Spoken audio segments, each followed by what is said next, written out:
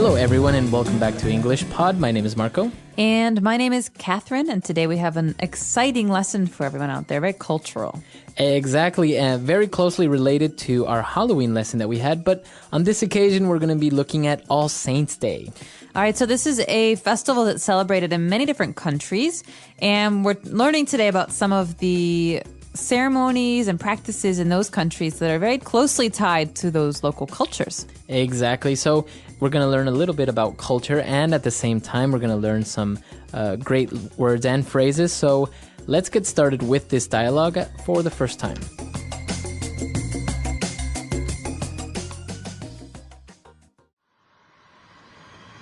The Day of the Dead has arrived. All Souls Day and All Saints Day. Your neighbor is crazy. Why is he screaming that? Because today is the 1st of November, the Day of the Dead. Oh, that's right. This is a very special day among many cultures around the world, especially in Latin America. Seriously?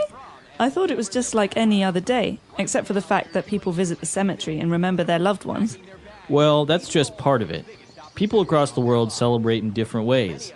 In Mexico, for example, it's common to see people building private altars honoring the deceased, using sugar skulls, preparing the favorite foods and beverages of the departed, and visiting graves with these as gifts. In the Philippines, the tombs are cleaned or repainted. Candles are lit and flowers are offered. Entire families camp out in cemeteries and sometimes spend a night or two near the relatives' tombs. Whoa, that's scary. I don't know if I could do that. Why? We should fear the living, not the dead. And we're back. So did you know about these traditions in the Philippines and in Mexico? I know about the Mexican ones because there's a lot of Mexicans where I come from in Chicago, and they still celebrate these things. But I didn't know about the Philippines, so I found this really interesting. Interesting, right? Actually, yeah, the Philippines as well as Mexico are very Catholic countries, so maybe that's one of the reasons why they have such they have these events that are so important for their culture. I'm sure, yeah.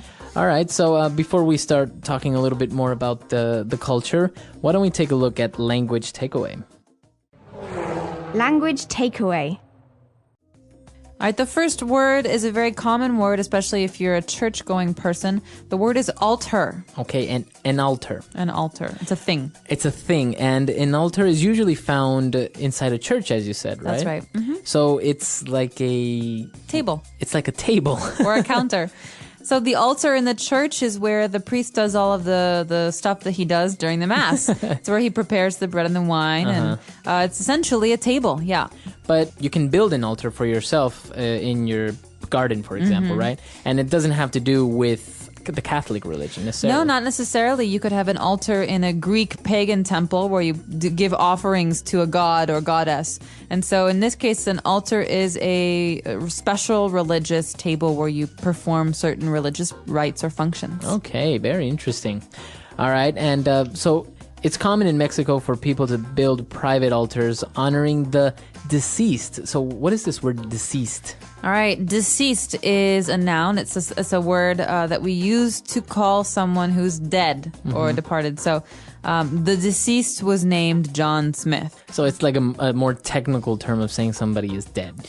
Right, and it's something that you'll often read in the newspaper when they don't want to say the dead guy. You know, they say the deceased was a doctor and he is survived by 3 children. And so deceased is a way to describe a person in a nicer way. Right, very good, the deceased. And you mentioned another word that's very closely related to deceased, the departed. That's right, and this is actually a famous word because of a Martin Scorsese movie that came out about 2 years ago. Yeah. And departed, you know the word to depart, to leave. To leave, right. A person that is a departed is someone who has left us. It's left this world. Yeah, it's a dead person. So you can say the deceased or the departed, which basically means the same thing as the dead guy or the dead person. Exactly. But again, it's much more polite. It's something that we hear often at funerals or that we read in magazines. Okay, so for example, All Saints Day is a way of honoring the departed.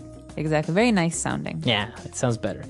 All right, so talking a little bit more about the departed and the traditions, it says here that many Mexicans use sugar skulls or have sugar skulls during this festivity. That's right. So a skull is the bones from a person's head. All right, and so you can often see these on for example, pirate ships. We say skull and crossbones. Right. And so it's the bones from a head and you have the bones underneath. And it's a very popular image on Halloween because it's scary. Yeah. But a skull is essentially the bones from a head. So it's like a person's head without the skin, eyes, lips, everything, right? Right. It's scary because it has empty black spaces yeah. where the eyes are supposed to be, and you can see all the teeth, but nothing else. What about the sugar skulls? What are these? They're skulls made of sugar. That's right. And so they look like skulls because there's no cheeks and they're not really, there's no skin or eyes, but they're beautiful because the Mexicans in their tradition, they color the sugar.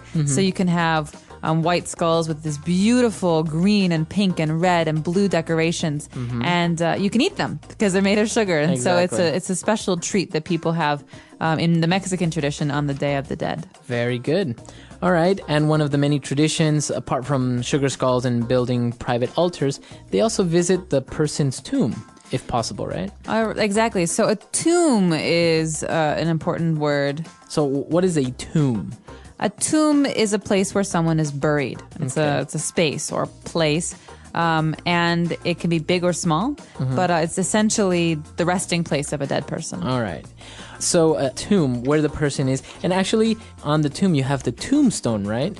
That's right. And a tombstone is the same as a gravestone, and it's a piece of rock on which you write the name and the birth date and the death date of the person that is buried there. Right. So that's the tombstone.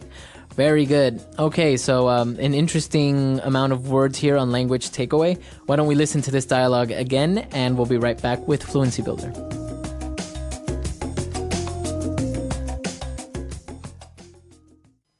Your neighbor is crazy. Why is he screaming that? Because today is the 1st of November, the Day of the Dead. Oh, that's right. This is a very special day among many cultures around the world, especially in Latin America. Seriously? I thought it was just like any other day, except for the fact that people visit the cemetery and remember their loved ones. Well, that's just part of it. People across the world celebrate in different ways. In Mexico, for example, it's common to see people building private altars honoring the deceased, using sugar skulls, preparing the favorite foods and beverages of the departed, and visiting graves with these as gifts. In the Philippines, the tombs are cleaned or repainted. Candles are lit and flowers are offered. Entire families camp out in cemeteries and sometimes spend a night or two near the relatives' tombs. Whoa, that's scary. I don't know if I could do that. Why? We should fear the living, not the dead. All right, we're back. So why don't we look at 3 main phrases on Fluency Builder now? Fluency Builder. Well, the first phrase should be obvious by now because it is the name of the holiday we're talking about, and the name is the Day of the Dead. The Day of the Dead. So this is their day.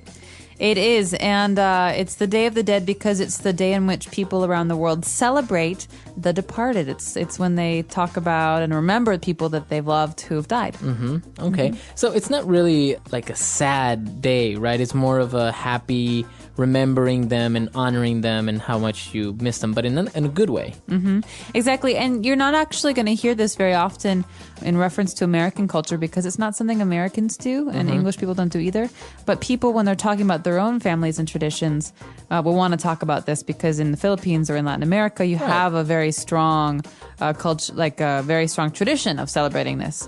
So, All right, and as we mentioned, this day is a day to honor or to remember your loved ones, and that's our second phrase, your loved ones. the phrase loved ones might not be obvious to many people because you can love many people and many things, but loved ones is a phrase that generally means the people that you care about the most, your friends and your family. So you could say, I want to have a party, but I only want my loved ones to be there. Okay. Or he was in the hospital and all of his loved ones visited him. So it's all those people, not necessarily only family, it's friends and family that you love. Exactly. And so those are the people in the world that are the very closest to you. Okay. And our last phrase, and probably one of the most interesting traditions that we were able to see in this dialogue, is that people in the Philippines camp out in cemeteries on their family or loved one's tomb. That's right. So the phrase to camp out means to stay overnight, to bring food and a tent or blankets. And it essentially means to make a camp so you can stay there. And this is very unusual to me because I can't imagine sleeping in a graveyard. I think I get the goosebumps. Right. So camp out, or you can just say camp, right? You don't Right. necessarily have to say both of them. Right. You can camp or you can camp out. And camp out generally means that you're staying in a place that is temporary. Okay. Very good. So interesting phrases as well on Fluency Builder today. Let's listen to the dialogue for the last time, and we'll be right back.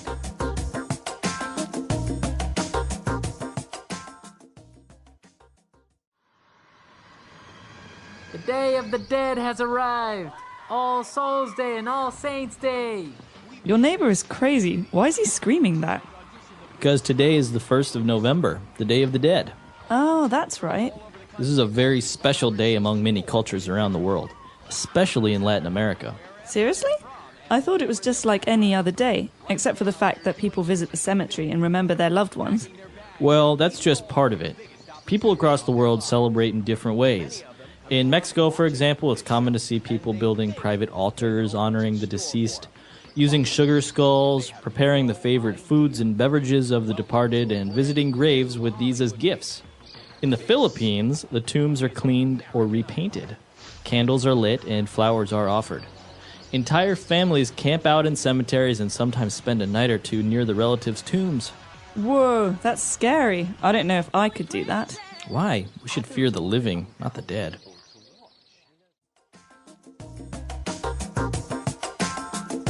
All right, we're back. So, Catherine, you mentioned that in Anglo-Saxon culture, England, or in the United States, you don't have this type of tradition of honoring the dead or something like that. But you do visit the tomb of your loved ones or the cemetery as well, right?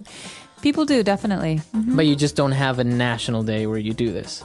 Well, Veterans Day is a day when we celebrate people who were killed in wars or people who participated in wars. So in America, we have a day called Memorial Day in which we remember the people who have died serving the country in the military. And so Memorial Day is a day in which many people like to go to the graveyards and to lay flowers or to remember the dead. But it really depends on your family. I mean, some people like to go the day a person died and on the anniversary or on a special day for them. So it's very private and personal and individual. Right. It's not something that we all do on one particular day. Right. And I think what may strike many people as different is that you visit the cemetery, and if you ever have the chance to be in Mexico or in a Hispanic country, you will see that it's full of people, and it's actually there's a lot of food and people are there eating on the tomb and they've actually prepared the food that was the deceased's favorite.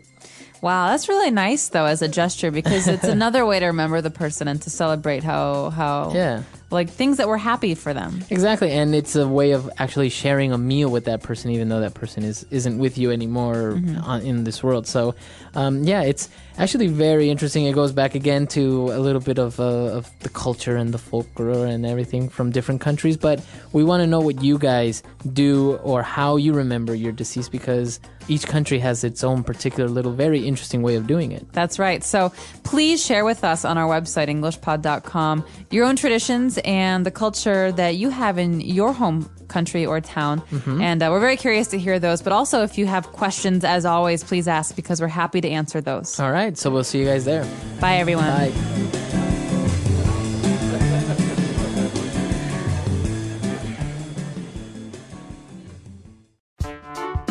The English Pod Audio Review.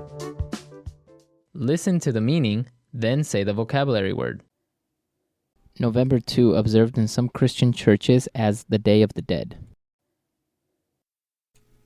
All Souls Day. Among.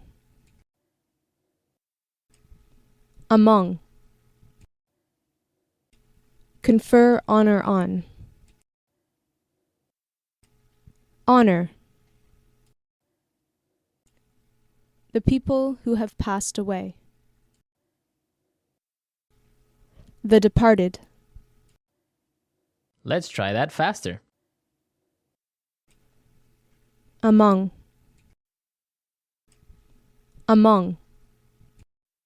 November 2, observed in some Christian churches as the Day of the Dead. All Souls Day. The people who have passed away. The departed. Confer honor on. Honor. Now say the word and hear it in a sentence. All Souls Day.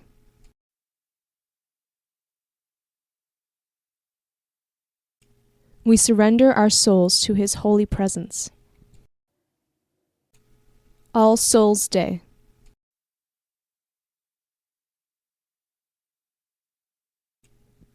Some would say that he is a damned soul. All Souls Day.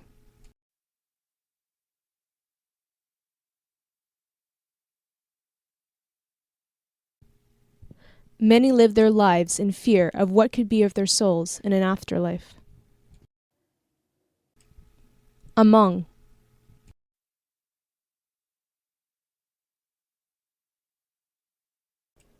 I believe that the spirit of my grandfather walks among us. Among.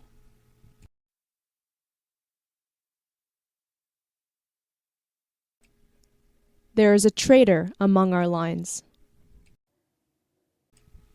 Among.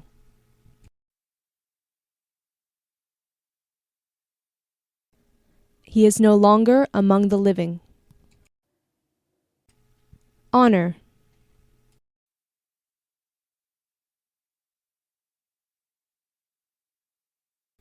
It is respectful to honor those who died for a better life for us. Honor.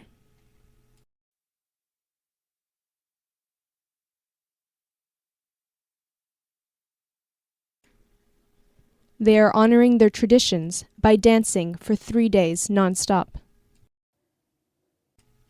Honor.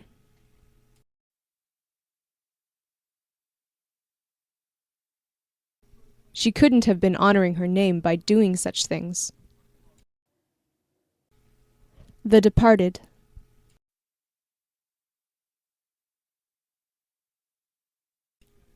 The day to honor the departed is about to come. The departed.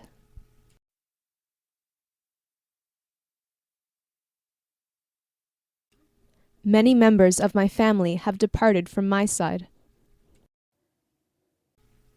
The departed.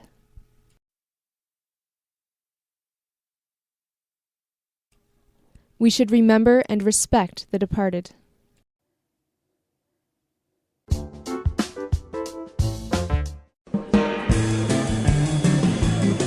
Hello everyone, welcome back to English Pod. My name is Marco. And my name is Catherine. So today we've got a great upper intermediate level lesson for our learners, and we're talking about what? Healthcare.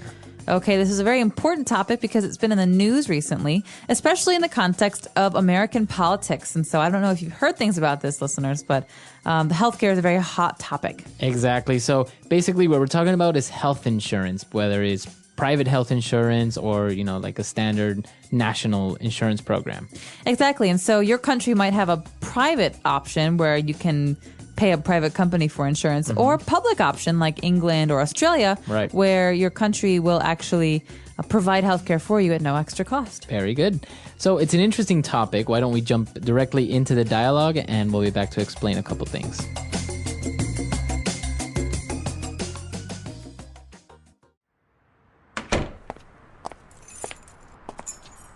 Hey, honey, how was your day? It was all right. I ran into Bill and we got to talking for a while. He's in a bit of a jam. Why? What happened? Well, his son had an accident. Bill doesn't have health insurance. This really got me thinking, and I wondered if we shouldn't look into a couple of different HMOs. Yeah, you're right. We aren't getting any younger, and our kids are getting older. Exactly. I searched on the web and found a couple of HMOs with low copays and good coverage. The deductibles are low too. Sounds good. Although, do you think we can qualify for insurance? Those insurance companies are real pirates when it comes to money. Well, we don't have any pre-existing illnesses or conditions, so we should be fine. I wish our company or country provided us with healthcare. Not in a million years. All right, we're back. So a lot of interesting vocab here. Why don't we take a look at it real fast in Language Takeaway? Language takeaway. Okay, Marco, this first phrase, or acronym actually, is 3 words that go together, HMO, and they're very, very common when you're talking about healthcare. Right. So an HMO means Health Maintenance Organization. Okay, and so this is a part of the health insurance topic, where we're talking about a company that will provide health insurance. Right. So it's a company that provides health insurance, basically. And if you go up to an HMO, some of the information that you'll receive is, for example, what your copay will be. Okay, so sometimes with a private option, when you pay a company to give you health insurance, you can get a lower rate if you help pay for some of your care. So, for example, a copay on a broken arm might be $20, but you pay $20, that's your copay, and your health insurance company pays the rest. And so sometimes copays are really high, they're really big, and that's kind of a bad deal, because if you hurt yourself, you don't want to pay a lot. Right. But sometimes there's no copay, in which case your company will pay for all of the coverage. All right, so another very similar word is a deductible. Okay, so deductible is something that is fixed and it's in your insurance policy. That means in the contract that you make with the insurance company, the deductible will be stated. For example, my insurance plan, I have maybe a $500 deductible. Okay. That means that in any situation, I get hurt or I get sick, I pay for the first $500 of care, and then my insurance company pays for the rest. Right. So if I have to have a $1,000 surgery, I pay $500, and then my insurance company pays the other $500. Okay, very good. And well, you have these deductibles and everything, and that depends on your coverage, right? So coverage, how much the HMO covers you. That's right. And so you can find this also in your contract with your insurance company. And coverage will include or not include something. So coverage, for example, in a healthcare plan, does not usually include your teeth. That's a separate kind of insurance. Right. But coverage can include emergency evacuation from a situation, or ambulances, for example. And so coverage is what is included in your insurance plan. Okay, very good. And our last word for today is to qualify for. All right, so you might have heard this phrase before in the context of sports or academics. So he qualified for a scholarship, or she qualified for the varsity volleyball team. But in this case, to qualify for is to be able to use. So To be eligible for. To be eligible for. So sometimes HMOs, like in, for example, the United States, will not accept a person who has maybe some health problems already, because that would be too much of a risk, right, for the company. All right. That's right. Or you could qualify for a reduced rate because you have a very good health history. Okay. So this is very interesting, and we have a couple of other phrases that are very related to this language. So why don't we move on now to Fluency Builder? Fluency Builder. All right. So in Fluency Builder today, let's take a look at our first phrase. We got to talking for a while. Okay, we could say, for example, we started talking, or we were talking for a while. But this is a very spoken language kind of phrase where we'd say, we got to talking. Right. So it's not really grammatically correct, but because you would say we started talking, but sometimes people say we got to talking. So we got into a conversation, right? That's right. And usually it's about something. So we could say, yeah, we got to talking about how we both went to the same high school. Or we got to talking about this movie that we both saw. Okay, very good. And well, they got to talking for a while, and apparently his friend was in a bit of a jam. Okay, jam is a food, you can eat it, you put it on bread. Like marmalade, right? Exactly. But in this case, a jam is a fix or a difficult situation. So it has a very different meaning, and I want to warn you about that first. Right. But to be in a jam, or to be in a bit of a jam, is to be stuck. Okay. So you're in a difficult situation. You have Yeah. some problem. Yeah, so, Marco, I'm in a bit of a jam here. Can I get your help with something? All right. Very good. Okay. And then the guy was talking about insurance, and he said, this really got me thinking. So we got the verb got again there. All right, so it got me thinking. That means I started thinking about something. So, when we were talking about jam a minute ago, it got me thinking about how much I love breakfast. Very good. So you would use it in that way, right? Like, it reminded me. It reminded me, or I started to really think about something. Okay. And our last phrase is a pre-existing illness. All right, so to exist is to be, to be around. Pre-existing means existing before something else. Okay. And so you often hear this in terms of insurance when someone asks you about your pre-existing condition. So that means if I'm signing up for an insurance plan, health insurance plan, and I have an interview with you, Marco, and you ask me this question. What is your pre-existing condition? That means what diseases or health problems do I have Now. right now? Right. Prior to signing up for this insurance. And I say, oh, I don't have any. And you're very happy because that means I'll be cheap. But if I say, oh, I have diabetes, then that is something that the insurance companies don't like because it's expensive. Right. Because you're more probable of getting sick or something like that. Right. So diabetes or cancer or Lyme disease, these are all pre-existing conditions. And usually pre-existing conditions are diseases or problems, health problems that you have that won't go away. Okay, very good. All right, so we have a lot of words, a lot of phrases here. Let's listen to the dialogue one last time and we'll be back.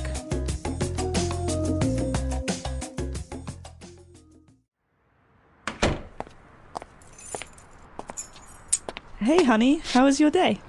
It was all right. I ran into Bill and we got to talking for a while. He's in a bit of a jam. Why? What happened? Well, his son had an accident. Bill doesn't have health insurance.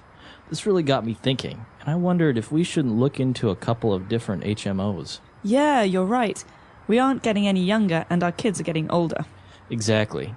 I searched on the web and found a couple of HMOs with low copays and good coverage. The deductibles are low too. Sounds good. Although, do you think we can qualify for insurance?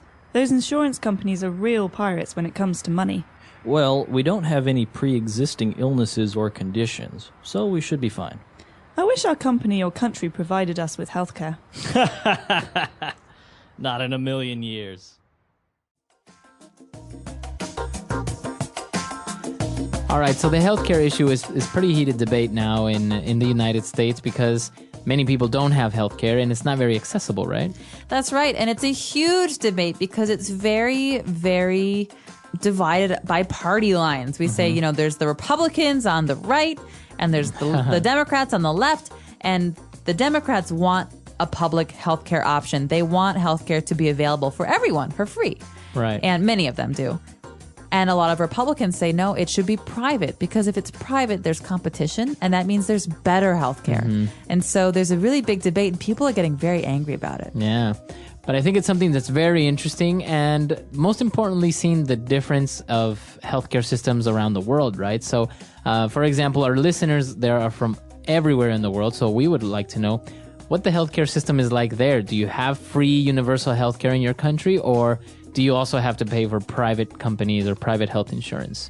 And if you have one or the other system, do you think it's a good thing? Do you think it's a bad thing? What do you think needs some work? Right. I definitely agree with universal healthcare. I think it's a relief because it's like one thing less to worry about. I can't imagine if I don't have healthcare right now and I'm not covered by a private company and something happens to me tomorrow, then, what's going to happen? And I think it's a basic human right personally. So I think it's in the best interests of a country to invest in it because it means that their people are more productive and happier and healthy. Yeah.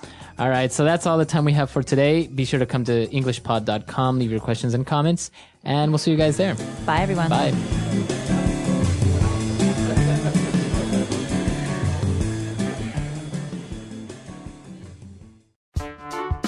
The English Pod Audio Review.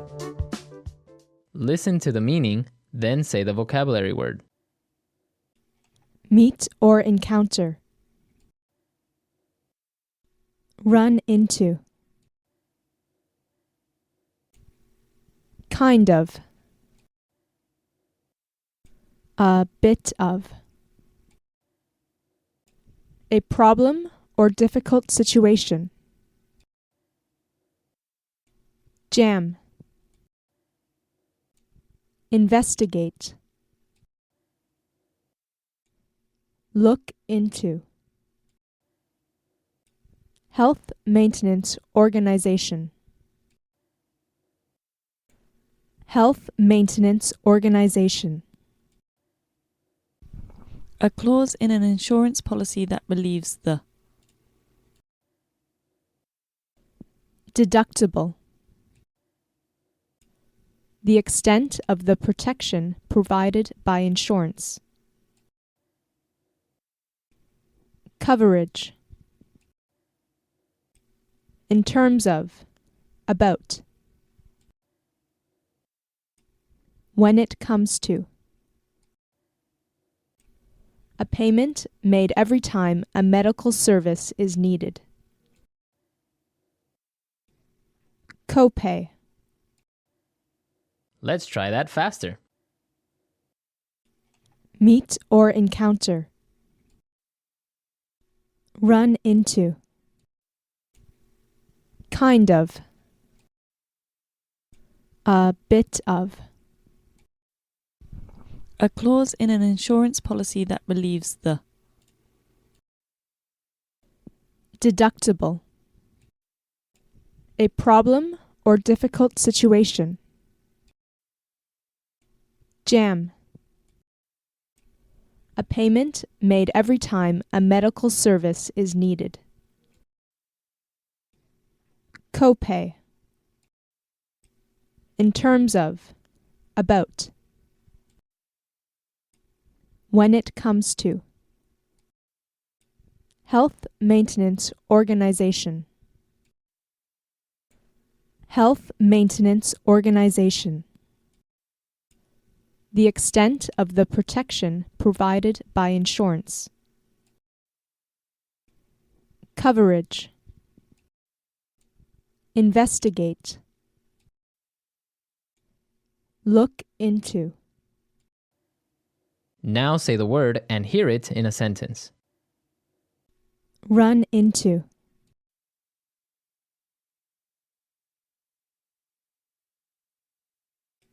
I ran into an old college friend, and we had a nice chat. Run into.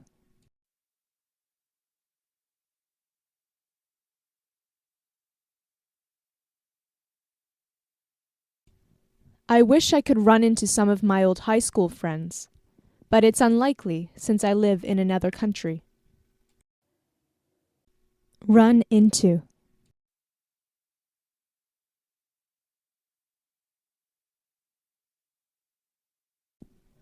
He told me he ran into his ex-wife and had an intense conversation.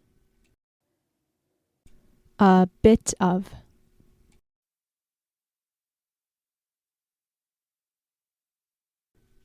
We should really consider buying health insurance.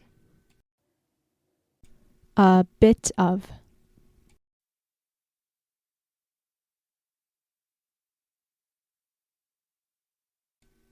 I wanted to buy health insurance, but it seems like a rip-off.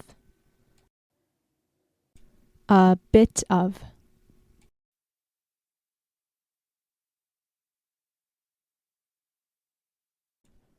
This insurance company seems to be quite convenient. Look into.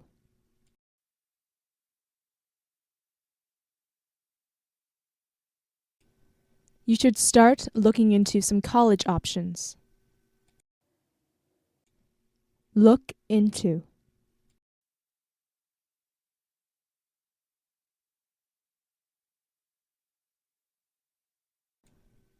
We started looking into job offers in the city, but there's nothing interesting. Look into.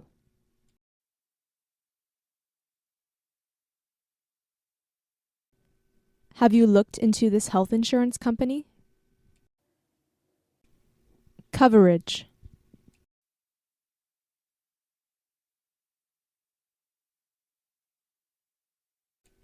Your car insurance coverage doesn't apply for this case. Coverage.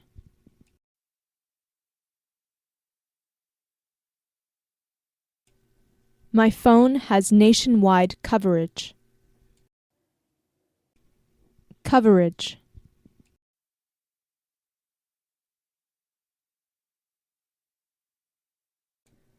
This health insurance plan has a great deal of coverage.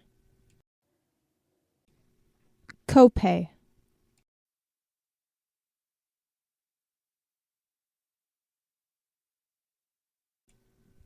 We can only hope that the government provides us with good education. Copay.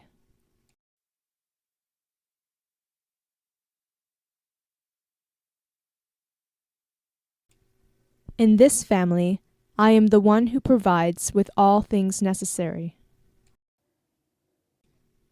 Copay.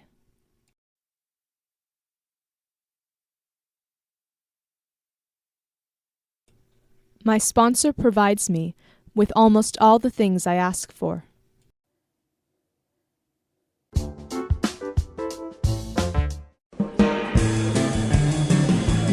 Hello, everyone. Welcome back to English Pod. My name is Marco. And my name is Catherine, and today we are talking about an important holiday the world over. It's very important all over the world, especially in the United States. So let's take a look at this holiday in vocabulary preview. Vocabulary preview. So the name of the holiday is Veterans Day. So Okay. veteran. So what's a veteran? A veteran is a person who has participated in a war or in some kind of military situation. Okay. So Veterans Day is a day where you commemorate all the people that fought in the different wars. Exactly. A veteran doesn't have to be a World War II veteran. They could be a Civil War veteran or a Vietnam War veteran. Okay. It's just a general Or a Gulf term. War. Exactly. All right. So that's the day in the United States where everyone honors all the soldiers that participated in different wars and they fought for their country. Mm-hmm. All right. So why don't we take a look at our dialogue for the first time, and we'll be back.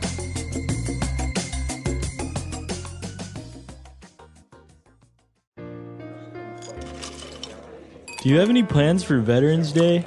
You mean Armistice Day? What are you talking about? November 11th is Veterans Day. What planet are you from? Well, as you know, on November 11th, the Allies signed a peace treaty with the Germans, also known as the Armistice Treaty. This marked the end of World War I, and many countries around the world commemorated this date under names such as Remembrance Day. In Poland, it's their Independence Day. There's a lot going on around the world on this day. Wow, I didn't know. Probably because I flunked history in school.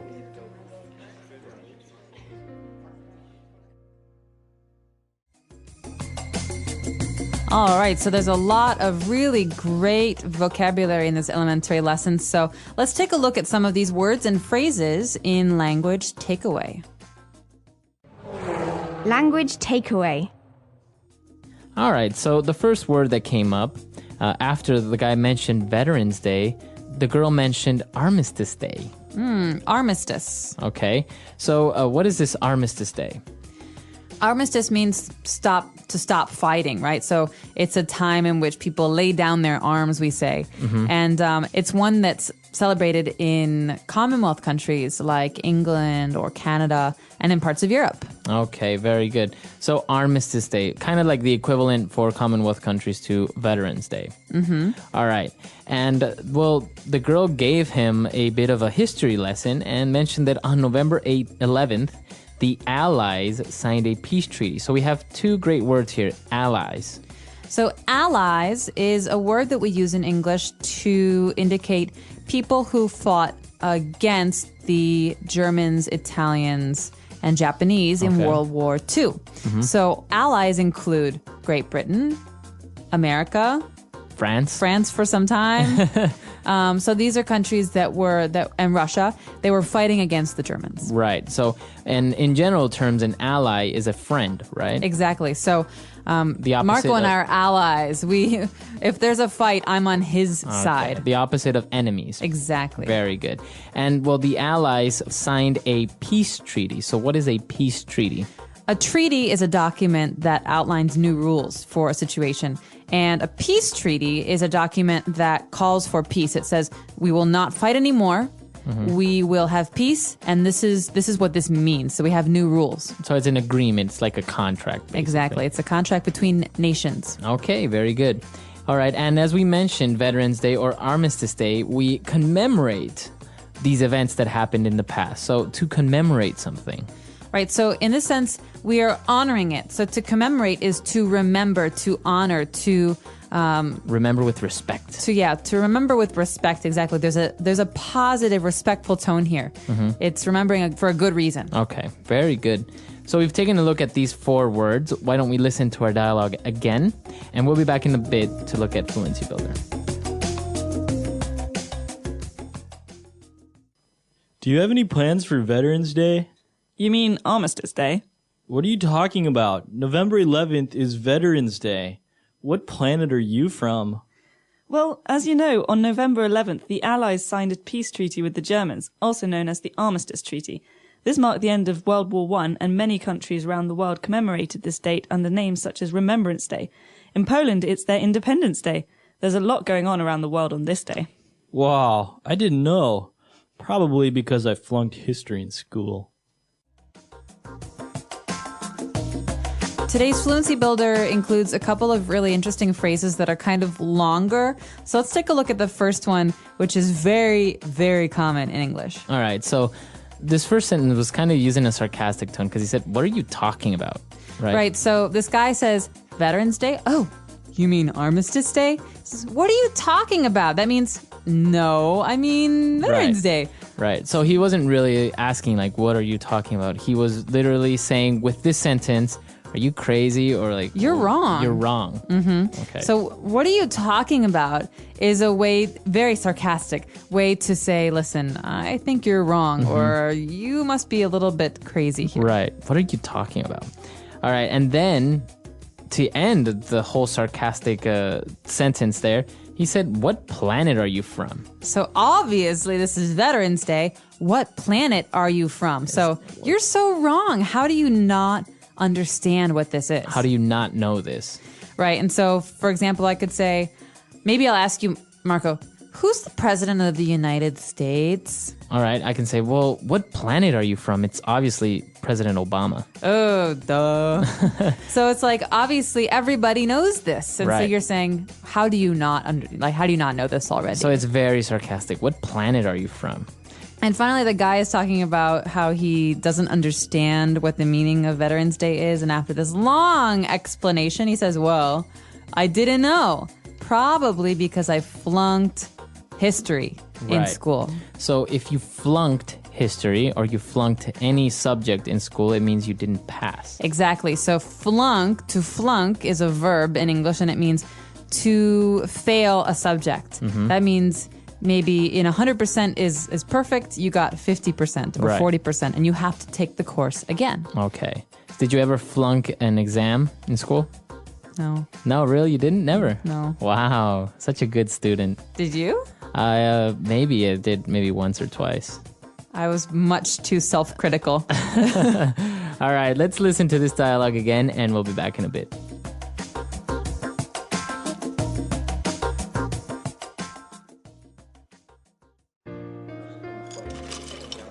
Do you have any plans for Veterans Day? You mean Armistice Day? What are you talking about? November 11th is Veterans Day. What planet are you from? Well, as you know, on November 11th, the Allies signed a peace treaty with the Germans, also known as the Armistice Treaty. This marked the end of World War I, and many countries around the world commemorated this date under names such as Remembrance Day. In Poland, it's their Independence Day. There's a lot going on around the world on this day. Wow, I didn't know. Probably because I flunked history in school.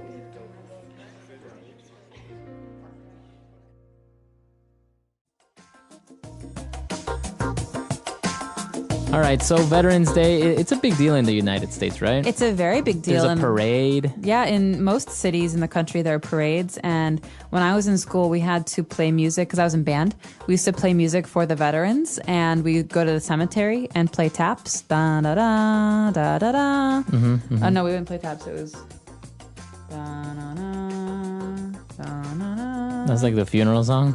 I don't know. Yeah, what we that's would called. play funeral songs and taps for the local veterans who would be respecting and commemorating fallen soldiers. Wow, and the president talks as well, like on national TV. That's and right. Stuff. That's right. All right. So it's very interesting, especially the history lesson. The fact that on November, I think it's called 11/11/11, right? November 11th at 11 o'clock, they signed this armistice treaty. and that was in 1918. So this is World War I. We're talking about when the world had never really seen fighting like this before. Right. And so everyone was just relieved when what they called the Great War was finally over. It's a very interesting history lesson. So I'm sure many people have some opinions on this, so we would be glad to hear it from you on our website at englishpod.com. You can also leave questions or comments, and we'll see you guys there. And let us know, do you celebrate this holiday in your country? Yep. All right. Until next time, bye. Everyone.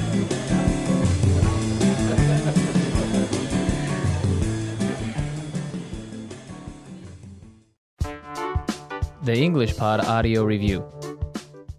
Listen to the meaning, then say the vocabulary word.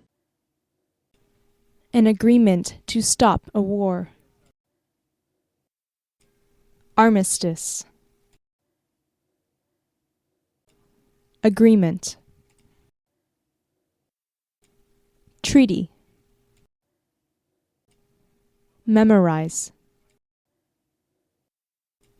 Commemorate.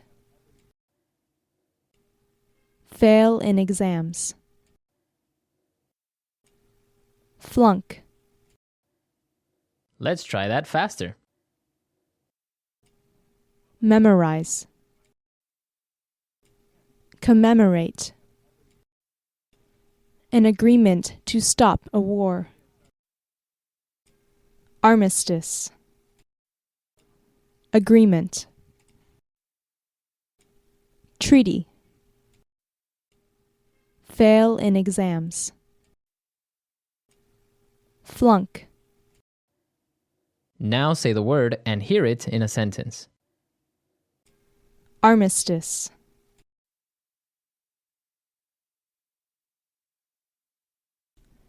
The two nations signed an armistice. Armistice.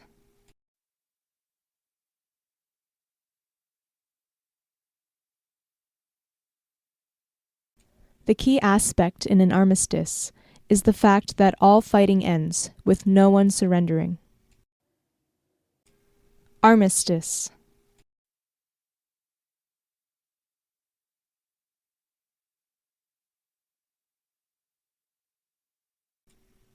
The Korean War armistice was a major example of an armistice which was not followed by a peace treaty.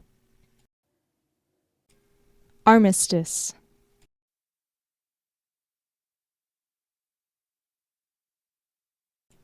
Pain is remembrance. You cannot forget pain. Armistice.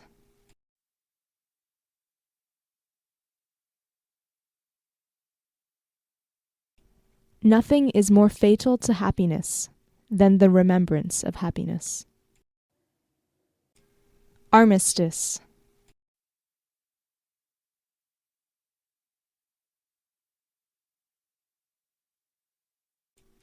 If it seems a childish thing to do, do it in remembrance that you are a child. Treaty.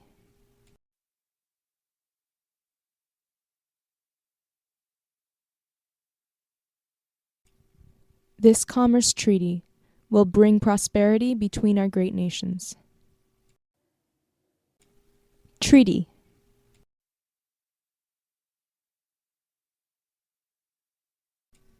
We shall sign a peace treaty with the invaders. Treaty.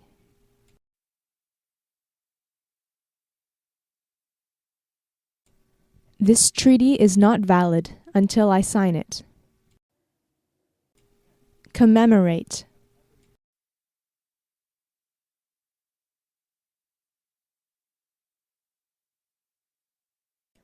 We are gathered here today to commemorate the lives sacrificed in an act of heroism. Commemorate.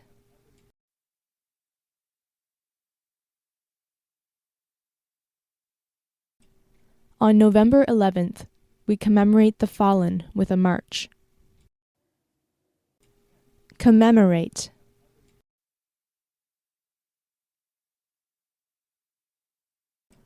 The cenotaph commemorates the fallen. Flunk.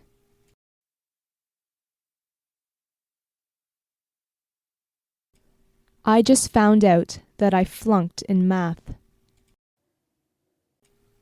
Flunk.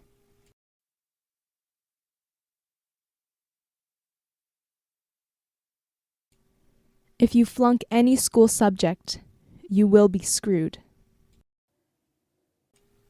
Flunk.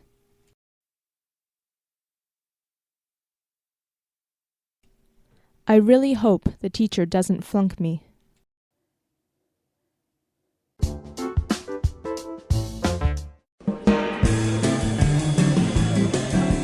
Hello, everyone, and welcome to English Pod. My name is Marco. And my name is Catherine, and today we're talking about money issues. That's right. So there are some really interesting phrases, and we're going to learn a little bit about how money and Social Security works in the United States. But before we get into that, why don't we look at vocabulary preview? Vocabulary preview. So we're talking about retirement, and that means we're going to talk about when you stop working, when you're 63 or 65, how do you save money for that? And the phrase we've got here is retirement plan. All right, so a retirement plan. So as you say, that's some money that you have for when you retire, when you're 65, when you're too old maybe to work. Exactly, and there are many different kinds. We're going to hear about one that's called a 401k, but we'll talk about that in a minute. First, let's listen to today's dialogue.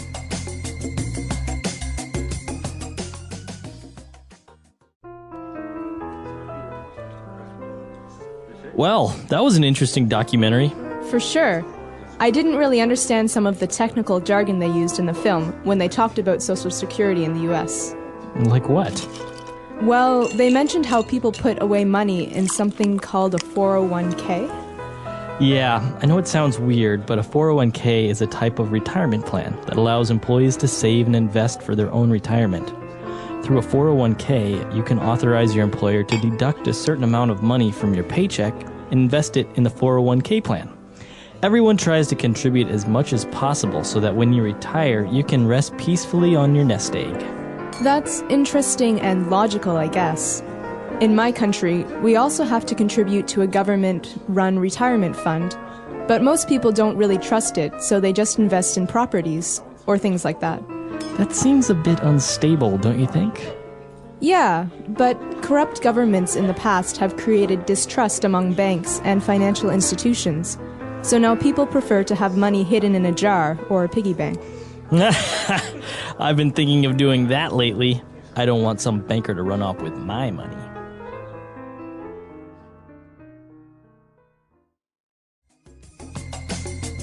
All right, we're back from today's dialogue. Now, some really interesting words and phrases there. And as you said, this 401k, what is a 401k? Well, I'm not sure about the details, honestly, but the 401k plan is a plan for workers, people who are young and working, to invest in their retirement. And so it's a way to save money. So every day they put a little bit of money towards this plan.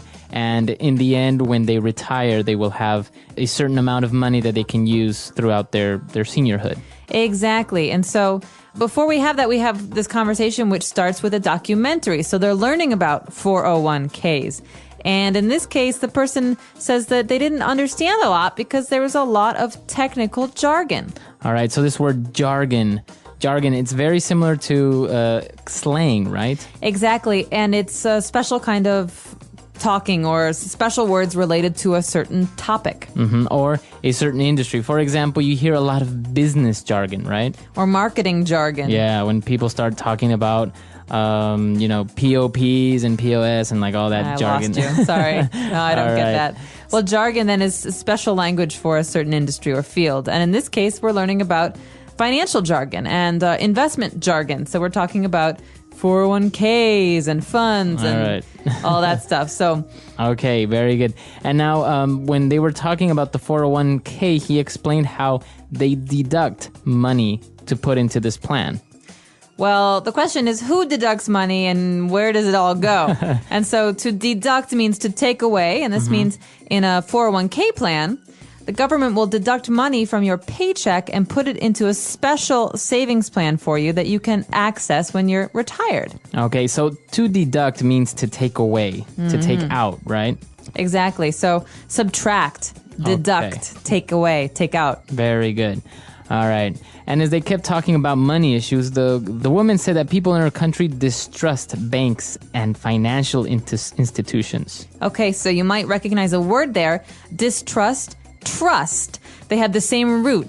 And so to trust someone is to believe in them and to believe what they say. But to distrust means to think what they're saying is a lie. Okay, so you don't really believe that person. No, so if someone says, trust me, I will take your money and I won't spend it, you say, I distrust this person. That means I don't trust. Right, very good. And well, why do they distrust these institutions? Because the government is a bit corrupt. Okay, so you hear this word a lot in the news or in the newspaper. You can have a corrupt government or a corrupt politician. That means that the government does things but says it doesn't and maybe is dishonest. It's distrustful. Right, so for example, a corrupt politician will support a law that's not really good, but maybe he's being paid by somebody else. Or a corrupt politician will take money from the government institutions to use for himself and not for the country or the people. That's right. Corrupt government then. Okay, very good. All right, so why don't we listen to our dialogue again, and we'll be back soon with Fluency Builder.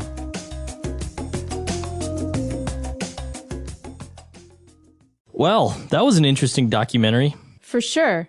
I didn't really understand some of the technical jargon they used in the film when they talked about Social Security in the US. Like what?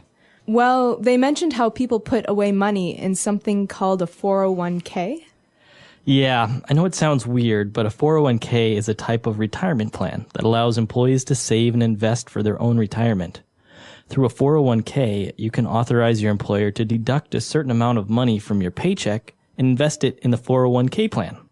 Everyone tries to contribute as much as possible so that when you retire, you can rest peacefully on your nest egg.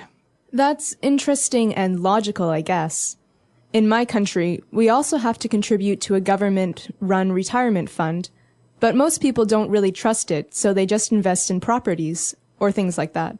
That seems a bit unstable, don't you think?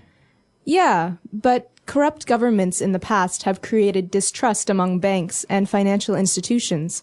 So now people prefer to have money hidden in a jar or a piggy bank. I've been thinking of doing that lately. I don't want some banker to run off with my money. All right, we're back. So on Fluency Builder, we're going to look at 3 phrases. So let's look at them now. Fluency Builder.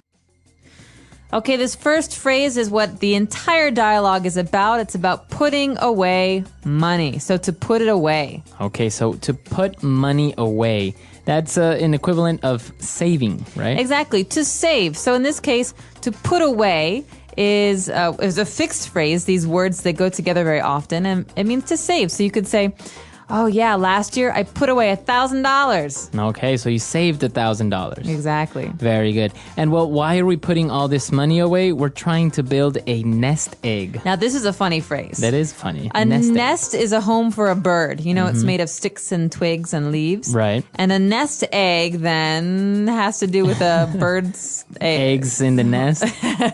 Well, I don't know where it comes from, but it does mean money that you've saved up for some date in the future. So you could say, I'm trying to grow a nest egg. I'm trying to build a nest egg so that in 10 years I can buy a house. Okay. So it's not only for retirement. You can build a nest egg to possibly invest it in the future into buying a house. Exactly. It's your savings that you don't touch. So I could say, I'm going to kill you. You spent the nest egg. All right. That's not for spending. It's for saving. All right. And well, where can you save money for your nest egg? It's very popular to put it in a piggy bank. Well, maybe if you're 5 years old, but I don't know if I'd put a lot of money in a piggy bank. Right. Piggy bank is usually a ceramic pig, right. You know, and it's got a hole in the top and you can put coins in right, the top. Right. And so we give these to children to teach them how to save. So they can put money. 1 penny in every day. And then when they need the money or they want to spend it, they break the piggy bank. Exactly. You have to throw it on the ground. And it's sad because you realize, oh, now I don't have my pig anymore. Lost my nest egg. All right. So why don't we listen to this dialogue again? Let's keep a lookout for all these words and phrases, and we'll be back shortly.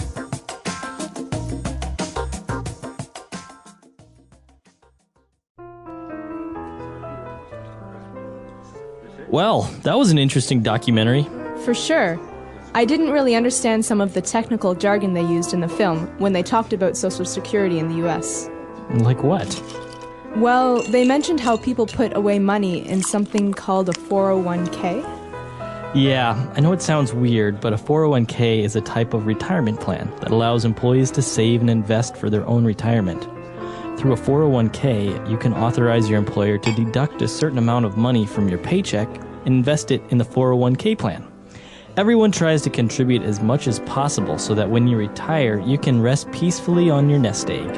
That's interesting and logical, I guess. In my country, we also have to contribute to a government-run retirement fund, but most people don't really trust it, so they just invest in properties, or things like that. That seems a bit unstable, don't you think? Yeah, but corrupt governments in the past have created distrust among banks and financial institutions, so now people prefer to have money hidden in a jar or a piggy bank. I've been thinking of doing that lately. I don't want some banker to run off with my money.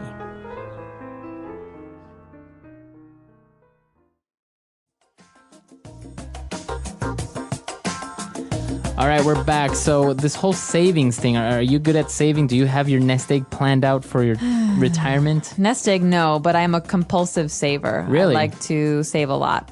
Oh, wow. Yeah, because you never know when you're going to need money. And I think once you get a kind of an adult job, the 9-to-5 job, Right.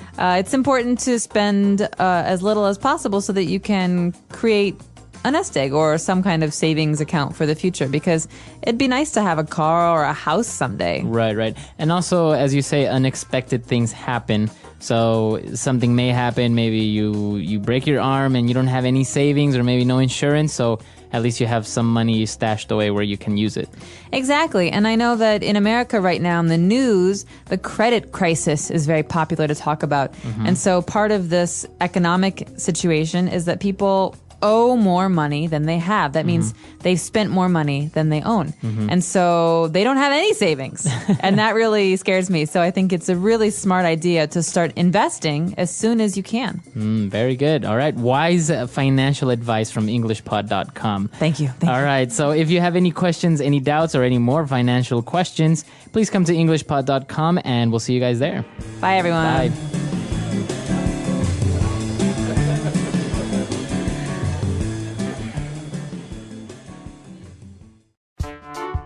The English Pod Audio Review. Listen to the meaning, then say the vocabulary word. Spend money on something in order to get back more. Invest. A U.S. government program to protect certain groups. Social Security. Let's try that faster. Spend money on something in order to get back more. Invest. A U.S. government program to protect certain groups. Social Security. Now say the word and hear it in a sentence. Social Security.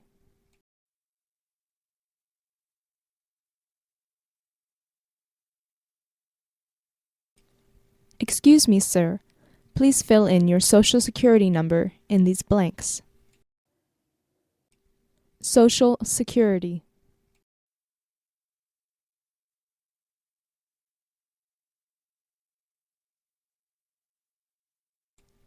Throughout a worker's career, the Social Security Administration keeps track of his or her earnings. Social Security.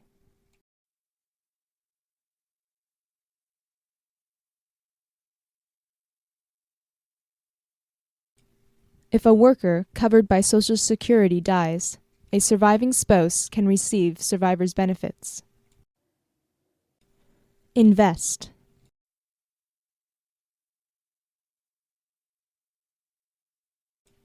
I was hoping to get my money invested in something safe. Invest.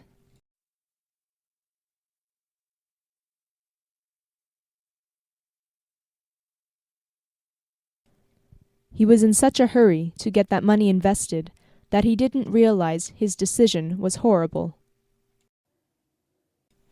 Invest.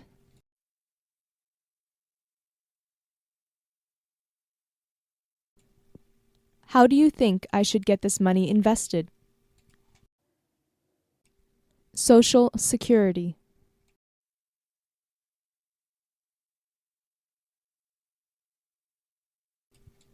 Peter was deducted half a month's salary when he became ill.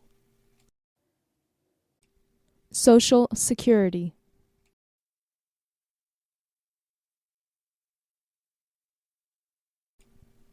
Some banks will deduct a monthly fee from your account. Social Security.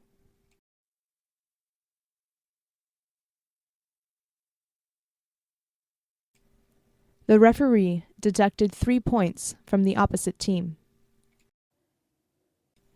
Invest.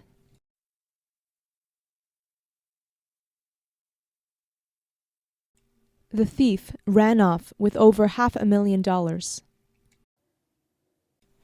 Invest.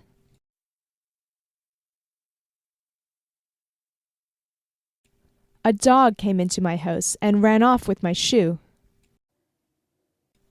Invest.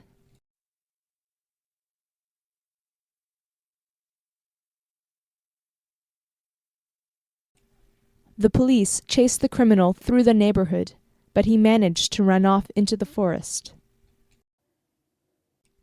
Social Security.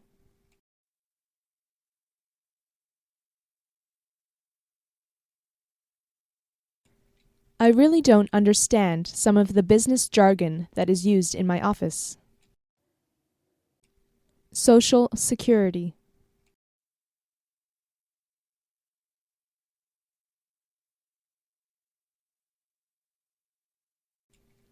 My brother is really into computers and knows all the computer jargon used in the cyber world. Social Security.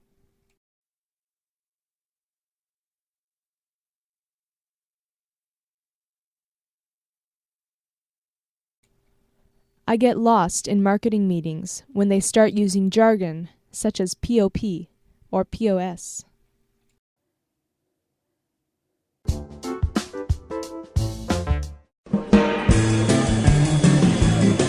Hello everyone and welcome back to English Pod. My name is Marco. And my name is Catherine, and today we're talking about something we talk about every year. Every year after Christmas, or well, during the Christmas holidays, we talk about New Year's Day, and a very important topic, New Year's resolutions. All right, so we're not going to preview anything today. It's all in the dialogue. But when we come back, we'll be talking more about what you hear and some of the great phrases you can use at the new year.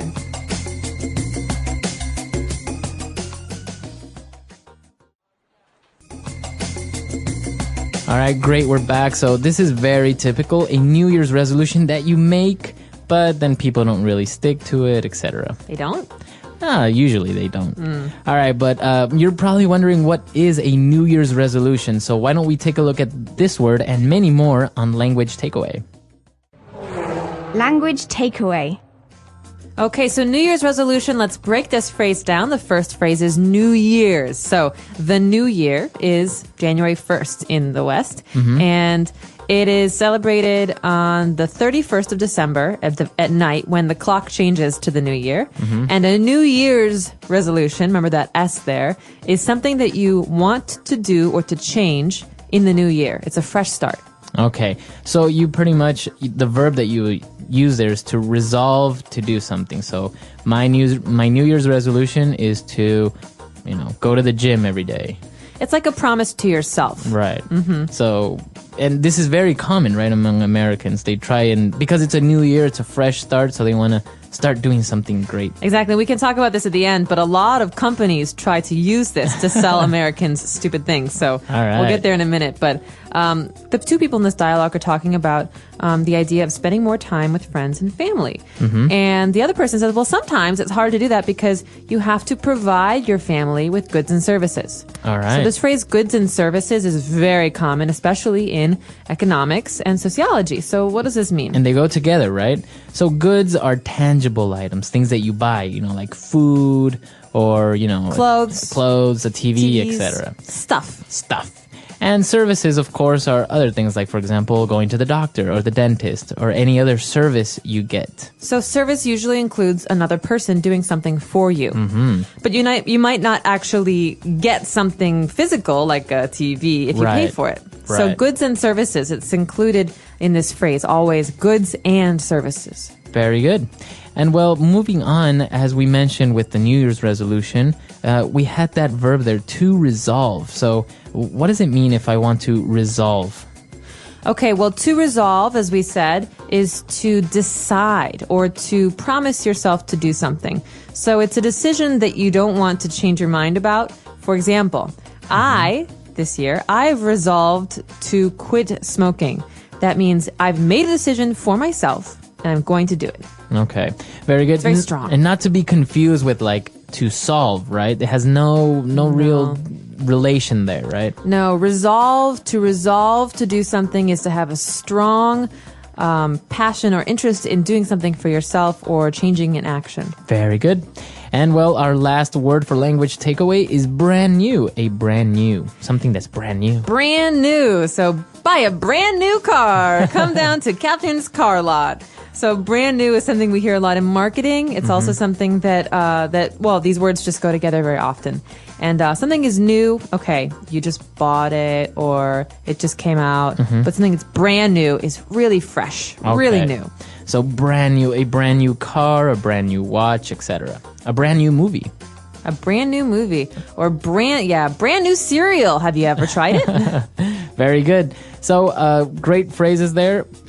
Very good. So great words there. Why don't we listen to the dialogue again? And we'll be back with 3 phrases.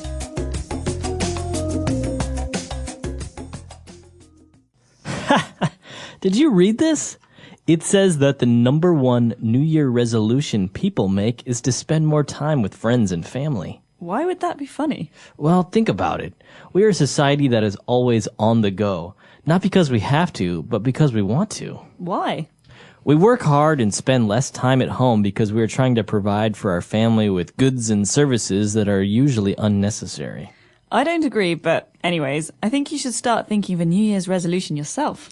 What's the point? We always make New Year's resolutions, and by February, we will have forgotten about them. It's pointless. Well, maybe then you should resolve to sticking to your goals and objectives. What about you? Your gym bag is gathering dust, and you still have brand new running shoes that are yet to be jogged in. Well, I would go if you kept your promise of going to the gym with me every day. Yeah, whatever. All right, we're back. So now let's take a look at these 3 phrases on Fluency Builder. Fluency Builder. Okay, this first phrase is very common at gas stations and food, like fast food chains. We say on the go. All right, so he mentioned that we are a society that is always on the go. It means we're always moving. Exactly. So you're always going to work, going home from work, going to the store, going to the school to get the kids, always moving. So that kind of action, that kind of life is on the go. Okay. You can also say eat on the go. That means I eat while I'm going somewhere, while I'm doing something. I don't sit down. Okay, so on the go. And well, talking about New Year's resolution, and we said that, well, many people resolve to do something, but they don't really do it. And we have a phrase that is used here, to stick to something. Stick to your resolution. To stick to it. So you think of tape or glue, these things that help things stick together. Okay, so in that sense, it's kind of, it's a way for you to describe continuing to do something or not stopping, not quitting, not ending it. And so I could say, remember how I said I wanted to quit smoking? Well, I'm really going to stick to this resolution because I think it's important. That means I'm not going to give up. Right, very good. So you're going to stay with it. You're not going to give up. All right. So stick to something like, for example, our English learners, they'll stick to learning English. And we could say as words of encouragement, hey, stick to it. Stick to it. Don't Keep give up. with it. Don't give up. All right. And, well, finally, they were discussing, or more arguing about the gym membership and everything. And he mentioned that the gym bag is gathering dust. All right, this is a very nice phrase, I think, because it's very visual. I like phrases where you can see what's happening. Mm-hmm. So gathering means collecting. That means that the dust in the air, it's building on this bag. And something is gathering dust if we don't use it. Mm-hmm. So we haven't gone to the gym because our bag is in the corner and it's just filled with dust. Exactly. We could also say this about the computer. Why should I buy you a new computer, Marco, if you never use the old one? That's just sitting in the house gathering dust. Very good. Okay. So it's another way of saying you never use it, you never do it, etc. Exactly. It's for an object, though. You can't say you are gathering No, dust, right? well, that'd be a little weird. You might be dead or something. All right. Great phrases. So why don't we listen to this dialogue one last time?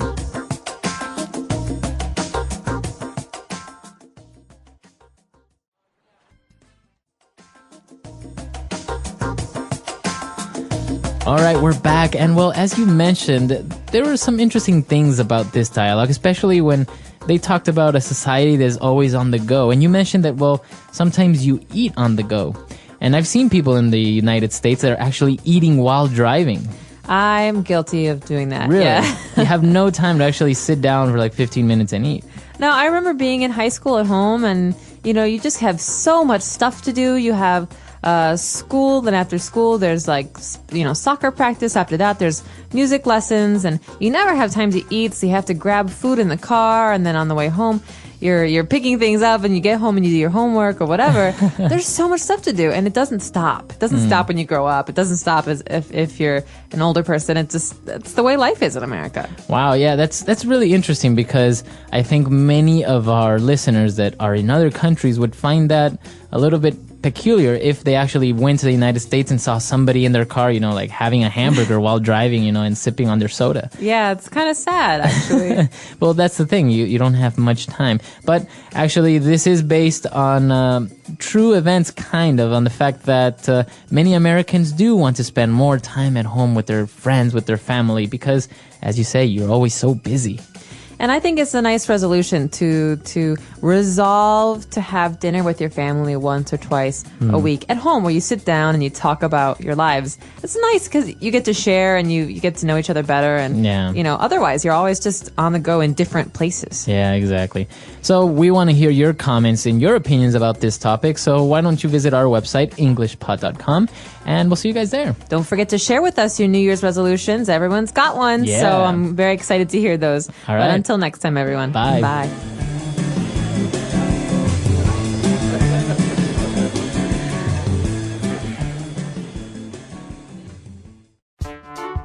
The English Pod Audio Review. Listen to the meaning, then say the vocabulary word. New Year's decision or plan. New Year's resolution. Very busy and active. On the go. Idea you try to make people understand. Point. Bring to an end. Resolve. Completely new. Brand new. Let's try that faster. Completely new. Brand new. Very busy and active. On the go. Bring to an end. Resolve. Idea you try to make people understand. Point. New Year's decision or plan. New Year's resolution. Now say the word and hear it in a sentence. New Year's resolution.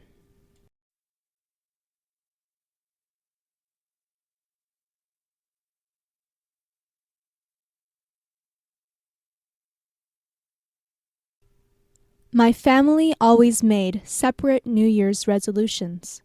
But this year, we decided to make one resolution for the entire family.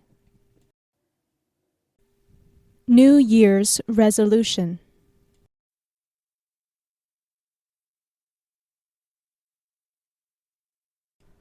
His New Year's resolution is to finish a marathon. New Year's resolution.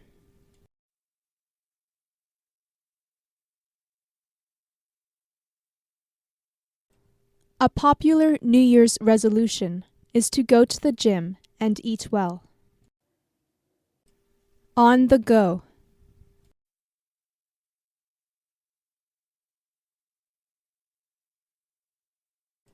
Our family is always on the go with our kids' extracurricular activities.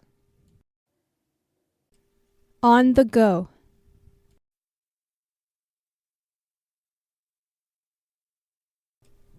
He is always on the go with his job. On the go.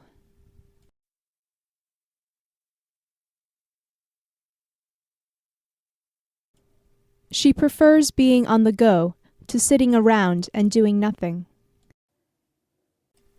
Point.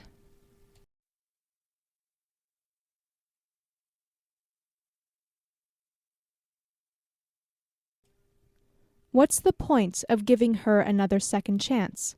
She will only break your heart again. Point.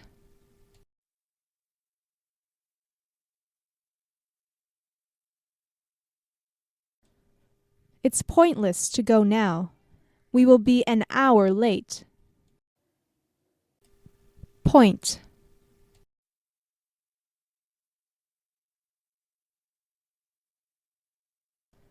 There's no point in telling me twice. I learned my lesson. Resolve.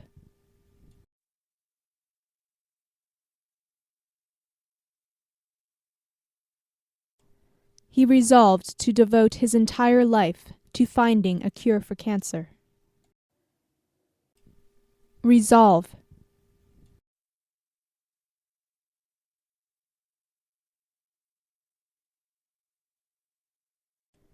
In order to become the best pianist, you should resolve to practice every day. Resolve.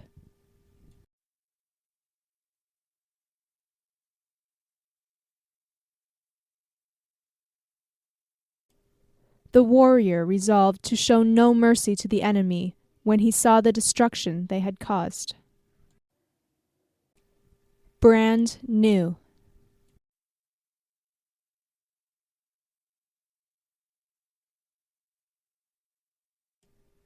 Have you seen my brand new bike? It's pink with yellow ribbons. Brand new.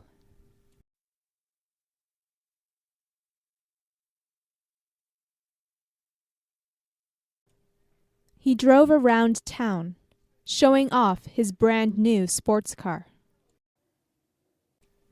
Brand new.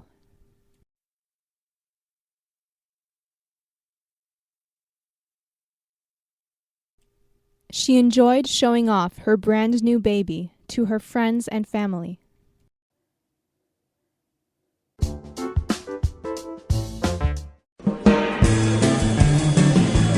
Hello, everyone, and welcome to English Pod. My name is Marco. My name is Catherine, and today we have another holiday lesson for you guys. It's an intermediate level lesson, but it's not about Christmas, and it's not about New Year's. So what's this holiday, Marco? It's like after Christmas, but before New Year's. Okay, so let's look at this holiday in today's vocabulary preview.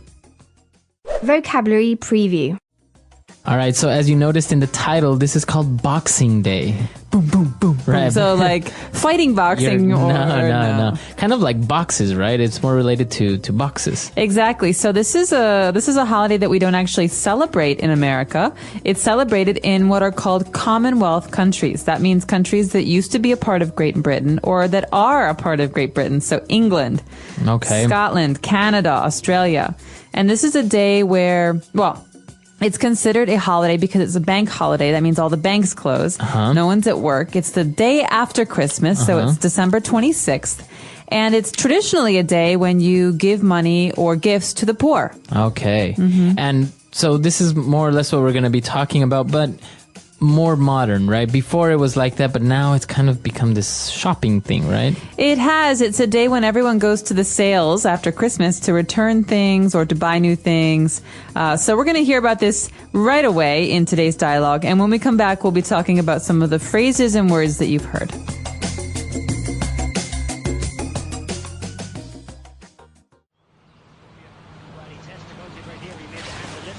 What do you think of this one? So-so. And this one? Too flashy? Nah, not too flashy. Oh, and this sweater from my aunt, isn't it hideous? Yes. Are you even listening? I'm trying to have a conversation with you. And I'm trying to watch the game, but you're yapping on about your new clothes. Well, I have to decide which gifts to keep and which to exchange for better ones when I go to the Boxing Day sales this afternoon. Well, could you do me the favor of making this quick? It's the third quarter and you've been blabbering on since the first. Oh, your precious game.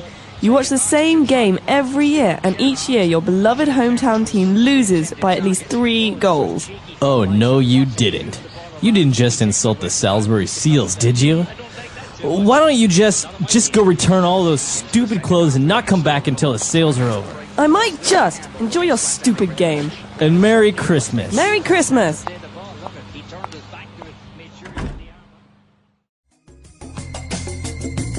All right, great. So we're back, and interesting, the couple fighting right after Christmas. Well, I think it's very common to hear fights around the holidays. People are very stressed out. And tired of dealing with family and presents and all the stress, right? Exactly. But we'll talk about that a little bit later on. Right now, why don't we take a look at 4 key words in language takeaway. Language takeaway. Okay, these first 2 words are words that the wife uses in talking about some of these clothes that she got as presents. So she says, well, she asks her husband, is this too flashy? Flashy. Flashy. All right, so you know flash, like the camera flash, right? Yeah. This big light.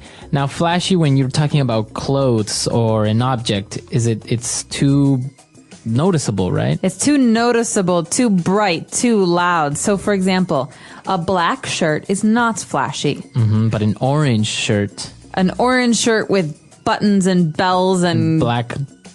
rhinestones, diamonds, that's flashy. All right, okay? flashy. Flashy can also mean something that it's supposed to look expensive. Okay. So that sweater was a little bit flashy, according to her. And, but also she talked about another sweater being hideous. So hideous is an ugly word and it means ugly. Ugly. Okay, so I could say this sweater is hideous. That means it's not only ugly, it's really ugly. Okay, it's more than ugly. All right, a hideous sweater. And moving on, the guy now was a little bit irritated and stressed out, and he said, you keep yapping on about your new clothes. So what is this yapping on?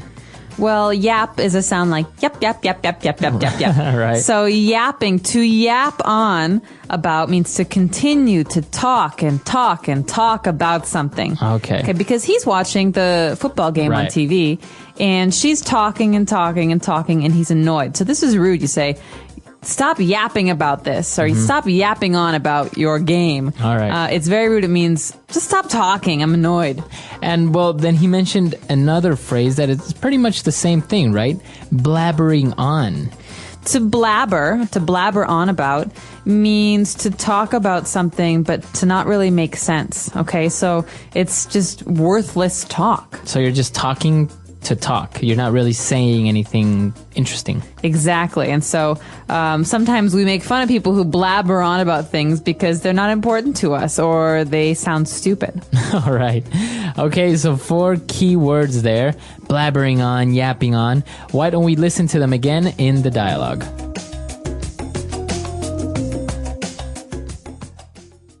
What do you think of this one?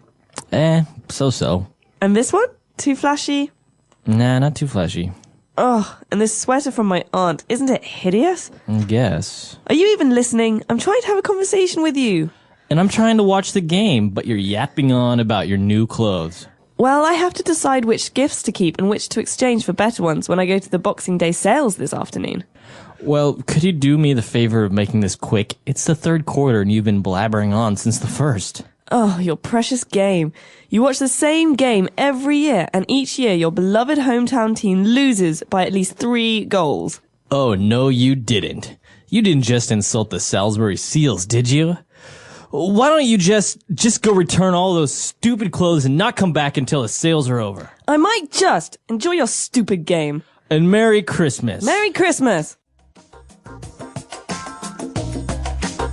All right, we're back. So now we have a couple of different phrases that we want to look at on Fluency Builder. Fluency Builder. Okay, so this first phrase is very closely related to the days after Christmas, especially here on Boxing Day. We've got someone who's talking about going to the stores, to the sales, to exchange her gifts for better gifts. Okay, to exchange something for something better. This is a very common construction. It's an important phrase when talking about shopping. So when we look at this construction, you would say to exchange this sweater for a better one or for a larger one. Exactly. So you can change the adjective, the word that's describing it. So you can say to exchange these shoes for bigger ones. I could also joke and I could say, I'm going to exchange my boyfriend for a better one if he's being rude to me. Okay, so to exchange something for something else. Exactly. All right. And then we saw another phrase that the husband replied to when she offended him with his football team. He said, "Oh, no, you didn't." Didn't what? I know, didn't what? No, you didn't what? All right, so this, like you said, doesn't make sense alone, but some cultural context might help. In English, we often say this phrase to mean, "Oh, no, you didn't just say that." Or you didn't just insult my team. He's saying, "I can't believe you just said that." He's upset because what she said was rude or mean. Okay, so I could say, Marco, I think Ecuador sucks. Oh no, you didn't. I did just say it. I don't think so, actually. Right. But so it's usually a response, right? You have to wait until somebody maybe says something mean or something that, really hurts your feelings or you don't agree with when you respond to this. But you're usually very, very offended, right? Exactly. It's always a response to a comment that has made you angry or upset. Okay. And our last phrase is when they finished talking and they were fighting, she left and said, "I might just." Just what? I know, just what? See, again, these are common phrases, but they don't seem to make much sense alone. I might just. So let's listen to, this is a response. Again, this is a response to the line before it. Why don't you just go and return all of those stupid clothes and not come back until much later? And she says, I might just do exactly what you just said. Okay. She's threatening him. She's saying, I might just go out and not come back for 10 hours. All right. I might just do that. Okay, so that's a way to say, what you said, I might do that. And I'm threatening you. So again, it's usually a response, right? Or a threat, as you said. So I could say, Marco, why don't you just leave? All right, I might just. Uh-oh. What am I going to do in the studio By alone? yourself. All right, so 3 interesting phrases there. Why don't we listen to all the words and phrases again in our dialogue one last time.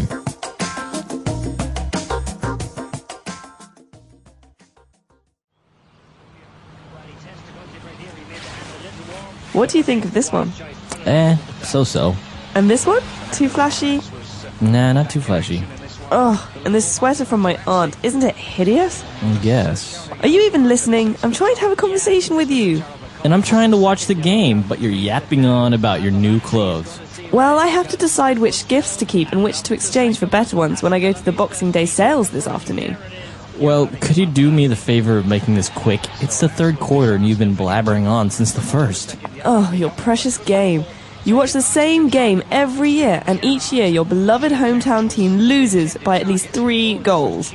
Oh, no, you didn't. You didn't just insult the Salisbury Seals, did you? Why don't you just go return all those stupid clothes and not come back until the sales are over? I might just. Enjoy your stupid game. And Merry Christmas. Merry Christmas!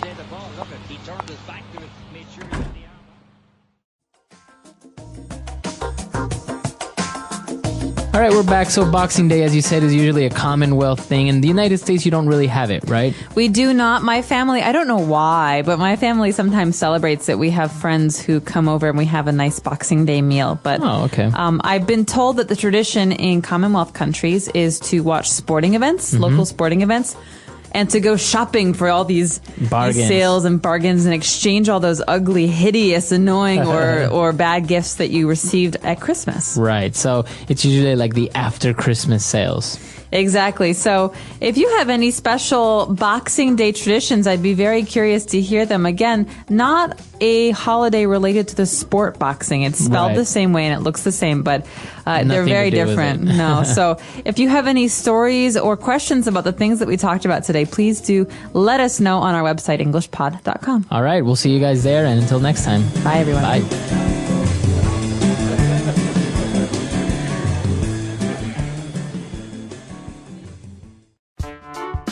The English Pod Audio Review. Listen to the meaning, then say the vocabulary word. Smart and noticeable, but in a rather vulgar way. Flashy. Bark in a high-pitched tone. Nag. Yap. Give something and receive something in return. Exchange. An occasion for buying at special price. Sale. Help someone. Do someone the favor. Let's try that faster. Give something and receive something in return. Exchange. Smart and noticeable, but in a rather vulgar way. Flashy. Bark in a high-pitched tone. Nag. Yap. Help someone. Do someone the favor. An occasion for buying at special price. Sale. Now say the word and hear it in a sentence. Flashy.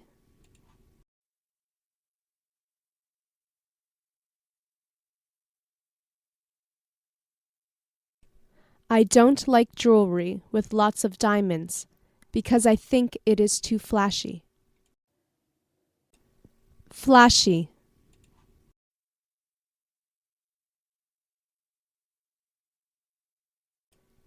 Her sequined dress was way too flashy. Flashy.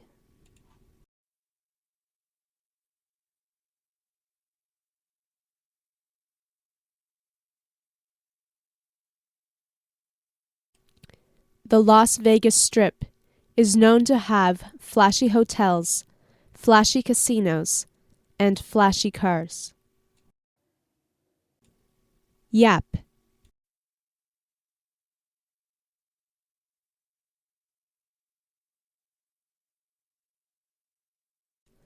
I tried to think of an excuse to leave as my date kept on yapping about sports statistics. Yap.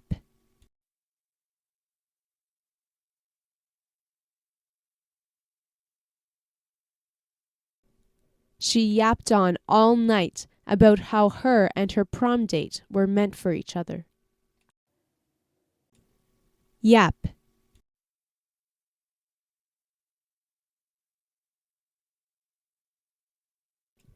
He kept yapping on and on about how he was right and his father was wrong. Exchange.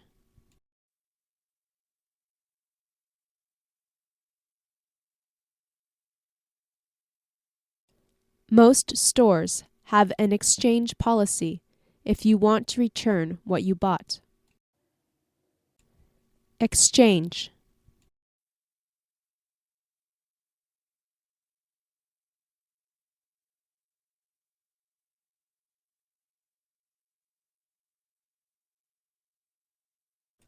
When I got home, I found out that the color of the tablecloth didn't match the kitchen at all. So I took it back to the store and exchanged it for a different color the next day. Exchange.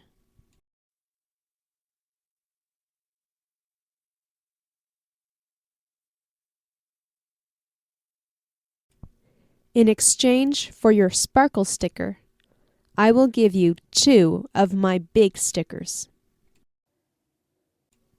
Sale.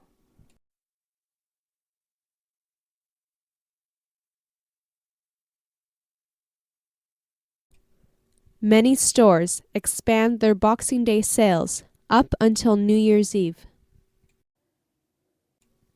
Sale.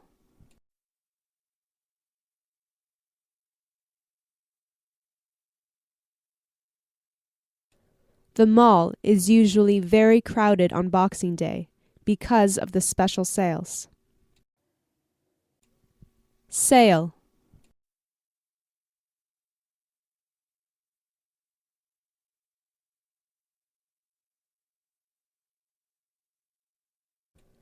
Clearance sales usually have big discounts because the purpose of the sale is to get rid of all the old merchandise.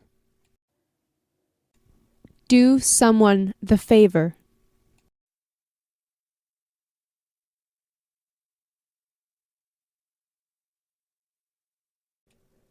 Can you do me the favor of turning off the television? It's on all the time. Do someone the favor.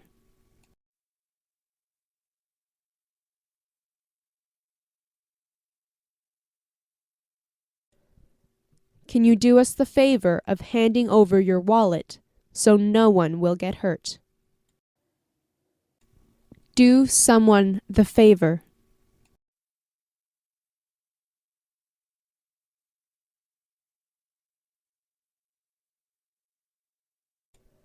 Can you do me the favor of letting me know you have to use the bathroom before we get into the car?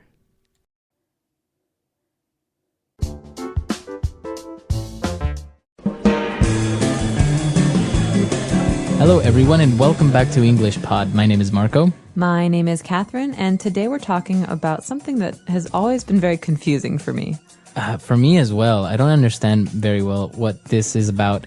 We're going to be talking about time zones and a little bit about daylight savings time. Before we get started, though, let's take a look at this phrase in today's vocabulary preview. Vocabulary preview. All right, so the phrase is daylight savings time. Okay, so we're trying to save daylight, pretty much. That's right. So this is the time of year when we change our clocks. What does that mean? That means in the fall, there's a special day, and everyone has it on their calendar, and we change the clocks. We put them back 1 hour. So if it was 8 o'clock, now it's 7 o'clock. Okay, so everything is earlier, starts earlier. Yes. And that's basically to take advantage of the daylight, right? That's why it's called daylight savings time. Exactly. And so that's for the winter. And then when the winter is past, we change the clocks again. We have the spring daylight savings where we change our clocks ahead. Okay. So it sounds kind of complicated. Many countries don't have daylight savings time. They don't change their clocks at all. But we're going to be talking about this in a little bit more. So why don't we listen to our dialogue for the first time?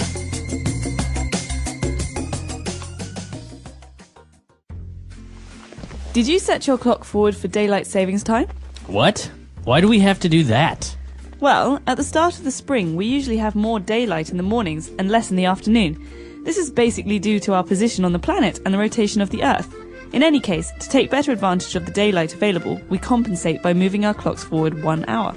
I see. That's convenient. I never understood things like this, such as GMT. I never know what time zone we are in or when to change my clock. That just stands for Greenwich Mean Time. Here in California, we're in Pacific Standard Time. That is 8 time zones west of Greenwich. Remember when we were in Beijing? Well, then we were in China Standard Time, and that's 8 time zones east of Greenwich.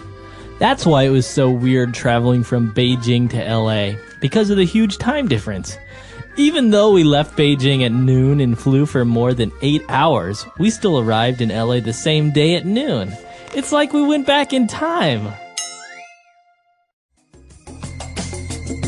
All right, we're back. So that was a pretty clear explanation of why we do these things, but maybe there were a couple of words that you didn't understand, so let's take a look at those now in Language Takeaway. Language takeaway.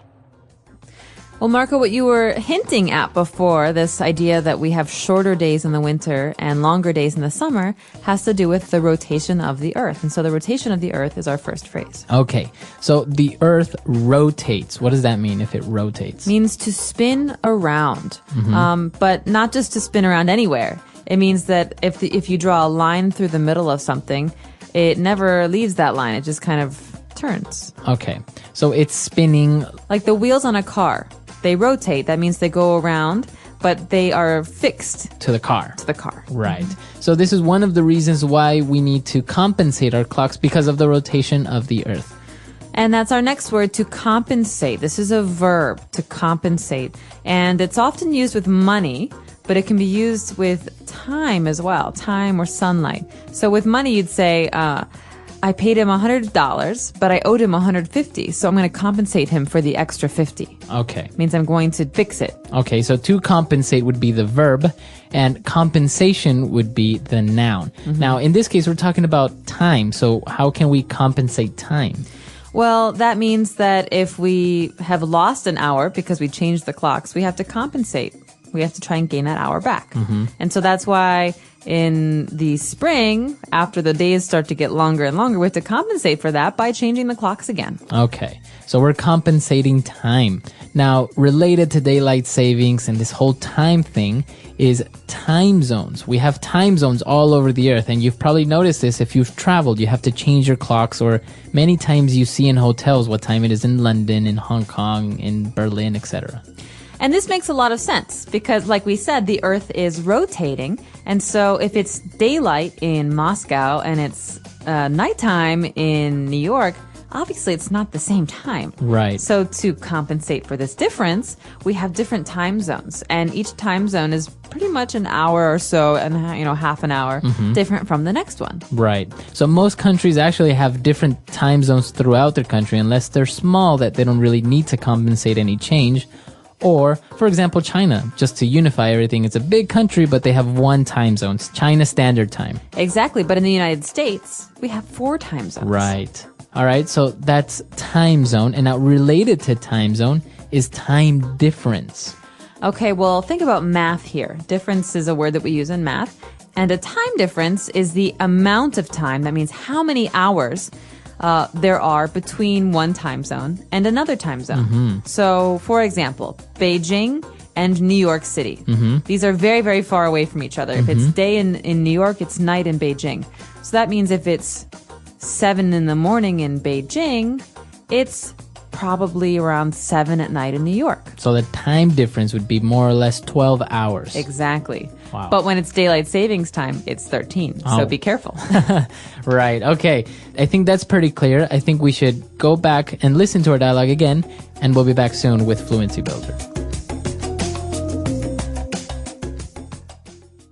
Did you set your clock forward for daylight savings time? What? Why do we have to do that? Well, at the start of the spring, we usually have more daylight in the mornings and less in the afternoon. This is basically due to our position on the planet and the rotation of the Earth. In any case, to take better advantage of the daylight available, we compensate by moving our clocks forward 1 hour. I see. That's convenient. I never understood things like this, such as GMT. I never know what time zone we are in or when to change my clock. That just stands for Greenwich Mean Time. Here in California, we're in Pacific Standard Time. That is 8 time zones west of Greenwich. Remember when we were in Beijing? Well, then we were in China Standard Time, and that's 8 time zones east of Greenwich. That's why it was so weird traveling from Beijing to LA, because of the huge time difference. Even though we left Beijing at noon and flew for more than 8 hours, we still arrived in LA the same day at noon. It's like we went back in time.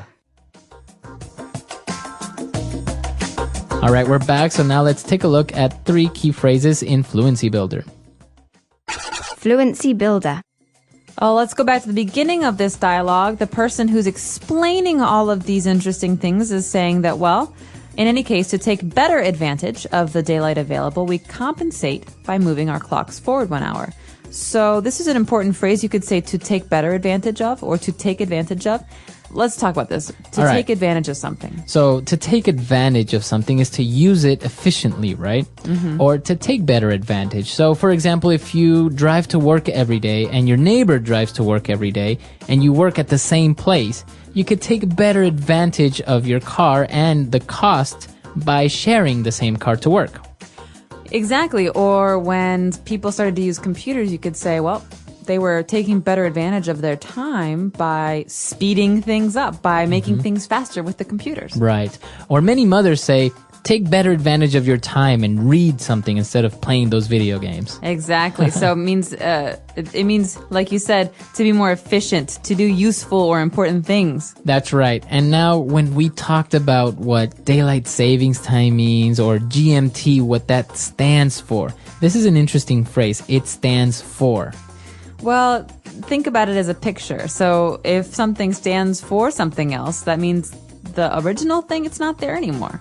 And so in words and phrases like GMT, GMT doesn't mean anything by itself. But the G stands for something. The M it's an acronym. Okay. So this is an acronym that stands for, that represents 3 big long words. Okay. Greenwich Mean Time. Right. So we use this a lot when we are defining words or when we are defining an acronym. Like GMT stands for Greenwich Mean Time, or for example, USA stands for United States of America. Or we can even say someone's name stands for something. So, Marco, what does the M in your last name stand for? So you're Marco M. What does the M stand for? Right. And then I would say, well, it stands for Mejia. Your last name. Right. So you can use this when you see things that you don't understand, maybe an acronym or an abbreviation. Like, does Kathy stand for Catherine? Yes, Kathy stands for Catherine. It's a short version of Catherine. Cool. All right.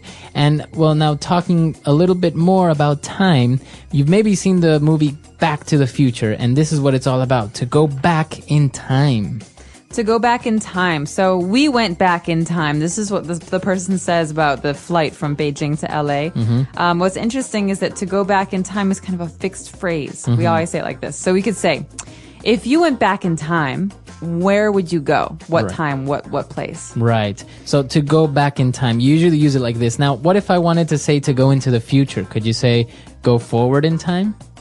You could go forward in time, or you could go into the future. Right, go into the future. So remember, if you want to talk about going back in time, is usually traveling to the past. Exactly. All right, so that's all the phrases we have. Why don't we listen to the dialogue for the very last time?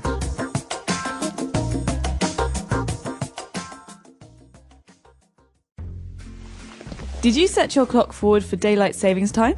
What? Why do we have to do that? Well, at the start of the spring, we usually have more daylight in the mornings and less in the afternoon. This is basically due to our position on the planet and the rotation of the Earth. In any case, to take better advantage of the daylight available, we compensate by moving our clocks forward 1 hour. I see. That's convenient. I never understood things like this, such as GMT. I never know what time zone we are in or when to change my clock. That just stands for Greenwich Mean Time. Here in California, we're in Pacific Standard Time. That is 8 time zones west of Greenwich. Remember when we were in Beijing? Well, then we were in China Standard Time, and that's 8 time zones east of Greenwich. That's why it was so weird traveling from Beijing to LA, because of the huge time difference. Even though we left Beijing at noon and flew for more than 8 hours, we still arrived in LA the same day at noon. It's like we went back in time.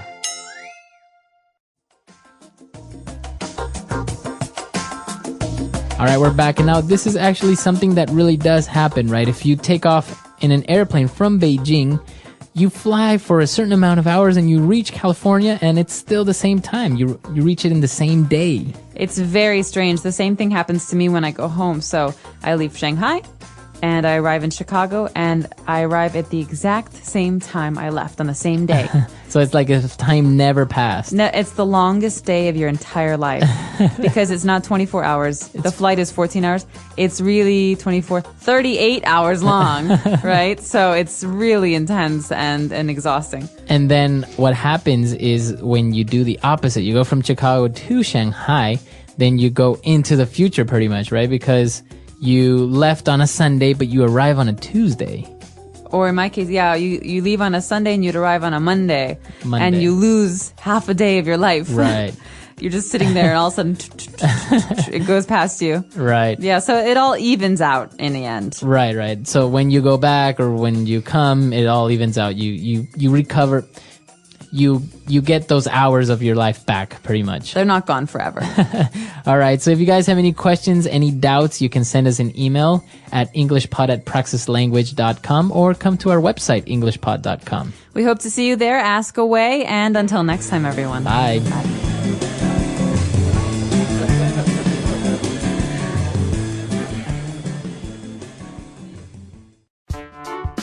The English Pod Audio Review. Listen to the meaning, then say the vocabulary word.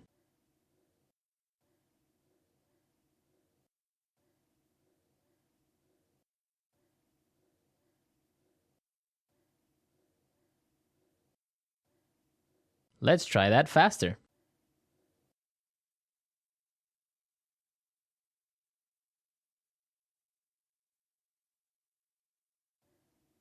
Now say the word and hear it in a sentence.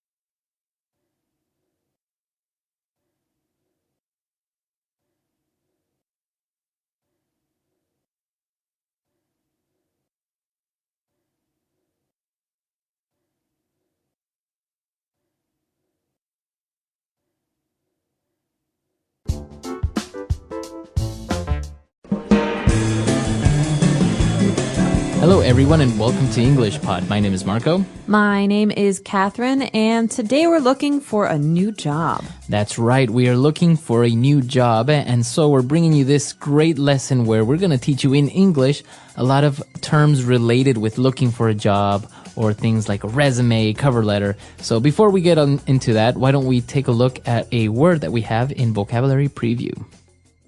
Vocabulary Preview. So this is actually the name of a job. It's a position. It's a gas station attendant. Okay, a gas station attendant.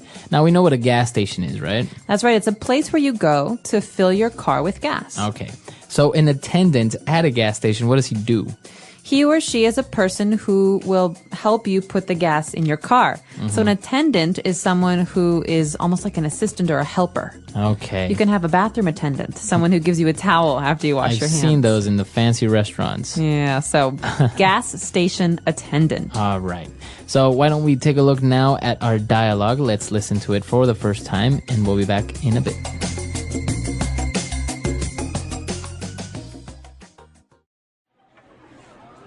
Woohoo! This just might be the start of the rest of my life. What happened? I'm in the market for a job. I went on a website with hundreds of job listings in the area and browsed through them until I got the names of a few employers I would like to work for. I have the resume I wrote for English class last month, and a cover letter will be a piece of cake to write. I've even done my research and found the names of the managers so I can address the letters personally. And you know, I can be charming in interviews. Goodbye, my penniless days. Hello, salary and a career. Ben, we're 15. What kind of job are you looking for? Oh, just for a position as a gas station attendant. You know, starting at a simple lowly job, just like all the greats before they made it big in the world. Uh-huh. But I'm just in it for the money, right? How else am I going to be able to afford to keep taking Angela to the movies? Besides, I love the smell of gasoline. Don't you? All right, we're back. So now you're probably wondering what those words meant. So why don't we take a look at a couple of them in Language Takeaway. Language Takeaway.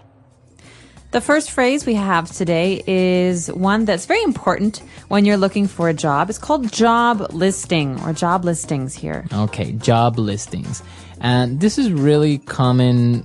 Before the internet existed, you would have the listings in your local newspaper, right? Exactly. And in the movies, you always had the person sitting with the newspaper circling the potential jobs. Right, with a red marker. Exactly. But now that we have the internet, you have lots of websites that have job listings. And so a job listing is literally a list of jobs that are available. Okay.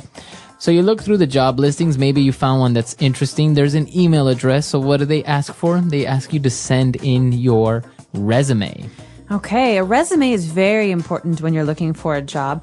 It's a document, it's a piece of paper that tells someone all of the work that you've done before, your job experiences, and it tells them where you went to school and what your qualifications are. So it's a summary of your work life. Okay, and that's why it's called a resume, right? It's pretty much a summary of your work life, as you say. That's right, and a different one, sometimes people use this, is a CV.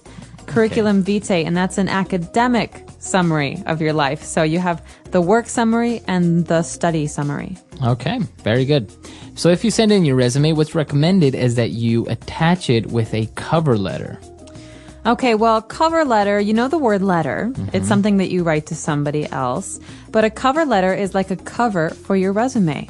It's a letter where you explain to the future boss or future employer what exactly you want and how this job is going to help you get it.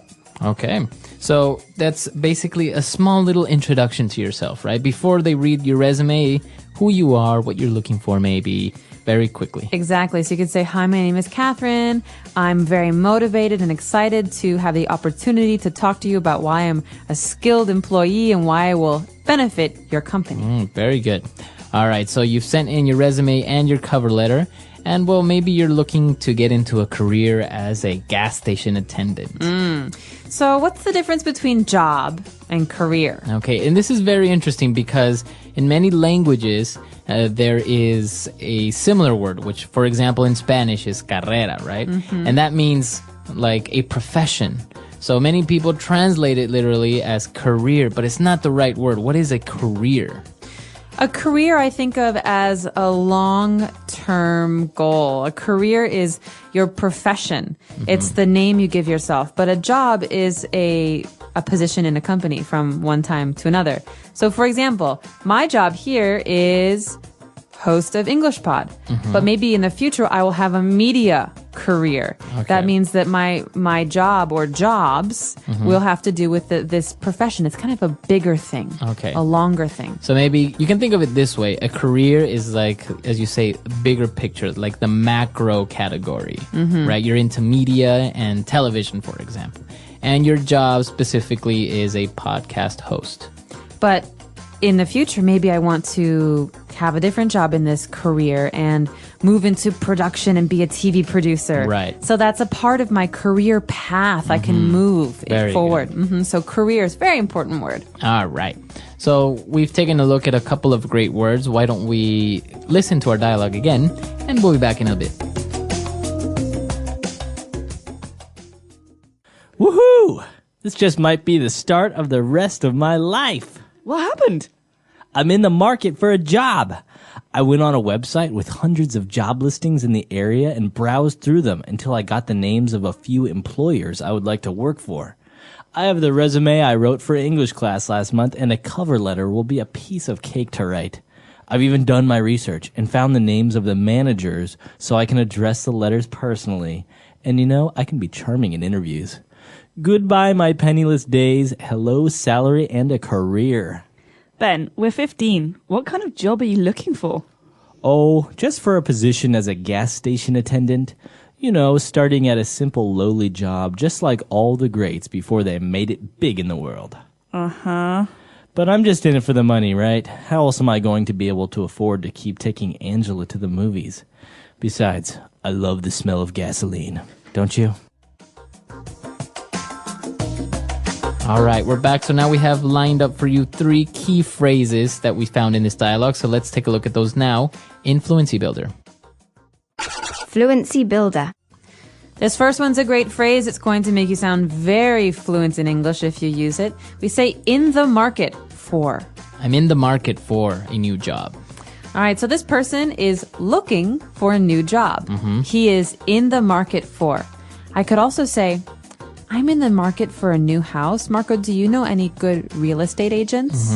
So what does that mean if you say, I'm in the market for a new job, or you're in the market for a new house? I am right now actively looking for this thing. I really want one. You're available. Yes. Okay. So I'm in the market for a new job. I'm in the market for a new car. It means the market is the marketplace. Right. And this sometimes you could see it related in movies, for example. They say if a person gets married, they are no longer in the market. Right. Or I'm in the market for a husband. Right. Do you know any nice guys? All right. So you're in the market, you're looking for a job. And well, if you're qualified, it will be a piece of cake to find a new job. Isn't this a delicious phrase? So piece of cake, you think, what does cake have to do with anything? Well, cake, this is a way to say something is easy.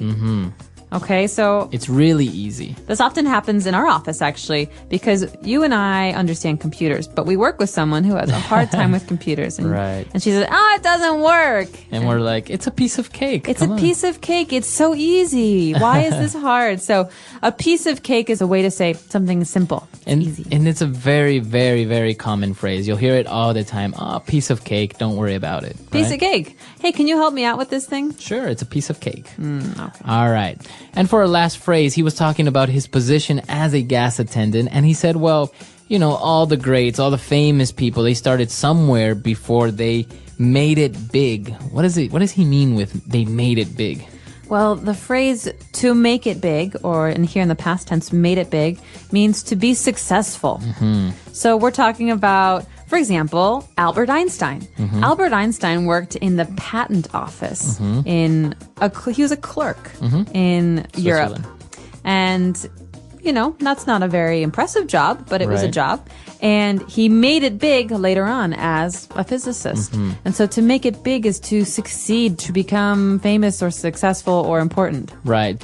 Or sometimes people say, yeah, I made it. I made it big, or I made it in my life. And that means that you were successful. Or this product is going to make it big. It's going to be gonna- really successful. Yeah, that's good. Okay, so it's a key phrase, to make it or to make it big. Why don't we listen to our dialogue for the last time, and we'll be back in a little bit.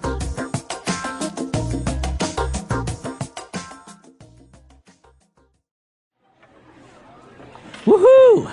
This just might be the start of the rest of my life. What happened? I'm in the market for a job. I went on a website with hundreds of job listings in the area and browsed through them until I got the names of a few employers I would like to work for. I have the resume I wrote for English class last month, and a cover letter will be a piece of cake to write.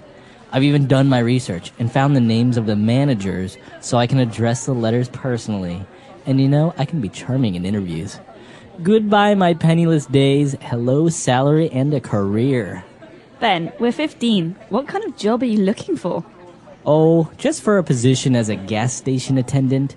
You know, starting at a simple lowly job, just like all the greats before they made it big in the world. Uh-huh. But I'm just in it for the money, right? How else am I going to be able to afford to keep taking Angela to the movies? Besides, I love the smell of gasoline. Don't you?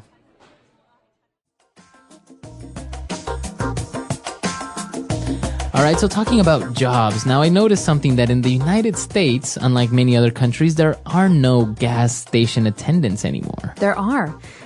Touche. There are actually a lot of gas station attendants in New Jersey because really? it's the law that you cannot pump your own gas. You Oh, cannot wow. put gas in your own car. And why is that? It's a way for the New Jersey government to increase the amount of jobs in the state. So to create jobs, they made gas station attendants. Oh, wow.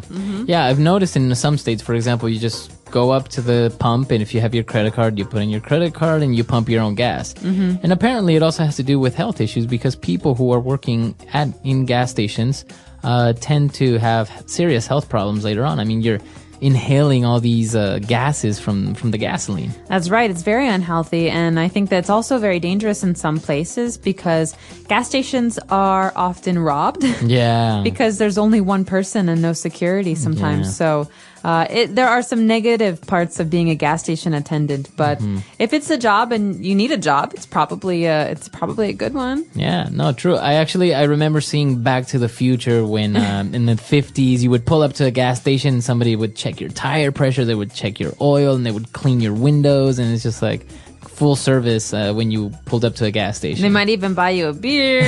No. All right. So it's really interesting about these positions. I imagine that, in other places, some job positions that maybe we would find a little bit strange or uncommon. Absolutely. And I encourage everyone today, this is your homework. Tell us on EnglishPod.com, what is your job and what's your career? Okay? What's your job and what's your career? So what's the career you would like to have in the future? Very good. All right. So we'll see you guys there. Bye, everyone. Bye.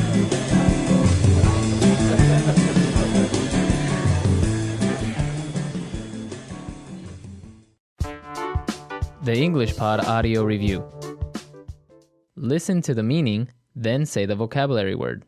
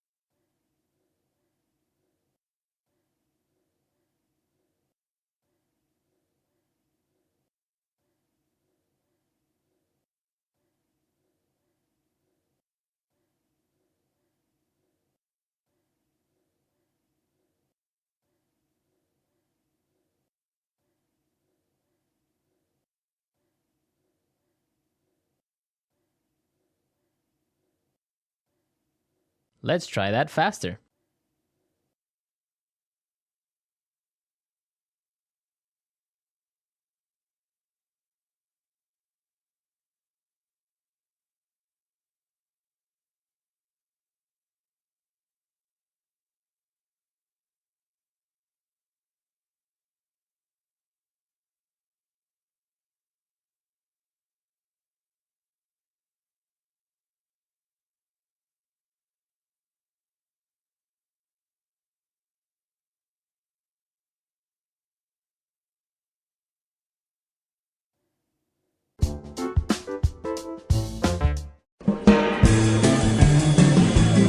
Hello, everyone, and welcome back to English Pod. My name is Marco. My name is Catherine, and today we've got a great informative lesson for you. That's right. We are going to talk about an emergency situation. So what do you do when you have an emergency?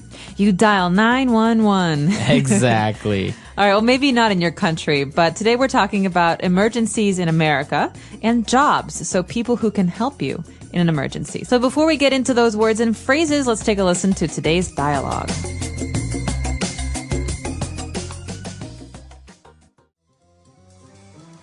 Alright, class, now that we're all dressed up, let's see what professions you chose. I see a fireman, a police officer, a medic, and a lifeguard. Can anyone tell me what these people have in common? They save people from bad things? That's right! Now, class, if something bad happened and you had to get help, do you know what phone number you would call? 911. Yes! You would pick up the phone and dial 911. What are some emergency situations in which you would need to dial 911? If my grandpa had a heart attack. If there was an accident. If a robber broke into the house. If the fire alarm went off. I wouldn't call 911 if the fire alarm went off in my house. The only time that ever happens is when we're having spaghetti for supper and my mom burns the garlic bread as usual.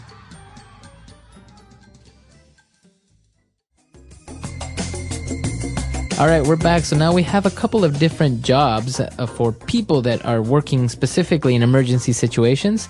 So let's take a look at those now in Language Takeaway. Language takeaway.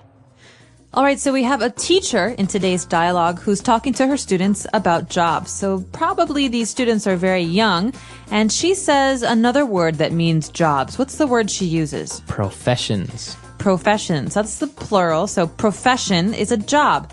Let's say, for example, a lawyer is a profession. Or a doctor. a doctor, a lawyer. So what's your profession is another way to ask what's your job. All right. So they're talking about professions, and some of the kids dressed up as different people. The first one was a fireman. A fireman. So you know the first word, fire. A fireman is a person who puts out a fire. That means he uses water to stop a fire. Oh, very good. So a fireman puts out fires. Now, apart from a fireman, we also have a police officer. A police officer. So an officer is someone who works in an official capacity, so in a job. So we could say he is a police officer or a policeman or a policewoman. Okay. So 3 ways to say this. So officer is for both genders, right? A man or a woman could be a police officer. That's right. So you're going to hear this very often because policeman doesn't explain a woman police officer. So we use police officer to be general. Okay. So we have a fireman, a police officer, a medic. Now, what is this medic? A medic is a kind of doctor, someone who will look at your health or help you if you've hurt yourself, who usually works on the road, like driving to an accident or driving to a fire with police officers. So these people help police officers and firemen when there's an emergency. Okay. So a medic is not really a doctor. He's more of a specific person that can help you if you have maybe some cuts or bruises, or will help you out. Right, so this person will stop your bleeding or will help take you to the hospital, and they'll make sure that you're healthy when you get to the hospital. But they are not really like a doctor where you work in a hospital or a doctor's office. Okay. And our last profession is a lifeguard. Well, think about these 2 words. We have life and we have guard. Guard is like protect. So a person that protects your life. Interesting. Well, this is someone who usually works at the beach or at a pool. They have a special chair, and usually they have a cross on their bathing suit or on their towel. And this means that they're going to help protect people who are at the beach. So if someone can't swim, the lifeguard will run or swim to get them and save them. Okay, very good. So you have a lifeguard. Now, this is for men and women as well, right? A lifeguard. Exactly. Okay, so interesting professions. Why don't we listen to our dialogue again, and we'll be back shortly.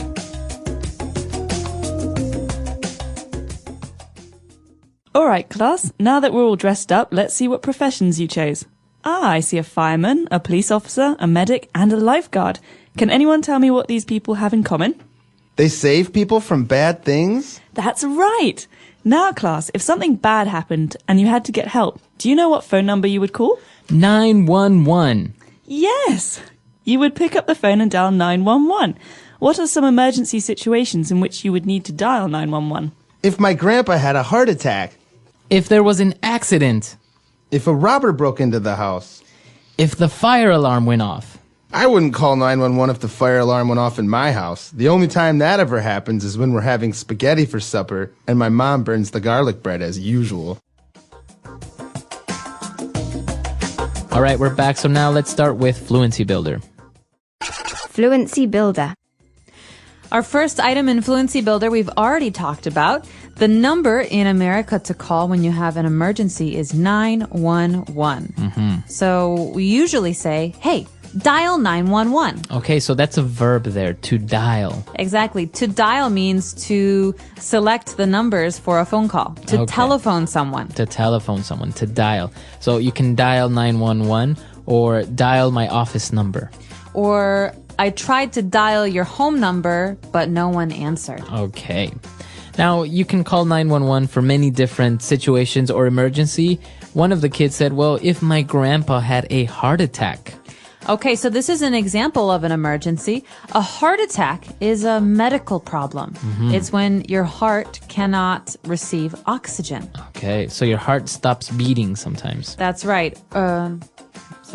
It's when your heart does not receive enough blood or oxygen, so it's when your heart stops beating. Okay, very good. So that's a heart attack. Now, another possible emergency situation is if the fire alarm goes off. This often happens in office buildings and schools.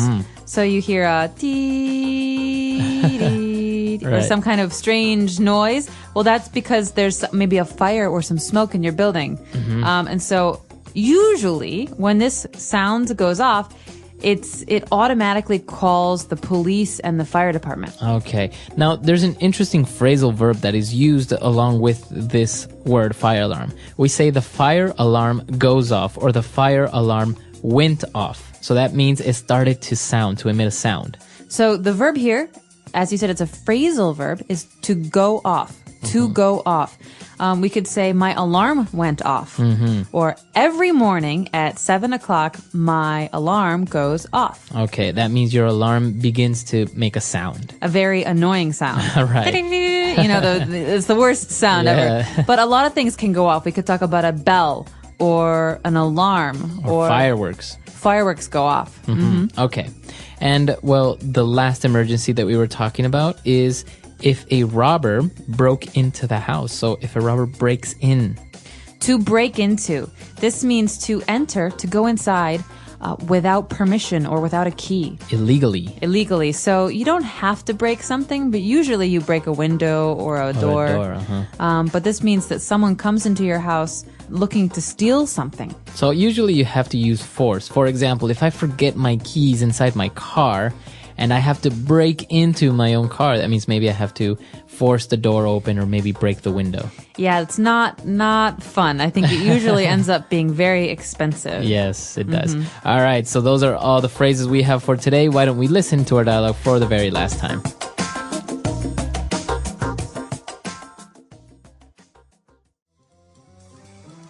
Alright, class, now that we're all dressed up, let's see what professions you chose. I see a fireman, a police officer, a medic, and a lifeguard. Can anyone tell me what these people have in common? They save people from bad things? That's right! Now, class, if something bad happened and you had to get help, do you know what phone number you would call? 911. Yes! You would pick up the phone and dial 911. What are some emergency situations in which you would need to dial 911? If my grandpa had a heart attack. If there was an accident. If a robber broke into the house. If the fire alarm went off. I wouldn't call 911 if the fire alarm went off in my house. The only time that ever happens is when we're having spaghetti for supper and my mom burns the garlic bread as usual.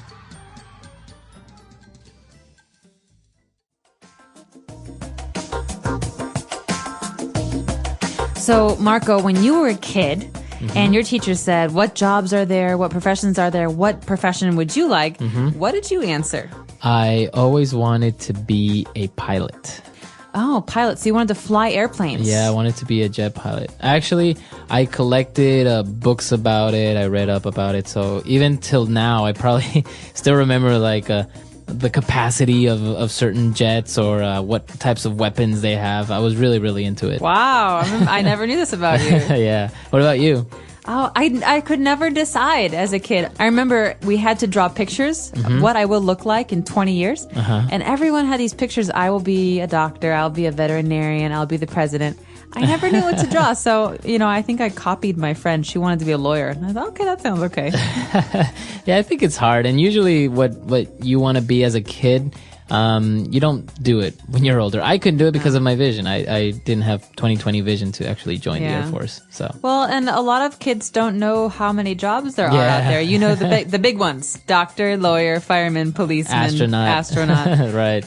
So I guess the question for you is, what's your profession? Tell us about it, especially if it's one of the less famous professions out there, because there's a lot that I don't know about those. Our website is englishpod.com. We hope to see you there, and until next time. Bye. Bye, everyone.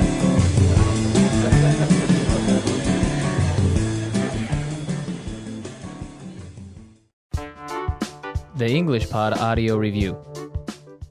Listen to the meaning, then say the vocabulary word. To put on fancy dress or a disguise. Dress up. An occupation requiring special training. Profession. Person who puts out fires and rescues people. Fireman. Policeman or policewoman. Police officer. Person who protects people from drowning. Lifeguard. To press the buttons to make a telephone call. Dial. To enter a house illegally, especially by force. Break into. To ring or sound loudly. Go off. Person who robs or steals. Robber.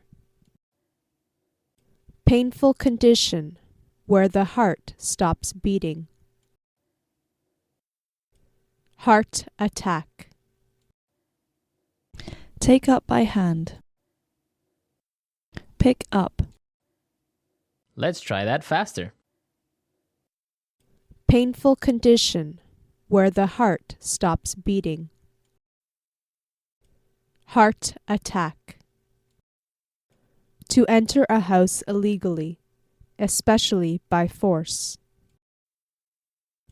Break into.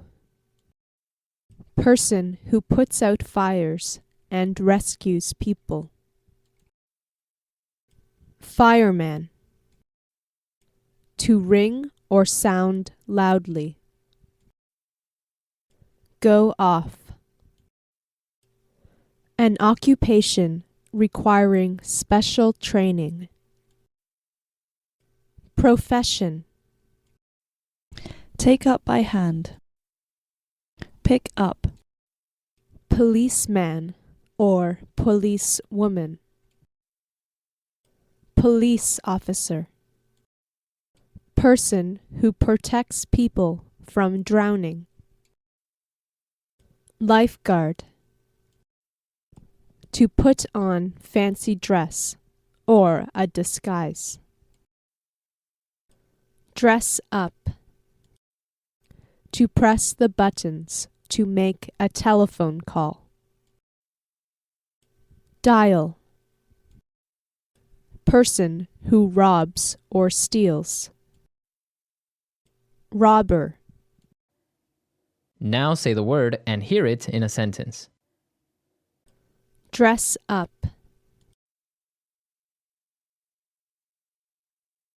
I dressed up as a policeman for Halloween. Dress up.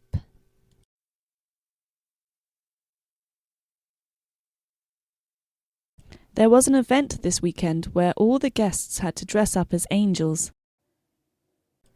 Dress up.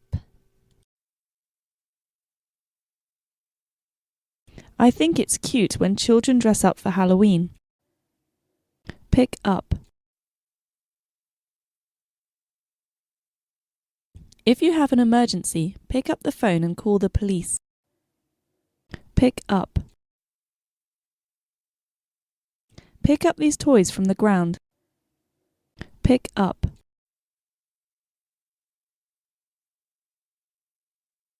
I dropped my pencil. Can you bend over and pick it up for me, please?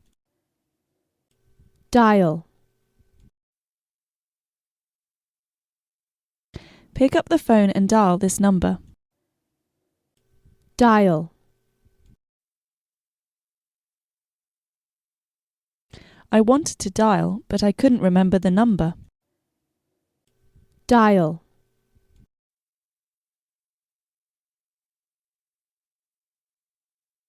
It's hard for me to dial a number on this phone. The buttons are too small. Break into. We had a break-in last weekend.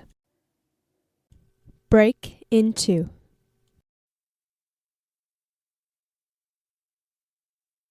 The thief broke in the apartment and stole the TV.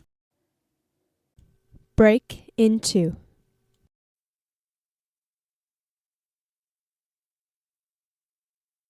I had to break into my own car last night because I forgot the keys inside. Go off.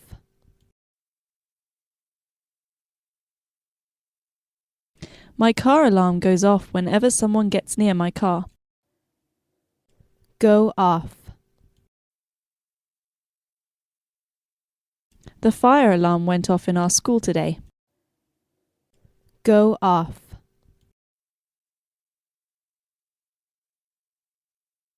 My alarm clock goes off every morning at 6.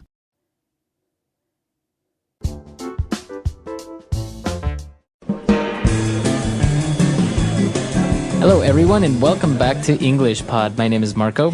And my name is Catherine, and today we might just teach you how to save a life. That's right, we're going to save a life, and we are going to do this by applying first aid. So let's take a look at vocabulary preview and find out just exactly what this phrase means. Vocabulary preview. Okay, so we have this word first aid. It's two parts. So first is Before. Early, all right. And aid, so when you aid someone, you help them, right? Right, so this is actually a noun. Aid is help. So we're applying first aid. This means we're the first person to come and help someone. So for example, if someone is bleeding, the first aid is to stop the bleeding. Okay. All right, so first aid, we're going to learn all about this. Take a listen to today's dialogue, and we'll be back in a moment.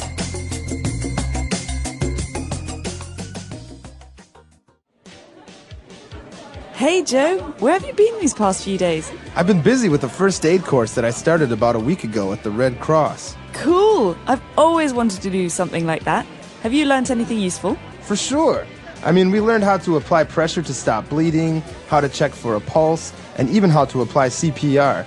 Have you treated any real emergencies? Well, they took us along with some paramedics. There was this guy who fell off his motorcycle and suffered a concussion as well as a couple of compound fractures.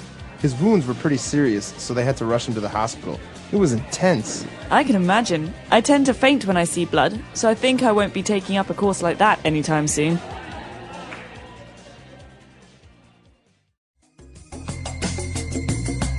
All right, we're back. So there are a lot of medical and health-related terms in this dialogue, so why don't we take a look at a couple of those in language takeaway. Language takeaway. Well, starting us out here in language takeaway, we have the name of an organization that's not-for-profit, that's very, very, very famous. This is called the Red Cross. Okay, so the Red Cross. And this is usually a place where you donate blood. You can also get some blood exams done. What else do you do there? Well, the Red Cross is an organization that has offices and clinics all over the world. And if you want to help, you can volunteer, you can donate money, and you can donate blood. But the Red Cross will take this and it will help other people who have been in disasters or wars. And so maybe the Red Cross office near you will have blood banks and blood donations. But really, they help people, they provide aid to people who are unhealthy or sick or have been in a war. A very humanitarian organization, so worth it. Go to the Red Cross and donate blood. In the dialogue, the two people are discussing real emergencies, and one person says he went along with some paramedics. So a paramedic is a person. It's a person. It's a profession, right? To be a paramedic. Exactly, but it's not really a doctor. So what's the difference here? So paramedics are something like nurses, right? That travel in an ambulance and get to an emergency or get to the scene of an accident and help out a person. So they immobilize the person, they give them oxygen, they make sure that they stay alive until they reach the hospital. Okay, so a paramedic, you might hear the word medic, it's the same thing.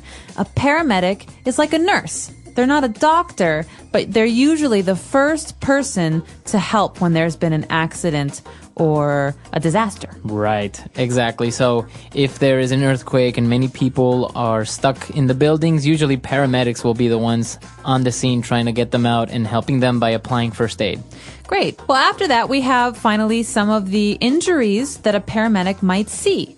The first injury is usually associated with the head. This is called a concussion. You suffered a concussion. Sounds painful. Yeah, it does. And actually, it's very common, I think, right? If you fall and you hit your head. That's right. So a concussion is really when your brain hits your skull. That's the bone that protects your brain. So really, you're hitting your head really, really hard. And usually this can have some bad side effects, like you lose your memory or you're a little bit confused. It's very common with football players. Yeah. With any contact sport, if people suffer concussions, and it's just like, imagine when you have a DVD player and you hit it and the disc skips or it goes back. That's kind of what happens to your brain, so you can suffer memory loss. You can even lose your sight temporarily. That's right. So this can be very serious and obviously should be looked at by a paramedic. We also have another situation that is similarly serious. It's called a compound fracture. Okay, so what is a fracture or to fracture? A fracture is a thing. It's a break. Okay, so you could say, I broke my arm.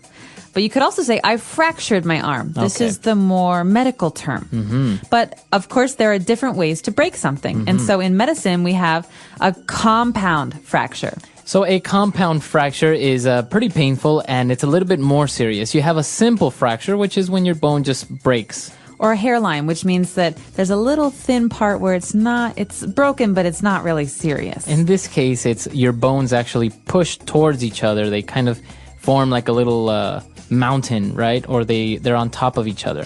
Think about when two cars hit and they kind of crash up into each other. Exactly. It's like that, but it's your bone. So it's extremely painful. Yeah, it's very, very painful. So the person suffered a concussion and a compound fracture. Now, the friend that he was talking to said, wow, it sounds amazing. It's really cool that you're doing that. But you know what? I faint when I see blood. Do you do this? No, me neither.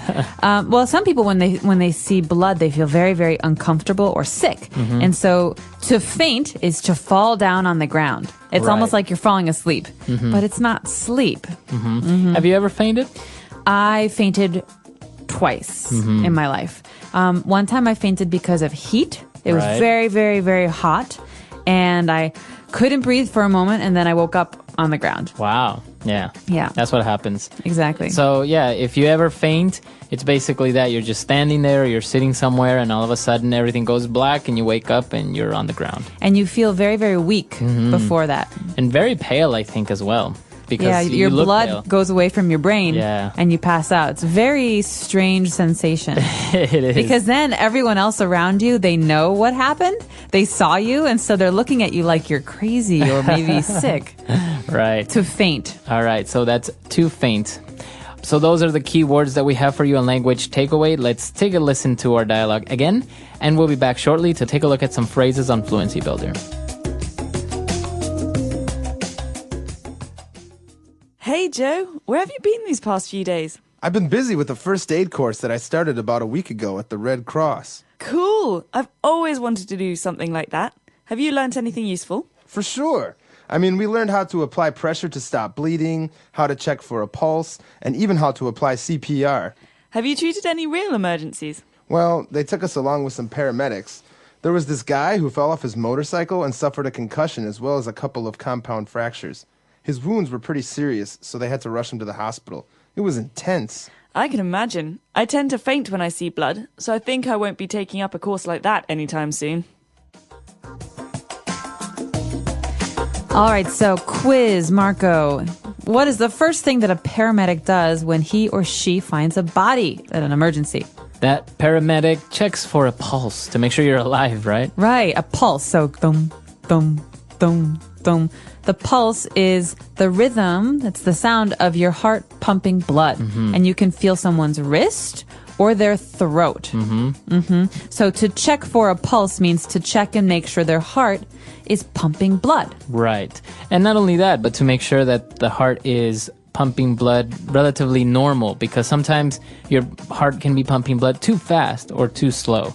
And if it's too slow, it's very possible that you will faint. Very good. All right, so we check for a pulse. Now, what else happens? Well, if there's a very serious emergency and the paramedic needs help to give aid to the person who is injured, then they will rush that person to the hospital. Okay, so the verb to rush. What does that mean? All right, so to rush someone or to rush someone to the hospital means to take someone or to go with someone very, very quickly. Okay, so let's give an example. I could say, listen, Marco, I don't want to rush you, but I really need the report done today. Or I could say, I need to rush home. My parents need me.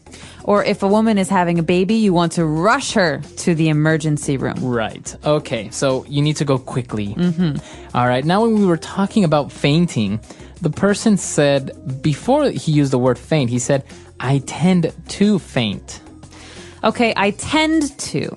I tend to is a really great verb that describes a normal or habitual behavior. That's like saying, I tend to faint when it's very, very hot outside. That means I often faint when it's very, very hot outside. It's something that happens normally. So it's a tendency. Right, but it's not for everyone. It's for me. So I tend to. What's something that you tend to faint when you see? I never faint. You don't I'm faint? a man. No, just kidding. But you know what? I tend to leave the towel on the bed sometimes after I take a shower. I know, it's a bad habit. And then the sheets smell. No, they don't, because I leave it there for like 5 or 10 minutes and then I realize, I'm like, oh my God. And then I pick it up. But, you know, it's hard That's to... gross. No, it's not. Well, I tend to forget my leftover food in the refrigerator for a long time. Oh, that's and even- then it starts to smell. That's gross. But I don't like to waste food. But you like let it rot and then your fridge smells. It happens. So that's all we've got for Fluency Builder today. But we can talk about tendencies in a moment. Maybe a homework assignment could be to think of something that you tend to do. That's right. That could be an interesting homework assignment. But before we jump into that, why don't we listen to our dialogue for the very last time?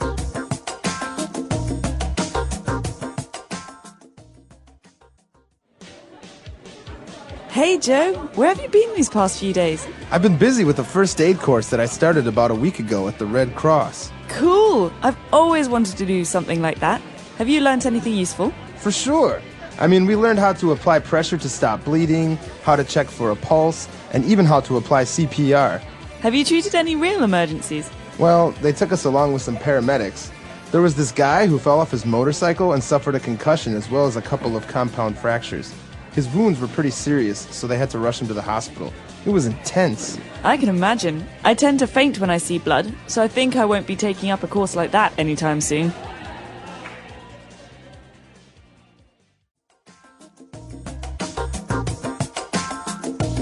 All right, we're back. So that's all the time we have for today. Be sure to do your homework assignment. Come to EnglishPod.com. In the comments section, tell us, what do you tend to do? Could be a good thing. It could be a bad thing.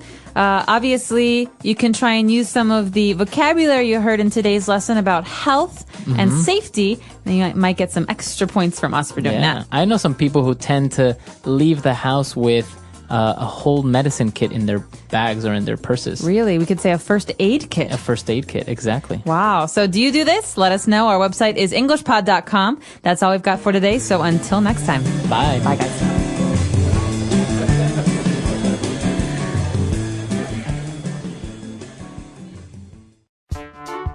The English Pod Audio Review. Listen to the meaning, then say the vocabulary word. To cure an illness by medical means. Treat. A jarring of the brain. Concussion. To be disposed or inclined towards something. Tend to. Move or act swiftly. Rush. Begin with. Take up. Let's try that faster. To be disposed or inclined towards something. Tend to. Begin with. Take up. A jarring of the brain. Concussion. To cure an illness by medical means. Treat. Move or act swiftly. Rush. Now say the word and hear it in a sentence.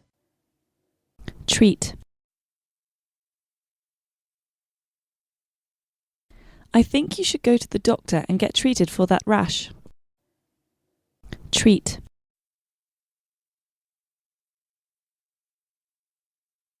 John is currently being treated for his wounds at the local hospital. Treat.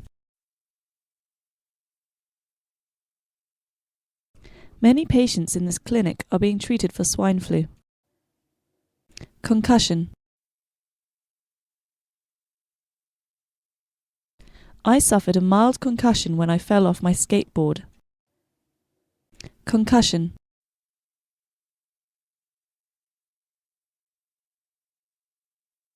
A concussion is a brain injury that is caused by a sudden blow to the head or to the body. Concussion.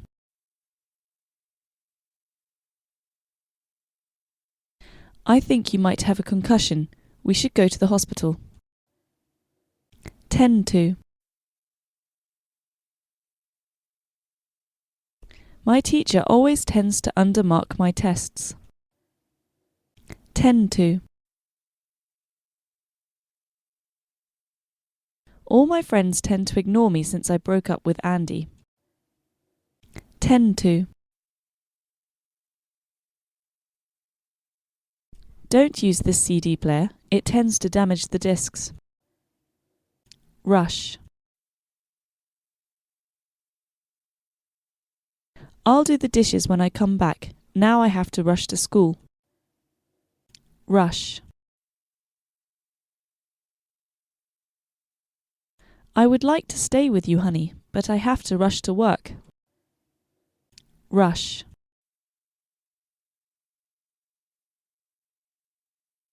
My grandma had a heart attack this morning and was rushed to the hospital. Take up.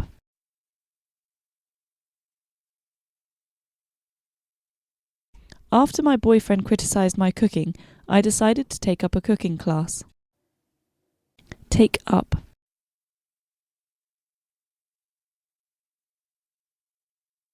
I decided to take up Spanish since I might move to Ecuador in the future. Take up.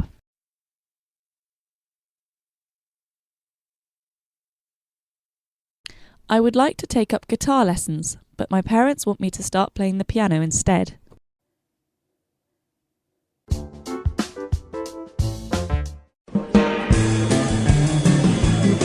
Hello, everyone, and welcome to English Pod. My name is Marco.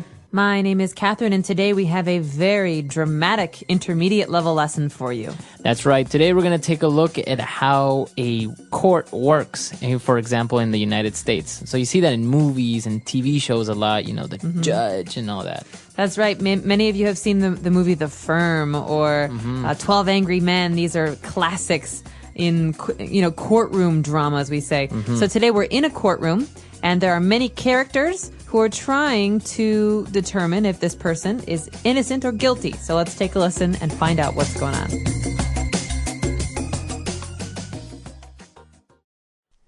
Your Honor, ladies and gentlemen of the jury, my client, Robert Malone, has been accused of a crime he did not commit.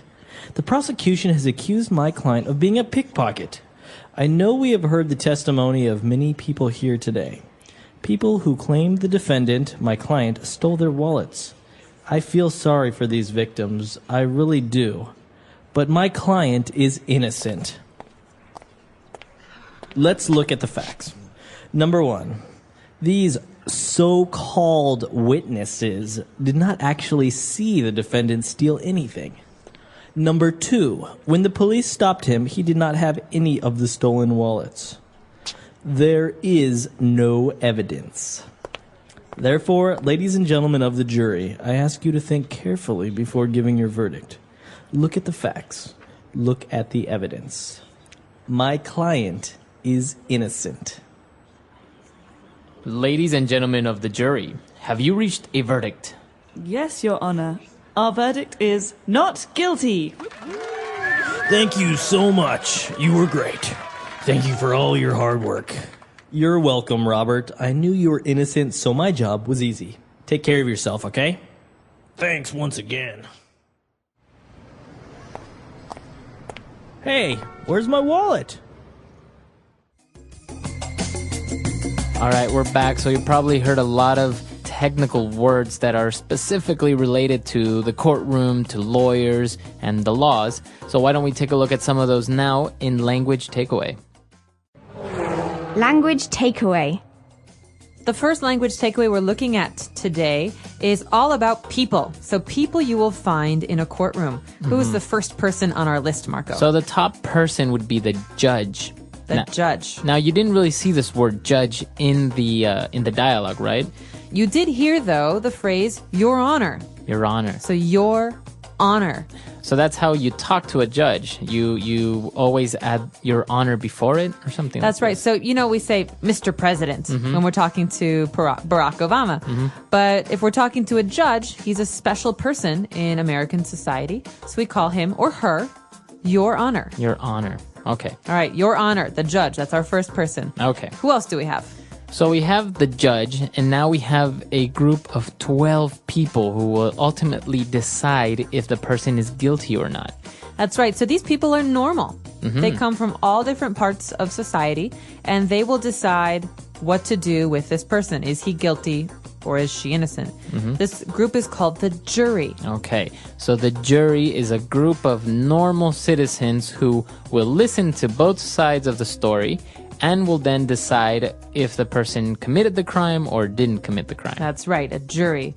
And the big question is, who's fighting? We have two sides, someone who's upset and someone who is defending themselves. The person who is upset, this is the prosecution. Okay, so the prosecution has a group of lawyers that are called the prosecutors, right? That's right. And they're trying to prove that that person committed the crime. For example, I say that Marco burned down my house. I go to court, I say, I am the prosecution. I want him to pay me for my house. So I'm the prosecution. Okay, so you're trying to not only prove that I committed the crime, but also trying to get me to pay for the damage that I caused. Exactly. So in this case, the prosecution says, this man stole my wallet. He's a pickpocket. And who is the pickpocket? Or maybe the pickpocket. Who is the other side of this? The defendant. Defendant. Think about the word here. To defend is to stand up for yourself, to protect yourself. Right. So the defendant says, listen, no, that's not true. I am not a pickpocket. I didn't do that. So we have the prosecution and the defense. Okay? And the person who might be guilty, the person who did the thing or didn't do the thing, is called the defendant. Okay. So in your example again about the crime that maybe I burnt your house down or I didn't, I would be the defendant and my lawyers would constitute my defense. Yeah, they are your defense. Okay? Okay. So very technical words, but the important thing to remember here is defendant. All right. Good. So now we have one key element that is also a person. We have the witness. All right, so the basic idea, like you said, is we have to tell a story. My story is that you burned down my house. And you say, no, I didn't. Prove it. I say, I can. Someone saw you with a lighter. Okay. And so this person is my witness. That means that he or she saw what happened. So someone who sees a crime is a witness to that crime. Okay, very good. So a lot of people are in the courtroom. A lot of things are happening. So I think we should listen to the dialogue again. And we'll be back to look at some more words on Language Takeaway Part 2.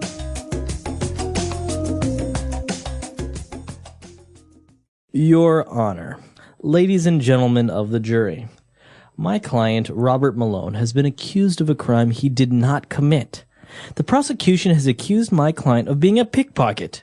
I know we have heard the testimony of many people here today. People who claim the defendant, my client, stole their wallets. I feel sorry for these victims. I really do. But my client is innocent. Let's look at the facts. Number one, these so-called witnesses did not actually see the defendant steal anything. Number two, when the police stopped him, he did not have any of the stolen wallets. There is no evidence. Therefore, ladies and gentlemen of the jury, I ask you to think carefully before giving your verdict. Look at the facts. Look at the evidence. My client is innocent. Ladies and gentlemen of the jury, have you reached a verdict? Yes, Your Honor. Our verdict is not guilty. Thank you so much. You were great. Thank you for all your hard work. You're welcome, Robert. I knew you were innocent, so my job was easy. Take care of yourself, okay? Thanks once again. Hey, where's my wallet? I love it when we do this. So many words, so much language to take away. That's right. So now we're going to take a look at the second part of language takeaway, where we have another set of 4 words that we want to take a look at. Language takeaway. All right, the first is actually 2 words. We have 2 opposites, okay? So you said earlier, the jury has to make a decision. The jury has to decide, is the defendant innocent or guilty? Okay. Okay, these are 2 important adjectives. Innocent, what does this mean? So if he is innocent, that means he did not commit the crime. He is not responsible for what happened. He did not steal the wallets. Okay, so we often say babies are so innocent. Right. They can't do anything. They didn't do anything wrong. Right. So guilty would be the opposite. That's right. So usually when someone is guilty, they're sad, they feel bad, you want them to pay you. And they go to jail. Yeah, in bad situations, they go to jail. If you burn down my house, of course you're going to go to jail. Right. All right, so guilty means you did a crime. You did a bad thing. So we talked about the prosecution and the defense of the defendant. And what happens is they also present some key elements that will prove if the person is innocent or guilty. And that those elements are called evidence. That's right. So back to this idea, we tell a story. Maybe a witness can help us tell our story. But as you say, evidence is stuff. It's things. So in the case of the house, I could say you have matches and you smell like smoke and oil. This is evidence for me to use to show that you are guilty. Right. So in this case, do we have any evidence? There's no evidence, says the defendant. Right. All right, so evidence is proof. It's It's proof. physical proof. Yeah, and most of the times when you see movies or TV shows, they will find I don't know, like maybe a fingerprint. That's evidence, or somebody's glasses. A cell phone. Exactly. All right, so evidence. This is very important when you want to build a case. Finally, at the end of a trial, we have a verdict. Now, what is a verdict? So a verdict is a final decision or a conclusion in which the jury says, yeah, the person is guilty, or he's not guilty, he's innocent. So we use this word usually to reach a verdict. The jury reaches a verdict. Now, it's interesting why we say to reach, because a jury is not just one person. A jury is many people. And so these people have to decide together. They have to argue. They have to make a conclusion that everyone agrees on. And this is to reach a conclusion, to reach a verdict, because they have to travel there. They have to go together and figure it out. Right. That's very, very important. So the jury reaches a verdict. And we did have one other phrase that's very interesting. It doesn't quite fit with the other ones. We heard this phrase from the defendant. The lawyer says, so these so-called witnesses didn't actually see anything. So what is so-called? So he's being sarcastic when he uses this phrase, so-called, right? That's why even his tone changes, these so-called witnesses. So it's a way of expressing sarcasm. He's saying they say they are witnesses, but they're not really, because they didn't see anything. Right, so so-called means you say that they are, but they're not really. Right, I could also say, your so-called lawyer thinks he can help you, but he can't. right, That means, I don't think your lawyer is very good. I don't think he's a real lawyer. right. Or sometimes people say, my so-called friend stood me up last night. Oh, So so it's not really a friend. He's not really a friend, exactly. So-called. All right, that's another good one. Let's listen to this dialogue one more time. Really think about some of the words you heard today, and we'll be back in a moment.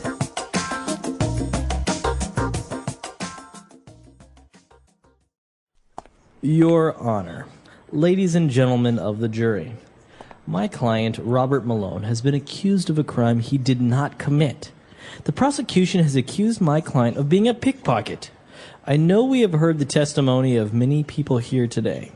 People who claimed the defendant, my client, stole their wallets. I feel sorry for these victims. I really do. But my client is innocent. Let's look at the facts. Number one, these so-called witnesses did not actually see the defendant steal anything. Number two, when the police stopped him, he did not have any of the stolen wallets. There is no evidence. Therefore, ladies and gentlemen of the jury, I ask you to think carefully before giving your verdict. Look at the facts. Look at the evidence. My client is innocent. Ladies and gentlemen of the jury, have you reached a verdict?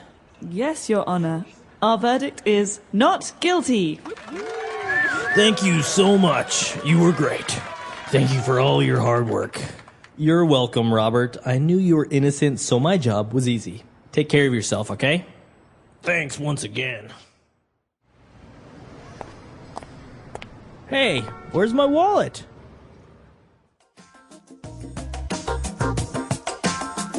All right, we're back. So now a very interesting situation with the courtroom dramas. And I've heard that all the people in the jury have to agree in order for them to reach a verdict, right? So if one of them is not convinced that the person is, for example, guilty, then they have to keep on deliberating. That's the word, right? That's right. So basically, the jury is always alone in a room. Maybe they have a guard, but they're not supposed to talk to journalists or friends of the defendant or anyone because their decision is supposed to be pure. And so they talk, and sometimes it takes 10 minutes. Everyone agrees this person is guilty or if this person is innocent. But sometimes they don't agree, and it can be 1 day, 2 days, a week, 2 weeks, a month trying to decide what to do.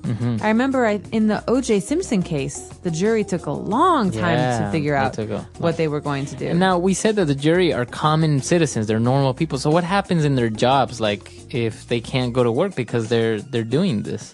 Well, in America, this job is called jury duty. And so someone will send you a letter, and they say, listen, you need to come do jury duty. And you help be a part of the jury. And your job, they can't make you come because this is a service for the government. And so it's above everything else. It's above. You get your normal pay. There's no problem. You just don't work. Okay. So they can't fire you if you're in jury duty for like 5 days or a month or whatever. No, they can't. That's illegal. Wow, that's really interesting. But a lot of people I've heard don't like to go to jury duty for some reason. Is it tedious? No, it's probably very boring. I've never done it, but it's probably very boring. I would imagine so. All right, well, that's a very interesting topic. I'm sure in your countries, laws are handled differently. Maybe you don't have a courtroom. Maybe you have, like in England, people wear wigs and black robes. So let us know how it works in your countries. We'll see everyone at our website, englishpod.com. And of course, if you have any questions or comments, you can leave those there as well. See you on the website, and happy studies. Bye everyone.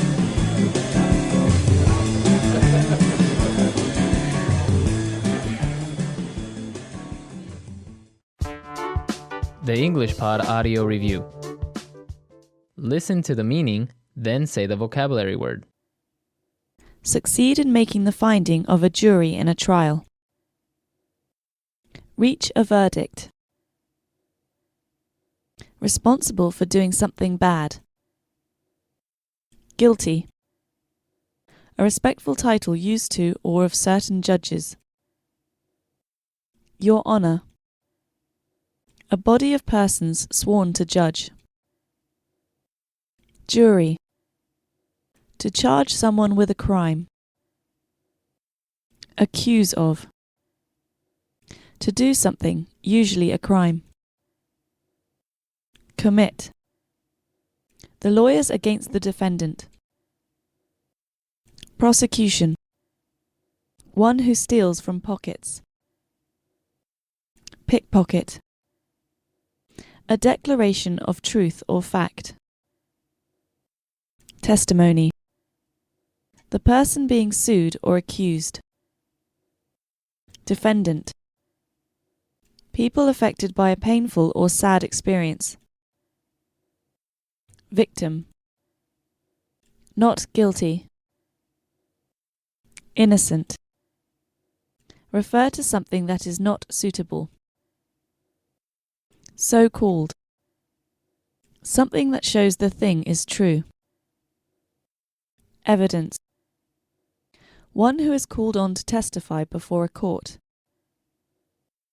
Witness. Let's try that faster. To do something, usually a crime. Commit. A body of persons sworn to judge. Jury. Refer to something that is not suitable. So-called. Responsible for doing something bad. Guilty. A declaration of truth or fact. Testimony. One who steals from pockets. Pickpocket. The lawyers against the defendant. Prosecution. Something that shows the thing is true. Evidence. To charge someone with a crime. Accuse of. One who is called on to testify before a court. Witness. The person being sued or accused. Defendant. Not guilty. Innocent. Succeed in making the finding of a jury in a trial. Reach a verdict. People affected by a painful or sad experience. Victim. A respectful title used to or of certain judges. Your Honour. Now say the word and hear it in a sentence. Accuse of. Martha accused me of stealing her boyfriend. Accuse of. This man is being accused with murder. Accuse of. The teacher accused the students of being lazy. Testimony.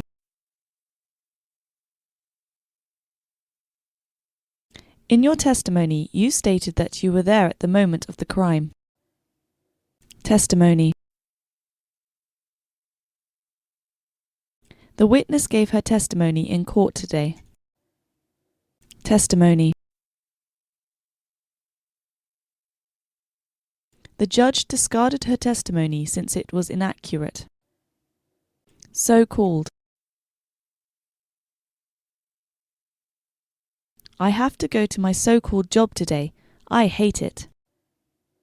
So-called. I was betrayed by my so-called best friend. So-called.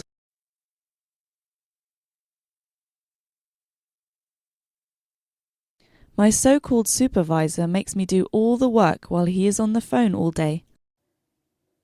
Reach a verdict.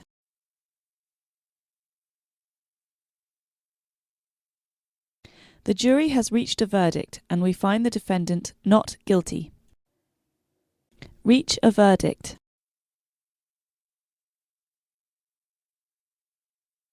We disagree with the verdict and will appeal to the court's decision today. Reach a verdict. The judge still hasn't reached a verdict in this case. Evidence. There is evidence of life on Mars. Evidence.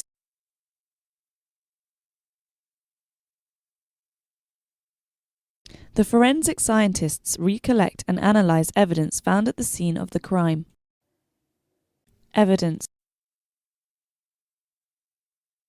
There is no evidence that proves your theory.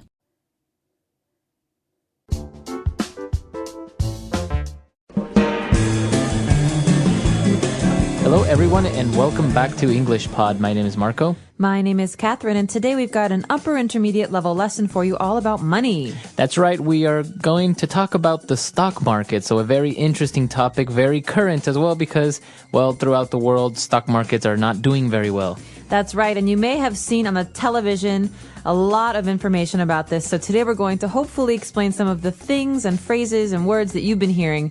But first, we've got a couple of important indicators, a couple of acronyms actually that you're going to hear about. So let's look at those in today's vocabulary preview. Vocabulary preview.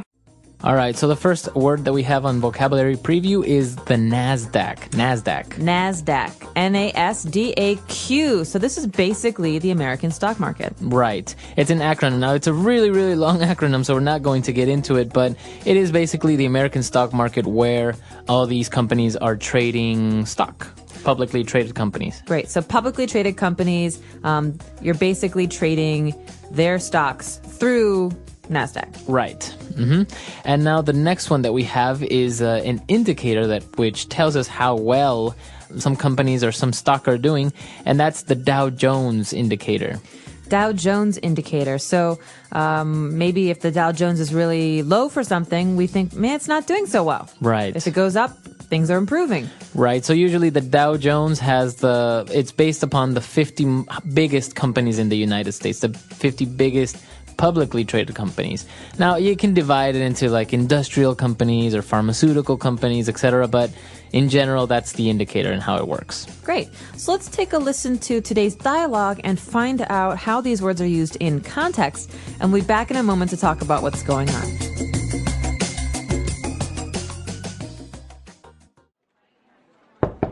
Sorry to bother you, sir, but I have some bad news. What is it? Well, the stock market just took a huge plunge, and we've lost a lot of money. What do you mean? What happened?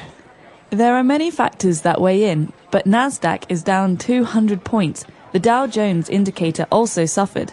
Our portfolio is worth half of what it was worth 1 week ago. How is this possible? You are supposed to be talking to our stockbrokers and making sure that our securities and investments are safe and making a profitable return. I know, sir. We didn't expect a bull market to become a bear market all of a sudden. On the other hand, you still have some high-yield trash bonds and government bonds that will give us enough liquidity to cut our losses and reinvest in emerging markets. We could potentially make this tragedy work for us and make us think outside the box. Do what you have to do. One other thing, don't tell the rest of the stockholders about this. If they find out, it's the end of this company.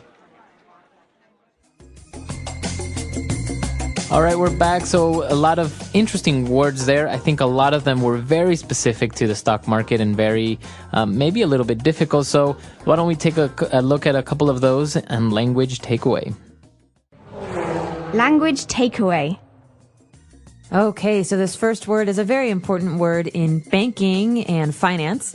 We talk about portfolios a lot. So portfolio. Right. So basically a portfolio is the variety of things that you own. For example, in the stock market, it could be stocks, it could be bonds, it can be mutual funds, etc. Or, for example, if you're a company, your product portfolio could be all the products that your company owns. That's right. So in this case, our portfolio is worth half what it was a week ago.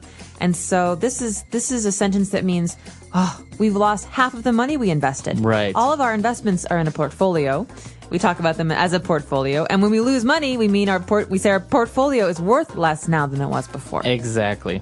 And well, moving on, he starts to talk about the bull market and the bear market. So what is this all about? Well, a bull is an animal with horns.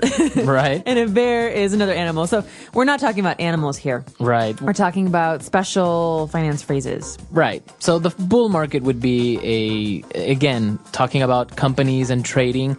It would be maybe a market that's growing very rapidly, that's very, very strong. That's a bull market. So people often talk about China's bull market, right? Right. How China continues to grow and grow and grow and grow. Mm-hmm. But a market that slows down, like the United States last year, would be a bear market. Right. So think of a bear, maybe it's sleeping, it goes it's into hibernation. That's a bear market. So a slow market. It's not really growing. Very good. But talking about a portfolio again, we might have stocks, but in this case, the two people are talking about their bonds. Right. So he says, you still have some high yield trash bonds and government bonds. What's a high yield bond and what's a trash bond? Okay, so when we think about the word yield is how much it gives, right? So how much we are getting from it. So something that is high yield means that you're getting a lot from it.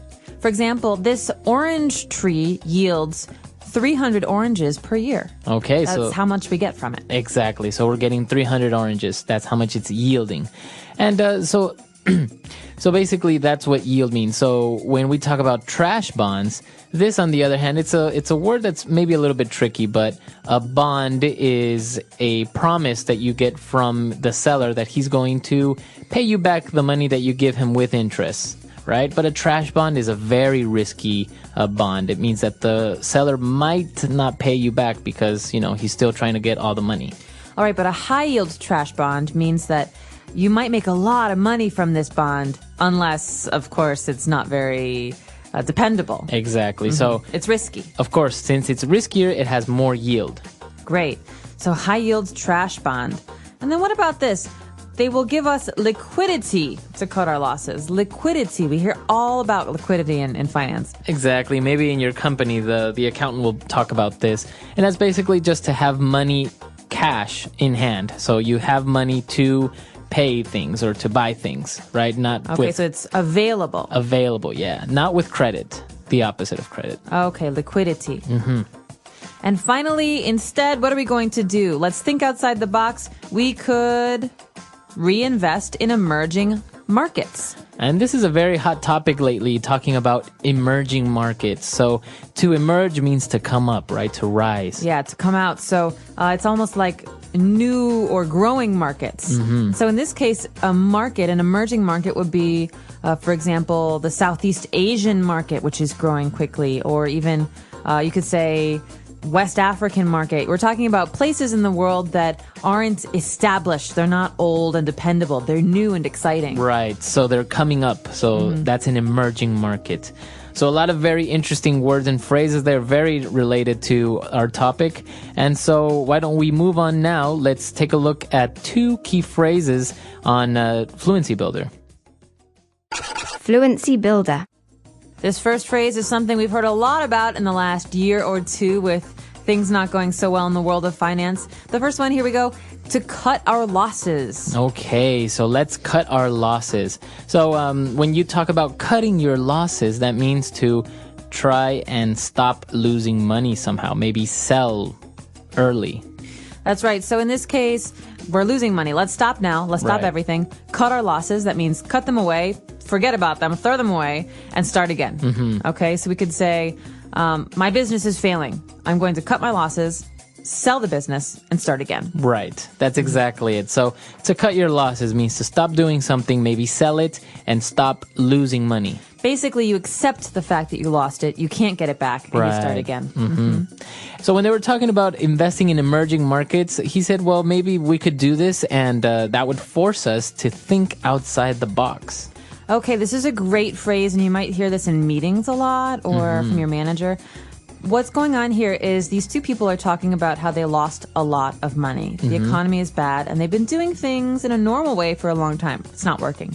Let's think outside the box. That means let's be creative. Let's try and discover new ways of doing things that will yield positive results. That's right. This is a very, very common phrase, very widely used in business or when you're talking about ideas is people tell you to think outside the box, to maybe break some of the rules, right? Right. Don't just think the way that you always do. Don't do the same thing over and over. Do something new, be creative, come up with something great. So that's thinking outside the box. Right. Very good. So a lot of great phrases there. I think we've learned quite a bit. Why don't we listen to the dialogue one last time, and we'll be back to talk a little bit more about this very interesting topic.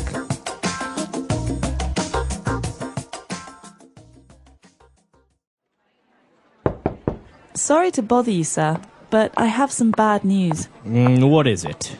Well, the stock market just took a huge plunge, and we've lost a lot of money. What do you mean? What happened? There are many factors that weigh in, but Nasdaq is down 200 points. The Dow Jones indicator also suffered. Our portfolio is worth half of what it was worth 1 week ago. How is this possible? You are supposed to be talking to our stockbrokers and making sure that our securities and investments are safe and making a profitable return. I know, sir. We didn't expect a bull market to become a bear market all of a sudden. On the other hand, you still have some high-yield trash bonds and government bonds that will give us enough liquidity to cut our losses and reinvest in emerging markets. We could potentially make this tragedy work for us and make us think outside the box. Do what you have to do.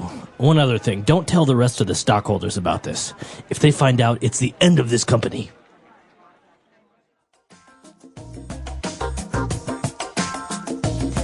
So I remember being a little kid and watching TV with my parents, and on the news there was always the business segment, and in this you'd always hear the Nasdaq is down 10 points. The Dow Jones Industrial today is down 10 points. Yesterday was up 2. That's an average of 8. Okay. Yeah, it's very complicated, especially if you take a look also in the newspaper. Sometimes it shows you different publicly traded companies, and it has a bunch of numbers. It's a very interesting topic. It's almost a science, I think. Very much a science, and some people have made a lot of money. playing the stock market and trying to, buy stocks when they're low, wait until they're high, sell them off and make tons. Yeah, it's pretty much analyzing risk, so making calculated decisions, and that's why they use all these formulas and all these different ratios and ways to ponder how much they should invest or what would they gain. And so it's very, very interesting. Many people compare it to gambling, but it's kind of like gambling, but not really, because you don't really depend on luck. You kind of make calculated decisions. And sometimes you're trading for big companies or even parts of big markets, like parts of entire countries' businesses. Yeah, so a lot of people, for example, stockbrokers will invest a group of workers' retirement funds. They will take those funds and be like, hey, you're maybe getting 5% from the bank for keeping your money there. Give me the money and I'll give you 25% yield on your investment. So so obviously they're playing not only their reputation, but also with other people's life savings. And that's why a lot of people lost money when 2 years ago the bubble really burst in a lot of areas like real estate. Stock prices went down. The United States went into a recession, and all these people's retirement funds, their savings, they lost it. Yeah. And so you got to be careful with this kind of stuff and do your homework. But that's about it for us today. Hope that you've enjoyed this lesson. If you have questions or comments, please do visit us on our website, englishpod.com. All right. We'll see everyone there. Bye. Bye.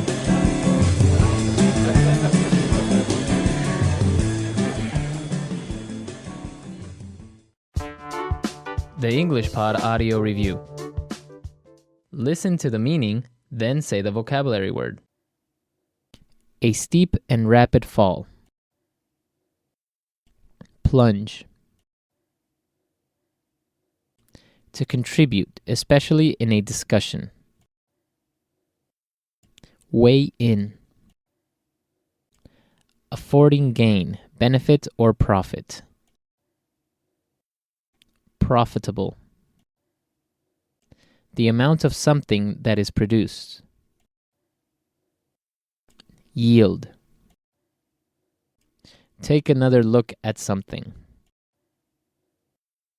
Think outside the box. Let's try that faster. To contribute, especially in a discussion. Weigh in. Affording gain, benefit, or profit. Profitable. Take another look at something. Think outside the box. The amount of something that is produced. Yield. A steep and rapid fall. Plunge. Now say the word and hear it in a sentence. Plunge.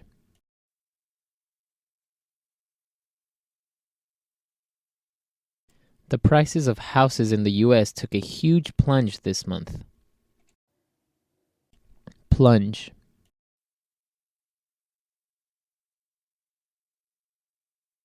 The car went off the road and plunged into the abyss. Plunge.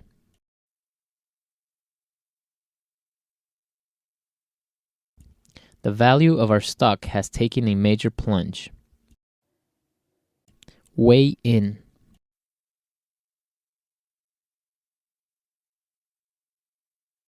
Carol usually weighs in with good ideas at our meetings. Weigh in.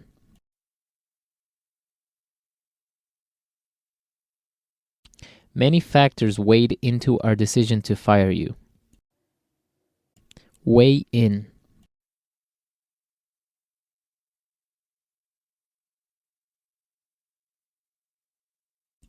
If you weigh in all the pros and cons of buying a new TV, you would see that we don't really need it. Profitable.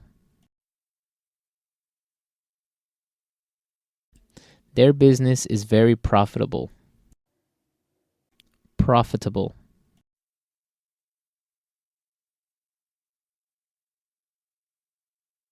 I think we can be profitable if we reduce our operational costs. Profitable.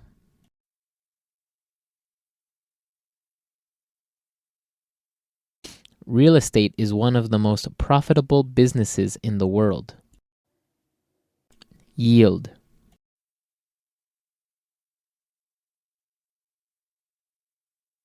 The stock you currently own yields about 10% per annum. Yield.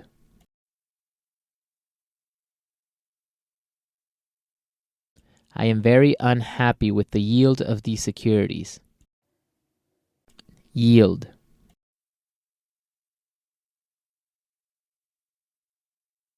The yield on your securities could be greatly affected with inflation. Think outside the box.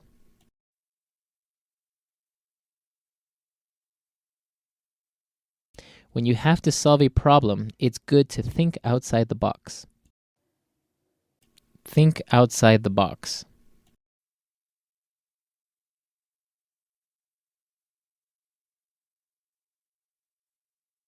Some of the great inventions of our time were invented because inventors decided to think outside the box. Think outside the box.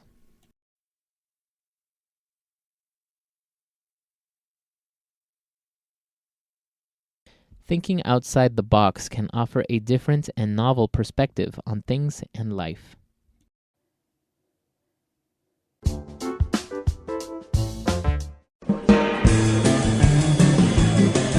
Hello, everyone, and welcome to English Pod. My name is Marco. My name is Catherine, and today we have a very serious dialogue for you. That's right. We are going to talk about a will and testament, the last will and testament of someone. All right, so what is a will and testament? Well, basically, this is a document that someone writes, usually with a lawyer, that explains what to do with the person's body and their possessions, their things, after they die. Right. So many people write these, and the family will then use it to discover who gets to receive certain objects and what to do with this person's body. Right. Exactly. So that is a last will and testament. We are going to take a look at an example of one so you would see more or less in English how one is written. Now, obviously, they can be very long and very complex.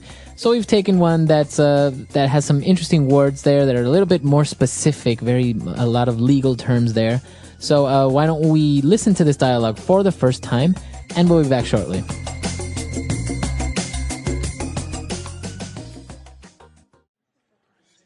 Last Will and Testament of Luke Thompson. I, Luke Thompson, residing in California, being of sound mind, do hereby declare this instrument to be my last will and testament. I hereby revoke all previous wills and codicils. I direct that the disposition of my remains be as follows. I am to be cremated and taken to the summit of Mount Everest, where my ashes will forever remain at the ceiling of the earth. I give all the rest and the residue of my estate to my spouse, Betty Thompson, should she survive me for 60 days. If my spouse, Betty Thompson, does not survive me, I give all the rest and residue of my estate to English Pod. If neither Betty Thompson nor English Pod survives me, I give all the rest and residue of my estate to my heirs as determined by the laws of the state of California relating to descent and distribution. I appoint Robert Porter to act as the executor of this will, to serve without bond. Should Robert Porter be unable or unwilling to serve, then I appoint Jason Smalls to act as the executor of this will. I herewith affix my signature to this will on this, the 23rd of May, 2010, in the presence of the following witnesses, who witnessed and subscribed this will at my request and in my presence.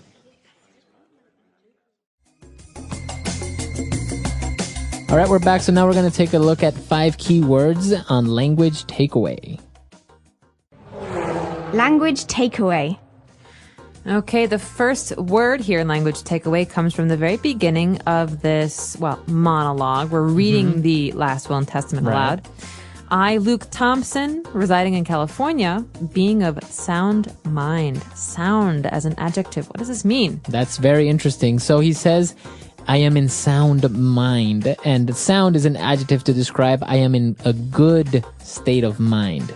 That's right. So it means not having any problems or logical or unaffected. Basically, I'm not crazy, right? Right. I'm not crazy. I don't have any problems. We can say this about other things, too. We can say he's of sound body. Right. That means that he is healthy. He has no problems with his body. Or I could say, Marco, that's a really good decision. It's a sound decision. So, again, that's also a way of saying good or... It will work. It will work. It's a good decision. It's feasible. Yeah. So you can use this adjective with sound body, sound mind, or a sound decision. Or sometimes some people even say, I think in Ireland, they say, oh, he's a really sound guy. Oh, so he's a good guy. He's a good guy. Very interesting. Yeah. I learned something. So sound body, sound mind, sound guy. Moving on, he was talking about the will, and he says, I hereby revoke all previous wills and codicils. The verb here is to revoke. To revoke. This is something that a lot of people hear in America when they drive their car too fast. Yeah. The police catch them, and the police revoke their driver's license. And that basically means to take away. That's right. Or to take, right? To take away from. So this man here, Luke Thompson, what he's saying is, I revoke all previous wills. That means any other will that I wrote before, it's not good anymore. Right. I'm throwing it away. This is the only one that will exist. Mm-hmm.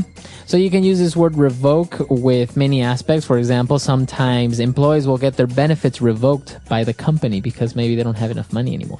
Or maybe they're bad employees. Or maybe they were bad employees. That's too bad. All right, so to revoke. Now, moving on, he was talking about his estate. So this is very interesting because he says, I give all the rest and residue of my estate to my spouse. Okay, estate, it sounds like a very fancy word. It is a fancy word.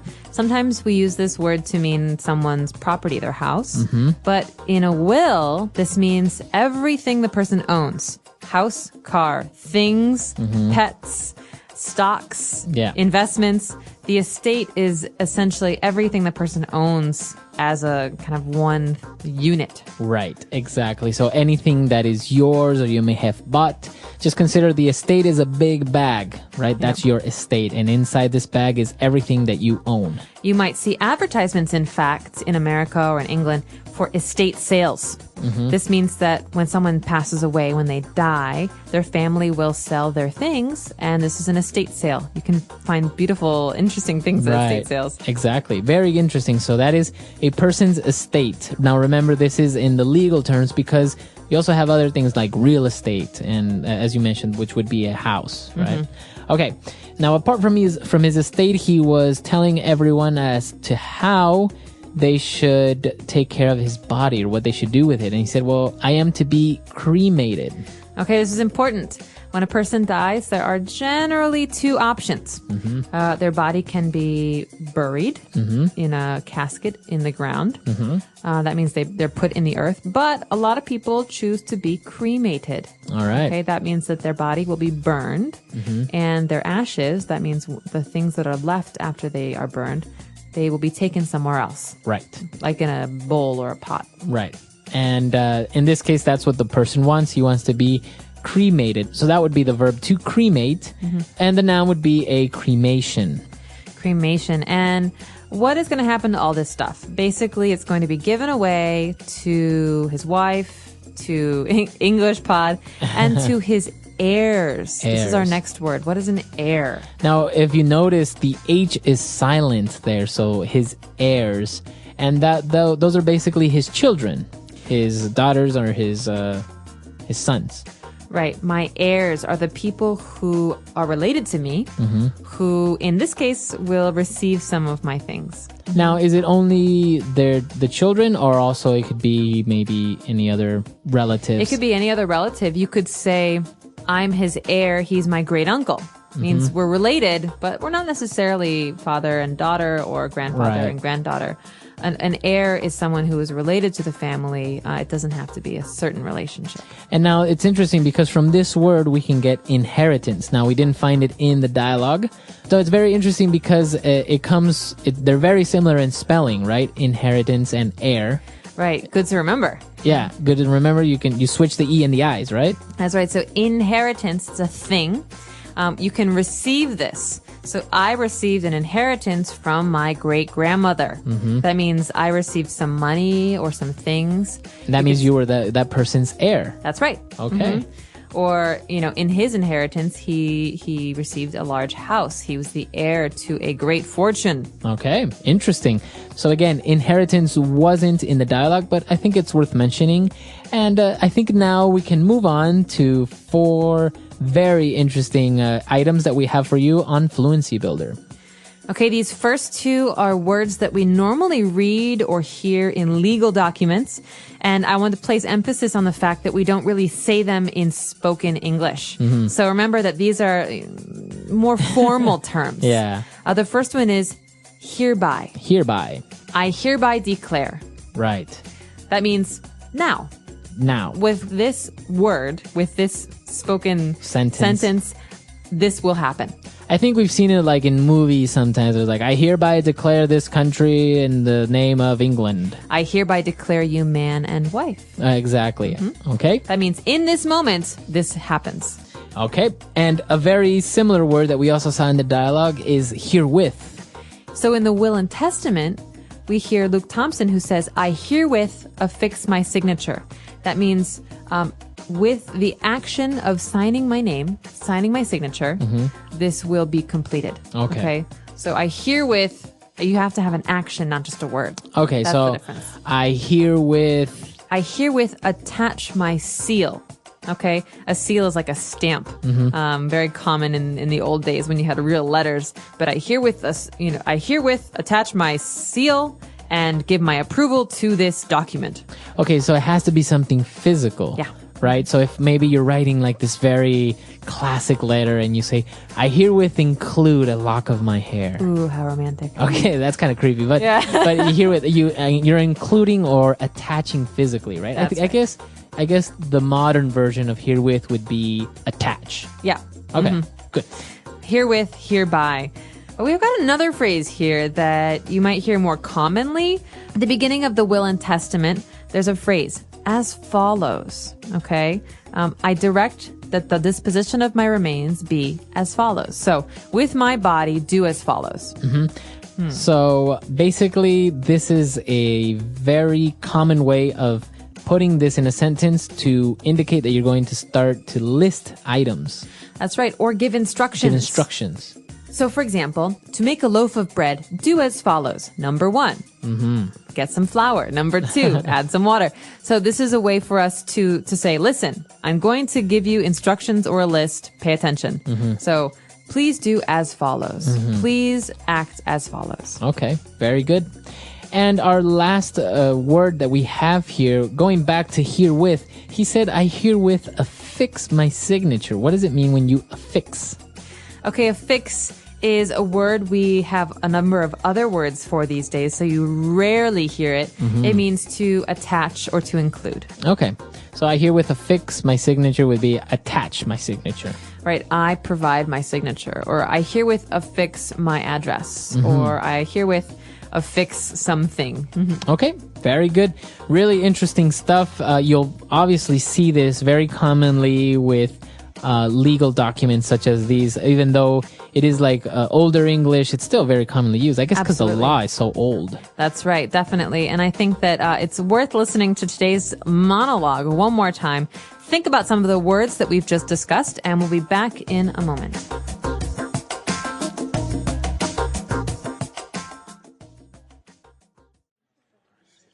Last Will and Testament of Luke Thompson. I, Luke Thompson, residing in California, being of sound mind, do hereby declare this instrument to be my last will and testament. I hereby revoke all previous wills and codicils. I direct that the disposition of my remains be as follows. I am to be cremated and taken to the summit of Mount Everest, where my ashes will forever remain at the ceiling of the earth. I give all the rest and residue of my estate to my spouse, Betty Thompson, should she survive me for 60 days. If my spouse, Betty Thompson, does not survive me, I give all the rest and residue of my estate to English Pod. If neither Betty Thompson nor English Pod survives me, I give all the rest and residue of my estate to my heirs as determined by the laws of the state of California relating to descent and distribution. I appoint Robert Porter to act as the executor of this will, to serve without bond. Should Robert Porter be unable or unwilling to serve, then I appoint Jason Smalls to act as the executor of this will. I herewith affix my signature to this will on this, the 23rd of May, 2010, in the presence of the following witnesses, who witnessed and subscribed this will at my request and in my presence.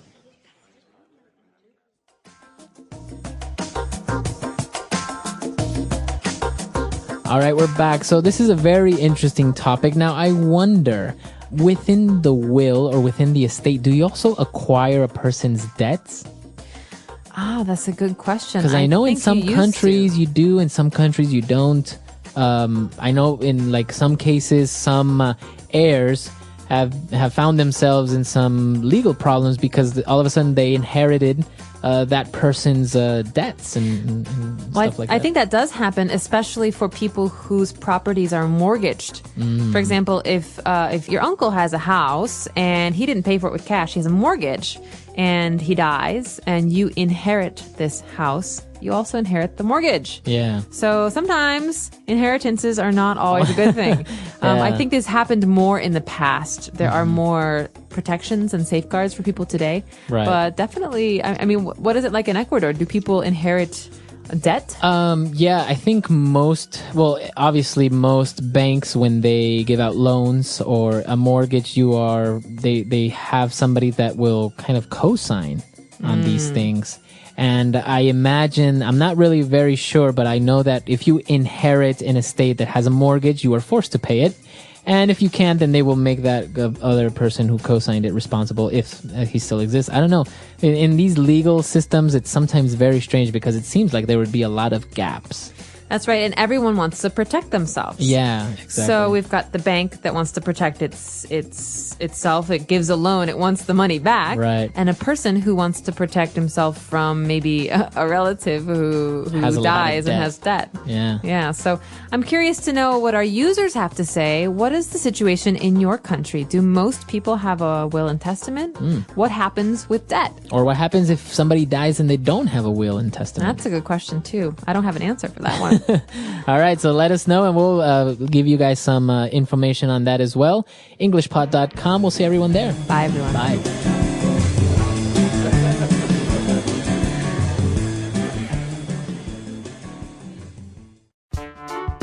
The English Pod audio review. Listen to the meaning, then say the vocabulary word. Live in a place permanently. Reside. Free from disease or injury, in good condition. Sound. By means of or as a result of this. Hereby. A paper made to settle property after one's death. Last will and testament. The body of a dead person. Remains. The highest point, top. Summit. Everything you own, all your assets. Estate.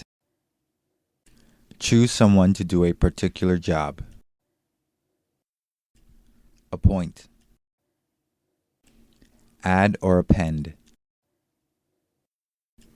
Affix. To sign at the end of the will or contract. Subscribe. A person's partner in marriage. Spouse. Cancel. Revoke.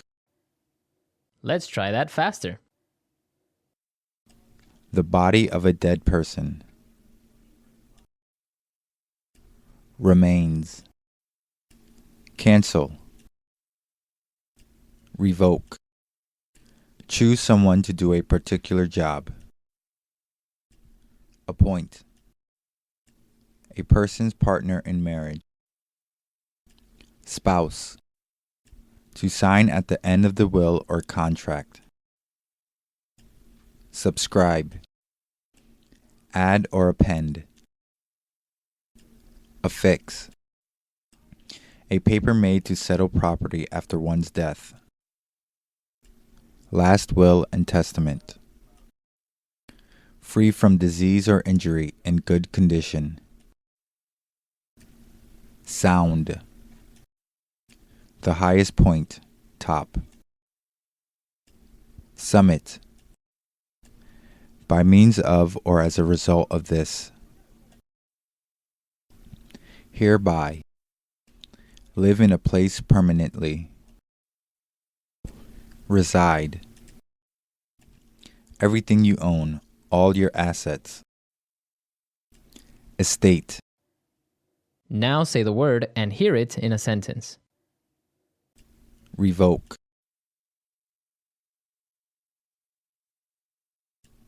His driving license was revoked by the police. Revoke. My parents revoked my phone privileges. Revoke.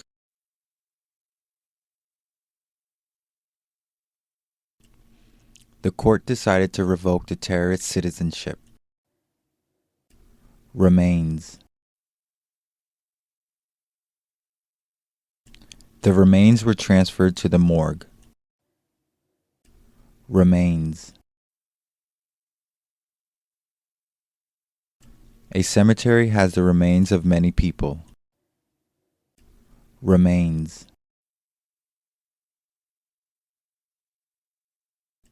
The police covered the remains with a white sheet. Estate.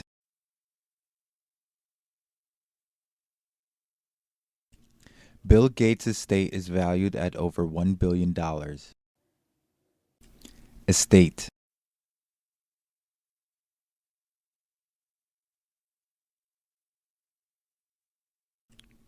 A person's estate is comprised of all assets which are held in the descendant's name alone. Estate.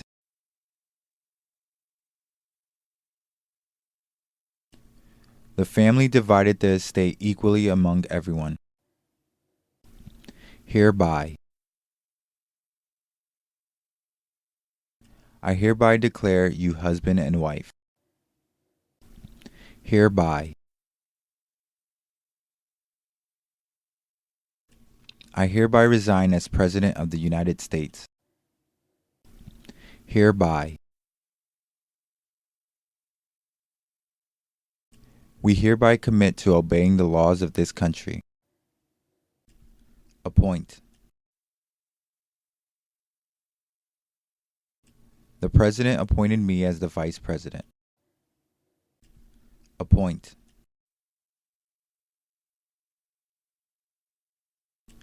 My teacher appointed me as the classroom monitor. Appoint.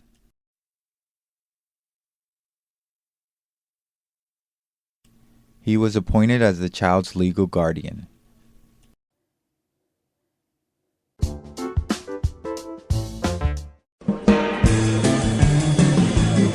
Hello, everyone, and welcome to English Pod. My name is Marco. My name is Catherine, and today we're talking about helping other people. That's right. We are going to volunteer and to help other people that maybe don't have as much as we do, and so this is a way to give back to the community. That's right. So this is an intermediate level lesson, and before we get going, we have a phrase to preview in today's vocabulary preview. Vocabulary preview. All right, so on vocabulary preview today, we have this phrase, a soup kitchen, or it's a noun, a soup kitchen. That's right. A soup kitchen is a place. Basically, it is a place where volunteers can help cook and serve people who don't have enough money to feed themselves. Okay, so that's a soup kitchen. It's basically a place where people can get free food. That's right. Okay, so this is where we're going to be today. We are at a soup kitchen, and we're going to hear a couple of people talking about helping out at a soup kitchen. Let's listen.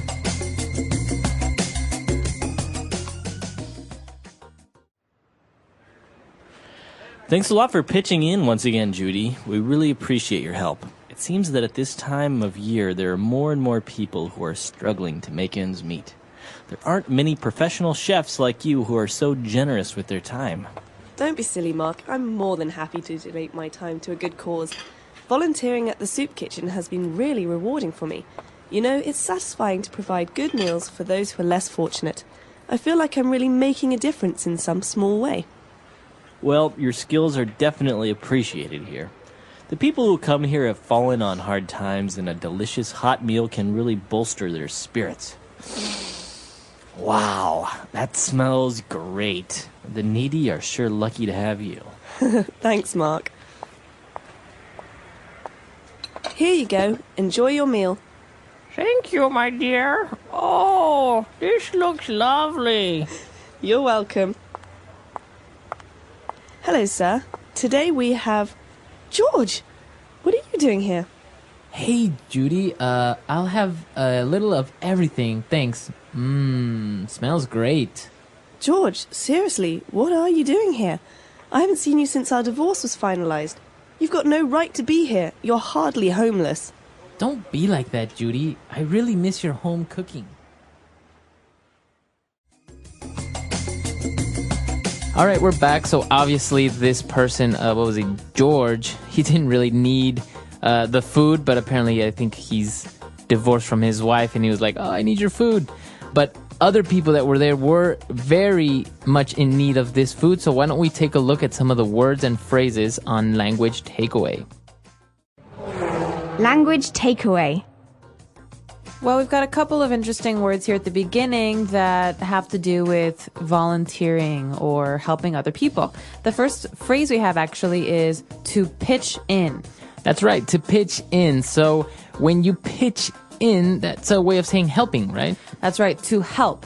So I could ask you for your help with something. I could say, hey, Marco, can you pitch in a little of your time with this project I have? Okay, so dedicate or to help, to pitch in. So when you pitch in, you are helping. This is a really common phrase, very colloquial though, right?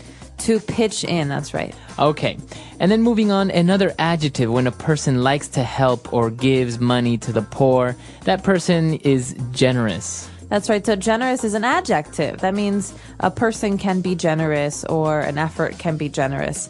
For example, a very famous generous person is... Mother Teresa of Calcutta. Well, I was thinking Warren Buffett, but okay. Both of them are very generous. Mother Teresa for giving back to the poor and Warren Buffett for donating most of his money. Okay, very good. So that is a sign of a person that is generous.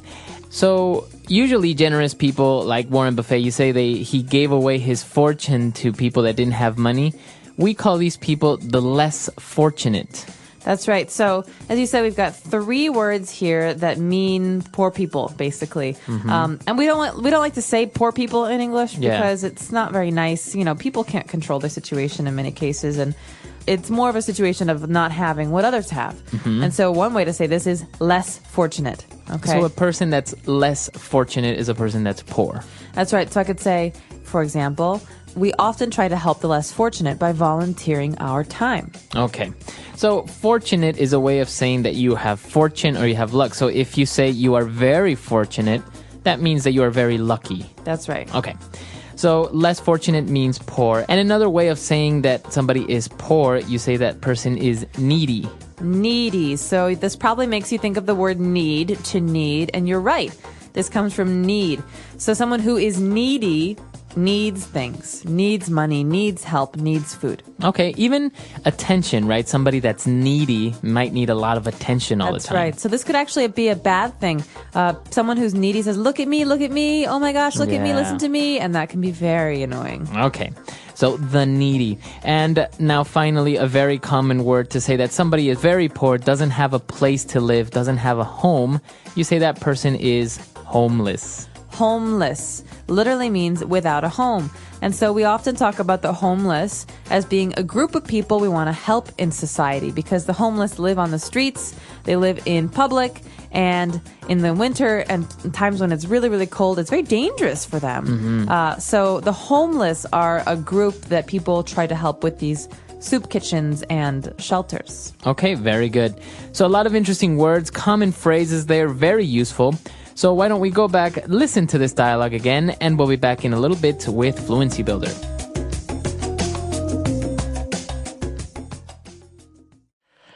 Thanks a lot for pitching in once again, Judy. We really appreciate your help. It seems that at this time of year, there are more and more people who are struggling to make ends meet. There aren't many professional chefs like you who are so generous with their time. Don't be silly, Mark. I'm more than happy to donate my time to a good cause. Volunteering at the soup kitchen has been really rewarding for me. You know, it's satisfying to provide good meals for those who are less fortunate. I feel like I'm really making a difference in some small way. Well, your skills are definitely appreciated here. The people who come here have fallen on hard times, and a delicious hot meal can really bolster their spirits. Wow, that smells great. The needy are sure lucky to have you. Thanks, Mark. Here you go. Enjoy your meal. Thank you, my dear. Oh, this looks lovely. You're welcome. Hello, sir. Today we have... George! What are you doing here? Hey, Judy, I'll have a little of everything, thanks. Smells great. George, seriously, what are you doing here? I haven't seen you since our divorce was finalized. You've got no right to be here. You're hardly homeless. Don't be like that, Judy. I really miss your home cooking. All right, we're back. So on Fluency Builder today, we have 3 key phrases. So we're going to take a look at those now. Fluency Builder. Okay, so what is our first phrase? Our first phrase comes from the beginning of the dialogue with Mark, who says, there are some people who are struggling to make ends meet. So the phrase here is to make ends meet. Okay, to make ends meet. So if you take a look at this phrase, it's very hard to determine what that actually means. What does it mean? Well, think about a string. If you want to make a circle out of that string, you have to connect the ends, right? And I think of that as being about your income and the money that you spend. I cannot make ends meet if I earn $10 every week, but I spend $15 on my house and my food. Right. Okay. So not being able to make ends meet means you spend more than you earn. Okay. And that's not about cars and fancy TVs. That's about your house, your heat, your bills, and your food. Right. But I say, I've been able to make ends meet for a while now because I have a pretty good job. Okay, so to make ends meet is to be able to pay for your necessities. Okay. But he can't make ends meet means he can't support himself financially. Okay, very good. So to make ends meet is pretty much to satisfy your basic necessities. Financially, okay. Very good. And moving on, when we were talking about generosity and people helping out, if you help people that are less fortunate, you are making a difference in a small way. Okay, so this is a phrase that we hear all the time in the States. I'm not sure if it's the same in other English-speaking countries, but it's a very popular phrase. We talk about making a difference or trying to make a difference, and it's not very clear what a difference really is. But generally, this means doing good things for other people. Okay, so celebrities try to make a difference with their money and their fame. Some people try to make a difference by working at homeless shelters or at soup kitchens.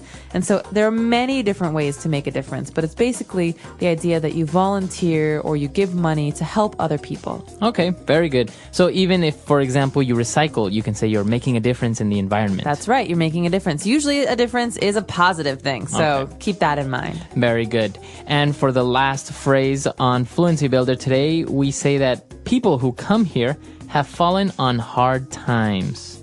So people that have fallen on hard times. What does it mean if you fall on hard times? Well, basically, hard times are difficulties, right? So not being able to make ends meet, not being able to pay for your food and your housing. And so we have the verb to fall.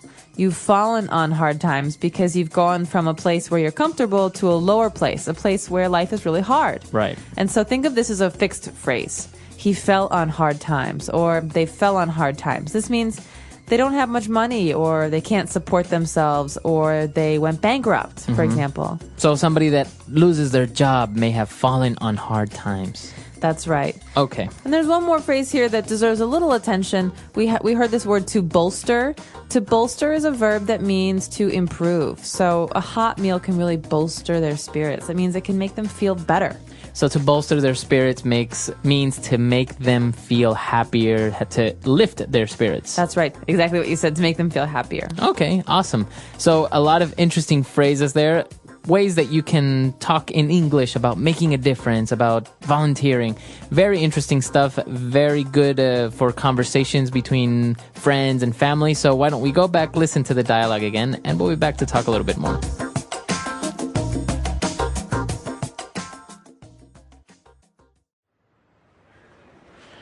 Thanks a lot for pitching in once again, Judy. We really appreciate your help. It seems that at this time of year, there are more and more people who are struggling to make ends meet. There aren't many professional chefs like you who are so generous with their time. Don't be silly, Mark. I'm more than happy to donate my time to a good cause. Volunteering at the soup kitchen has been really rewarding for me. You know, it's satisfying to provide good meals for those who are less fortunate. I feel like I'm really making a difference in some small way. Well, your skills are definitely appreciated here. The people who come here have fallen on hard times, and a delicious hot meal can really bolster their spirits. Wow, that smells great. The needy are sure lucky to have you. Thanks, Mark. Here you go. Enjoy your meal. Thank you, my dear. Oh, this looks lovely. You're welcome. Hello, sir. Today we have... George! What are you doing here? Hey, Judy. I'll have a little of everything, thanks. Smells great. George, seriously, what are you doing here? I haven't seen you since our divorce was finalized. You've got no right to be here. You're hardly homeless. Don't be like that, Judy. I really miss your home cooking.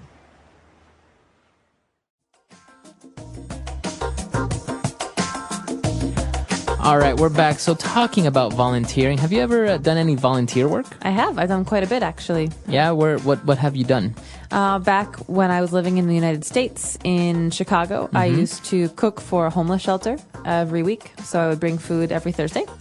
So you cook at home and you bring the food over to the shelter? That's right. So the shelter had a kitchen, but they used donations from people because there were so many people who came there for food. And once a month, I would volunteer to also serve the food. Okay. So I would bring lasagna or pasta, things that most people like, and then once a month I would sit down with people and talk. You know, a lot of people are lonely when when they're in homeless shelters because they come alone, or maybe it's a mother and her child, and it's nice to also come and sit and talk to them.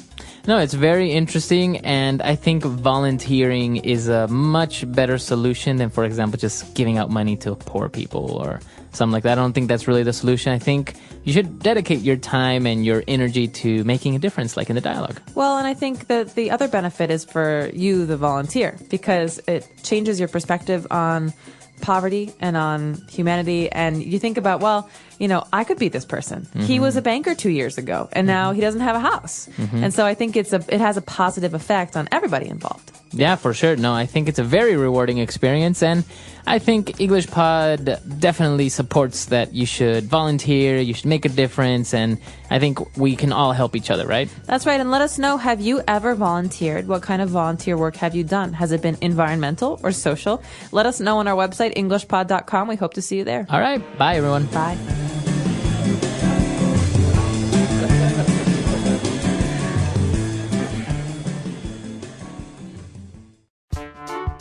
The English Pod audio review. Listen to the meaning, then say the vocabulary word. Set to work vigorously. Pitch in. Willing to give away one's money, time, etc. Generous. Give something for free to a good cause. Donate. Be in a difficult situation. Fall on hard times. People who need practical or emotional support. Needy. Almost not. Hardly. Willing to give away one's money, time, etc. Generous. Set to work vigorously. Pitch in. Let's try that faster. Give something for free to a good cause. Donate. Willing to give away one's money, time, etc. Generous. Almost not. Hardly. Set to work vigorously. Pitch in. Willing to give away one's money, time, etc. Generous. Be in a difficult situation. Fall on hard times. People who need practical or emotional support. Needy. Set to work vigorously. Pitch in. Now say the word and hear it in a sentence. Donate.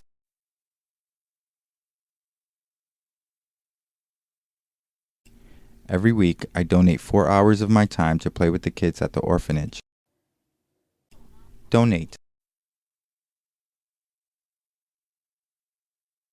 Can you donate some of your time to help us out at the soup kitchen? Donate.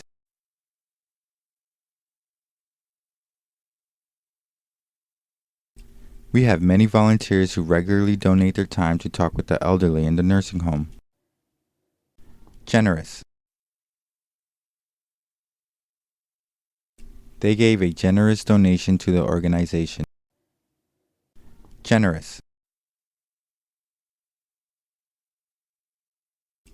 This restaurant is very generous with their portion sizes. Generous. He is known to be a generous person. Fall on hard times.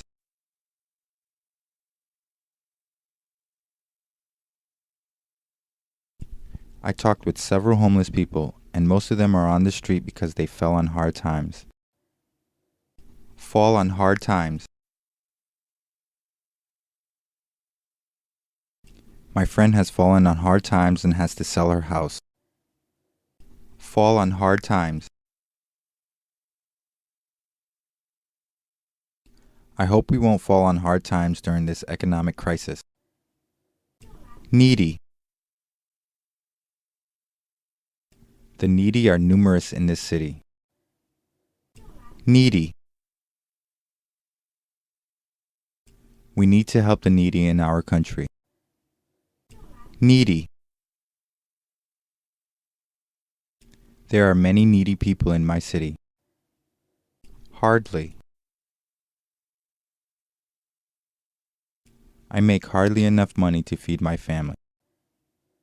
Hardly. You're hardly in need of another pair of shoes. Hardly. With 5 kids, I hardly get any peace and quiet.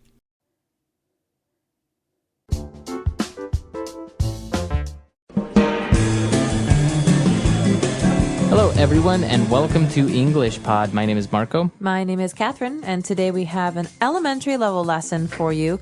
This one is especially for people who are interested in babies. That's right. Maybe you have a baby, you will have a baby, maybe you're pregnant, and this is a great lesson for that because we are talking about a baby shower. Okay, so before we get started, let's take a look at vocabulary preview and learn what exactly a baby shower is. Vocabulary preview.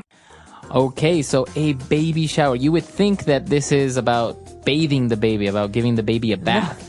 No, not a real shower. A baby shower or a bridal shower, these are parties. Okay, they're parties. And in this case, a baby shower is a party that you throw for a woman that is pregnant, right? That's right. So, if my sister is going to have a baby, I throw her a baby shower. It's a party where all of her friends give her gifts. Okay. Yeah, it's a way to celebrate having a baby. Okay. So they give her gifts. You'll play games as well as to like maybe guess the name of the baby or guess the sex of the baby. Exactly. Stuff like that. Okay. So it's a very common thing. I think it's mostly for women. I don't really know if men have baby showers as well. I don't think so. I don't think so either. But it's a very popular tradition in the United States and many other parts of the world. So we're going to talk about that. Let's listen to the dialogue for the first time.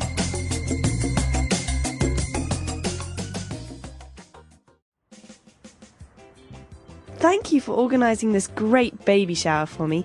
I've always been to baby showers, but never actually had one held for me. Let's get started. Okay, let's start opening some presents. Oh, look! What a great little bib for the baby.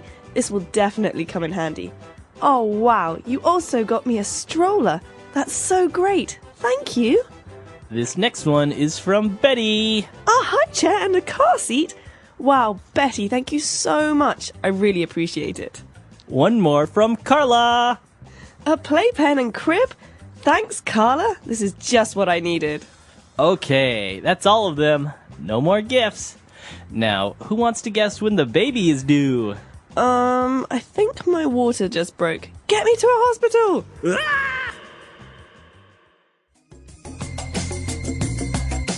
All right, so very interesting, all the gifts that they got, and definitely very useful because this is a very common items that you get for babies, right? That's right. All of this stuff is really, really valuable because if you have a baby or if your brother or sister has a baby, you'll notice that these are very common items. So let's go through a couple of them in today's language takeaway. Language takeaway. Okay, so the first word that we're going to take a look at, the most common one and useful one for a baby is a bib. Bib. So babies are messy. When they eat food, they get their food on their clothes. So to protect the clothes, babies wear bibs. This is a piece of cloth or fabric around their neck. Okay, a bib. And also, sometimes you want to go out with your baby to the mall, you're walking, and you don't want to carry him in your arms all the time. So you need a stroller. Okay, so basically a stroller is a chair on wheels for a baby. Babies are heavy, and as they get older, they get heavier. And so this is a way to push the baby around, not carry the baby. Right, and maybe the baby falls asleep, so they can fall asleep in the stroller. Exactly. Okay, and while talking about chairs, we're going to take a look at two different types of chairs. First one is a high chair. Okay, a high chair. Think about the word high. That means tall in this case. A high chair is a chair for babies at the table. So if you put a baby on a regular chair, they can't eat with adults. They're too small. So we give them high chairs so that they can sit a little bit higher and they can be at the table with adults. Exactly. So they're very common. For example, you go to a restaurant, they will have a little high chairs if you have a baby or a small child. So if you're at a restaurant, you have a baby, you ask for a high chair. You say, do you have a high chair, please? Yeah, perfect. And, well, if you're going to the restaurant or you go anywhere in your car, you need to have the baby be safe. And obviously, they can't fit on a normal, seat, right? No, with the seatbelt, no, I don't think so. So that's why you get them a car seat. Okay, a car seat is a special chair that goes on the seat of the car, and usually it's very, very safe. It's made to protect the baby. Right. So if you are ever in a car accident, the car seat will help protect the small baby. Right, and car seats are supposed to go in the back of the car, not the front. Yes, always. Very good. And now moving on to our last two words. If you're at home, you sometimes want to have the baby play, and you get him a play pen. So basically, this is a way for parents to leave the baby playing but not look at the baby the whole time. Right. A playpen is like a cage for a baby, Yeah. but it's soft and it's cute and it's pretty. And so it's basically like an open area that's protected on the sides, and the baby can go inside, but the baby can't leave. Right. It's like a cage, basically, and it has little toys, and that's the way you just keep them in there for Exactly. a while. All right. And now when you want to put the baby to sleep, it can't obviously sleep in a big bed because it might roll over, it might fall off. There's a lot of things that can go wrong, so you get them a crib. Right, so a crib is a bed for babies. This is usually high off the ground, and it's usually quite small, and the baby can't climb out of it. Right. Yeah. So it's a very safe bed, so the baby can't fall out, can't climb out. Exactly. Very good. So very interesting, very useful things for you if you're having a baby, planning on getting these things. So why don't we go back, listen to the dialogue again, and we'll be back with Fluency Builder. Thank you for organising this great baby shower for me. I've always been to baby showers, but never actually had one held for me. Let's get started. Okay, let's start opening some presents. Oh, look! What a great little bib for the baby. This will definitely come in handy. Oh, wow, you also got me a stroller. That's so great. Thank you. This next one is from Betty. A high chair and a car seat. Wow, Betty, thank you so much. I really appreciate it. One more from Carla. A playpen and crib? Thanks, Carla. This is just what I needed. Okay, that's all of them. No more gifts. Now, who wants to guess when the baby is due? I think my water just broke. Get me to a hospital! Ah! All right, we're back. So now let's take a look at 2 key phrases. Fluency Builder. Okay, so at the beginning of the dialogue, the woman receives a bib for the baby, and she says, "Oh, this will definitely come in handy." To come in handy. Right. So when something comes in handy, it means it will be useful. Okay, so something that's handy is useful. Yeah. To come in handy means to be useful. It will be useful in the future. So, for example, you should take a flashlight with you in the car, just in case, because it could come in handy. That's right. Or if I know that Marco is traveling to India, I can give him a map of India. I say, Marco, this map might come in handy. Exactly. Very good. So to come in handy, or in something that is handy, something that's useful. And towards the end, a very popular phrase, you probably heard it on every movie that has like maybe a pregnant woman in there. Oh, yes. My water just broke. My water broke. Okay, so the woman says, my water broke. Take me to the hospital. Right. Okay, so this means I'm having my baby right now. So why do they say that the water broke? Because actually water kind of breaks, right? I think there's a protective water cushion. Basically, there's a sack of water protecting the baby. It's not just water. It's all sorts of like body fluids. And basically, when that breaks, it comes out and you know that you're going to have the baby, because that means the baby has to come out now because that protective fluid is gone. Maybe the baby just kind of kicks that water out and just like, I'm ready to come out. I have no idea how it works. All right, so very interesting stuff. Why don't we listen to the dialogue for the last time?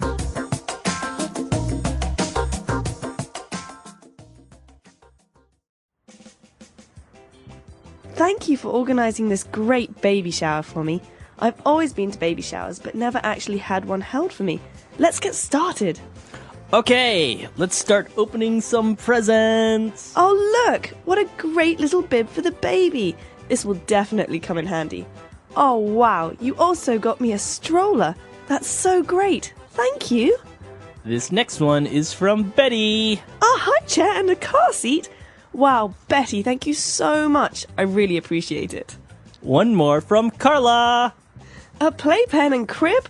Thanks, Carla. This is just what I needed. Okay, that's all of them. No more gifts. Now, who wants to guess when the baby is due? I think my water just broke. Get me to a hospital! Ah!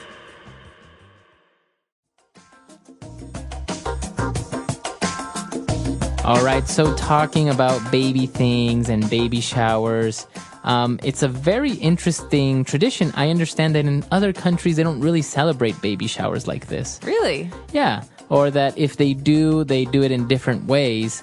I know, for example, that sometimes in Latin American countries, they usually do it after the baby's born. Oh, so like a congratulations shower. Exactly. And then obviously you know if the baby was a boy or a girl, so then you get them like pink things or blue things. So it's a little bit more. That's what's really funny about these. People often want to have the surprise of not knowing if the baby will be a boy or a girl. So when they have the baby shower, they say, oh, I don't know what the gender is. Right. And so you end up buying all of these yellow things because yellow is neutral. It's good for boys and girls. Yeah. I don't know how many yellow gifts I've got.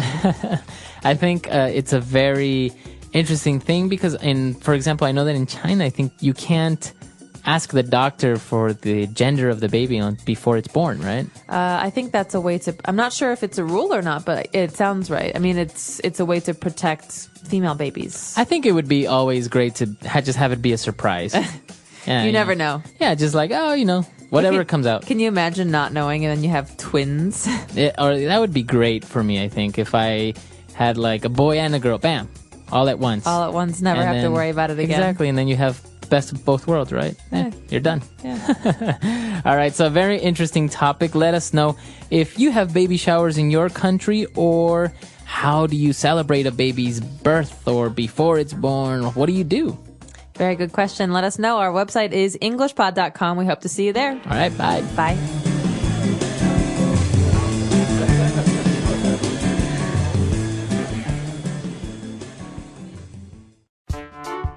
The English Pod Audio Review. Listen to the meaning, then say the vocabulary word.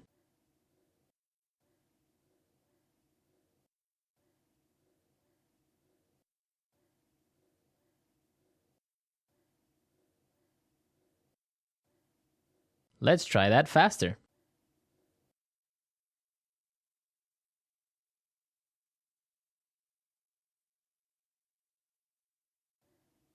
Now say the word and hear it in a sentence.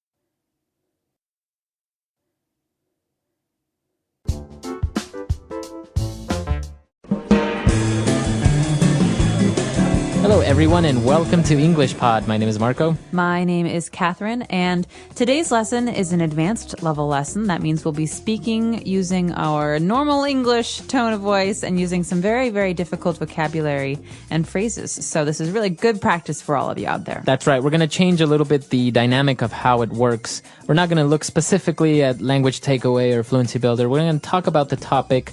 We are going to pick out a couple of different words and phrases that are used in the dialogue, but we're mainly going to just have a conversation, and you can just listen and study a little bit of what we're saying.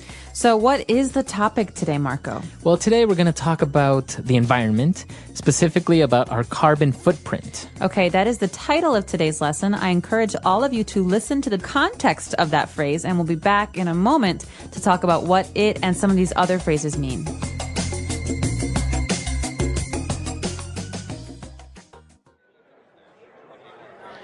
So what's your guys' take on all this global warming hysteria in the media? It's pretty serious, man.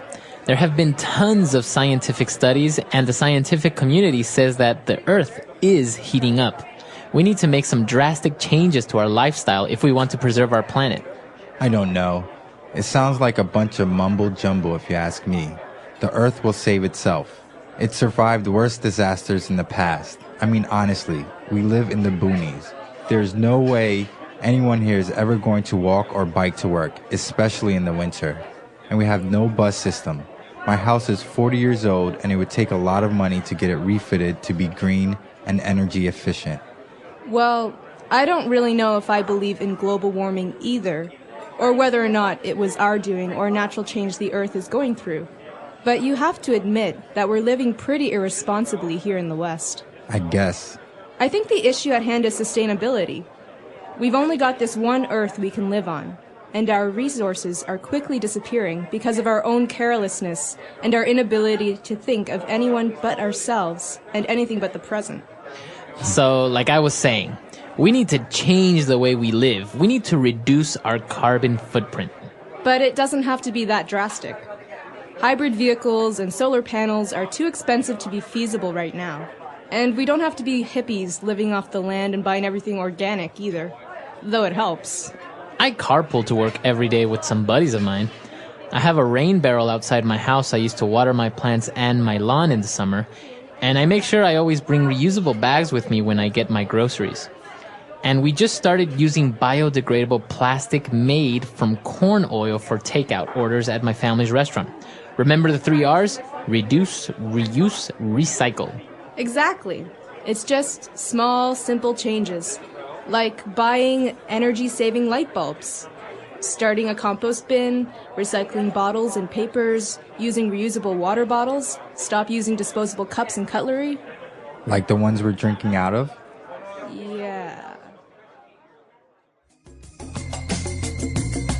All right, we're back. So, as you probably guessed, carbon footprint, it's pretty easy. You're talking about a footprint is the evidence you leave if you're walking on sand, for example. Exactly. And if we talk about carbon, we're talking about the element, right? Mm-hmm. Carbon. Yep. So carbon is something that is in everything, basically. It's organic, but it can also, in the case of a carbon footprint, mean the amount of maybe waste or damage that we do to the earth or to the environment. Right. So, for example, you're driving your car. We all know that the gas that is emitted from the exhaust pipe is CO2, right? Yeah. And that contains carbon. So that's a way of seeing that you're leaving a footprint of carbon. You are damaging the atmosphere a little bit by driving your car. So in talking about a carbon footprint, we talk about having a low carbon footprint, which is good, or a very high carbon footprint, which is bad. Right. So there were a lot of interesting things coming up in the dialogue. One of the first things was... Well, the first thing that they're talking about in this dialogue is they're having kind of an argument about whether or not global warming and global climate change really exists. Yeah, this is a very interesting part because some people say, well, global warming is happening, global warming is real. And other people say, well, it's not real. It's not really a problem. This is just a phase that the Earth will go through and like everything, it'll disappear. Well, I agree with people who say that the Earth goes through phases because sometimes there are centuries that are hotter and sometimes there are centuries that are colder. But I think it's undeniable that there has been a large and immediate global climate change in the last maybe 20 years. Yeah, we're definitely speeding up maybe that cycle, right? Exactly. And I think what's great evidence of this and terrible evidence of this is the 3 earthquakes, massive earthquakes that have happened in the last couple of months. And I think that earthquakes like last year and like this year are really, really important reminders that we do, as humans, influence the way that the world responds to us. I think I always see it as the Earth kind of just shaking its back, kind of saying, like, get off me. You know? Stop it. Stop it. That itches. Yeah, exactly. I think that's kind of the way I see earthquakes sometimes. But when they were talking about, well, is it real? Is it not? They use a really interesting phrase when it says, it sounds like a bunch of mumbo jumbo. Mumbo jumbo. Yeah. So this is a way to say it sounds like a bunch of garbage, or it sounds like a bunch of gibberish. It sounds like a bunch of people are talking about something that doesn't really exist. So mumbo jumbo is basically something that's not really real or true. I think, don't you also, can you use it as somebody that's saying something you don't really understand? Right. So if maybe I'm talking to you about something that's very academic and very scholarly, you say, sounds like a bunch of mumbo jumbo to me. Exactly. Yeah. So that's what the person said. The environmental problems are a bunch of mumbo jumbo. But it was really interesting because they were like, well, we have to save the earth. And then there was actually a phrase here that was really kind of hard for me to understand when the person said, I mean, honestly, we live in the boonies. Boonies. So what does it mean by living in the boonies? This is a very common word to hear in spoken English, especially with young people. Boonies means we live far away from civilization. We live far away from cities. We live far away from everything.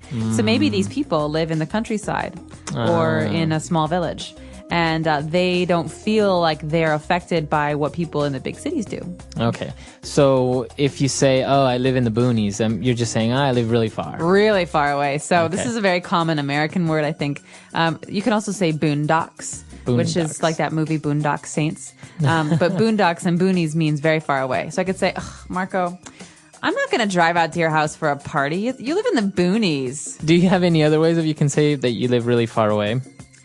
You live in Egypt. You live in Egypt. Which for us in America is obviously very, very far away. Sometimes we say... Yonks. Oh, the Yonks, exactly. Yonks, people in New Zealand say that. I've also heard people say, oh, you live where the wind turns around. Really? Haven't you heard that one? Yeah. No, I like that it's like one. You live so far. Oh, God, you live where the wind turns around. The end of the earth. Exactly. Wow. So, well, there are a lot of different ways of saying that. So they were talking about different aspects of the environment, like we heard the word green or energy efficient. Okay, so basically what they're doing is they're talking about some of the things they've heard in the media maybe or on TV about what people are supposed to be doing. You know, these are very abstract. That means these are very kind of big terms. Go green or be more energy efficient. Yeah, I've heard this. Like, for example, when people say, oh, you have to be more green or go green, that means more friendly towards the ecosystem, right? That's right. So this is a very general suggestion, and we can talk about specifics in a minute, but this is a very general suggestion for thinking about the environment and doing things to help it. And so go green or be green is a way to be more environmentally friendly. We also have using energy efficient computers or light bulbs or TVs. Right. And the third thing that they talk about, and this is something that comes up a lot, is sustainability. Okay. Yeah, that's a big word that a lot of people like to use. Yeah, it is. In this type of topic, sustainability. Right. So sustainability comes from the word to sustain. That means to hold out over time or to continue. So you think about something. Maybe sustainability is, I think, in many cases about doing or having habits, doing things that you can continue to do for a long time. For example, driving a big SUV to work every day is not keeping in mind sustainability because one day there will be no oil. So then what do we do? Right. So that's not a sustainable action. Sustainable actions mean that we have less impact, negative impact on the world. Right. So basically what you're trying to do is to sustain, which means to hold, to withstand these habits, for example. So Right. when you talk about a sustainable ecosystem, it means that it has everything it needs and it can continue to work for a very, very long time. Right. So you can also talk about sustainable development, which we talk about in aid and giving aid to other countries. So sustainable development is trying to help other countries or other people in ways that they can continue to do for a long time. It's also very popular with tourism. They talk about sustainable tourism. Right. That means thinking about the environment and having tourism that can last forever, not tourism that will destroy the environment because it's very harmful. It's a very interesting topic, and as you say, it's used in a wide range of cases. Sustainable development, sustainable projects, sustainable tourism. There are a lot of different ways that people use this, but it's basically the same thing, right? In essence, it refers to that. Yes, keeping something going over time. But I think the big question here is, if you want to go green, if you want to be environmentally friendly, what do you do?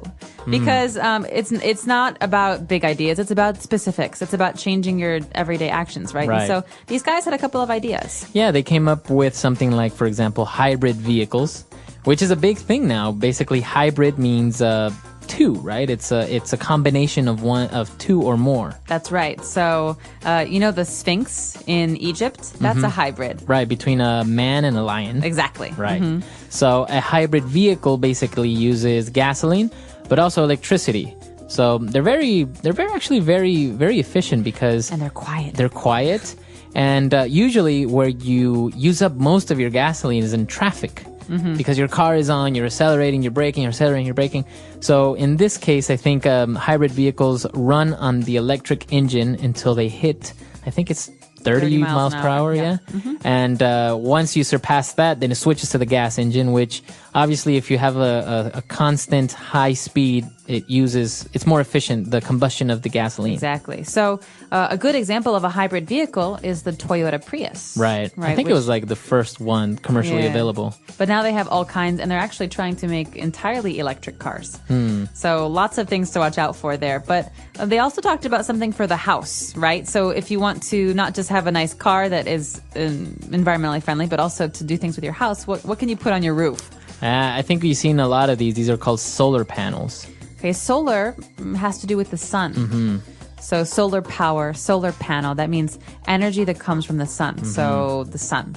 And a panel is like a pad or like a some kind of device that can take the energy from the sun. Yeah, it's really, really good. Basically, you know, in some places you have anywhere between 8 to 12 hours of sunlight. So the whole day, these panels are absorbing energy. You can store them maybe in batteries and then just use them later. So basically, you don't really need to use electricity that comes from coal or from nuclear power plants because, you know, if you want to turn on a light, it doesn't really use up a lot of electricity. And there's no waste. It's all clean. So my question for you, does Ecuador have a lot of solar panels everywhere? Because you guys have so much sunlight down there.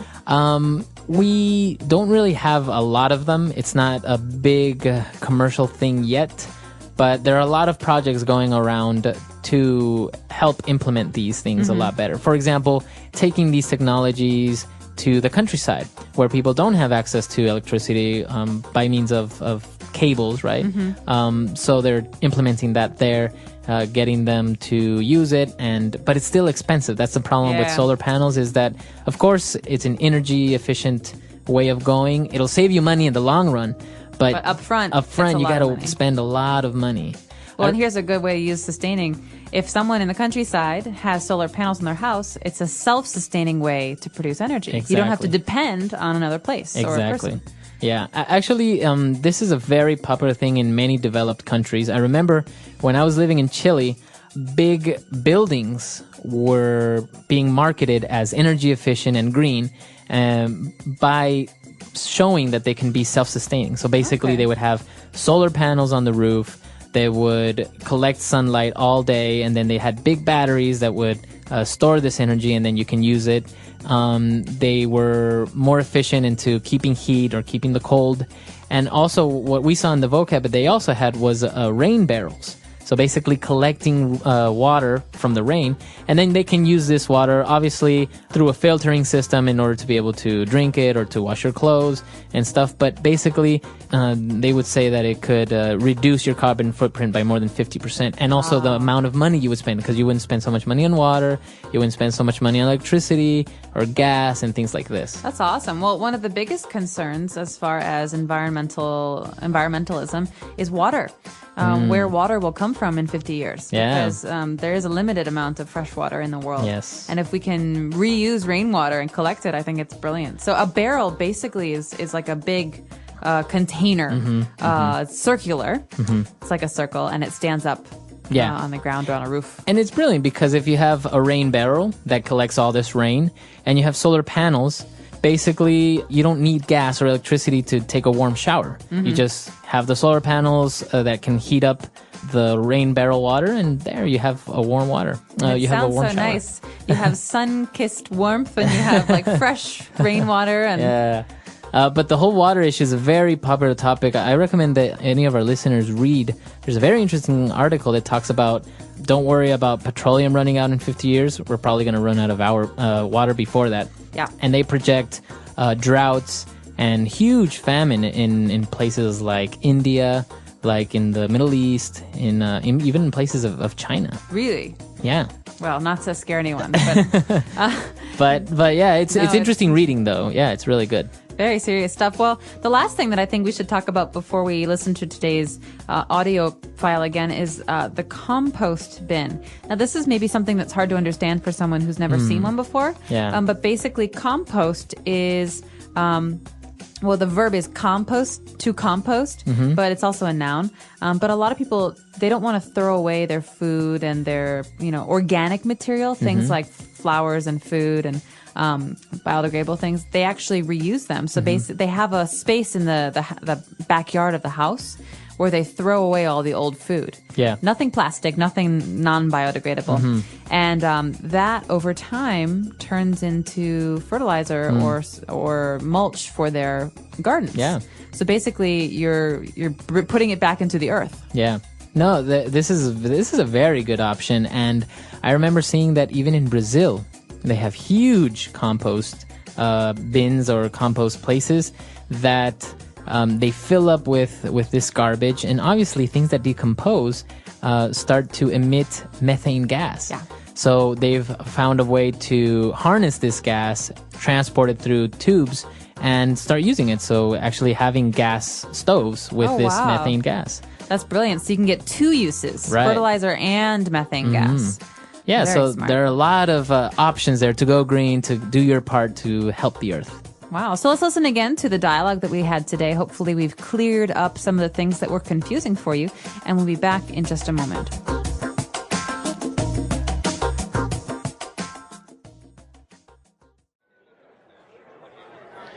So what's your guys' take on all this global warming hysteria in the media? It's pretty serious, man. There have been tons of scientific studies, and the scientific community says that the Earth is heating up. We need to make some drastic changes to our lifestyle if we want to preserve our planet. I don't know. It sounds like a bunch of mumble jumble if you ask me. The Earth will save itself. It survived worse disasters in the past. I mean, honestly, we live in the boonies.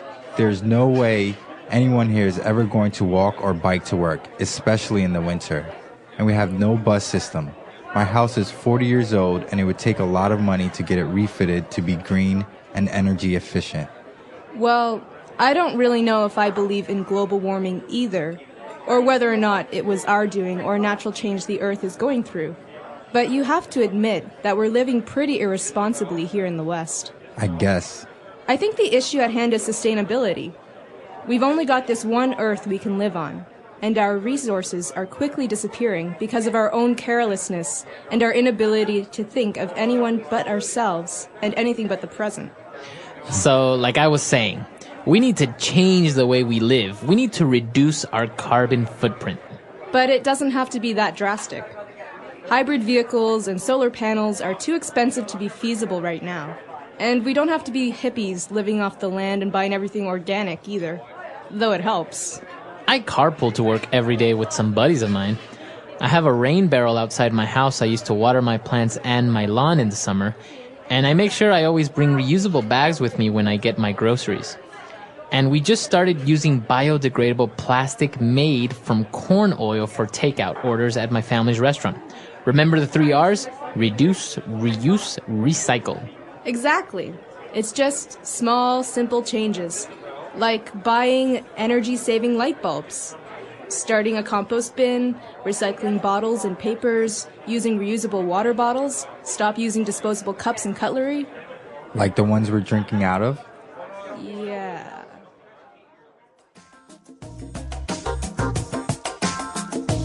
All right, we're back. So it's a very interesting topic, very debatable. We have Earth Day coming up, I think. You have to turn off your lights for an hour. That's right. Earth Hour, Earth Day. So remember, reduce, reuse, recycle, the 3 R's. Yeah. Think about the way that you use things and, try and reuse them if you can. Yeah, it's a very good topic. We want to know what you think about it. And also, if you have any suggestions or any comments about future advanced lessons, why don't you tell us? Come to englishpod.com and we'll see everyone there. Bye. Bye.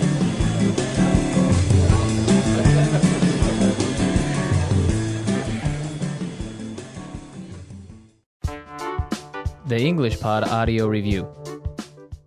Listen to the meaning, then say the vocabulary word. Unintelligible or incomprehensible language. Mumbo jumbo. Gain heat or get hot. Heat up. Maintain in safety from injury, peril, or harm. Preserve. Rural, country, or jungle. Boonies. Keep in existence and maintain. Sustainability. Sudden and severe. Drastic. Capable of being done with means at hand. Feasible. Add new parts. Refit. Prepare and equip for additional use. Refit. Available source of wealth. Resource. Share the car with others to work. Carpool. Let's try that faster. Sudden and severe. Drastic. Capable of being done with means at hand. Feasible. Maintain in safety from injury, peril, or harm. Preserve. Prepare and equip for additional use. Refit. Unintelligible or incomprehensible language. Mumbo jumbo. Share the car with others to work. Carpool. Rural, country, or jungle. Boonies. Keep in existence and maintain. Sustainability. Available source of wealth. Resource. Gain heat or get hot. Heat up. Add new parts. Refit. Now say the word and hear it in a sentence. Mumbo jumbo. That's a load of mumbo jumbo. There is no such thing as aliens. Mumbo jumbo.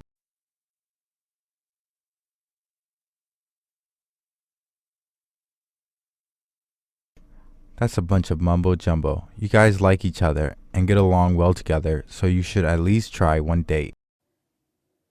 Mumbo jumbo.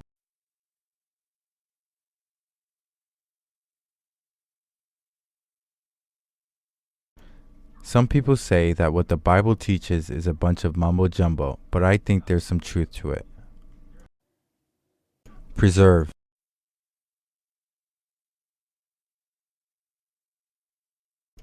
By living responsibly, we can preserve our planet for generations to come. Preserve.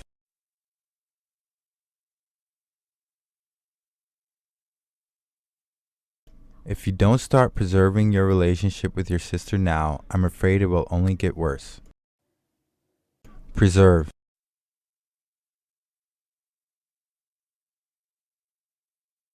This historical building has been preserved since the 19th century. Refit.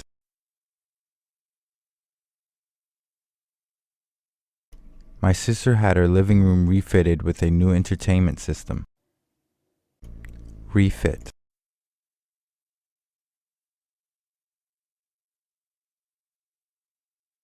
The mountain climbers arrived at the base camp, got refitted, and set off again the next morning. Refit.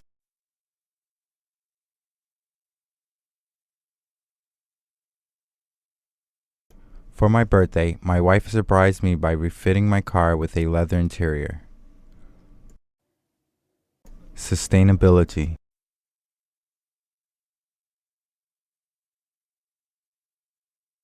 Sustainability consists of living one's life in a way that sustains the earth. Sustainability.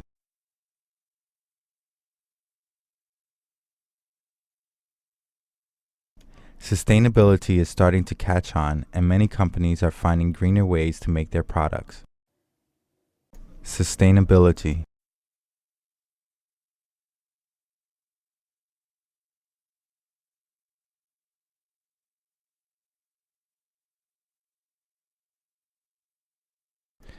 This store is all about sustainability. They sell clothes made from organic materials, purses made from recycled aluminum and plastic, as well as notebooks made with recycled paper. Resource.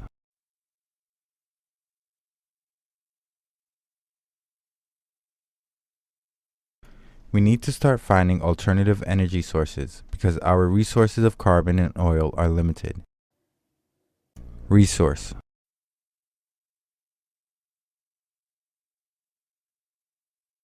The way we are living is rapidly depleting many of our natural resources. Resource.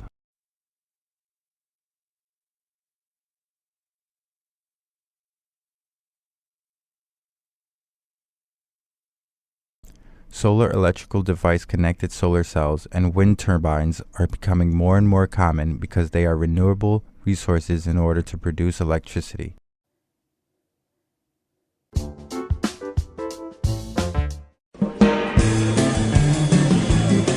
Hello, everyone, and welcome to English Pod. My name is Marco. My name is Catherine, and we've got an upper intermediate level lesson for you guys today. This one is all about a crime scene. That's right. So we are going to be at a crime scene. We are with the police officers, and we're going to take a look at some very, very interesting and specific vocab to like police and a crime and all that. That's right. So if you're a fan of the TV show CSI, or you like some of these investigation police work TV shows, this is a lesson for you. That's right. So why don't we go and listen to the dialogue for the first time?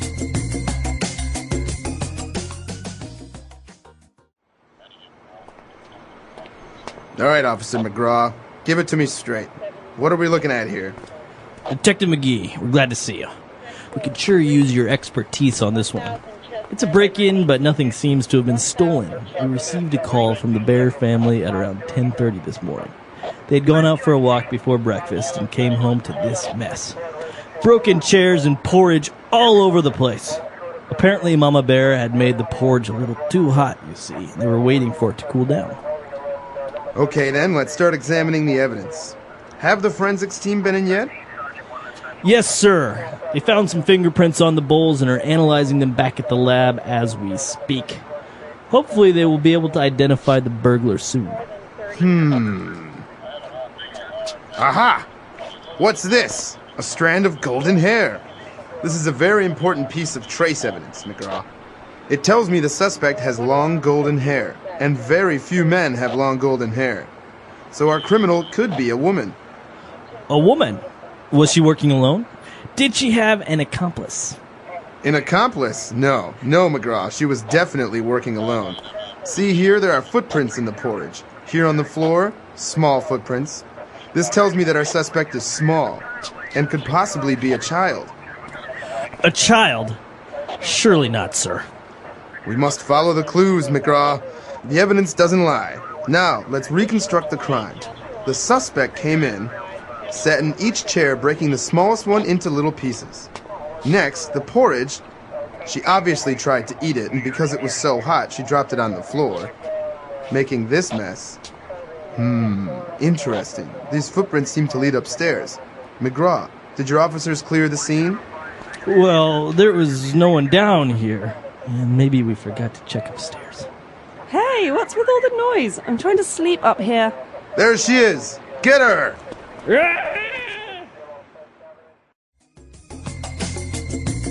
All right, we're back. So a lot of interesting phrases there. They are obviously investigating a break-in. Okay, a break-in, yeah. So someone broke into this family's house, so they have to investigate the evidence and some of the things that were left behind. So now why don't we take a look on language takeaway, some of the specific words they used. Language takeaway. All right, the first word that we have is forensics, the forensics team. Forensics team. So a forensics team is a team at a police department or a police station that studies the things that are left behind after a crime.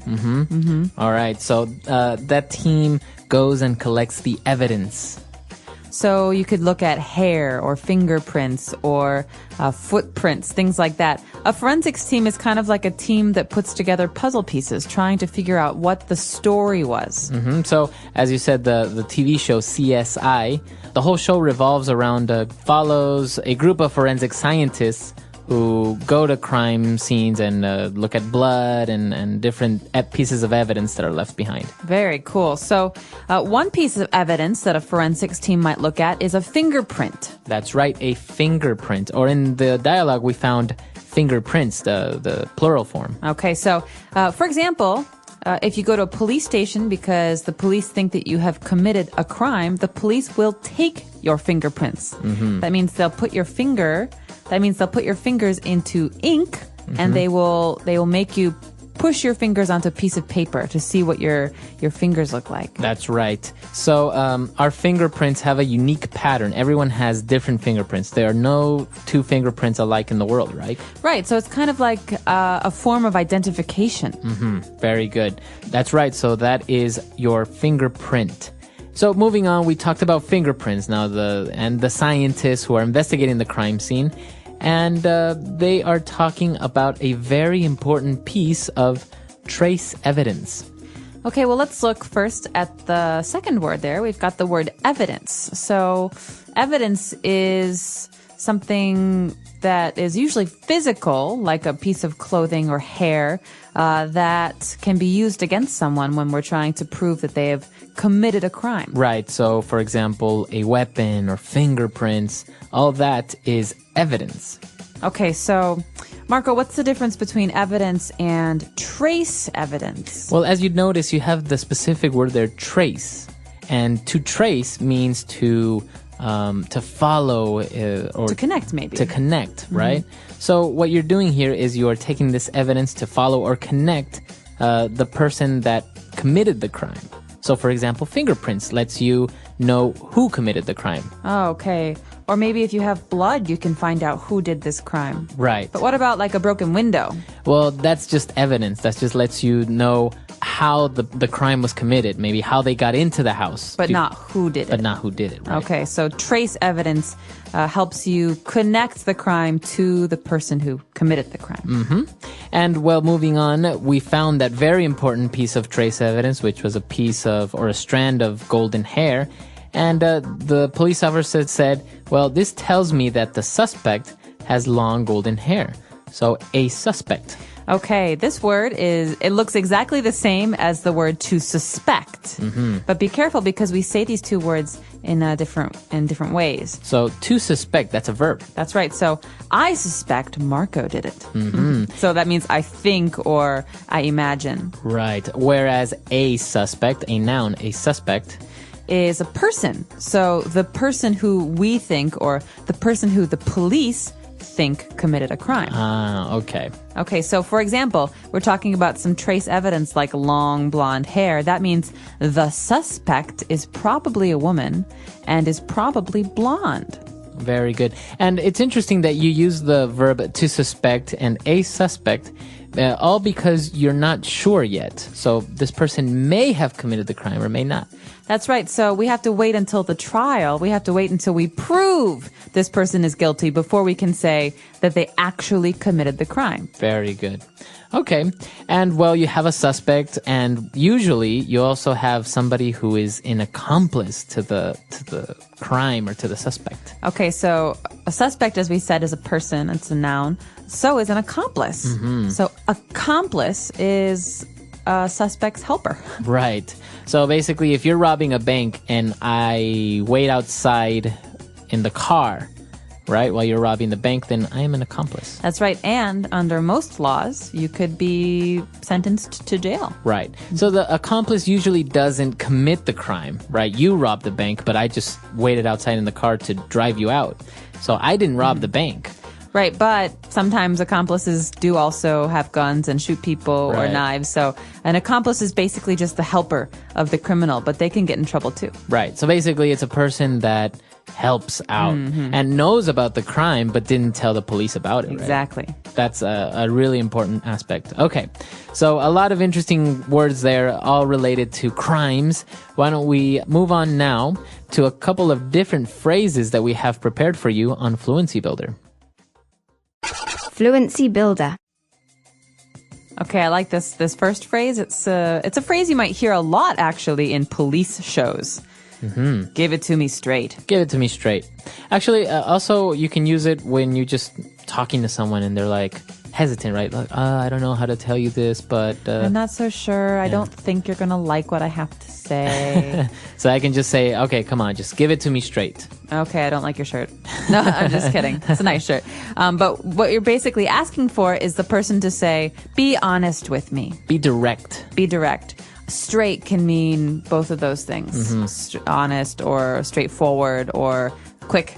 You don't want someone to go around and say lots of different things. So I guess, yeah, that does make sense. Give it to me straight maybe comes from straightforward. So to be straightforward is to not hesitate to just say something directly and honestly. Exactly. Okay. So moving on to our next phrase, McGraw is talking about the bowls. And he said, well, they are analyzing them back at the lab as we speak. As we speak. Okay, so this is actually a phrase that refers to time. So in this instance, what he's basically saying is right now. They're being analyzed right now or in this moment. So it's a way of indicating that something is happening at this very moment. Exactly. So I could say, did you know that the president is giving a speech as we speak? Okay, so that means the president is talking right now. Exactly. As we speak. Okay, very good phrase. Now, moving on to our third phrase, Detective McGee was talking about reconstructing the crime. He said, let's reconstruct the crime. Okay, so I don't know if any of you watch these crime TV shows like Dexter or CSI. This is my favorite part because they tell you exactly what they believe happened. So to reconstruct means to build again or to recreate, to create again. So basically they start at the beginning and they pretend to follow what happened during the crime. So that's basically the verb to reconstruct, to rebuild, recreate. Okay. Reconstruct the crime. Very good. And what about our last phrase?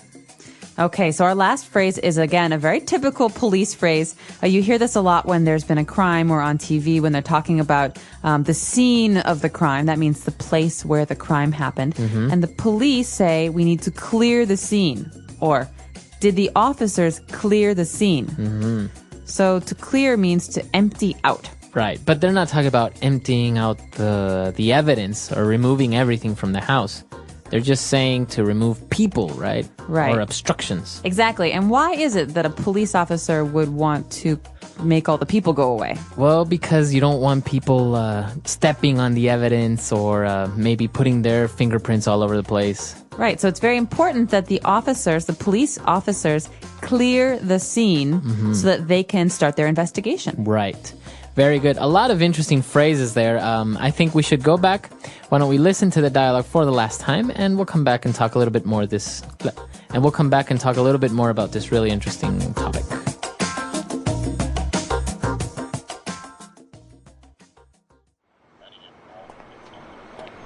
All right, Officer McGraw, give it to me straight. What are we looking at here? Detective McGee, we're glad to see you. We could sure use your expertise on this one. It's a break-in, but nothing seems to have been stolen. We received a call from the Bear family at around 10:30 this morning. They had gone out for a walk before breakfast and came home to this mess. Broken chairs and porridge all over the place. Apparently, Mama Bear had made the porridge a little too hot, you see. They were waiting for it to cool down. Okay, then, let's start examining the evidence. Have the forensics team been in yet?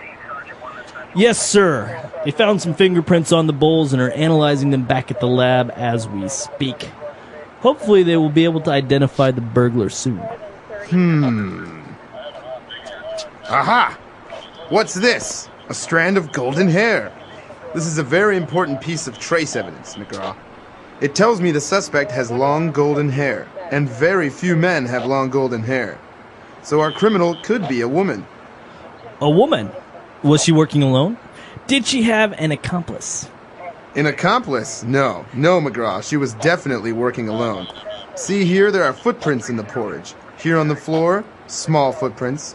This tells me that our suspect is small, and could possibly be a child. A child? Surely not, sir. We must follow the clues, McGraw. The evidence doesn't lie. Now, let's reconstruct the crime. The suspect came in, sat in each chair, breaking the smallest one into little pieces. Next, the porridge. She obviously tried to eat it, and because it was so hot, she dropped it on the floor, making this mess. Interesting. These footprints seem to lead upstairs. McGraw, did your officers clear the scene? Well, there was no one down here. And maybe we forgot to check upstairs. Hey, what's with all the noise? I'm trying to sleep up here. There she is. Get her!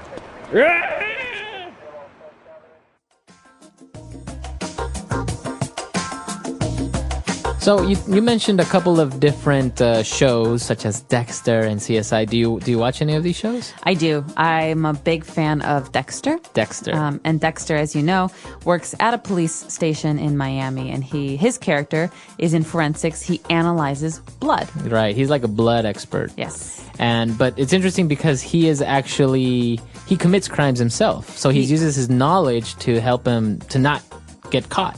Right. So he's both a criminal and he's a police officer. But he's kind of like a superhero criminal, right? Because he doesn't kill for fun or pleasure. He just takes out people who kind of deserve it, right? Yes, but he does kind of do it for pleasure because he's obsessed. He can't not kill. So instead of killing good people, he decides he will only ever kill bad people. It's a really good show. I've watched a couple of episodes, and it's very, very good. The same as CSI. There are a couple of different versions. There's CSI Miami, New York, and Las Vegas. But my favorite is Las Vegas. It's very, very good. And also Law and Order.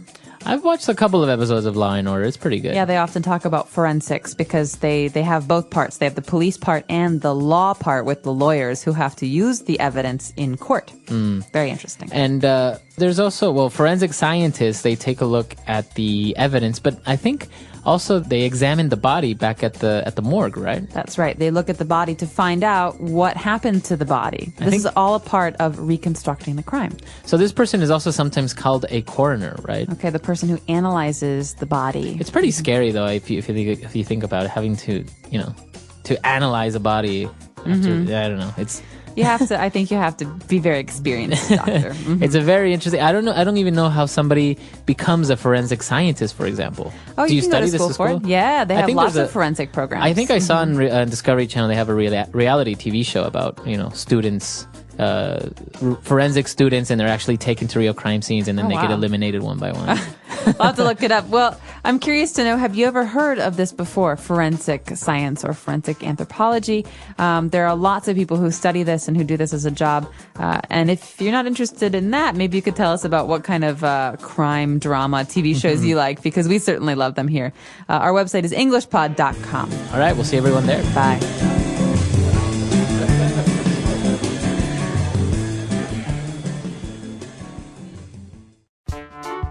The English Pod Audio Review. Listen to the meaning, then say the vocabulary word. Scientific test used in the investigation of crime. Forensics. Discover and define. Identify. A single length of. Strand. A person who helps another in committing a crime. Accomplice. Form a picture of a crime by piecing together evidence. Reconstruct. Tell me something directly and honestly. Give it to me straight. Think something is false. Suspect. Let's try that faster. Form a picture of a crime by piecing together evidence. Reconstruct. Think something is false. Suspect. Tell me something directly and honestly. Give it to me straight. A person who helps another in committing a crime. Accomplice. A single length of. Strand. Scientific test used in the investigation of crime. Forensics. Discover and define. Identify. Now say the word and hear it in a sentence. Give it to me straight. Give it to me straight, doctor. How long do I have to live? Give it to me straight. I want a shot of vodka. Give it to me straight. Give it to me straight. Give it to me straight. Is the steak delicious? Forensics.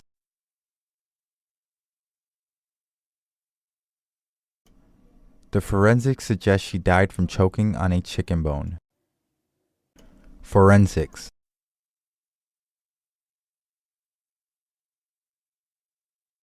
We don't know how he was able to break into the bank. We must wait for the forensics. Forensics.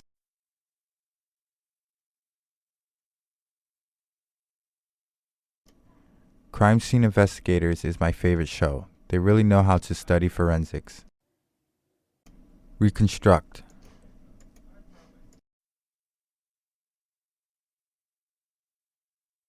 The computer can reconstruct how the building used to look. Reconstruct.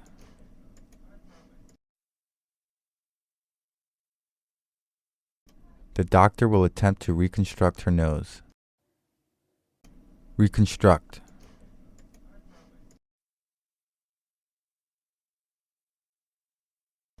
After the storm, the family had to reconstruct their house. Suspect. The main suspect in the robbery is your brother. Suspect. She is the main suspect for the cookie thief. Suspect. From the size of the footprint, the suspect is a child. Identify. The police used the computer to identify the young woman. Identify.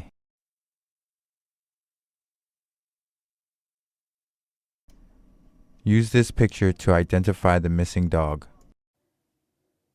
Identify.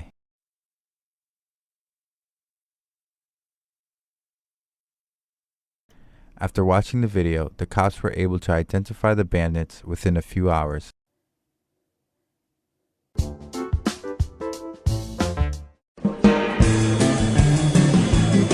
Hello, everyone, and welcome to English Pod. My name is Marco. My name is Catherine, and today we've got some kids for you in this dialogue. They're doing something that's very common in America. I'm not so sure if it's common elsewhere, but we'll find that out later.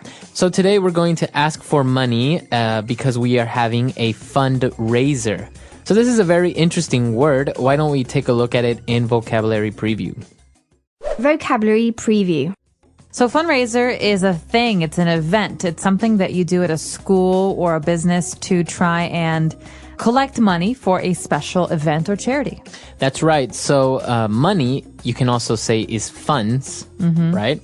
And that's what you're trying to do. You're trying to collect, you're trying to gather a lot of money or funds in order for, like you say, some sort of objective purpose. Right, but it's not just like we're having a fundraiser to earn more profits this year. It's Right. usually an event that's for some kind of charity or good cause. So, for example, the company is having a fundraiser for Jenny's child because he's sick and they can't pay for medical care. Right. So fundraiser is for a good cause. Exactly.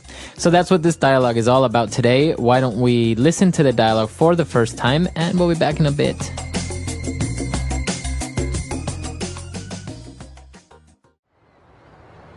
Okay, Mark, it's your turn to ring the doorbell. I did it last time. I hate going door to door, and I hate asking for money. But we need to raise enough money for the school fundraiser so that our class can win the pizza party. You do want to have a pizza party, don't you? Yes, but Just go already. no one's coming. Try again. Maybe there's no one home. Of course there's someone home. There are 2 cars in the driveway and I can see lights on in the house. Hello? Anybody home? We would like to know if you want to sponsor us in our school fundraiser. 50% of the profits go towards the new school playground. I don't know why anyone would want what's in this catalog anyway. It's just a bunch of tacky Christmas ornaments, CDs of old people singing Christmas songs, and special crackers and cheeses and boxes of chocolates. You don't like chocolate? Not this kind. They've got weird names like Ganache and Praline. Look, I just saw someone walking around inside. These people are being very rude. Finally, someone's coming. They don't look too happy.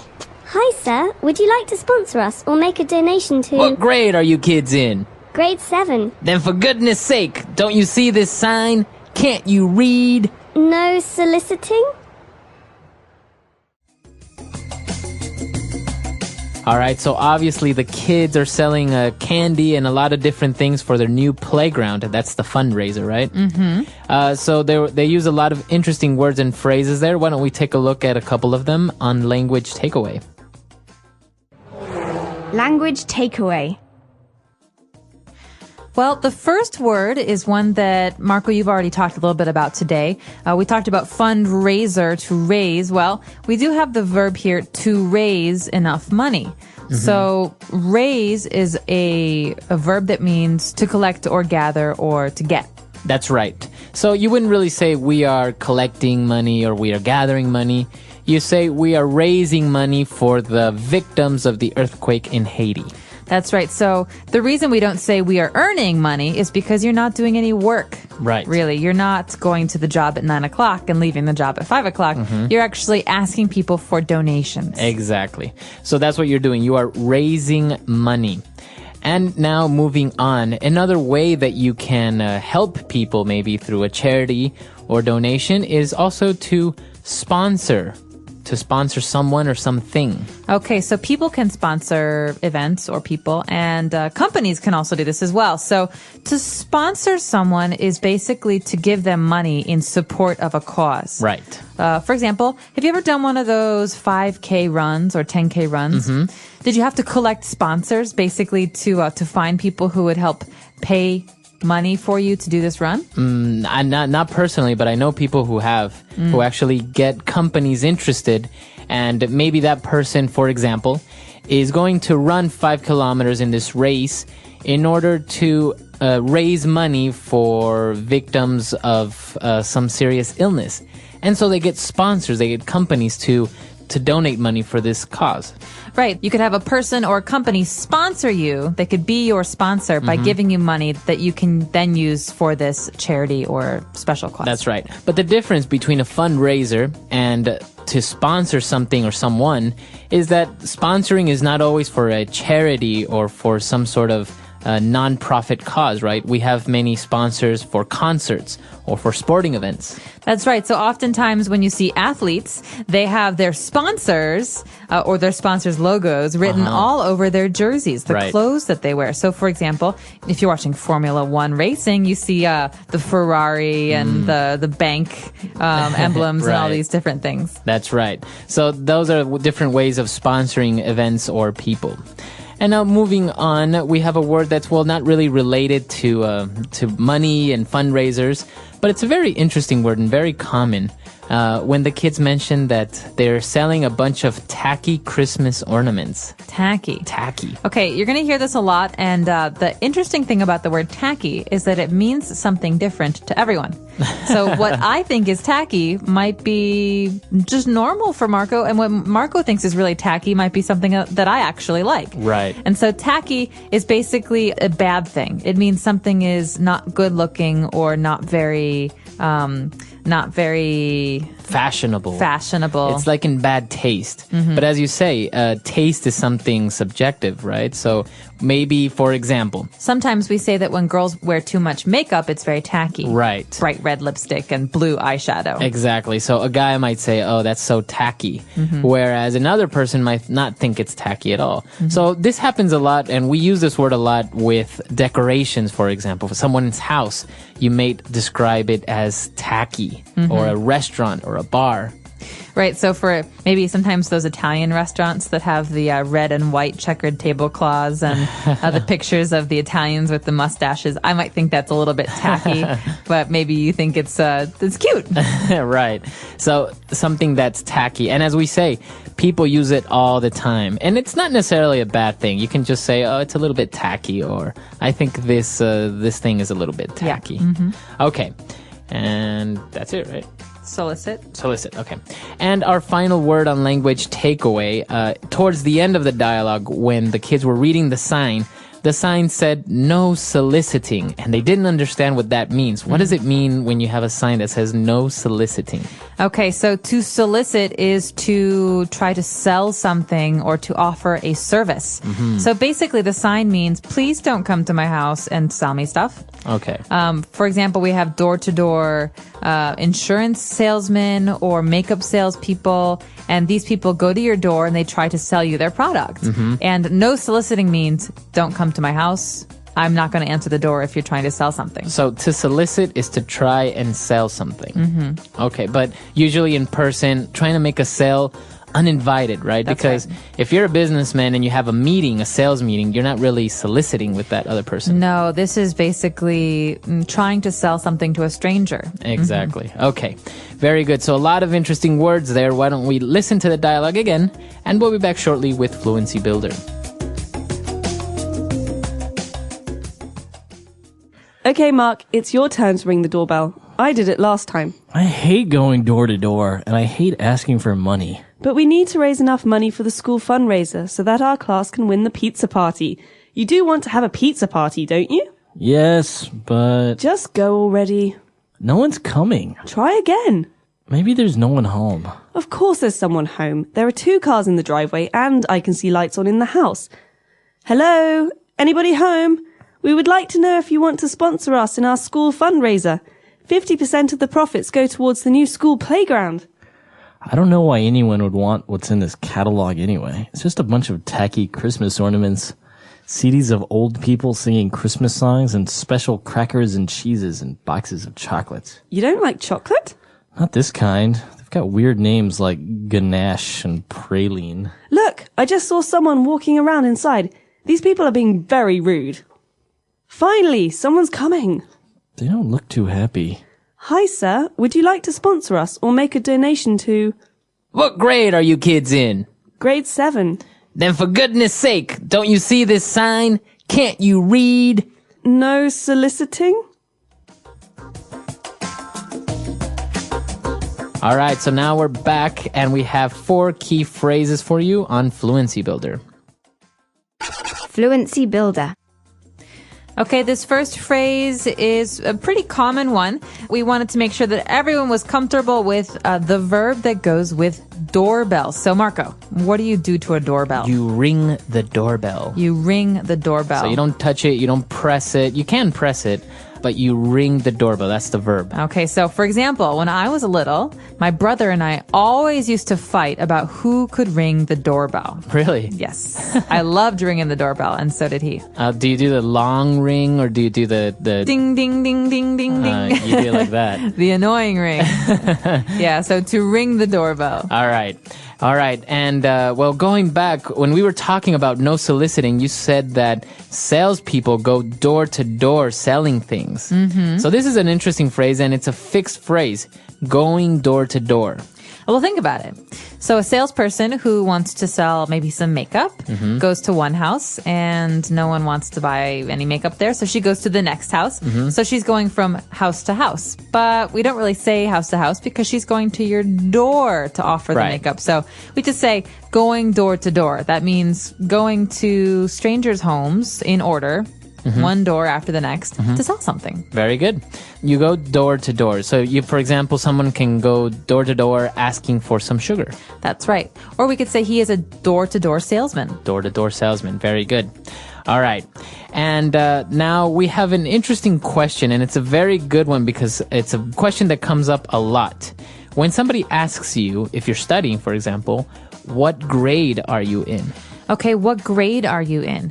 So in the American system, for example, we have the very, very bottom, grade K, which is kindergarten for maybe a 5-year-old. And at the very top, we have high school, grade 12. Right. And so in between, we have 1, 2, 3, 4, 5, and up. And so basically, to find out what year in school a student is, you have to ask him or her, what grade are you in? Right. So then the person would say, I'm in 6th grade, I'm in 8th grade. But this is the way you ask this question for school, as you said, a kid that's maybe 5 years old all the way to 18 years old in high school. What grade are you in? Now, if you're in university and you want to ask your friend what year of university that person's in, then you say, What year are you? What year are you? Yeah, you don't say grade. So basically, grade refers to, like what you said, Marco, those first 12 years of school. And so we call them, we don't call it grade school. So you could ask anybody under the age of 18, what grade are you in? But when you go to university or when you're talking about university students, it gets a little bit different. So you can say, what year are you in, or what year are you? So if you're not sure about someone's age and you maybe think they're in college, you can ask them, what year are you? But generally, anyone under 18, what grade are you in? Okay, good. All right, and our last phrase, and this is kind of an expression, right? Yeah. Goodness sake, for goodness sake. Okay, so let's look at the context. The kids say, we're in grade 7, and the person at the door says, then for goodness sake, don't you see this sign? Right, for goodness sake. So this is an expression that's used to indicate maybe you're a little bit frustrated. Yes. Right? So it's like, come on, or my goodness, or for Pete's sake. For Pete's sake. We have many ways of saying, all right, come on, I'm a little tired of this. Right, you're irritating me. Right, so basically the person's saying, you are too old for this. You're too old for this. You should read what it says on my door. No soliciting. Right. And so the person's angry. Right. The person's angry because these kids are trying to sell her something when clearly she has a sign that says no soliciting. That's right. Okay, a lot of interesting phrases there. Why don't we go back, listen to our dialogue for the very last time, and we'll be back to talk with you a little bit more.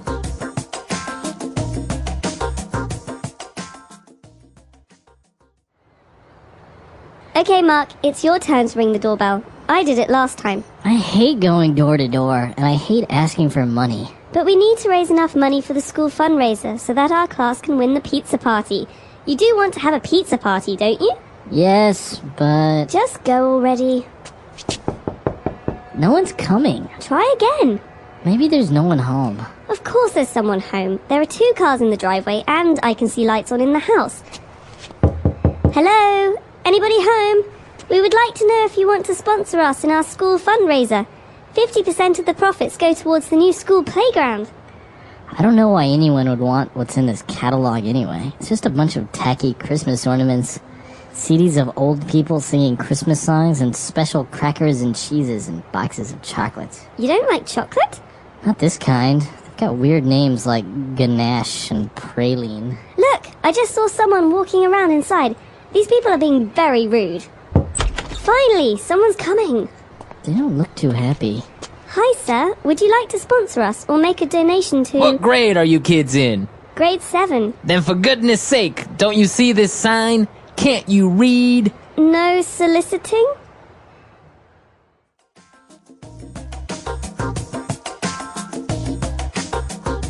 All right, so door-to-door salesman. I think this used to be a very American thing. I think back in the 50s, you would always see movies where this was actually a profession. That's right. People would go door-to-door selling hairbrushes or magazine subscriptions, pretty much everything. Yeah, you still see it sometimes. Some people sell insurance, or there are a lot of religious door-to-door salespeople who want to sell religious books or magazines. But I think it was much more popular in the 1950s because people didn't really use their phones as much to sell things. Right. It was cheaper to have someone drive his car to your neighborhood and then go to every single house. Right. But yeah, it's a very interesting job. I think it'd be very lonely. And also, I think, well, now maybe that's been reduced a lot because now you have the internet. Oh, yeah. Well, the internet means that the salespeople come to you without you having to get up. Right. So basically, you're sitting at home in your pajamas and you can order a TV and some clothes. But it's very interesting because I remember you would have all these door-to-door salesmen. For example, I had one visit me once who was selling me encyclopedias. Really? A big collection of 37 books or more. It was a huge amount of books, encyclopedias. And I don't know if you see that anymore.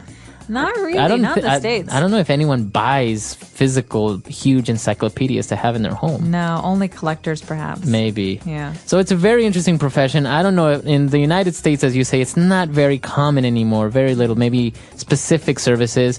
But this is interesting. Maybe in your country, this is still a big thing. Yeah, let us know. In your country, are door-to-door salespeople still common? Do you see them? Our website is englishpod.com. We hope to see you there. All right. Bye-bye. Bye.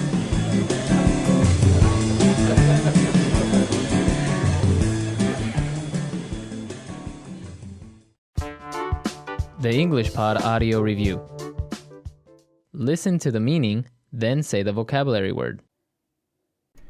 Increase in size, quantity, or worth.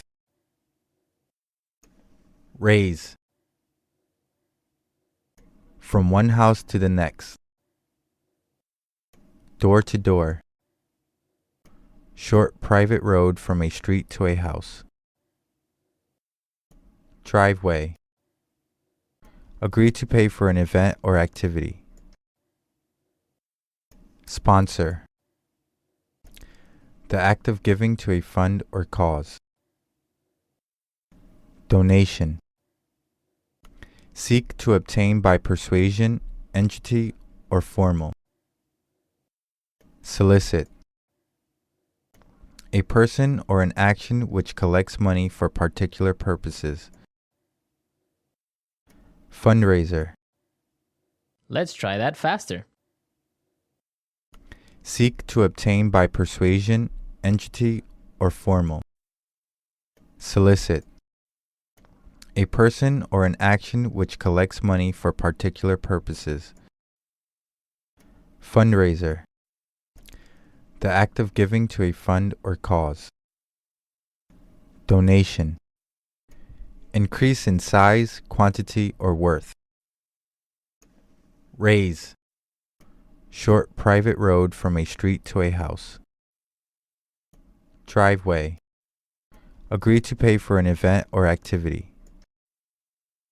Sponsor. From one house to the next. Door to door. Now say the word and hear it in a sentence. Raise.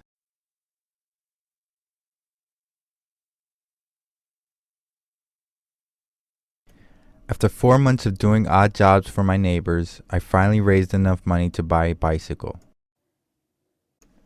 Raise.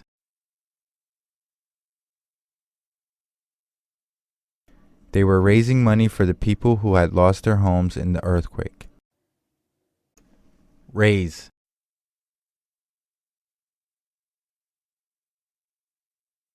At the end of the fundraiser, the hospital had raised enough money to buy the new machine.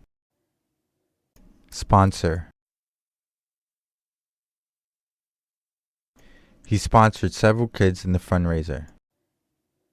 Sponsor. Air Canada sponsored the Vancouver Olympics. Sponsor.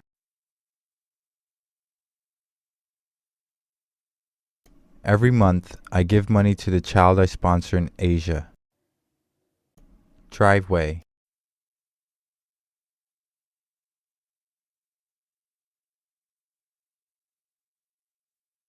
%80 of the profits will go to the people in need, while the other 20% will be spent on administrative cost. Driveway.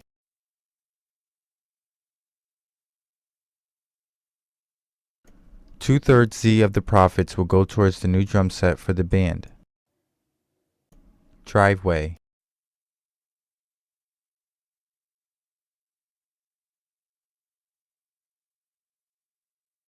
She was quite surprised when she learned that only a small percentage of the profits would actually be helping kids go to summer camps.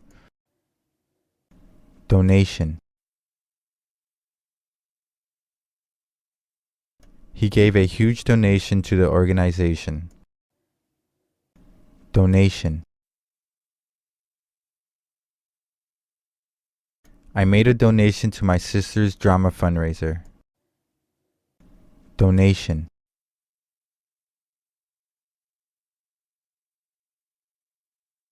We received so many donations that we raised twice the amount we had set as our goal.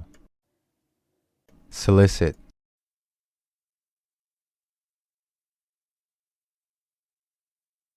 I solicited around my neighborhood last week to raise money for our school band trip.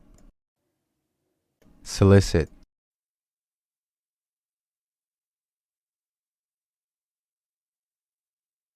The organization encouraged its members to go door to door soliciting for their cause. Solicit.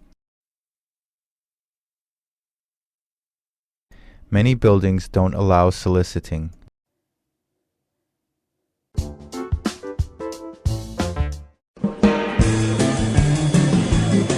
Hello, everyone, and welcome to English Pod. My name is Marco. My name is Catherine, and today we've got an upper intermediate level lesson for you all about money.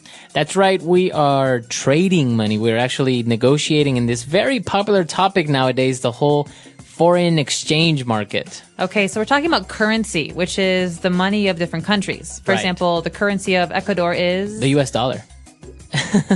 Yeah. Hard to believe, but true. I'll tell you all about it later. Okay. Well, the currency of America is also the US dollar. So with that in mind, let's listen to today's dialogue.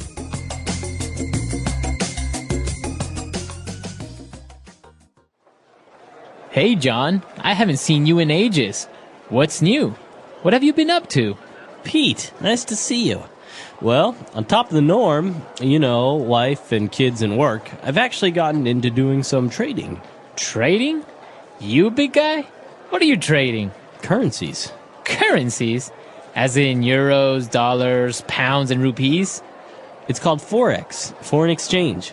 The great thing about it is that I don't have to invest a huge amount. I put in a margin deposit and then I can buy and sell up to 100 times that much. I don't understand. You're buying and selling money? You got it. Just last night I made $150. Last night? Yeah, it's a 24-hour market. I'd bought some renminbi earlier at a low asking price, but last night it appreciated drastically. So I made a split-second decision and sold all of my RMB at an amazing bid. I've also done some trading with Swiss francs and Australian dollars and Hong Kong dollars. I've made some good profits, but I've also suffered some losses. It depends on a lot of factors, just like any other market. In total, I've made about $500 in the past few months. You're kidding! I'm on. Where do I sign up? All right, we're back. So this guy is trading currencies, as we heard. And, well, we're going to talk about a lot of the specific vocab that he used about this topic. So why don't we take a look at some of those now in Language Takeaway. Language takeaway. Well, the first thing I think we should talk about is one of the first things that he says, actually. Peter says, I haven't seen you in ages. I haven't seen you in ages, right. So, obviously, he hasn't seen him in a long time, and that's what in ages means. That's right. So, we haven't seen each other in ages. Mm-hmm. So, what other ways can we use in ages, or the word ages? Well, you could actually say, it's been ages. So that means it's been a long time. It's been a long time, or we haven't gone out for ages. Okay, so then you can use it with for ages. For ages, in ages. So the key word here is ages, which means a long time. Long time. Okay. And, well, he hasn't seen him in ages, and the guy's like, well, you know what? I've actually gone into trading. So that means he started doing some trading. Right. Now, trading is a very broad word because you can trade, as in this case, currencies, which is basically to buy and sell currencies. But you could also trade stocks, right? Mm-hmm. You can trade stocks, or even people that are involved in import-export. They are involved in trading. Trading. So basically, trading is buying and selling something. Right. So you're trading. You are exchanging a product for money, or money for a product. But the difference is you're not actually making any products. Right. Mm-hmm. Okay. So that's called trading. You're not really manufacturing anything. You're just exchanging goods and services and money. All right, so that's for trading. Now, moving on, he was explaining how the foreign exchange market works, and he says, I don't have to invest a huge amount. I put in a margin deposit, and then I can buy and sell up to 100 times that much. So, Marco, here's the question. What is a margin deposit? Because a deposit is basically money that you put invest somewhere or that you pay in. Right. Well, basically, a margin deposit is like a percentage. So he basically puts in a percentage of what he intends to buy. So, for example, a margin deposit of $1,000 might be $1 or $10. Okay, so maybe if it's $10, you're talking about a 1% margin. Mm-hmm. Exactly. So that's what he means by a margin deposit, and that's why he explains that you don't have to have a large amount of money in order to trade in the foreign exchange market. You just put in a margin deposit, and then you can work around that.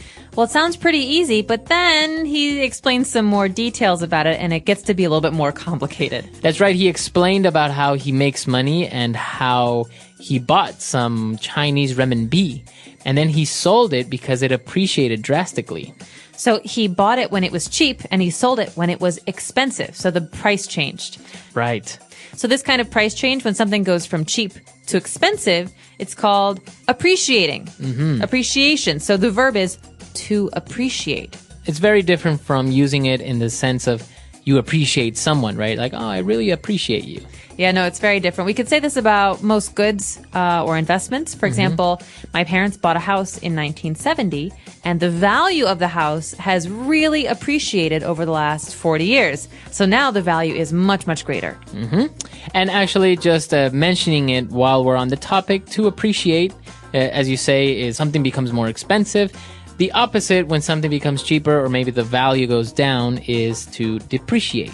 Depreciate. So that D at the beginning means it's going down. Right. Okay, and moving on to our last word for language takeaway. So when he was talking about selling the Chinese currency, he said that he sold it at an amazing bid. Okay, let's talk about bid here. B-I-D, bid. What does this mean? So to bid is to place an offer for something.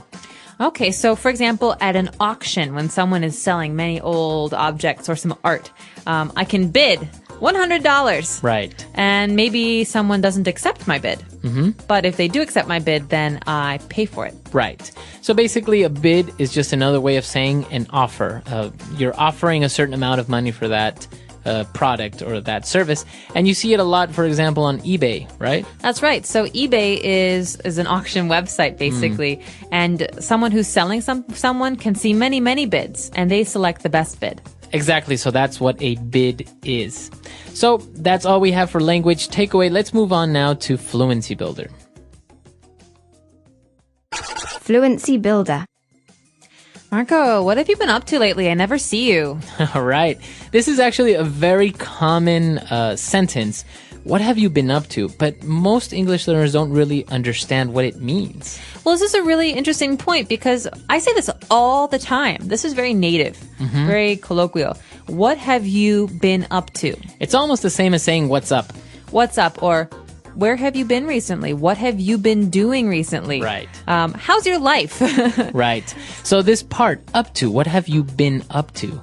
It doesn't really say much if you translate it literally.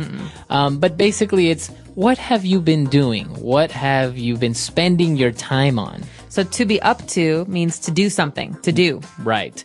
And there are many other definitions of up to, but in this case, what have you been up to means that. What have you been doing? So next time you see a friend you haven't seen in a week or two, you can say, what have you been up to?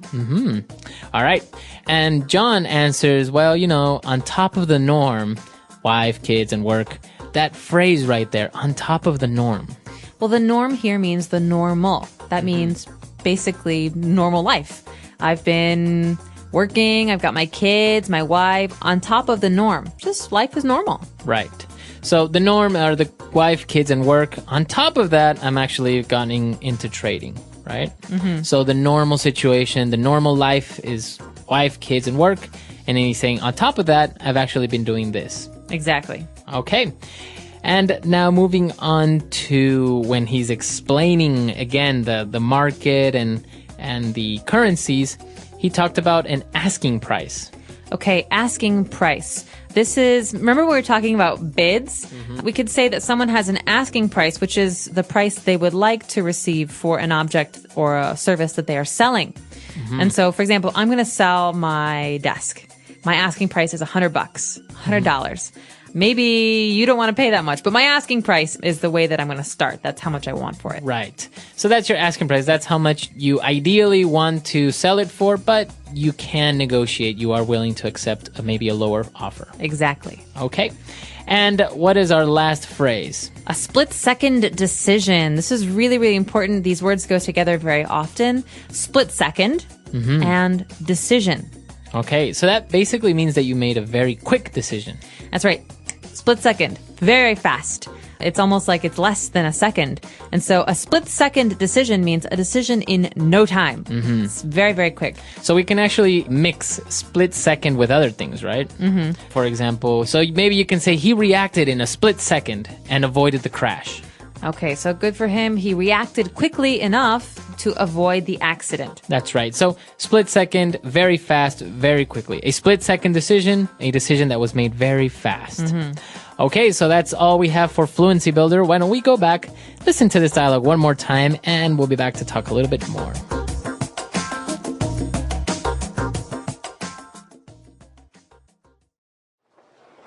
Hey, John. I haven't seen you in ages. What's new? What have you been up to? Pete, nice to see you. Well, on top of the norm, you know, wife and kids and work, I've actually gotten into doing some trading. Trading? You big guy? What are you trading? Currencies. Currencies? As in euros, dollars, pounds, and rupees? It's called Forex, foreign exchange. The great thing about it is that I don't have to invest a huge amount. I put in a margin deposit and then I can buy and sell up to 100 times that much. I don't understand. You're buying and selling money? You got it. Just last night I made $150. Last night? Yeah, it's a 24-hour market. I'd bought some renminbi earlier at a low asking price, but last night it appreciated drastically. So I made a split-second decision and sold all of my RMB at an amazing bid. I've also done some trading with Swiss francs and Australian dollars and Hong Kong dollars. I've made some good profits, but I've also suffered some losses. It depends on a lot of factors, just like any other market. In total, I've made about $500 in the past few months. You're kidding! I'm on. Where do I sign up?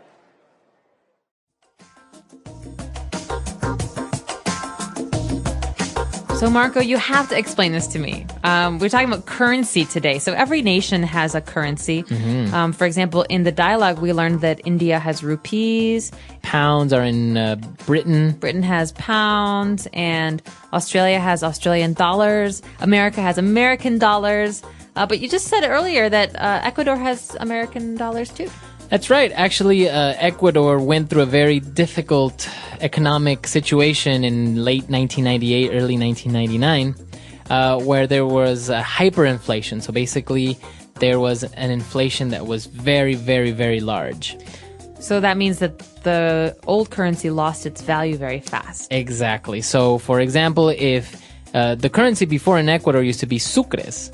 So if 10 sucres was $1, all of a sudden it was 50 sucres was $1. Oh, wow. So, and it got to the point where goods and services went from 3,000 to $1 to 25,000 to $1. Oh, okay. So people have bags full of money and it's not really worth anything anymore. Exactly. So what happened was the central bank couldn't absorb this currency depreciation. They couldn't really regulate prices. Obviously, salaries were about the same, so you have a lot less money comparatively.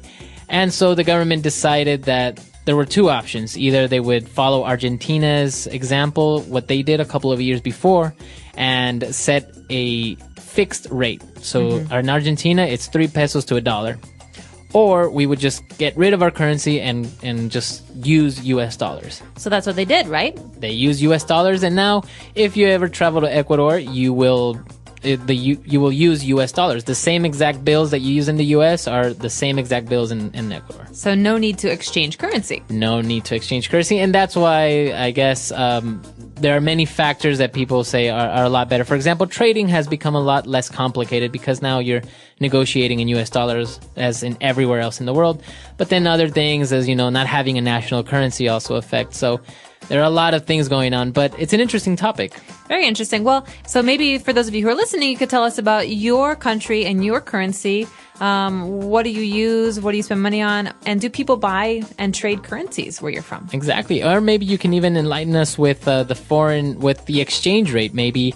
Usually it's a good question to ask, how much is a liter of milk?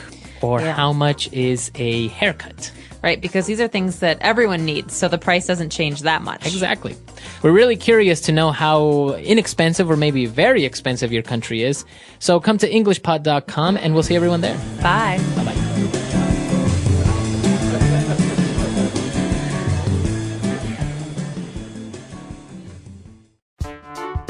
The English Pod Audio Review.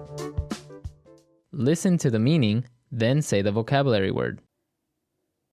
Something is usual or expected. Norm. The money that a country uses. Currency.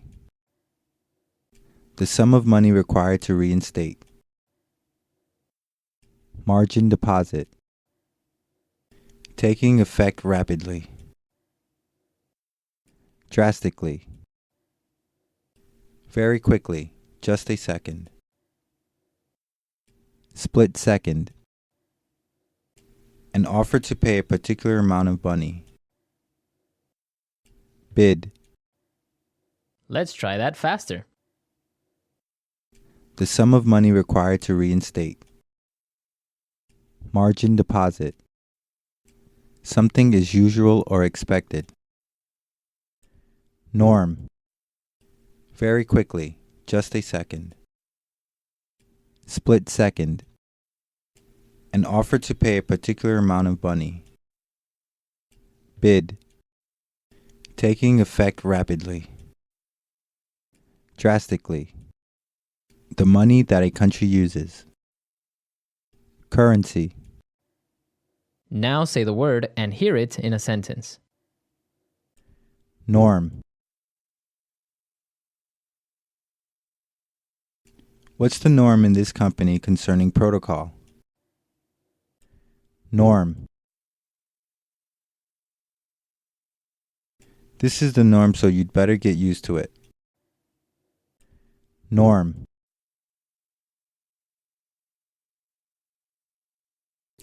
Delivery, McDonald's, and street vendors are the norms around here. Currency.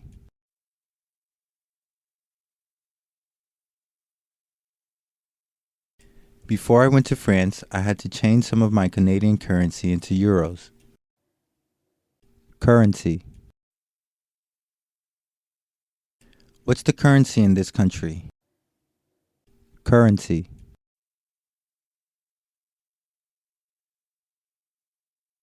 My country's currency is worth next to nothing in USD. Margin deposit.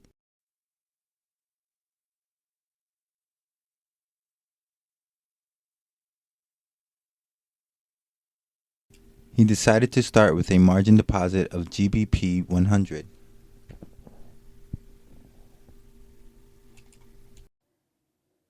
Margin deposit.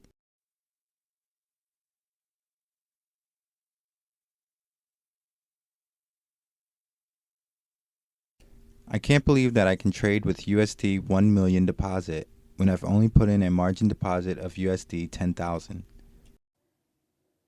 Margin deposit.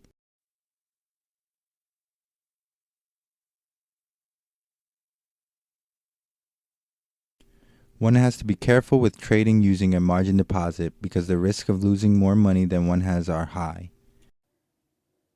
Split second.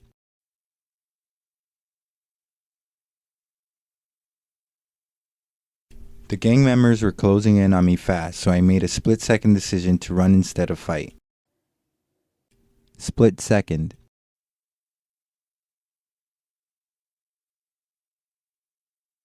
My heart pounded as I made a split-second decision and took hold of her hand.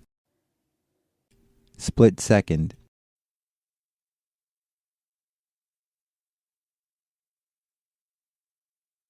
My split-second decision to try a trick on my bicycle in order to impress my friends didn't end well. Bid.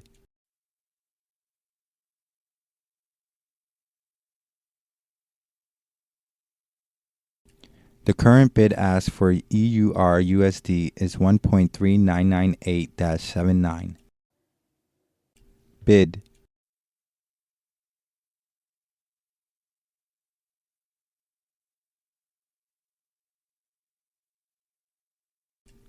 I bought euros at an ask of $1.4235 and sold British pounds at a bid of $1.5001.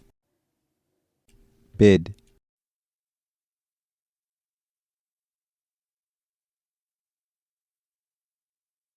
The bid for Japanese yen and the ask for Hong Kong dollars are really good right now if you trade in US currency.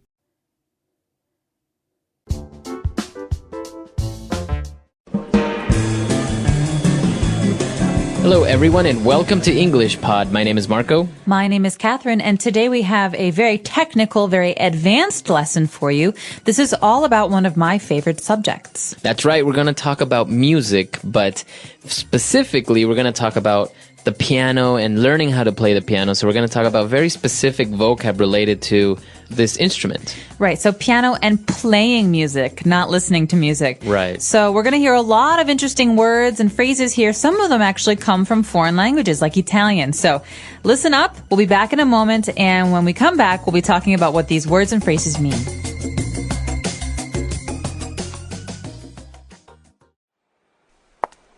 Hi, Cody. How did practicing go this week? Well, I had several tests and an oral presentation this week, so I didn't get a chance to memorize the second page, but I think I mastered the tricky section. Great. Warm up with some scales and arpeggios first. Good, good. This week, work on keeping the rhythm steady when you play the last part with the 16th notes. Now, let's take a look at this tricky section. Charlene, before I start, I was wondering if it was okay if I put a small crescendo in here and then a decrescendo back to pianissimo again over here. It might work. I'll have to hear it. Show me what you've done.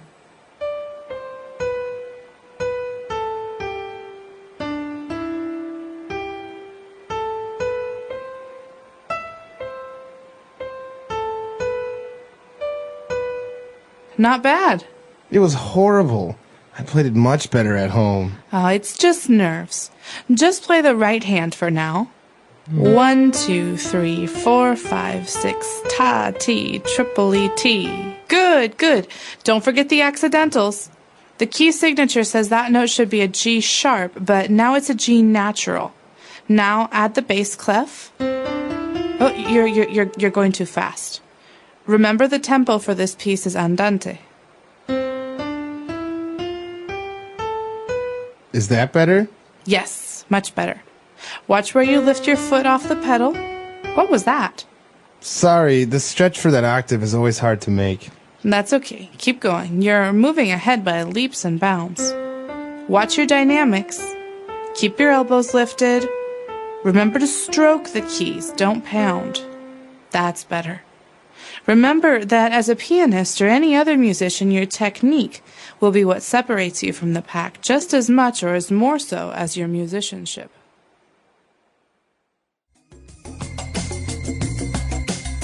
All right, we're back. So you probably noticed that there are a lot of ways to describe certain aspects of playing the piano. They talked about scales and all that stuff. So why don't we take a deeper look at this vocab in Language Takeaway Part 1.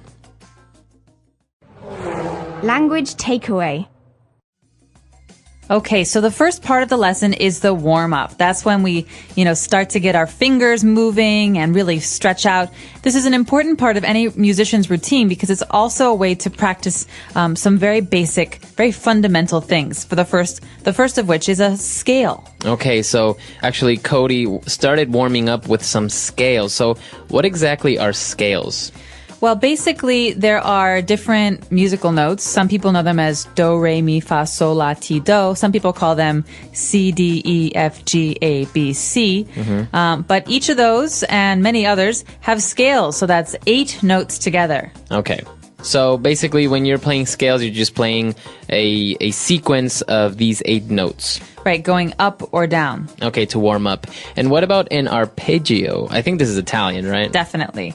Arpeggio is another kind of warm-up where you're not playing every single note, you're playing some notes in a scale. All right, so da-da-da-da-da-da-da. Okay. That's an arpeggio. Okay, very good. So, and as you said, these are usually for warm-ups, right? Yeah, they're also very important because they come into play later when you're talking about the key that a song or piece of music is in. So this helps you memorize the key that some music is in. Okay, very good. So I think related to this is the rhythm of the piece that you're playing. That's right. So rhythm is really important. Some people can even say, he's got rhythm or they have rhythm. It's a way to describe the beat of a kind of music. So sometimes it has to do with how fast or how slow something is. Other times it has to do with the way that the notes work together. For example, a steady beat would be 1, 2, 3, 4, 1, 2, 3, 4. This is a complicated beat. It goes ta, ti, tripoli, ta, ti, tripoli. So this is a very difficult kind of rhythm. Okay, so the rhythm is just it gives you the how fast, how slow it is, and I guess if you can take a look at notes and you can play it in many different rhythms, but not necessarily they're going to sound correct. Right. And actually, it's interesting. In English, we also have a group of instruments that are called rhythm instruments. So this would be like the drums. Okay. So it gives the beat. Yes. Very good. And, well, moving on, I think some other Italian words popped up in here when they talked about crescendo and decrescendo. Right. So crescendo is when something becomes louder. So I can make a crescendo, right? But a decrescendo, de in Italian, just like in English, means it's the opposite. So it means it's getting really softer. Okay. And what about pianissimo? Pianissimo is basically an indication. It also comes from Italian. It's an indication that a player, a musician, should play something very, very, very quietly. Okay. It's almost like a whisper. Okay, so all these three words have to do with the volume of, or how loud or not so loud you play the instrument. That's right. Okay, very good. And well, moving on now, we talk about accidentals. Okay, this is important. Remember earlier we were talking about scales. Well, for example, the G scale has 1 sharp. So that's an F sharp. So if I'm playing it on the piano, there are 7 white keys and 1 black key. Okay, so actually here they mention G sharp and then something like G natural. All this, just like for everyone that's out there, is complete Chinese to me. I have no idea what this is all about. So you have the accidentals and G sharp, and you're describing something about sharpness with accidentals. That's right. So basically, if you look at a piano, you have white keys. Right. Those are naturals. They don't have a sharp or a flat. Okay. The sharps and flats are actually played on the black keys. Usually it's a half step from a normal note. So G, it's a half step. Okay. We're talking about different keys. So if something is in the key of G, and all of you music people know what this is, key of G, there's 1 accidental. What's the accidental? It's always F sharp.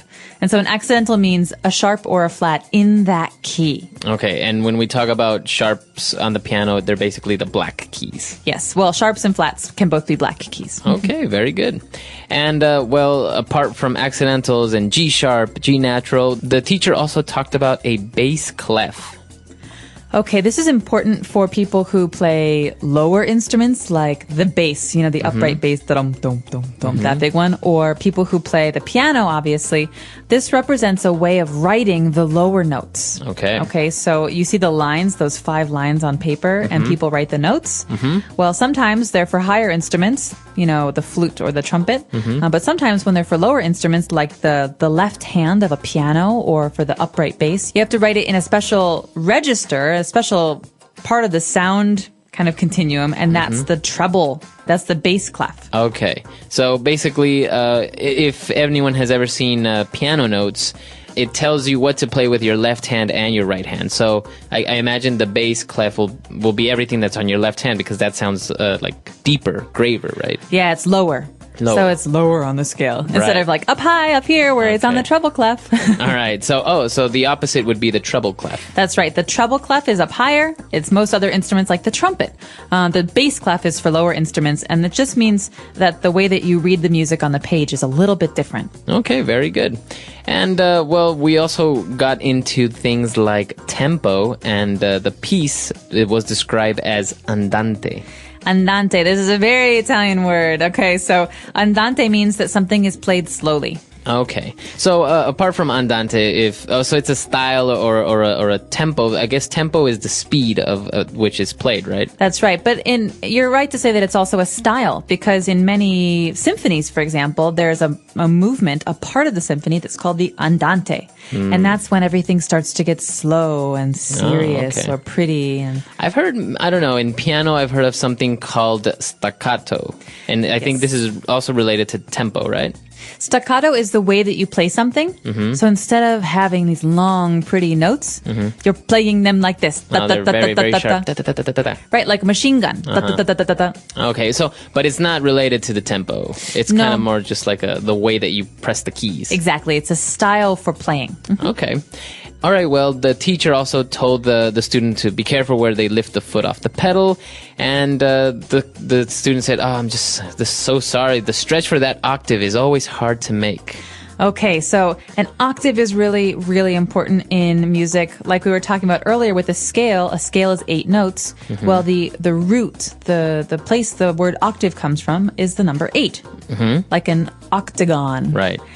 So octave means 8 notes together, or like low C, high C, that's an octave. Okay. So think about the piano. When you're putting your fingers on the keys, covering 8 keys means you have to stretch your thumb and your pinky out really, really far. And so he's saying, sorry, it's hard for me to do this because the octave, that stretch is really hard for my hand. Right, okay. So this is different from an eighth, right?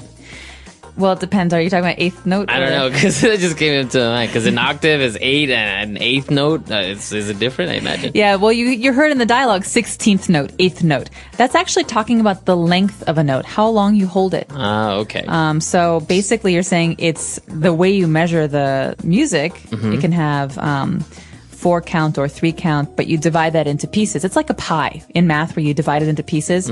So if it's a 16th note or an 8th note, that's the length based on the kind of music you're playing. So I imagine 16th note is shorter than 8th. Yes. Okay. At least I got that one right. And 32nd note is shorter than a 16th note. Wow, you have all the way up to 32nd. 64th note is shorter. Okay. It gets very complicated, very mathy. All right. And towards the end, the teacher recommended for Cody to watch his dynamics. What does she mean with watch your dynamics? I used to get this all the time in music. So you're concentrating on your music, you're playing, you're getting the notes, and Cody is stretching his hands. The octaves are so far away, and he forgets to play it loud or soft. Oh, okay. Because on the page it says, like we heard earlier, decrescendo. So get much, much softer.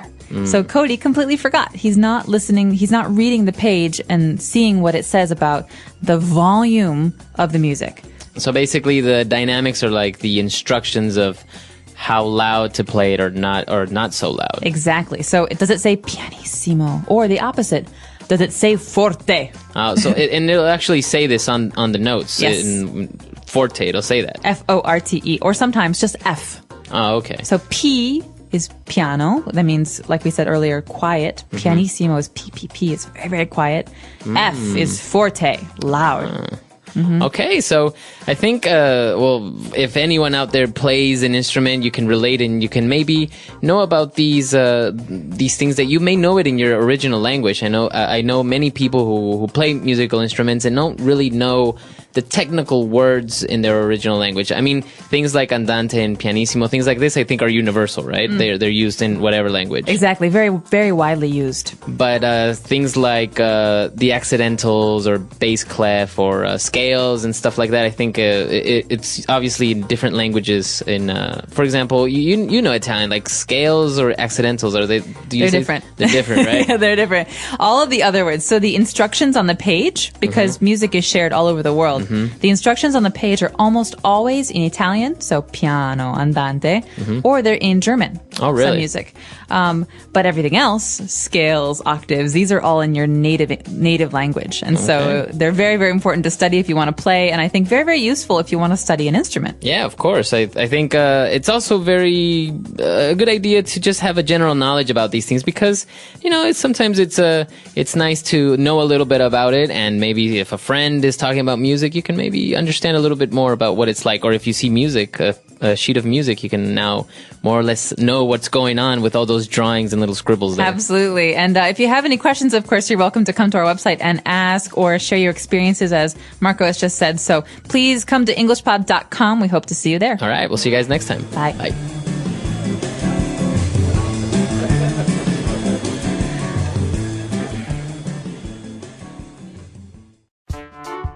The English Pod Audio Review. Listen to the meaning, then say the vocabulary word. Requiring skill or caution. Tricky. A series of musical notes. Scale. The speed at which a musical piece is played.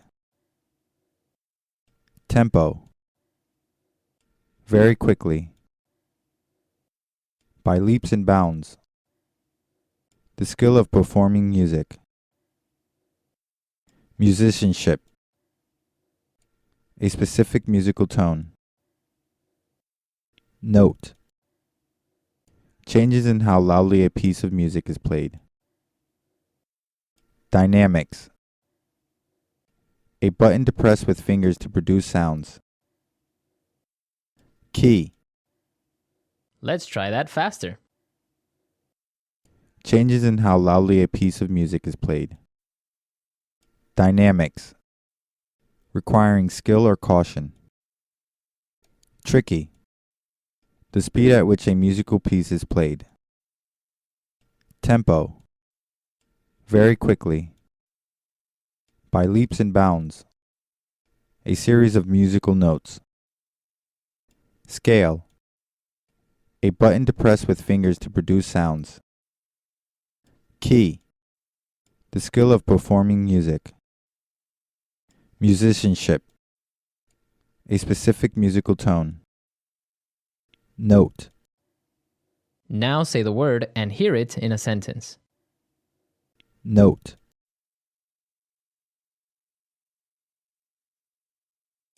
The crowd cheered wildly when she hit the high note at the end of the song. Note.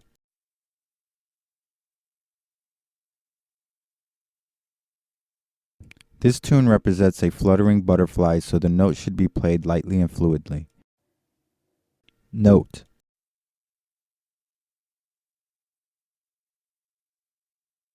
The two 16th note were followed by a quarter note and an eighth note. Tempo.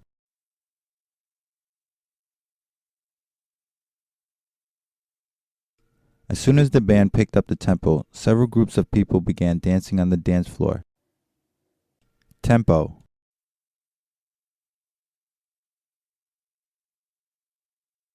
This week, I want you to practice this section at a slow tempo, hands separately. Tempo.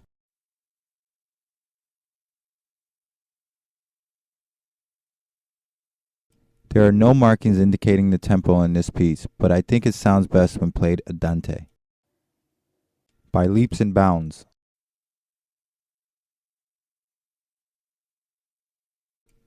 Your musicianship has been improving by leaps and bounds recently. By leaps and bounds. The value of his investments kept increasing by leaps and bounds. By leaps and bounds.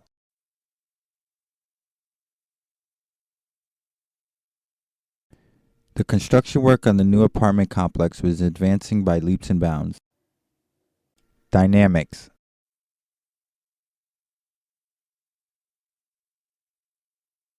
The dynamics in this piece are few, but there are many changes in time signature.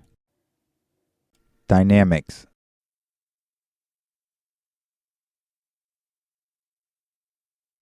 Watch out for the dynamics and remember to get softer here and louder in this section. Dynamics.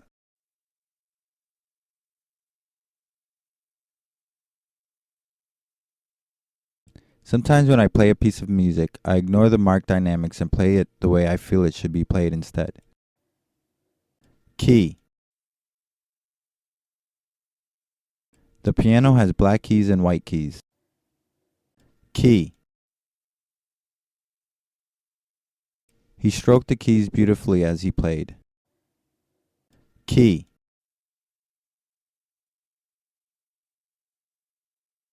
The child giggled at the sound that was made when he pressed down on the piano keys.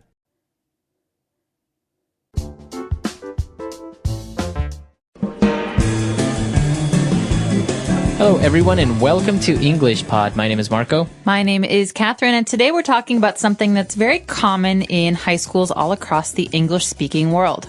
That's right. Today we are going to talk a little bit about sexual education, or also called sex ed. So you may be asking yourself what exactly this means, so let's take a look at this word on Vocabulary Preview. Vocabulary Preview. Okay, so more commonly than not, we're going to hear the phrase sex ed, ED, that stands for education. This is basically a class or a training about sexuality and safety when it comes to these issues.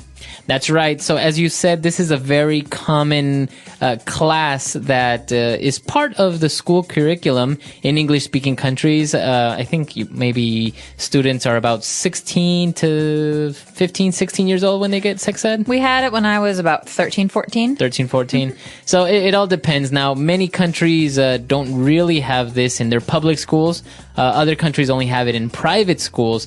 So it's a very controversial topic about if schools should actually be teaching this, but we'll talk about that a little bit later on. Why don't we take a look at today's dialogue? Let's listen to what's happening today.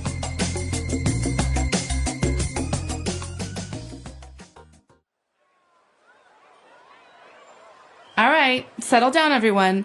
As part of this school's curriculum, we'll be covering sex ed this week. Oh boy, yeah. Now, I want everyone to take this class seriously. Sexual education is very important, and I want you to ask as many questions as you can think of. Remember, there are no stupid questions here. Miss Carlton, what exactly is sexual education? Are you going to teach us like Kama Sutra and stuff like that? No, Jason, that's not actually what sex ed is. Basically, we will talk about sexually transmitted diseases, contraceptives, and how the male and female bodies work. My older sister is in college, and she takes what she and her friends call the pill. I never really understood what that is, but I know it has to do with sex or something. Good point, Jason. This will be the topic of our first class, contraceptives. As you mentioned, the pill is one of the many that exist. The birth control pill is taken daily by a woman in order to prevent unwanted pregnancy, but it does not protect her from contracting STDs from an infected person. Another popular method is using condoms. This is probably the best method if you have sex, since it not only prevents a woman from getting pregnant, but also protects you from STDs. Yes, Jason? What are condoms made out of? How is it exactly that a woman gets pregnant? Condoms are usually made out of an elastic material called latex. As for your other question, that's a whole new class.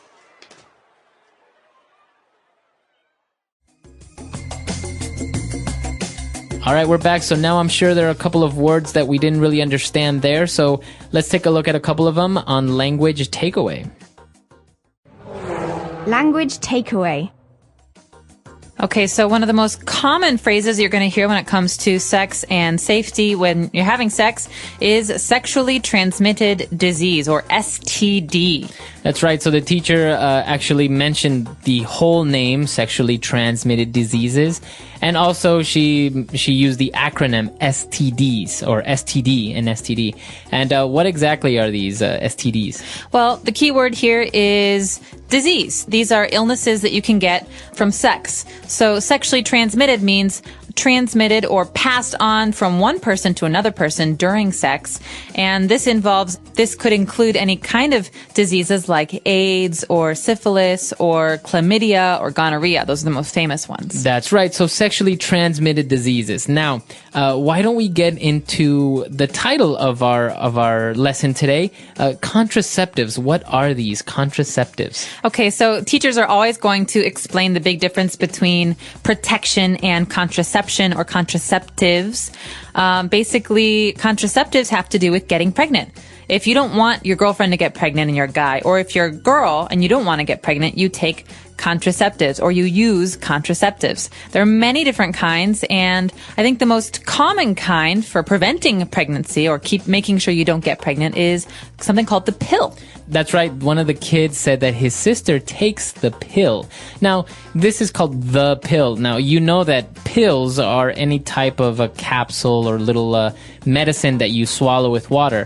But what is the pill? Well, this is the birth control pill. So that's a long name. People often in conversation just say the pill. But it's called the birth control pill, and it's a pill that women take every day, or some of them different times, to prevent pregnancy. And so that means that you're trying not to get pregnant. That's right. Okay, so this is called a contraceptive. Now, as you mentioned, this is a contraceptive, so it will prevent you from getting pregnant, but it will not protect you. And as many of you may know, the most common form of protection against pregnancy and STDs are a little device called a condom. Okay, so a condom is, like you said, the most common kind of protection that people use, and it's important because it helps you not only not get pregnant, but also not get a disease. And so people often talk about this as being the most important kind of protection from disease and pregnancy. And it's basically just a cover for a man's penis, and it prevents liquids being passed on from one person to another person. That's right. And actually, as you mentioned, this has to do with our next word. It prevents you from contracting STDs, like the teacher mentioned. So to contract an STD or to contract an illness, what does that mean? Well, contract is a special verb that we use when we're talking about getting a disease. You don't say I got a disease, you say I contracted it. That means I got it from somewhere or someone. And that's one of the dangers of sexually transmitted diseases. You can contract very serious diseases just by having sex. Now, can I say I contracted the flu? I mean, it's not incorrect, but we don't really say that with the flu. It's not a very serious illness. You say it with very serious illnesses. Okay. So yeah, I don't think you would go around saying, "Oh, I contracted a cold last week." I got the cold. And you wouldn't say this about cancer either, because cancer is not something you get from someone else. But you say he contracted AIDS, or he contracted gonorrhea, for example. Okay, very good. So as you see, the spelling is actually the same as like a contract, like an agreement between a company or two people. But the accent is different. A contract is an agreement. To contract, that's what we're talking about, illnesses. To get. All right, very good. And for our final word, we're going back to condoms. The material that they are made out of is called latex. Okay, so latex is a very special kind of material that is, like they say in the dialogue, elastic. It's stretchy, and it's almost plasticky, but it's very, very tough. It's very strong, and that's why they make condoms out of it. And I think we also see things made out of latex. For example, doctors, when they're operating, they wear latex gloves. That's right. Obviously, they don't want to use materials that are weak or that are thin, because they need to protect their patients from germs. And so latex gloves and latex condoms are very, very common because they are so durable. That's right. Okay. So a lot of interesting stuff there. Why don't we now jump on over and take a look at a couple of different phrases on Fluency Builder. Fluency Builder. So this first phrase is something you should be very, very familiar with if you've ever been in a classroom in America or Canada. Oftentimes with younger children or with high school children, people get really worked up, very excited. You know, kids are yelling and talking and they're giggling and they think that, oh, sex is so funny. And so the teacher always says, settle down. Settle down. Okay. So if somebody tells you to settle down, hey, settle down, that means calm down, be quiet. You're too excited. Calm Okay. down. So you can use this with your kids, maybe. Settle down. We need to go. Come on, get in the car. That's right. So just kind of be quiet, be a little bit calmer. It's very, very, very important phrase, especially if you're talking to younger people. Okay. And well, of course, when you're talking about sex with teenagers or younger people, everyone's laughing and giggling because it's such a weird thing for them. And the teacher said, I really want you to take this class seriously. Okay, so take this class seriously. This comes from a sentence structure that's very, very important. To take something seriously. I take my studies very seriously, or you guys should take this class seriously. It's important. It means, listen, pay attention. This is important and you need to know this. It's kind of like a way to instruct someone to really pay attention. That's right. Or what if you say, I want you to take me seriously? That means I want you to really think about what I'm saying and not just talk to me like I don't really understand what's going on. Okay, very good. So to take something seriously is the structure. Now moving on to our final phrase. When we were talking again about contraceptives, we talked about avoiding pregnancy, and we have a phrase that we use called unwanted pregnancy. Okay, so pregnancy is what happens when someone gets pregnant. They're going to have a baby. But an unwanted pregnancy is a certain kind of pregnancy. It means when someone did not plan to get pregnant or did not want to get pregnant. So unwanted is the opposite of wanted. It means like it was an accident. Right. So you wouldn't really say an accidental pregnancy because it's still a kid. Exactly. So you didn't want to get pregnant, but you did. That's why we say unwanted pregnancy. Or you'll hear very often, condoms help prevent unwanted pregnancy, or the pill helps prevent unwanted pregnancy. That's right. Okay, so a lot of interesting stuff there. I think it's worthwhile for us to listen to our dialogue for one last time.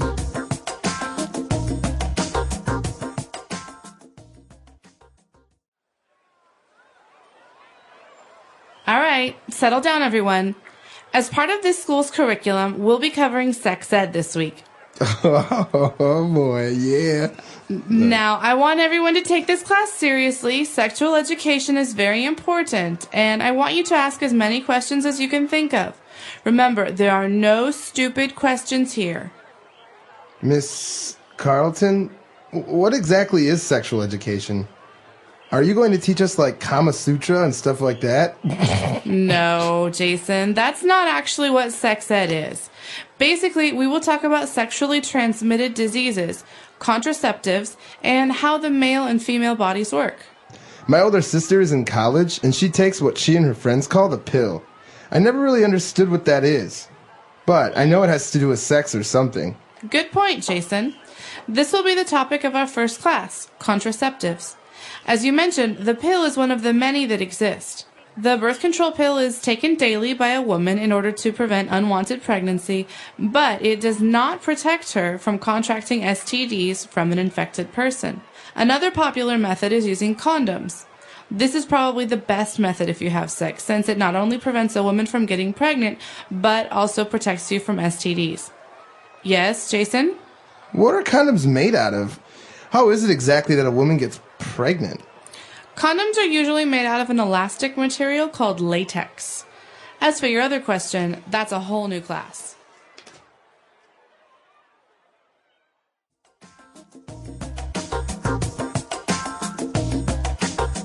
All right, so coming back, we obviously didn't cover all forms of contraception and forms of protecting yourself against STDs, but I remember very clearly in school when we talked about this, they said the best protection, the best way to not get pregnant or to get STDs is celibacy. That's right. Celibacy is not having any sex. Okay. When I was in school, they said the safest sex is no sex. Yeah. Because there's always a little bit of danger. No. And so this is something that I think they tell a lot of young people to scare them, but there is some truth to it. Yeah, of course. Now, what do you think about this topic? Do you think it's worthwhile and we should teach children sexual education, or many people protest against it and say this is wrong? We shouldn't be giving kids condoms when they're in high school.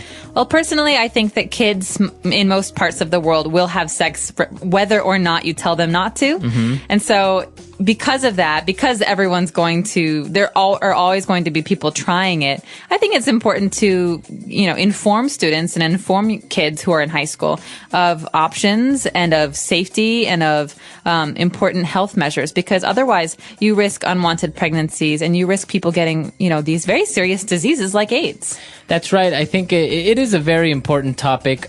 Some countries or some places, even within the United States, are a little bit more conservative than others, and so many times they are against this type of education. But I've actually encountered people who never received sexual education, and until they were maybe like 18, they thought they can get pregnant by a kiss. Yeah.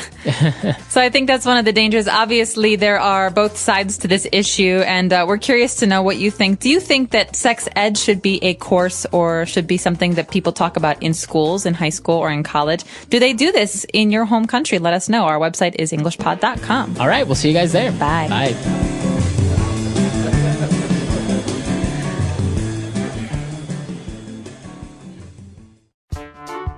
The English Pod Audio Review.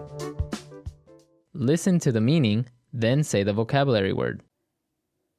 The aggregate of courses of study given in a school, college, university, etc. Curriculum. Device, drug, or chemical agent that prevents conception. Contraceptive. A thin sheath worn over the penis during sex. Condom. To stop from happening. To prevent. To get or acquire, as by exposure to something contagious. To contract. Let's try that faster. To stop from happening. To prevent. To get or acquire, as by exposure to something contagious. To contract. A thin sheath worn over the penis during sex. Condom. The aggregate of courses of study given in a school, college, university, etc. Curriculum. Device, drug, or chemical agent that prevents conception. Contraceptive. Now say the word and hear it in a sentence. Curriculum.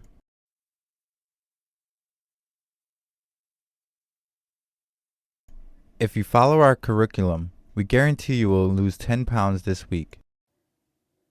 Curriculum.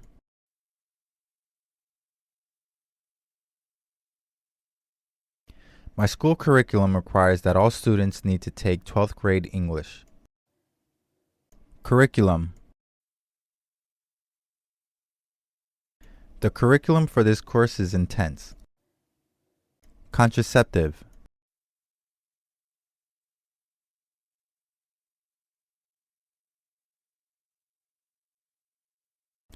Even with the variety and effectiveness of contraceptives today, there are still numerous cases of unwanted pregnancies every year. Contraceptive.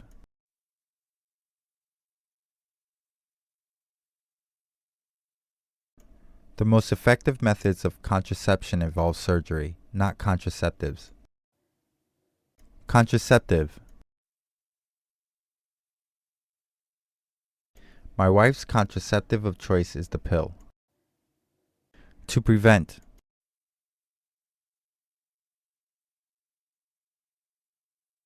She takes a birth control pill in order to prevent an unwanted pregnancy. To prevent.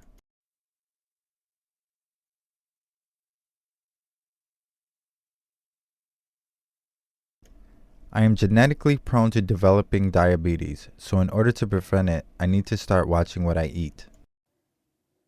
To prevent.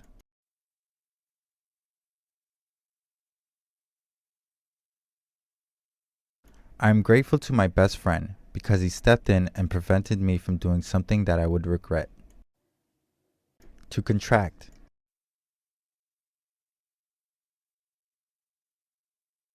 I just learned that a friend of mine recently contracted an STD. To contract.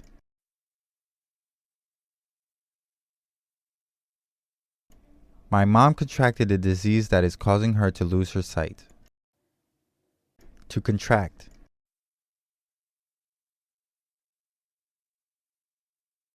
I am very paranoid about contracting STDs from toilet seats. Condom.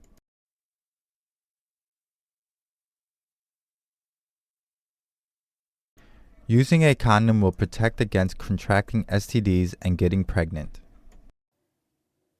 Condom.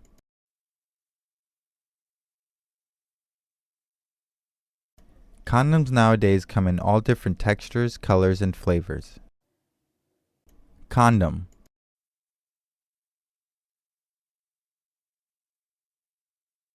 The effectiveness of a condom disappears the moment there is a tear in the condom.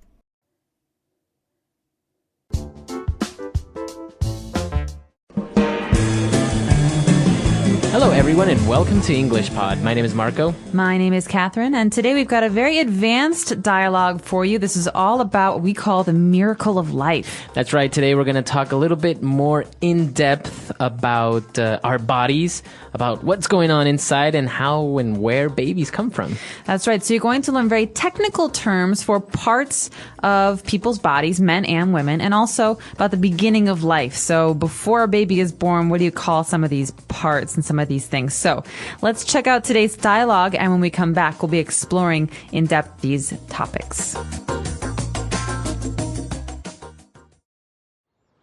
Continuing with our class, today we are going to study briefly the miracle of life. Many of you may think you already know how babies come to be, but I'm sure that some of the things we will be talking about today may surprise you. Billy, can you turn on the projector, please? Thanks. Okay, does anyone know what this is? Looks like a goat head to me. Nice try. But this is a woman's womb, which contains her uterus and ovaries. The ovaries are packed with eggs, and each month during the middle of the menstrual cycle, the ripest one will be sucked up by one of the fallopian tubes. This is called ovulation, and the exact time of ovulation depends on the length of a woman's cycle. In an average 28-day cycle, ovulation will most likely happen between the 12th and 15th days, counting day 1 as the first day of your last period. That's amazing. So each month, the woman produces these eggs and then waits for them to be fertilized? Actually, every woman is already born with over 400,000 eggs. Some will start dying off immediately, and others are released during her fertile period. What about the guys? I know they produce sperm and stuff. That's right. The man's body has a tiny factory that produces sperm 24 hours a day. Each ejaculation will release about 100 million sperm, so the factory is always pretty busy. The sole purpose of a sperm's life is to fertilize the woman's egg. So then we basically need to put one and one together so we can have babies, right? Yes. The man will have an orgasm during intercourse and ejaculate sperm and semen. Now, this is where the race begins, and all those millions of sperm will race and swim from the cervix through the uterus and to the fallopian tubes. This could take anywhere from 45 minutes to 12 hours. Not all of them make it, since some of them go the wrong way and get lost or simply die. Many will actually reach the egg, but only one will penetrate it and fertilize it. Once this happens, the egg instantly changes and creates a protective shield once the sperm is safely inside. And then, that's it? Well, the egg will be fertilized within about 24 hours of its release. The genetic material from the sperm combines with the genetic material in the egg to create a new cell that will rapidly start dividing. The woman is not actually pregnant until that bundle of new cells, known as the embryo, travels the rest of the way down the fallopian tube and attaches itself to the wall of her uterus. Any other questions? Then let's move on.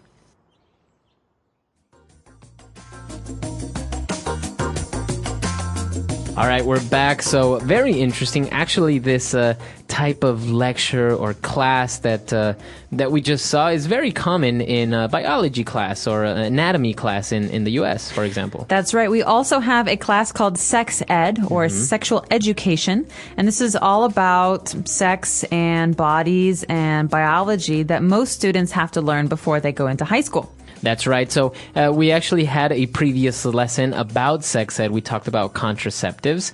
And continuing on the topic, this is why we have this advanced lesson now. It is a little bit more difficult because we have medical terms and specific names of parts inside of our body. So why don't we start with the first one, when the teacher explained about a woman's womb. Womb. So this might look like a very hard word to pronounce. There's a B there, so W-O-M-B. Mm-hmm. We don't pronounce womb. Right. We say womb. Womb. And this is basically where the baby will grow when a baby is produced. So it's a part inside a woman's body that we also call the uterus. Mm-hmm. Okay, so I guess the uterus is the specific name of that area, right? But I guess the whole thing, kind of like the woman's belly where the baby is going to be, is called the womb. That's right. Okay, so now taking a look at other parts of a woman's body, we have the womb, we have the uterus. Now, what about the ovaries? So ovaries are... Actually, there are two of them in a woman's body, and ovaries are where eggs are stored. So women have eggs, and this is what will one day become, in some cases, a baby. And so they are stored in ovaries, and when it's time to come down, they come down through the uterus, through these tubes, to either come out or to be met by a sperm. Right, and these tubes are actually called fallopian tubes. So a hard word, fallopian. Again, there are two of these, right? One from each ovary, and they come down, and that's basically a passageway for eggs. That's right, and it's interesting because in English, some women that don't want to have any more kids, they very colloquially say, I have my tubes tied, or I had my tubes tied. That's right. So this means a woman has had an operation so that she will not have children in the future, and her fallopian tubes are closed off so that eggs cannot come down. That's right. So this is kind of, now you more or less, if you've heard this phrase before, now you understand why the fallopian tubes, and that's why women say tubes tied. Yeah, she had her tubes tied. All right. So now all of this is going on because, well, a woman can potentially get pregnant. And during this period of time, this is when the woman is ovulating, or this is called ovulation. That's right. So ovulation is a cycle. That means it's something that happens again and again and again. We call it a menstrual cycle. And it happens once. Basically, it's a process that takes 28 days, and it's the process of an egg coming down and either being fertilized or not. That's right. So during ovulation, there is a certain period of time where it's precise for a woman to be able to get pregnant, right? And now, what about when we move on to the men? Now, we talked about the women's side. What about the men's? So basically, women have eggs, men have sperm. Okay, these are they look like fish almost. They swim around. And they are passed to a woman through semen. And men have, I don't know, like 10 million of them or something crazy. It's a huge amount of sperm. Now, this is an interesting thing to differentiate. You said two things, sperm and semen, right? So sperm are the little creatures or little fish, as you said, that swim, and semen is kind of actually like the liquid that contains them. That's right. So it's almost not bigger than, but it's the liquid that they come in to basically attack an egg and try and fertilize an egg. And so remember, in English, sperm can fertilize an egg. Semen cannot. Right. And now this is interesting. We're talking about to fertilize. I mean, maybe we've heard this in gardening or something like this. We've heard of fertilizer. But what do we mean by to fertilize or fertilization? Okay, basically, fertilization or to fertilize something is to, in this case, put a sperm together with an egg. So to make a baby. That's right. And so an egg that is not fertilized will come down and will never become a baby. Sometimes sperm, they don't find eggs and they just, they die. Now, there's another interesting word that's very related or close to this when we say when a man or a woman is fertile. That's right. So this only applies to women, not to men. You can say she's fertile. That means she has eggs. Her eggs come down and she can have a baby. at some time.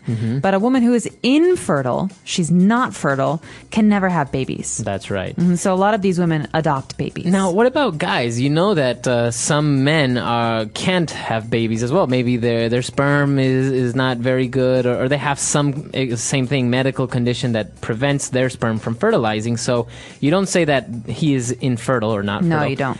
What do you say? He is sterile, okay? Sterile. So a woman can be fertile or infertile.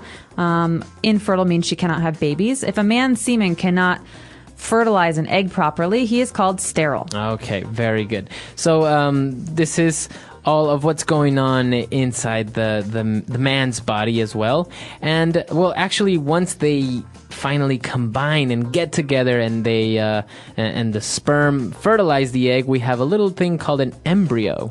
Okay, so obviously it doesn't become a baby for a little while. This is a point of contention, a point of argument for a lot of people, because no one agrees when a baby becomes a baby. Right. But basically when an egg and a sperm come together, they create an embryo, which is a combination of genetic information and tissue and all these things. And that starts to grow and to become a fetus, which will one day, when it is born, become a baby. That's right. So the embryo is basically the first stage of when the baby is forming. But it's not really, as you said, this word fetus, it's not in our dialogue, but a fetus is actually a formed being, so to say, inside a woman's body, right? It's growing. It's starting to get the pieces that it needs to become a human being, but maybe has not fully developed yet. So it's still inside the woman's womb, we can say.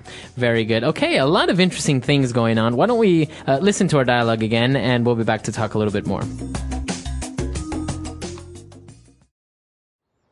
Continuing with our class, today we are going to study briefly the miracle of life. Many of you may think you already know how babies come to be, but I'm sure that some of the things we will be talking about today may surprise you. Billy, can you turn on the projector, please? Thanks. Okay, does anyone know what this is? Looks like a goat head to me. Nice try. But this is a woman's womb, which contains her uterus and ovaries. The ovaries are packed with eggs, and each month during the middle of the menstrual cycle, the ripest one will be sucked up by one of the fallopian tubes. This is called ovulation, and the exact time of ovulation depends on the length of a woman's cycle.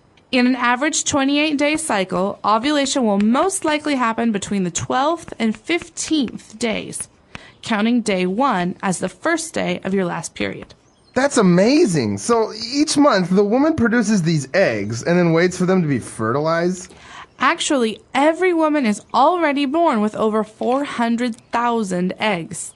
Some will start dying off immediately, and others are released during her fertile period. What about the guys? I know they produce sperm and stuff. That's right. The man's body has a tiny factory that produces sperm 24 hours a day. Each ejaculation will release about 100 million sperm, so the factory is always pretty busy. The sole purpose of a sperm's life is to fertilize the woman's egg. So then we basically need to put one and one together so we can have babies, right? Yes.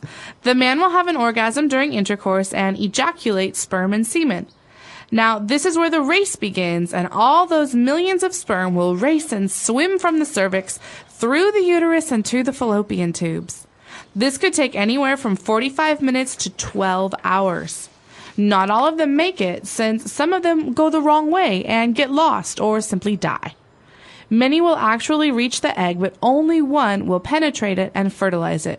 Once this happens, the egg instantly changes and creates a protective shield once the sperm is safely inside.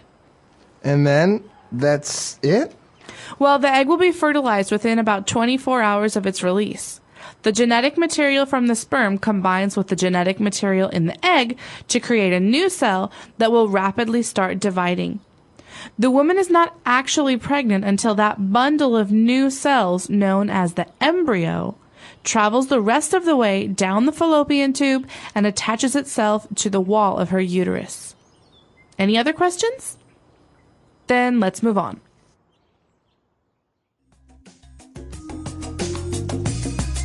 All right, so this whole aspect, we understand how the miracle of life works, right? This is what it's called, having babies, the miracle of life. It's even the name of a video we were forced to watch when I was 12 years old, and I still have nightmares about. Well, it is interesting. It is almost a miracle because you are basically creating something out of nothing almost, right? That's right. And what's amazing about it is that two people who have different genetic material and who have different experiences and who have different parts to their bodies come together and create something that's a combination of all those things. Mm-hmm. So it's almost kind of like a game of surprise. You don't know what's going to happen. Are they going to have red hair or green eyes, Right. or are they going to be tall or short or fat or thin? It's interesting. Now, talking about this aspect that you mentioned before, it's controversial when there is life or if the embryo is a baby or it's not. This is because of many countries or cities or states that are discussing the legalization or not of abortions. That's right. So the reason this is a problem for a lot of people is because no one agrees on when a fetus becomes a baby. Mm-hmm. And so that will determine for a lot of people when it is okay to abort the fetus or to kill it and when it is not. Right, because I've heard that some people say, well, in your first month, if you've already been pregnant for a month, the baby already has certain parts formed, or even I think the heart's beginning to form. So they say, you're already pregnant. I mean, you already have a life inside you. Well, they say, well, no, it's actually after 2 months because then the baby has a heartbeat. I'm not really sure about the timetables that I'm giving you. I'm giving you more or less a rough outline, but this is the controversy. That's right. And so it affects laws in many countries. It affects what medical practitioners like doctors and nurses can do. And it's always, I think, been an issue as long as I've been alive. Yeah. Actually, the whole abortion topic is a big political debate between people who are against it, who are in favor of it. So it's very interesting. And actually, it's still very much illegal in many places in the world. Absolutely. And it changes, I think, according to where you are in America as well. So some states have different laws about it, and some states are more lenient, for example. And actually, this spawned a whole new controversy that with the emergency pill, right? Mm-hmm. That basically, if you maybe are in risk of being pregnant, then you take this pill and it kind of prevents fertilization, or if fertilization occurred already, then it kind of prevents further growth of the embryo. Right. Basically, it's called the emergency contraceptive, and it's taken after you think you might be pregnant. So maybe if you didn't use other contraceptives like a condom, and you think maybe one of your eggs as a woman was fertilized by a sperm, it makes you have your period. It makes you menstruate. That means the lining of your uterus and any egg, even if it was fertilized, comes out. Right. And it's, in some cases, people think of it as a kind of abortion. That's right. So it's very interesting how the more that we understand about medicine and about how life works, well, there have been advancements as well, like contraceptives that not only prevent unwanted pregnancies, but also prevent transmission of diseases, sexually transmitted diseases. That's right. But at the same time, other things like this, like the emergency contraceptive and abortions start popping up. So Ethics, exactly. So a very interesting topic, as we said, controversial, but at the same time, very much beautiful, because we are talking about how our bodies work and how everyone came to existence. And how babies are born. Everyone loves babies. That's right. So we're really interested to get your insights, your opinion about anything that we've talked about today. And if you have any other questions or comments, you can always reach us at englishpod.com. Yeah, we hope to see you there, and we hope this will start a nice conversation on our website. But remember, keep it clean. Yeah, that's right. All right, so we'll see everyone there. Bye. Bye.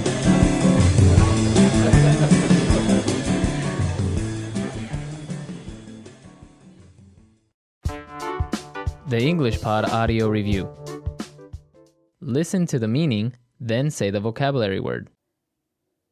The uterus of the human female. Womb. The discharge of a mature ovum from the ovary.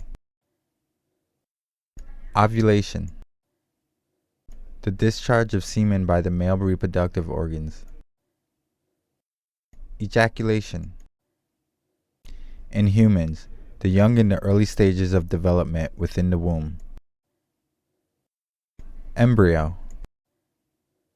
The outermost layer defining the physical limits of an object. Wall. Let's try that faster. The discharge of semen by the male reproductive organs. Ejaculation. The discharge of a mature ovum from the ovary. Ovulation. The uterus of the human female. Womb. The outermost layer defining the physical limits of an object. Wall. In humans, the young in the early stages of development within the womb. Embryo. Now say the word and hear it in a sentence. Womb.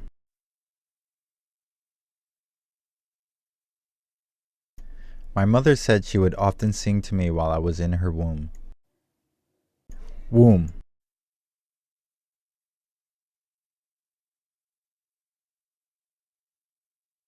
He stroked his wife's protruding belly with love and affection, knowing she carried his child in her womb. Womb.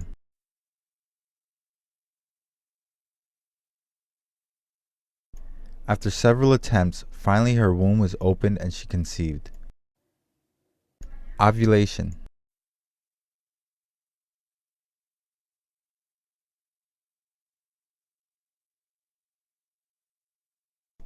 One way to ensure getting pregnant is to keep track of your menstrual cycle and to use an ovulation calendar to pinpoint the day of your ovulation. Ovulation.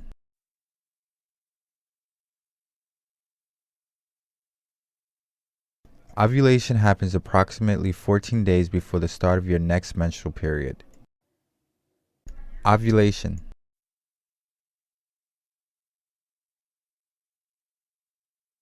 A woman's chances of getting pregnant will be higher as she approaches ovulation.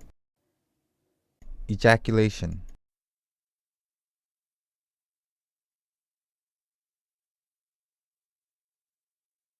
Semen, which is a mixture of sperm and other secretions of the testes, is ejected from the penis during ejaculation.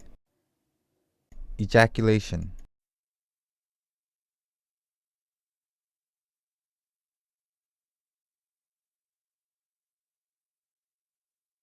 If a man experiences problems with ejaculation, sperm may have to be collected outside of sexual intercourse in order for a couple to become pregnant. Ejaculation.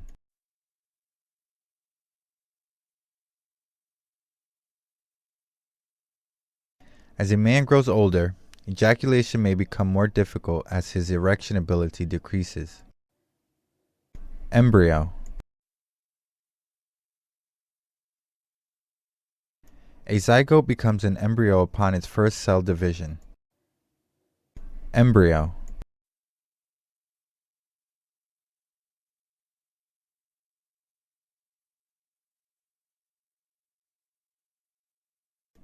An embryo becomes a fetus at the end of the second month of gestation, when the body structures of the young organism are in the recognizable form of its kind. Embryo.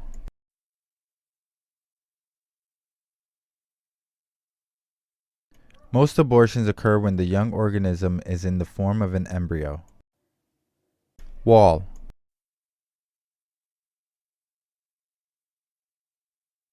The doctor says there's a hole in the lining of my stomach wall. Wall.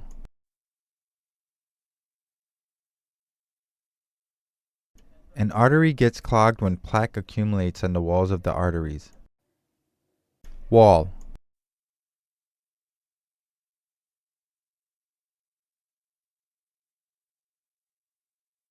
Sometimes the placenta of the embryo attaches itself too deeply into the wall of the uterus, which can result in premature delivery.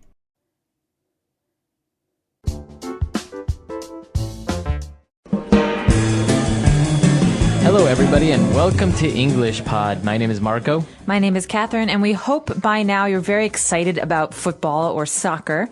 This is the World Cup time of year, so this comes every 4 years, actually. And we've got a lesson all about it. That's right. So as everyone may or may not have heard, we are actually in the middle of the World Cup. And as you say, it's a football or soccer competition. Now, soccer is only used in the United States. That's right. It's used in the United States, although football can be confusing in a place like Australia, where they have two different games that are called football. That's right. So it's a little bit difficult at times to tell someone that you play football and they think you play American football or Australian football or soccer. So it's a little bit confusing. It can be, yeah. All right, so we have a great lesson all about the World Cup. We're going to explain a little bit, and so let's listen to the dialogue for the very first time.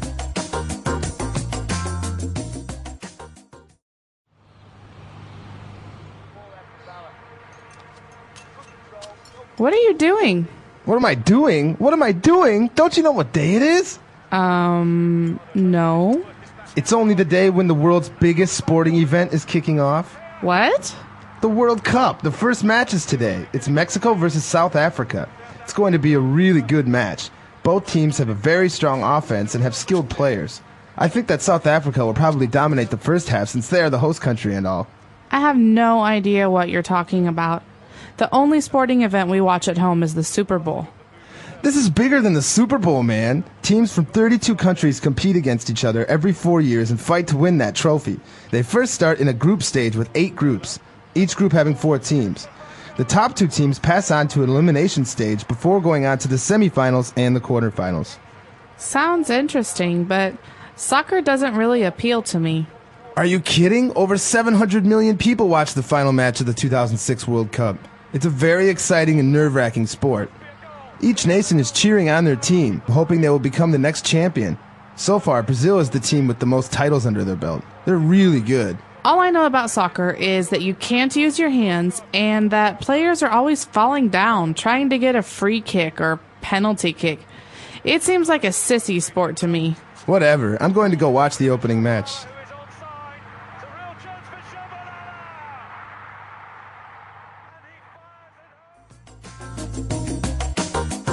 All right, we're back. So obviously, 2 people discussing or fighting over the World Cup and soccer. One of them doesn't really like it. But he came up with some really interesting points and explained a couple of interesting things. So let's take a look at some of that vocab on Language Takeaway. Language takeaway. So, okay, the very first phrase here is a very important one. We're talking about sports. This game is called a sporting event. That's right. So a sporting event is an event, I guess you would say, is a performance or something that happens occasionally, but related to sports. That's right. So an event can be a game itself or a tournament. You've heard maybe of, well, the UEFA Cup, that's the European Federation of Football or whatever it is. Mm-hmm. So basically you have this tournament for European soccer teams, but World Cup is also an event, and a very important game could also be an event. So this basically means a sporting match or a sporting competition. That's right. Now it may sound confusing as to why you put the ing in sport. It should be maybe sports event or sport event. But I'm not really sure why we add the gerund to sporting event. We always just say it this way. It's a set phrase. So let's remember that it's sporting event. This is the world's most important sporting event, for example. Okay, very good. Now we went in, we talked about the first match, Mexico versus South Africa. And they're talking about the teams and how they both have a very strong offense. Okay, so offense is a part of the team. Basically, it's a group of players who are trying to score. That's right. Okay, so when you're good at offense, it means you're good at scoring. Mm-hmm. And the opposite of offense is what? Defense. Defense. So offense, defense. Mm-hmm. You can say they have a very strong defense. That means that it's very hard to score against them because their defenders, their goalies, they're all very strong. That's right. So we're talking about an offense and a defense, both very important parts of a team. And so the guy continued and made a little bit of a prediction saying that South Africa will probably dominate the first half. Okay, so you know that football matches are split into halves. You have first half and second half. Mm-hmm. To dominate here means to be stronger than someone else. Mm-hmm. So to control the ball or to have possession or to be the one that is the strongest team on the field. That's right. So you can dominate by having a very strong defense, or you can dominate by having a very strong offense, or both. Dominate means be stronger than. That's right. Okay, now let's move on to the other guy who doesn't really like soccer, and he says, I have no idea what you're talking about. All I know is that I watch the Super Bowl. Okay, now this is a very American thing, the Super Bowl. That's right. We mentioned earlier that in America, most people call the game soccer, not football. Well, that's because in America, we have a different game called football. That's right. And so the Super Bowl is like the most important game in the football world. It's the game that happens every year at the very end of the season. That's right. So this is what we usually call American football. So you've probably seen it on TV as well. And the Super Bowl is basically the name of the final sporting event of American football. Just like we have World Cup, we have the Super Bowl. And the winner of the Super Bowl is the best team that year. That's right. All right, so now let's go on to explain a little bit about how the World Cup works. The guy went on to explain that there are 32 countries competing, and basically we have 3 parts: an elimination stage, a semifinals, and quarterfinals. Okay, so basically this describes the different levels, because obviously 32 teams can't compete for one trophy at first. You have to make the numbers smaller. So 32 becomes 16, becomes 8, becomes 4, becomes 2. That's right. And so we have different groups for these. The first one is the elimination stage, when some teams lose and they go home. That's right. And after that, then we have a quarterfinals. So what is quarterfinals? The quarterfinals are when you have 8 teams that are basically the top 8 teams of the competition, and they will play against one other opponent. So the winner passes on to the next stage, which would be the semifinals. Well, the math makes sense because quarter has to do with 4, right? That's right. So in the quarterfinals, 8 teams become 4. And in the semifinals, 4 teams become 2. That's right. And then what happens after the semifinals? And then we have the final, where basically the 2 top teams will compete against each other, and there will be one champion. USA! US! And this is when it gets very nationalistic. People are very proud of their countries. Of course. And so this basically is what happens and how we get our champion. And, now let's explain a little bit very quickly about 2 things that happen in the game during gameplay, when we have a free kick and a penalty kick. Okay, so a kick, you just kick the ball. But sometimes when the ball goes out of bounds, or when a player is injured or there's a foul, then that player or his teammate can take a special kick. All right, and so a free kick is just a kick from anywhere, right? A free kick is a kick that you get basically according to the referee, who says, okay, stop the game. He's going to kick from inside the lines. That's right. So wherever you are fouled, wherever somebody maybe hit you wrong or something happened, from that position you will kick freely towards the goal or wherever you want. You can pass to your other players as well. That's right. But a penalty kick is a bit different because you have to be in a special place when you do it. That's right. A penalty kick is when you are fouled inside the box, what they call, is in the area very close to the goalie. So if you commit a foul there, then the other player will receive a penalty kick, and it will just be him against the goalie, and he must kick the ball. I think it's approximately 10 meters, if I'm not mistaken. Yes, and this is why it's very dangerous, because you're so close to the goalie and no one can stop you. And so when fouls happen inside that special box, it's usually bad news for the goalie. Yeah, of course. So this is what happens during a penalty kick, and basically you have no defenders, so it's just you, the goalie, and it can get, as you said, very complicated for the goalie. So all right, so we've taken a look at a lot of things on language takeaway. Let's move on now to 3 phrases on Fluency Builder. Fluency Builder. Okay, so this is a great word to describe how I felt last week when I watched the England versus America match. I thought it was a nerve-wracking game. That's right. And we heard this in the dialogue, right? Yeah, you said it was a very nerve-wracking game, or in the dialogue the guy said it's a very exciting and nerve-wracking sport. So if something's nerve-wracking, what does it mean? Well, basically, if you break it down, nerves are those things in your body, in your skin, that make you feel. So if someone hurts you, you feel it because of your nerves.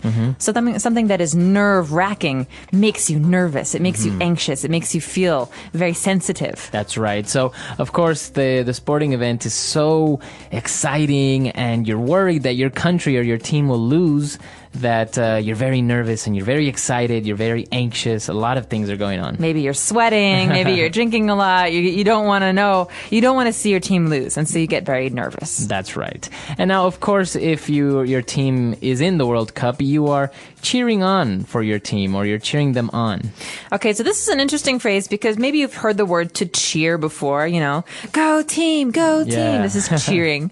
But we often say, I want to cheer him on. Mm-hmm. Okay, so this on to me means like, I want to cheer him on to victory. I want to push them towards some goal. Mm-hmm. And so you hear this a lot. Let's cheer them on. Or he was really cheering me on. Mm-hmm. Made me feel good. And Motivating you. Motivating you. So to cheer someone on. Cheer them on. All right. So obviously this is why we have cheerleaders, right? Mm-hmm. Girls that Give me an cheer. A. Give me a B. These are the girls or the group of girls that cheer teams on. Or men too. Or I've men. seen male Yes, cheerleaders. Yes, that's true. All right. And now when we talked about Brazil, they are the team with the most titles under their belt. Okay, we're not talking about a real belt here, are we? No.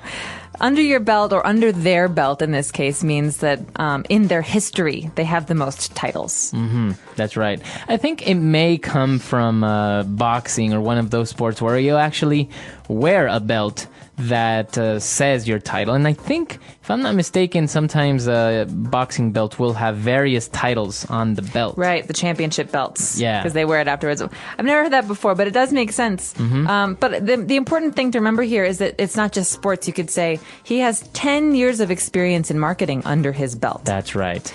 That means he's good. I mean, he's experienced at marketing. That's right. So that's right. As you said, you can use it for work experience. You can use it for titles in work, or maybe in education. You can say he's got 3 master's degrees under his belt. Wow. All right. So a lot of great stuff there. We've taken a look at a lot of vocab. So I think we should listen to our dialogue again, and we'll be back to talk a little bit more.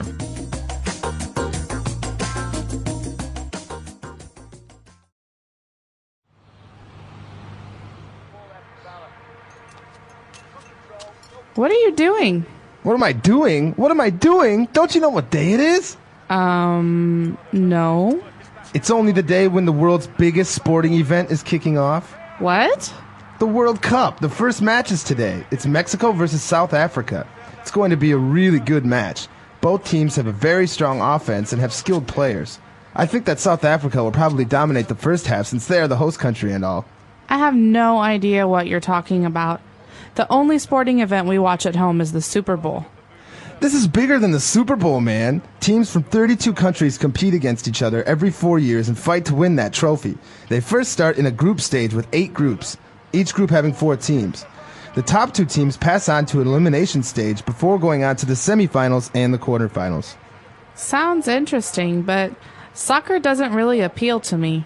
Are you kidding? Over 700 million people watched the final match of the 2006 World Cup. It's a very exciting and nerve-wracking sport. Each nation is cheering on their team, hoping they will become the next champion. So far, Brazil is the team with the most titles under their belt. They're really good. All I know about soccer is that you can't use your hands and that players are always falling down trying to get a free kick or penalty kick. It seems like a sissy sport to me. Whatever. I'm going to go watch the opening match.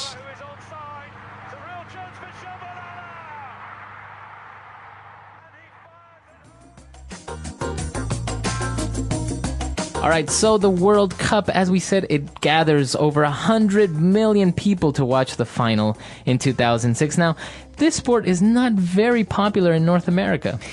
It's not. Well, that's not totally true because Mexicans really follow football. That's right. That's right. But I think in America, in United States, it is one of the less popular sports. I was thinking the other day, maybe number 5 on our list of popular sports. Maybe because, well, you have American football, the NFL, you have Major League Baseball, you have the NBA, you have the NHL, and I think maybe before soccer, you probably either have golf or tennis before soccer. Even though the United States does have its own Major League Soccer. Yep, MLS, Major MLS. League Soccer. And my hometown team is Chicago Fire. Pretty good team. Very I proud. heard they're very good. And the LA Galaxy, I think, is the other best team in the States. That's right. Now, the United States did host the 1994 World Cup, and I think this is where a little bit of more interest started to come up. And I think Major League Soccer was formed prior to the World Cup in the United States. That's right. Well, there's another part of it. I mean, as young people, as children, we almost all played soccer. I played soccer. I know a lot of my friends did as well. It's not popular everywhere, but a lot of people play it. And there's not really an audience for soccer in America once you're in the professional realm. And so the problem is when you pass college, you don't think of it as, the NBA, for example, because there's not as big of an audience. And so people just end up doing their normal jobs as opposed to being professional soccer players. I think that has a big something to do with it, is the fact that there is not as much money in this sport professionally as, for example, the NBA or prestige. Exactly. Although this is the on the other hand, these players that do make it and they really want to play, they go abroad and they go play in the European leagues or something like that. That's right. I think a lot of the American players who were playing the other day against England were playing against their teammates, because so many of the American team, the American national team, play in the English Premier League. It was really awkward. Well, it's a really great sport, as I think it's one of the most popular sports in many other countries as well, because it's so easy. All you need is a ball, you need a group of people, you put 2 rocks, and you have a goal, and you start playing. And that's probably why it's the most international sport, because it's very easy to set up. People all over the world love it, and hopefully one day the United States will kind of push it and champion. Yeah, well, I hope this year they'll become champions, but my fingers are definitely crossed, because who knows? All right, so it's a really great topic. We want to know if your country is in the World Cup. Have you ever qualified for a World Cup? There are still many countries who haven't made it. Of course, it's a very small pool. 199 countries compete to qualify for the World Cup, and only 32 make it. And you can also tell us who you're supporting. We won't judge. That's right. So we're waiting for your comments at EnglishPod.com. We'll see everyone there. Bye. Bye.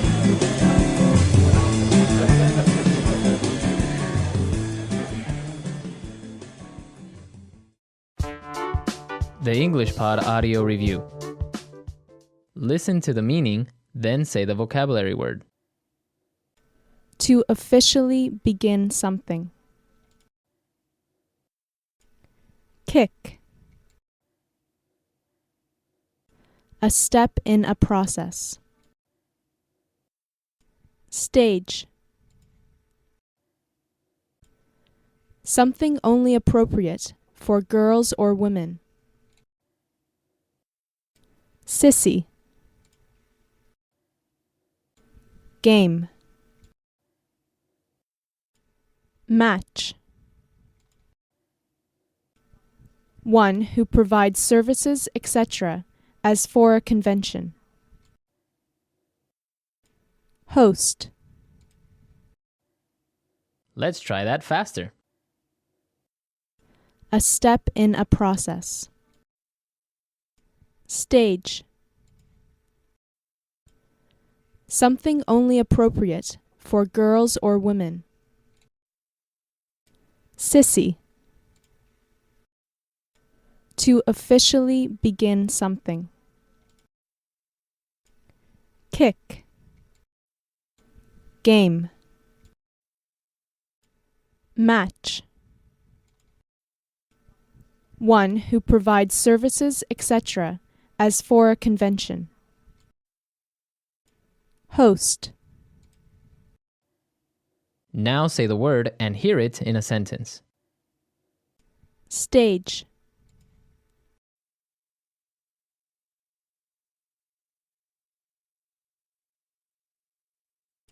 There are several stages a team must go through in order to make the finals. Stage.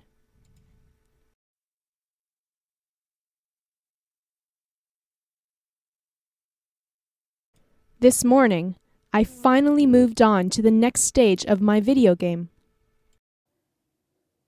Stage.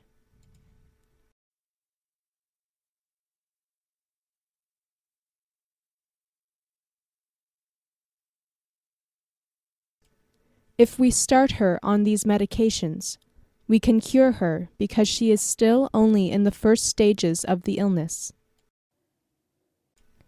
Kick.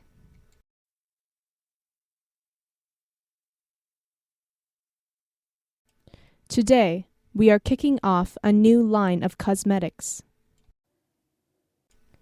Kick.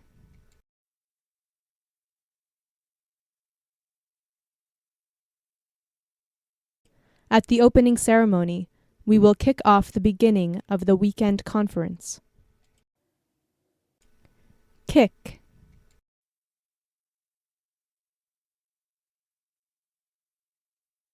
The fundraiser's kickoff will be tomorrow at 5 p.m. Match.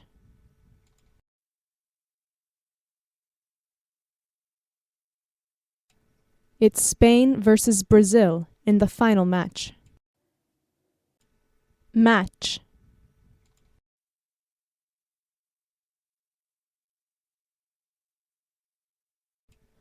I can't make it to the match today, but let me know how it goes. Match.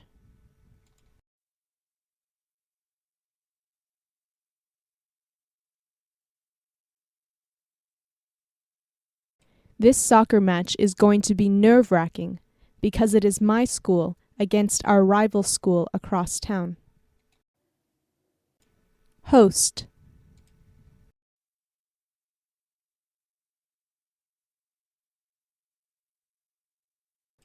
The host country put on quite an elaborate show at the opening ceremonies. Host.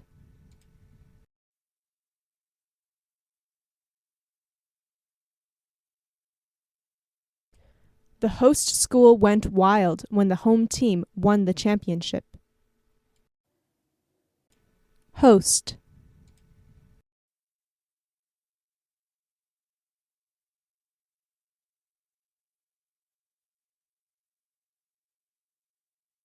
I hardly got any time to speak to the host of the party because she was constantly running around and talking to the other guests.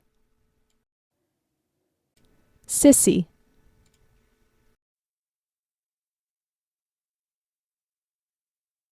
I think soccer is a sissy sport. Sissy.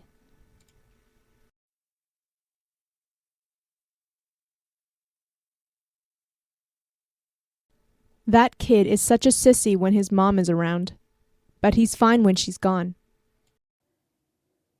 Sissy.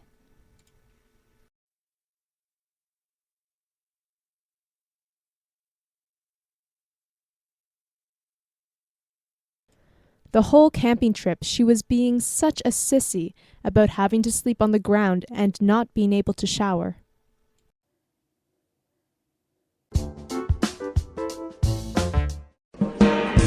Hello, everyone, and welcome to English Pod. My name is Marco. My name is Catherine, and today we're talking about where people come from or nationalities. That's right. Many people come from many different countries, just like our listeners, and there are specific words or adjectives and nouns to describe people. Like, for example, somebody who is from China. A Chinese person. Mm-hmm. That's right. So in your case, Marco, you are an Ecuadorian. That's right. So that means I come from the country Ecuador. I, on the other hand, am an American. I come from America. That's right. So we have a lot of these examples. Why don't we jump into the dialogue? Let's see where all of the people from this international class are from, and we'll be back to talk about it.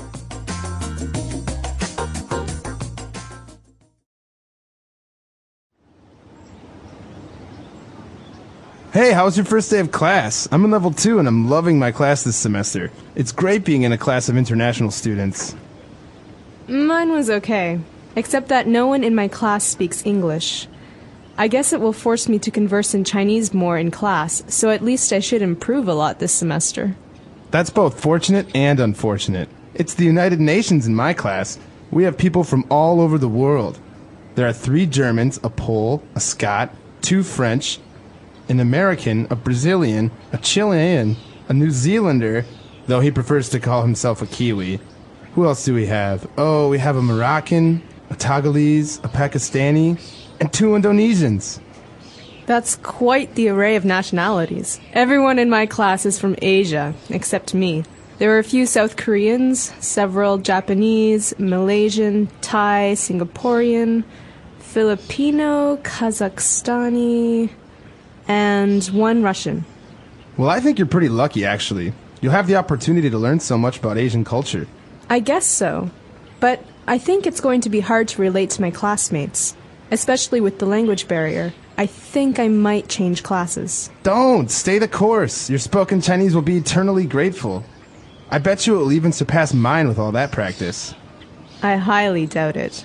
Your girlfriend is Chinese. Well, there is that, yes.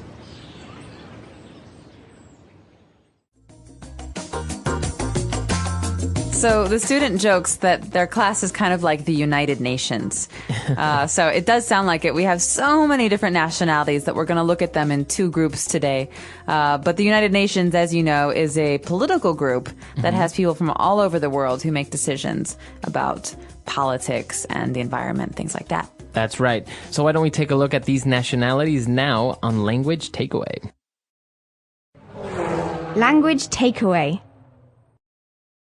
The first few are from Europe. So these are some European nationalities. We've got German. Where is a German from? A German is from Germany. Okay, so next to Germany, we have another country, Poland. What do we call a person from Poland? You call that person a Pole. So is this for a woman and a man, or is this just one gender? Yeah, it's for both. Okay, so Pole. Yeah, a girl that's from Poland would be also a Pole. Now, someone that comes from Scotland, on the other hand... That would be a Scot. Or if it's a man, a Scotsman. Scotsman, okay. Now, this is interesting because we are mentioning the nouns of these nationalities, like, for example, German. Now, when we took a look at Pole from Poland, what would be the adjective? Do I say I am Pole? I am Polish. Okay. Or if you want to use the noun, I am a Pole. Okay. But the adjective can be used for things as well. I love to eat Polish sausages. Okay. Or, for example, something from Scotland, you can say, I love Scottish whiskey. Or I love Scottish kilts, those skirts. All right, so that's the adjective. But in the case of France, the country France, we have to say, as a noun, he is a Frenchman. Okay, and if it's a woman, a French woman. That's right. Or in the case of an adjective, I love to eat French bread. Okay.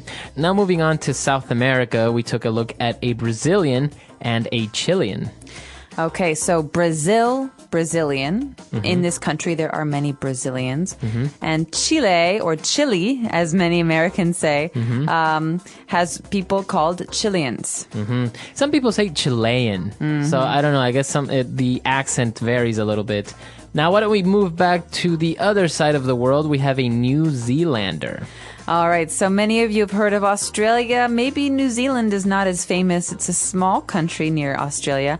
And the people who come from there are called New Zealanders. It's very hard to say those sometimes, especially when we have to use the adjective, New Zealand. That's right. So the student said he prefers to call himself a Kiwi. All right, so kiwi was a special kind of bird that could only be found in New Zealand, and so this became a very popular symbol for New Zealand. Mm-hmm. And now people from New Zealand call themselves Kiwis. So I could say, I have many Kiwi friends. That's right, okay. Kiwis. So now if we go to the African continent, we have Moroccan and Togolese.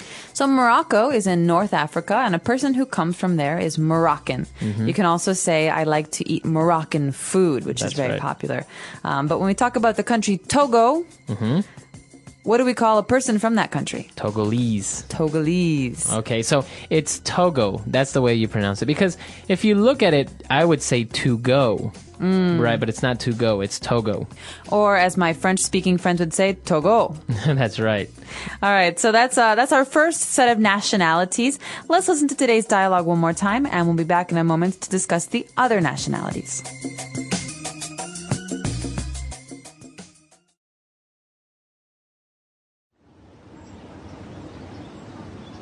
Hey, how was your first day of class? I'm in level 2 and I'm loving my class this semester. It's great being in a class of international students.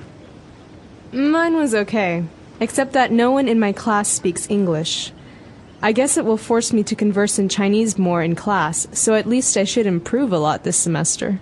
That's both fortunate and unfortunate. It's the United Nations in my class. We have people from all over the world.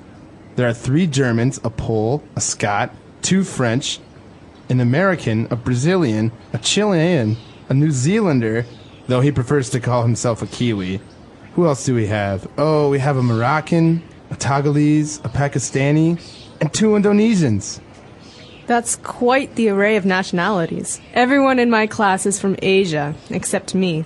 There are a few South Koreans, several Japanese, Malaysian, Thai, Singaporean, Filipino, Kazakhstani, and 1 Russian. Well, I think you're pretty lucky, actually. You'll have the opportunity to learn so much about Asian culture. I guess so. But I think it's going to be hard to relate to my classmates, especially with the language barrier. I think I might change classes. Don't! Stay the course. Your spoken Chinese will be eternally grateful.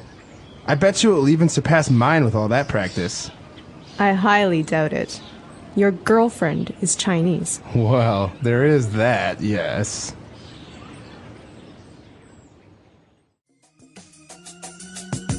All right, we're back. So now we have more nationalities prepared for you. So let's take a look at those now on Language Takeaway Part 2. Language takeaway. We're in Asia for this part of today's lesson, so we're going to start with a country called Pakistan. What do we call the people from Pakistan? We say they are Pakistani. Okay, so in Chicago, for example, there are many Pakistanis. Okay. And moving on to Southeast Asia, we have Indonesians. All right. Indonesia is the country, and people who come from there are Indonesian. Okay, very good. Now, if we go back to the north part of Asia, we have South Koreans. So we have North and South Korea on our maps. A person from North Korea is North Korean, and a person from South Korea is South Korean. It's kind of like that same structure, American, Brazilian, Korean. Very good. And moving to the island of Japan, we have Japanese.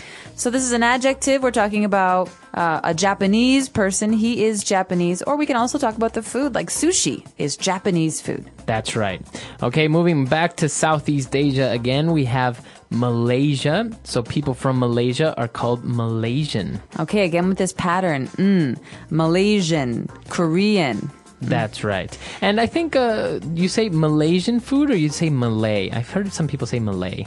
I've said Malaysian food generally, but Malay I think is one of the languages, and I think it's an ethnic group as well. So you can have Malay people in Singapore, for example. Okay. And actually we have Thai people and Singaporean. So we have 2 countries there, Thailand and Singapore. So Thai is the adjective to describe things that come from Thailand. It's kind of unusual. It doesn't fit that pattern that I mentioned, but it's a very important one to remember if you like to eat food from this country, Thai food. Yeah, excellent food. And Singaporean food is also pretty good, and people from Singapore are also called Singaporean.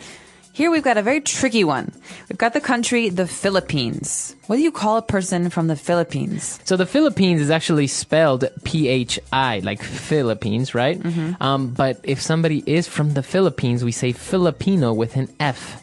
All right, Filipino. This is interesting, especially for people who are native Spanish speakers, because the Philippines was a Spanish colony for a very long time, and so you might hear someone refer to himself as a Filipino. He's a man. Or if she is a woman, a Filipina. So this is very similar to the Spanish structure of having a gender on the end of the word. That's right. And well, now we're moving on to Kazakhstan and Russia. We have people that are from Kazakhstan and Russia, and we say they are Kazakhstani. So this is very common in that part of the world to end the adjective in an I, like Afghanistan, Afghani, Pakistan, Pakistani, Kazakhstan, Kazakhstani. Right. And so these are the stands, the former USSR. That's right. So this is a very important structure to remember. But Russia is pretty easy. Yeah, people from Russia, you say they are Russian, or you have Russian food. Really I love good. Russian food. All right, so we have a lot of different nationalities there, and obviously we didn't cover all of them. I think, I don't know, maybe 200 nationalities. So why don't we listen to the dialogue again, and we'll be back to talk a little bit more about this really interesting topic.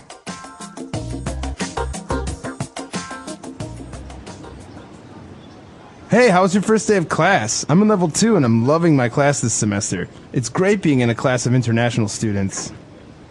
Mine was okay, except that no one in my class speaks English. I guess it will force me to converse in Chinese more in class, so at least I should improve a lot this semester. That's both fortunate and unfortunate. It's the United Nations in my class. We have people from all over the world. There are 3 Germans, a Pole, a Scot, 2 French, an American, a Brazilian, a Chilean, a New Zealander, though he prefers to call himself a Kiwi. Who else do we have? Oh, we have a Moroccan, a Togolese, a Pakistani, and 2 Indonesians. That's quite the array of nationalities. Everyone in my class is from Asia, except me. There are a few South Koreans, several Japanese, Malaysian, Thai, Singaporean, Filipino, Kazakhstani, and 1 Russian. Well, I think you're pretty lucky, actually. You'll have the opportunity to learn so much about Asian culture. I guess so. But I think it's going to be hard to relate to my classmates, especially with the language barrier. I think I might change classes. Don't! Stay the course! Your spoken Chinese will be eternally grateful. I bet you it will even surpass mine with all that practice. I highly doubt it. Your girlfriend is Chinese. Well, there is that, yes. All right, we're back. So, talking about nationalities, I think there's one that we didn't mention that's very, very popular. People from Ireland. Okay, so people from Ireland are called Irish. Irish. The Irish or Irishmen. This is a similar structure to a lot of those countries in Northern Europe, like Sweden and Finland. That's right. So somebody from Sweden would be called Swedish. Yes, or a Swede is the noun. So I love to eat Swedish food like salmon. But the similar structure applies to Finland. In Finland, they're very famous for their Finnish bread. Finnish. So that's the way that you say Finnish, with double N, right? That's right. It's not like I finished my homework. It's like F-I-N-N-I-S-H, Finnish. Finnish. And now what about people from Denmark? They are Danish. Danish. Mm-hmm. And what about people from Norway? They are Norwegian, so that's one that does not fit the pattern. And this is a very interesting one that also doesn't fit the pattern at all. People from Holland. Okay, so Holland as a country has 2 names. We sometimes say Holland. We sometimes say the Netherlands. Mm-hmm. But a person who comes from Holland is called Dutch. He is Dutch. That's right. So it doesn't have to do with neither Holland. You don't say a Hollander, or Netherlands. You don't say Netherlander. It's Dutch. Dutch. You'll also read this on like cookie tins. You know, boxes for cookies, Dutch style cookies. That's right. All right, so that's a very important one when it comes to food.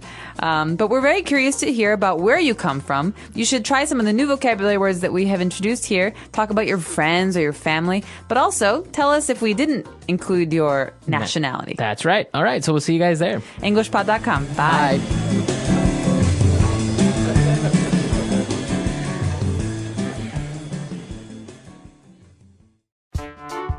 The English Pod Audio Review.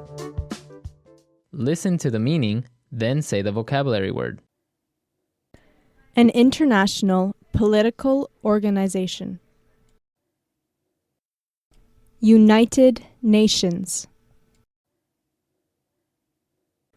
A large group or quantity of people or things.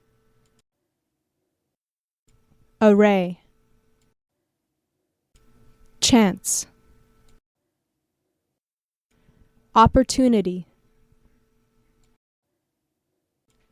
Trouble communicating because speak different languages. Language barrier.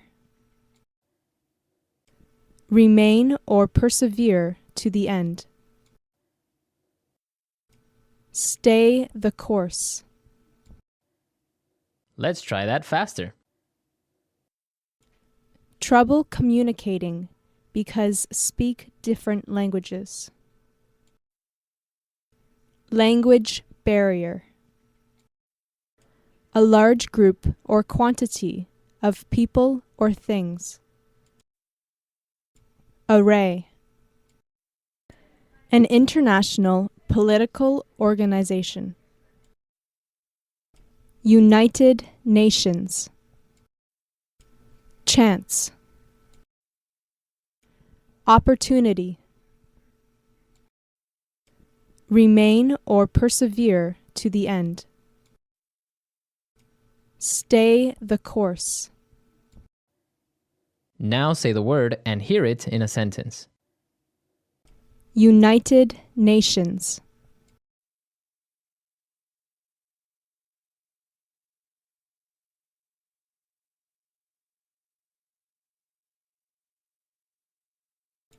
She has friends of all different nationalities, and they teach her a lot about different cultures. United Nations.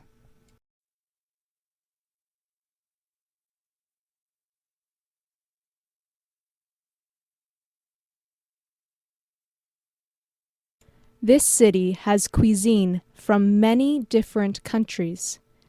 You could say it's the United Nations of dining. United Nations.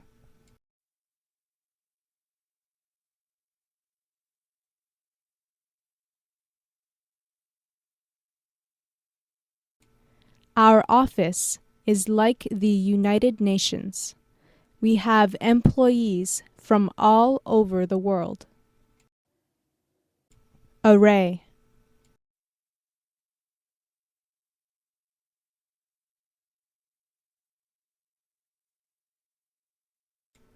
Erica has an array of dolls she collected from all her travels.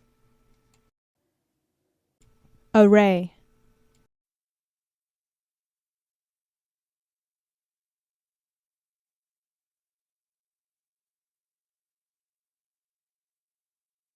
There was a large array of people at the party, and I had a lot of fun getting to know everybody. Array.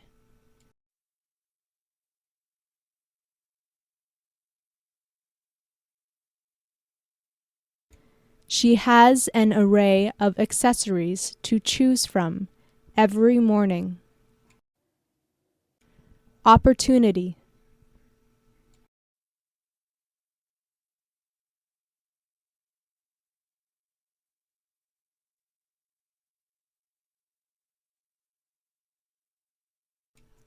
If I make a good impression today, he might give me the opportunity to work for his office full time. Opportunity.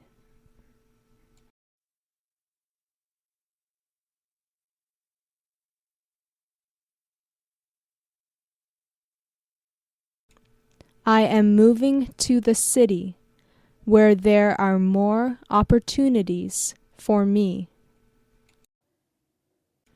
Opportunity.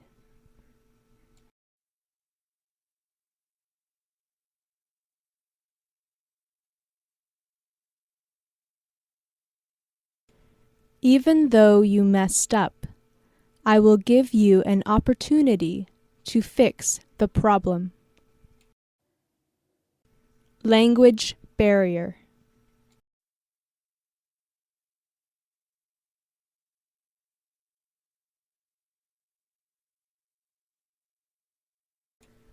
At first, it was hard to relate to my Chinese roommate because of the language barrier. Language barrier.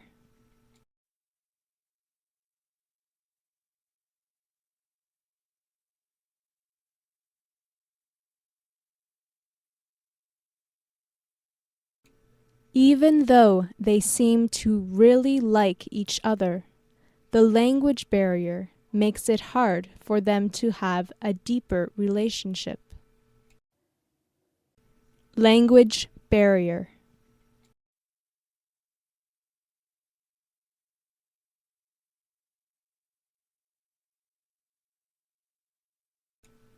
There are some expressions that are universal, regardless of the language barrier. Stay the course.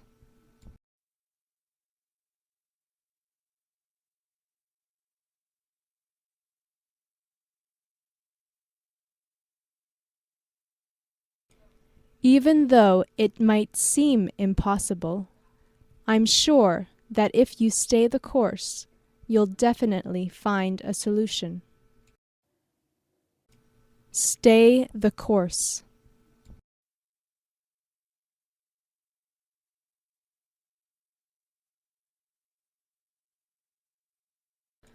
We will meet some challenges, but we will succeed if we stay the course. Stay the course.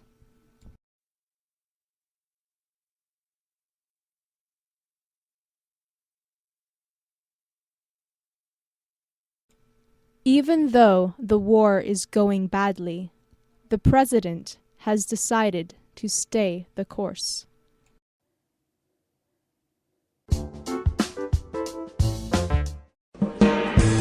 Hello, everyone, and welcome to English Pod. My name is Marco. My name is Catherine, and today we've got an intermediate level lesson for you guys. Now, Marco, what are we talking about today? That's right. Today we're going to try to buy a new car. So we're going to the car dealer, and we want to try and see if we can get a new car. Okay, so lots of great vocabulary for buying that car. Let's check out today's dialogue. We'll be back in a moment.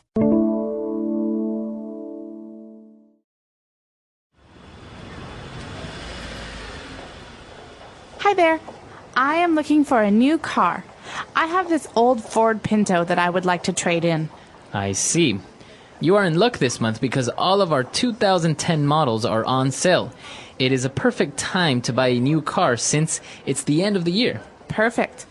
I like this one. That is the Ford Focus, a very light but powerful vehicle. It comes with dual-side airbags, power steering, and power windows, tinted windows, and your choice of either automatic or manual transmission. Sounds like a good car. How many miles to the gallon? It is a very fuel-efficient vehicle, giving you about 34 miles in the city and 40 on the highway. That is really convenient, especially now that fuel prices are so high. What's under the hood? A very powerful 2.5-liter turbocharged engine. Trust me, this car is fast. Now for the most difficult question. What is the price tag for this lovely vehicle? Very affordable, ma'am. You can take it out of this lot today with 0 down payment and no interest for the first year. You can test drive it now and we can sign the papers when we get back. Great. Let's do it.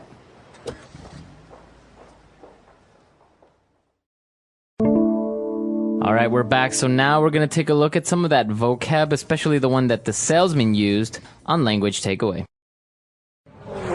Language takeaway. All right, so at the beginning of this dialogue, we hear a lot of features that this car has. The first one is trade in. Actually, this is something that the man says when he goes to the car lot. That's right. He says he has an old car. He has a Ford Pinto, and he wants to trade it in. He wants to trade in his old car. So this is something that you do in America or in other places when you have a car already, but you want a new car. And so the car lot, the place where you can buy the cars, they'll usually give you some money for your old car, and you can spend that money on your new car. That's right. So basically you give them your old car plus some extra cash, and then you can get a new car. So that's basically what a trade-in is. And, well, as you said, we had a lot of features on this car, the Ford Focus. First of all, dual-side airbags. Okay, so dual side is pretty simple. It means that you have them on both sides, the left and the right. Dual means two. But airbags are what's important in this phrase. Airbags do what exactly, Marco? They protect you from hitting the front part of the car. So maybe out of the steering wheel, a bag will inflate if you crash, so it will prevent you from hitting the steering wheel and getting hurt. It's like a big balloon, and it protects you from damaging your body. That's right. So it has 2 airbags for the passenger and for the driver. All right, so after that, we also heard about a number of things that are power. Power steering, power windows. So what does power steering do?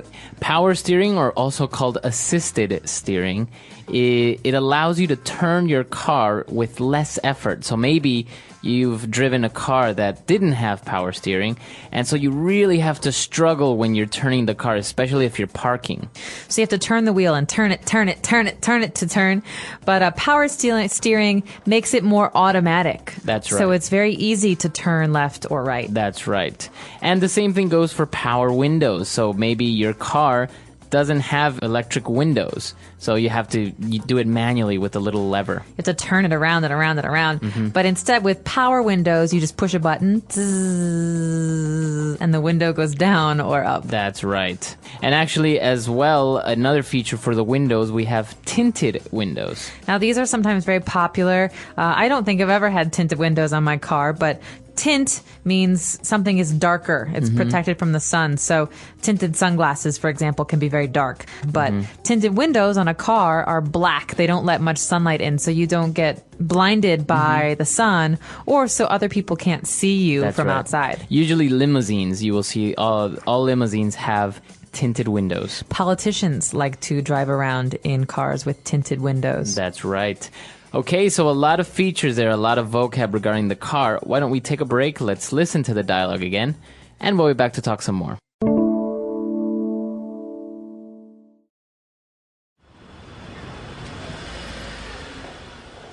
Hi there.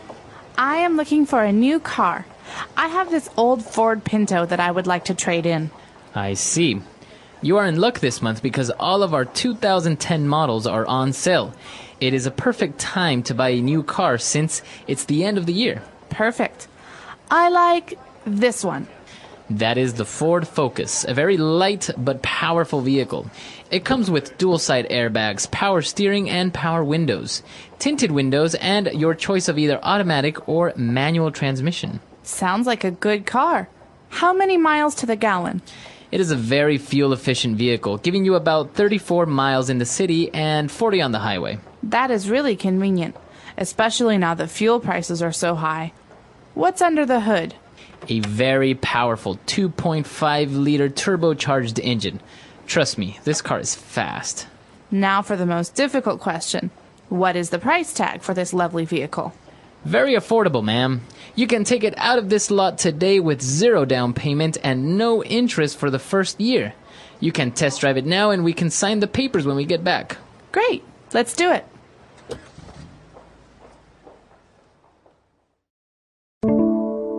All right, we're back. So now let's start again with language takeaway. Now let's take a look at part 2.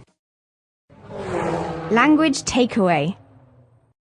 All right, so a very, very key phrase that we heard in the dialogue is automatic or sometimes manual transmission. So automatic transmission, manual transmission. This is very important when we talk about cars. That's right. So basically the car has a lot of gears, and with an automatic transmission, the car will basically change gears by itself. Right, so you start in park and you go to drive, and you can go to reverse, park, drive, reverse. That's right. This controls kind of the way the car moves. But with a manual transmission, this means you have to do it by yourself using your hand. So we have what gears? We have 1, 2, 3, 4, and sometimes 5. That's right. So that's a manual transmission. You have to change the gears manually. It's a lot of work. Yeah. Now, talking about another feature of the car, the client asked, well, how many miles to the gallon does the car get? And the salesman said that the car is very fuel efficient. Okay, so this is a very important phrase right now, as gas is very expensive in some parts of the world, and we're concerned about the environment, right? So a fuel-efficient car is a car that uses gas very well. That means that I can go very, very far on one tank of gas. I don't need to keep putting gas into my car. That's right. So usually, for example, sports cars are not fuel efficient. Hummers are not fuel efficient. That's right. So fuel efficient is a key thing to look for these days, but the customer also wanted to know what's under the hood. So this phrase, under the hood, is very, very common when we're talking about cars. That's right. The person said, what's under the hood? And basically what we're saying is, what is under the hood, which is that metal cover on the front part of the car. So you lift that, and there you can have access to the engine. So basically, that's the question. What kind of an engine does this car have? Oftentimes when your car stops or you have a problem, like it's broken, someone like a mechanic will say, hey, let's have a look. Let's look under the hood. He wants to know, let's look at the engine so we can find the problem. But in this case, it's not a problem. He just wants to know, what kind of a car is this? Is it powerful or is it not so powerful? That's right. That's exactly right. So that's why we want to know what's under the hood. And well, he goes on to explain all the features about the engine. But then when we talk about the payment, how much the car costs, the salesman said, you know what? It's not expensive. And on top of that, you can drive it out today with 0% down payment. Okay, this is important. Down payments are payments that you often make with very, very big ticket items, a house, a car, things like this. So a down payment is what you have to pay to get the thing. To begin using it, but not all of the payment, right? Right, so it's a percentage. So if the car is $10,000 and the man says there's a 0% down payment, how much do I have to pay, Marco? Zero. I don't pay anything today. I pay in a month a little bit, and then next month a little bit. But if the payment is a 10% down payment, then I have to pay $1,000 today. That's right. So as you said, it's usually about things that have a big price tag, that are very expensive. A house, a car, these types of things, usually you need to give a down payment. That means that you're committing to buying it. That's right. So a lot of interesting things going on in today's lesson. Why don't we listen to the dialogue again, and we'll be back to talk some more.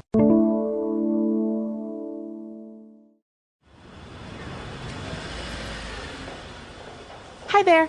I am looking for a new car. I have this old Ford Pinto that I would like to trade in. I see. You are in luck this month because all of our 2010 models are on sale. It is a perfect time to buy a new car since it's the end of the year. Perfect. I like this one. That is the Ford Focus, a very light but powerful vehicle. It comes with dual-side airbags, power steering, and power windows, tinted windows, and your choice of either automatic or manual transmission. Sounds like a good car. How many miles to the gallon? It is a very fuel-efficient vehicle, giving you about 34 miles in the city and 40 on the highway. That is really convenient, especially now that fuel prices are so high. What's under the hood? A very powerful 2.5-liter turbocharged engine. Trust me, this car is fast. Now for the most difficult question. What is the price tag for this lovely vehicle? Very affordable, ma'am. You can take it out of this lot today with 0 down payment and no interest for the first year. You can test drive it now and we can sign the papers when we get back. Great. Let's do it.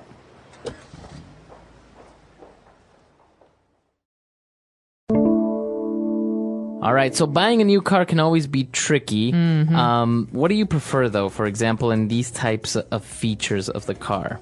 For me, a car must be very fuel efficient because, number one, cars are all bad for the environment, so I want a car that's less bad for the environment. But also, I really like manual transmission because, number one, manual transmission is more fuel efficient than automatic. And also, I like to have more control when I'm driving. I feel safer in a manual transition car because, you know, when you do manual, you actually pay more attention to your driving. You have to concentrate. But automatic, you can think about other things and listen to the music and That's right. So I think that's a safety issue. But what do you look for? I know you're really, really into cars. Yeah, I actually prefer manual transmissions as well. Most importantly because of the way that the car drives, especially a sports car. It's definitely something for me. It's nice to have a manual transmission, but also, you know, little nice features like in the exterior, like the rims. I like nice rims, or maybe a nice paint job. Tinted windows. I'm not a very big fan of tinted windows, but yeah, I don't know. Some cars nowadays, even for, as you said, politicians, they even sell them bulletproof. That's right. They have bulletproof glass. Very, very secure. Well, for me, I don't think I need bulletproof glass, but a good stereo is a good start. That's right, yeah. You want to have good speakers and... you can connect your iPod to the stereo now. Exactly.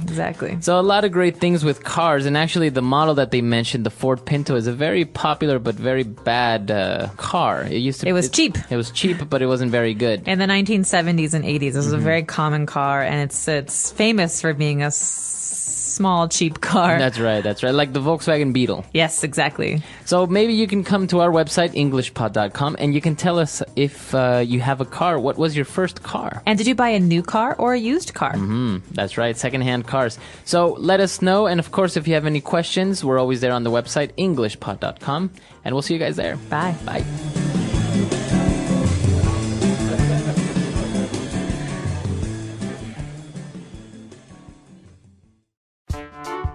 The English Pod Audio Review. Listen to the meaning, then say the vocabulary word.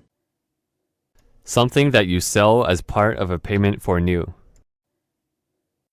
Trade in. Unit measuring distance. Miles. Something that can be turned into energy. Fuel. First payment that you pay when you buy something. Down payment. Money paid by a borrower for the borrowed money. Interest. Let's try that faster. First payment that you pay when you buy something. Down payment. Something that you sell as part of a payment for new. Trade in. Money paid by a borrower for the borrowed money. Interest. Something that can be turned into energy. Fuel. Unit measuring distance. Miles. Now say the word and hear it in a sentence. Trade in. He traded his old car for a new one. Trade in. You can trade in your used home appliances and get new ones. Trade in. I am thinking about trading in my car. Miles. How many miles to the gallon does your car get? Miles. A Hummer only gets about 10 miles to the gallon. Miles.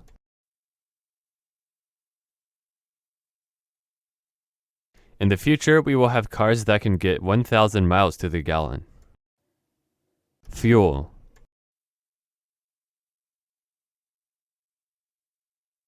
The Toyota Prius is one of the most fuel-efficient vehicles on the market. Fuel.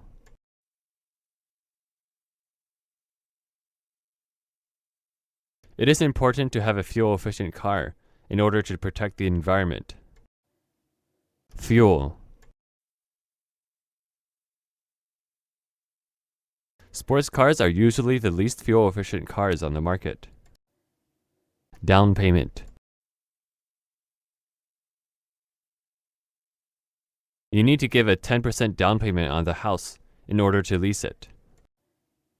Down payment.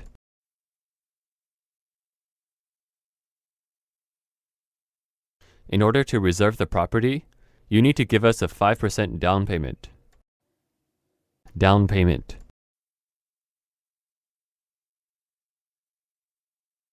We don't require you to pay a down payment at this time for this vehicle. Interest.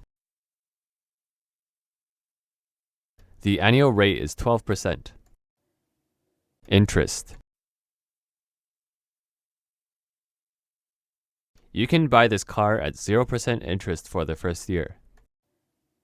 Interest. My credit card company charges me too much interest on my purchases.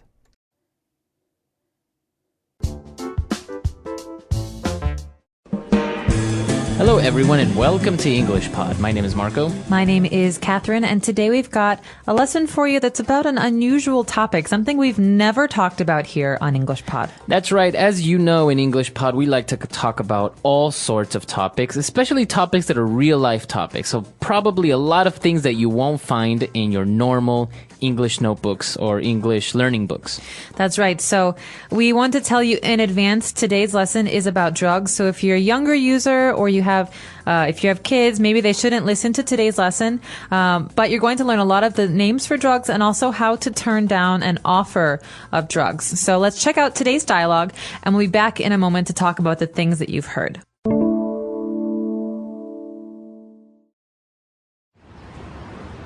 Hey, man, you want to buy some weed? Some what? Weed. You know, pot, ganja, Mary Jane, some chronic. Oh, no, thanks. I also have blow if you prefer to do a few lines. No, I'm okay, really. Come on, man. I even got dope and acid. Try some. Do you really have all of these drugs? Where do you get them from? I got my connections. Just tell me what you want, and I'll even give you an ounce for free.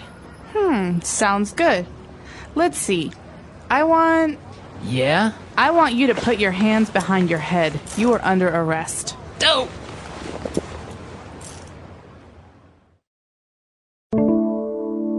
All right, we're back. So as Catherine mentioned, obviously, everywhere in the world, maybe most likely you've been offered drugs. So we're not only going to talk about drugs, but we're also going to give you some vocab in English, how to reject or turn down the offer of drugs. And now what we're going to take a look at, let's start in language takeaway with some of the names of these drugs in English. Language takeaway.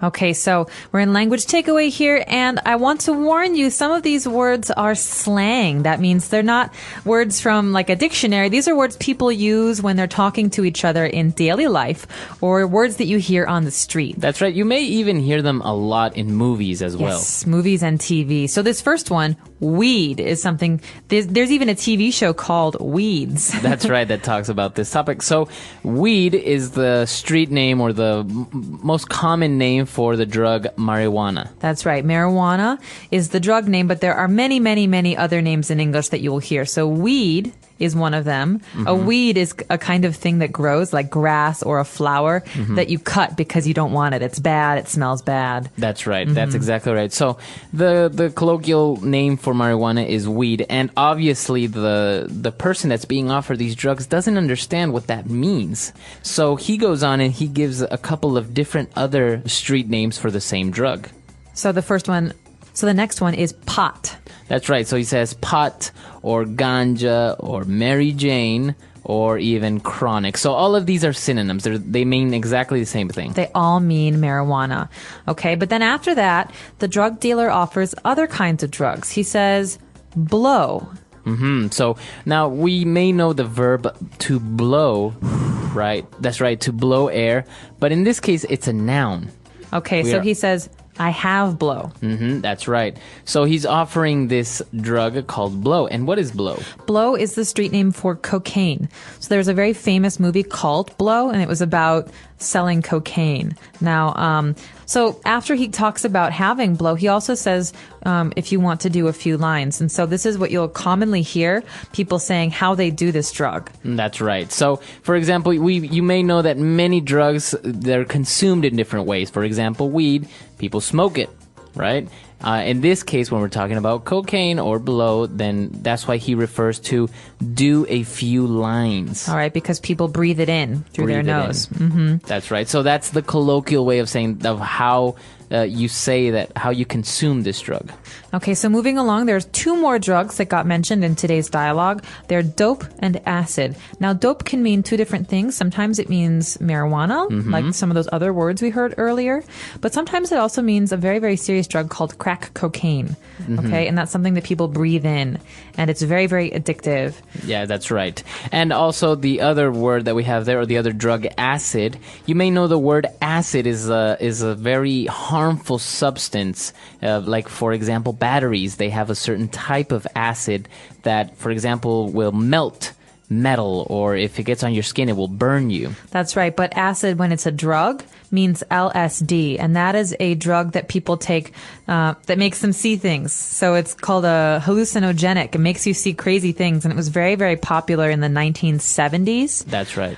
So that's acid or LSD. Very good. So we've taken a look at a lot of vocab here, specifically all the drugs. Why don't we go back to our dialogue? Let's take another listen, and we'll be back to talk a little bit more.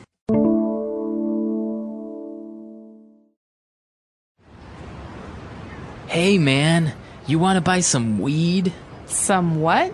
Weed. You know, pot, ganja, Mary Jane, some chronic. Oh, no, thanks.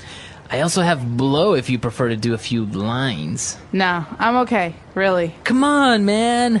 I even got dope and acid. Try some. Do you really have all of these drugs? Where do you get them from? I got my connections. Just tell me what you want, and I'll even give you an ounce for free. Sounds good. Let's see. I want you to put your hands behind your head. You are under arrest. Dope!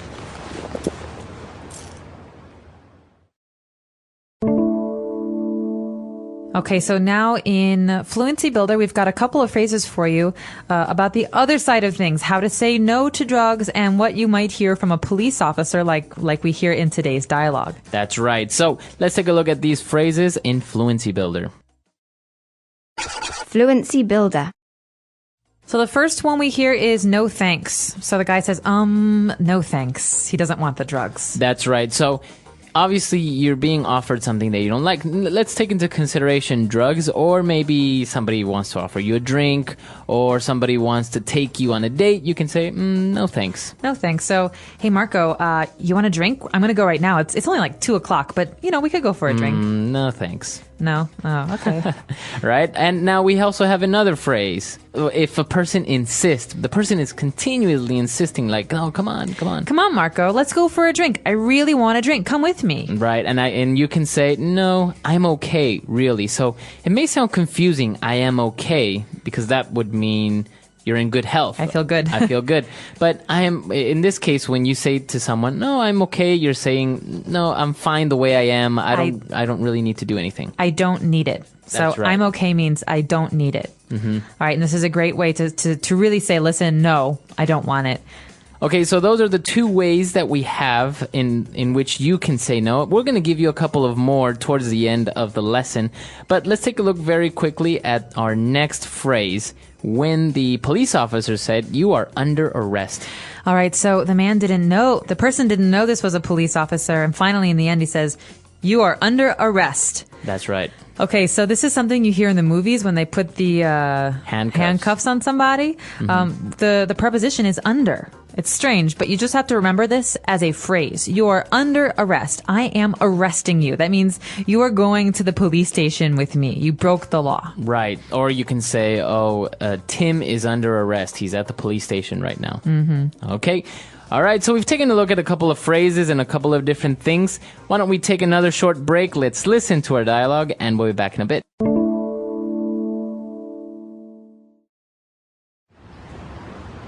Hey, man, you want to buy some weed?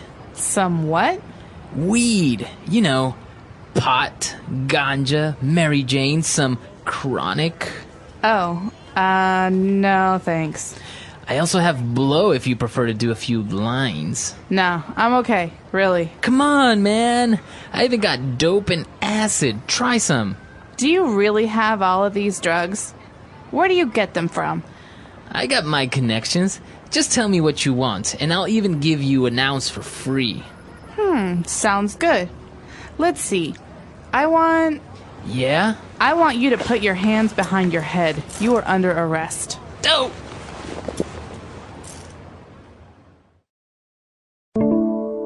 All right, so obviously a very serious topic, but at the same time, I think very necessary because it may happen or you may hear it in a movie, and it's part of the English language. Now, obviously, we are not advocating or saying that drugs are good or anything. We are giving you the tools so you know how to recognize when somebody is offering you a drug and the way that you can say no.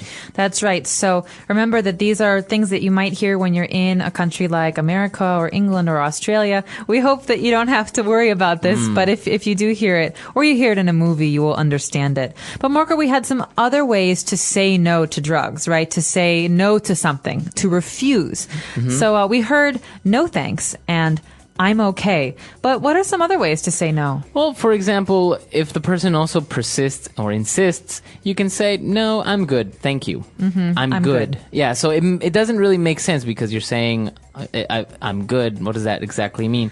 So like, Marco, you want a cigarette? No, I'm good, thanks. Okay, so that's a way of saying no thanks. No thanks. I'm okay. Also, I'm cool. Not saying like, I'm really cool. Right. It's like saying, no, I'm good. I'm cool. Thanks. That's right. I'm cool. Thank No, you. thank you. No, thank you. Or as well, you can also just say no, thank you. I think the most clear is, no, I don't smoke, or no, I don't do drugs. Yes, exactly. That's the verb that we use when referring to drugs. You do drugs. You don't do drugs. So he does drugs, or don't do drugs. You often hear this phrase. So you can say, listen, no, thank you. I'm cool. I don't do drugs. That's right. So, as we said, this is all the kind of street slang or colloquial, very common ways of referring to drugs in English. So you can keep an eye out for that. If you hear that in movies, now you know more or less what they're referring to. And also, of course, if you have any questions, any comments, or any suggestions, we are always available on our website, englishpod.com. We hope to see you guys there, and until next time, bye.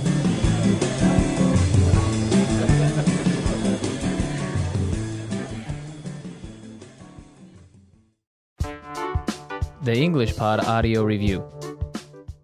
Listen to the meaning, then say the vocabulary word. A drug, marijuana. Weed. To ask someone to do something, informal. Come on. A person, especially one of influence or importance, with whom one is associated. Connection. The act of legally taking someone to jail. Under arrest. Let's try that faster. To ask someone to do something, informal. Come on. The act of legally taking someone to jail. Under arrest. A drug, marijuana. Weed. A person, especially one of influence or importance, with whom one is associated. Connection. Now say the word and hear it in a sentence. Weed.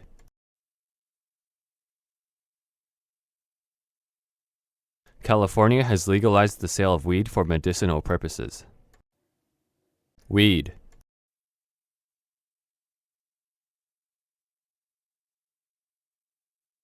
Statistics show that over 80% of college students have bought or smoked weed at least once. Weed. I have never bought or smoked weed in my life. Come on. Come on, Carl, let's go. Come on. Come on, Dad. You promised we would go to the park today. Come on. Come on, Mom. We are going to be late. Connection. Dan has many connections with people in the film industry. Connection.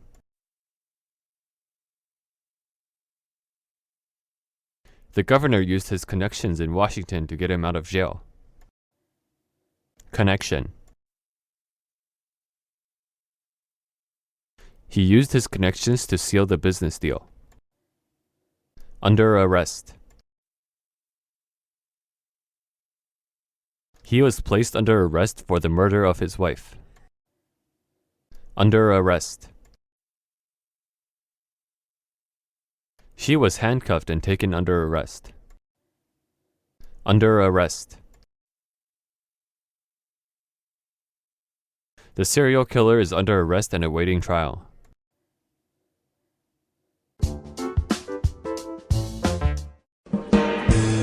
Hello, everyone, and welcome to English Pod. My name is Marco. My name is Catherine, and today we have an advanced level lesson for you. This one's a bit difficult. It's all about science.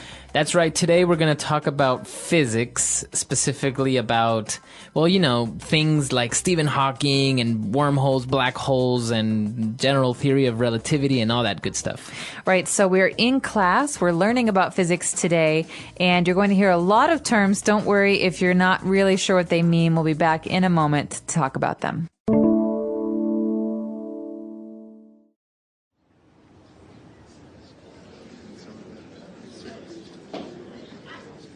Good morning, everybody. Welcome to Physics 101. My name is Ed Brown, and I will be your professor for this semester. Since today is our first day, I wanted to give you an overview of what this course will look like, how you will be graded, and what we will cover this semester.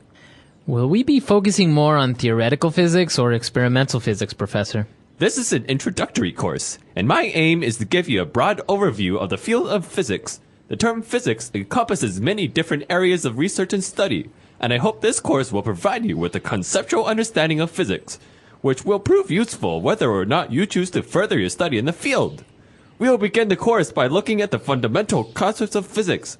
Then by the middle of the semester, we will begin exploring the more theoretical side of physics. It is essential that you first have a firm grasp of the fundamentals, so that you can better understand the theoretical concepts when we get to them. Will we learn about black holes, wormholes, and string theory? We will learn about the general theory of relativity, including black holes. We will also explore the developing theories in quantum mechanics, such as string theory. We will discuss some hypothetical features of space-time, like wormholes.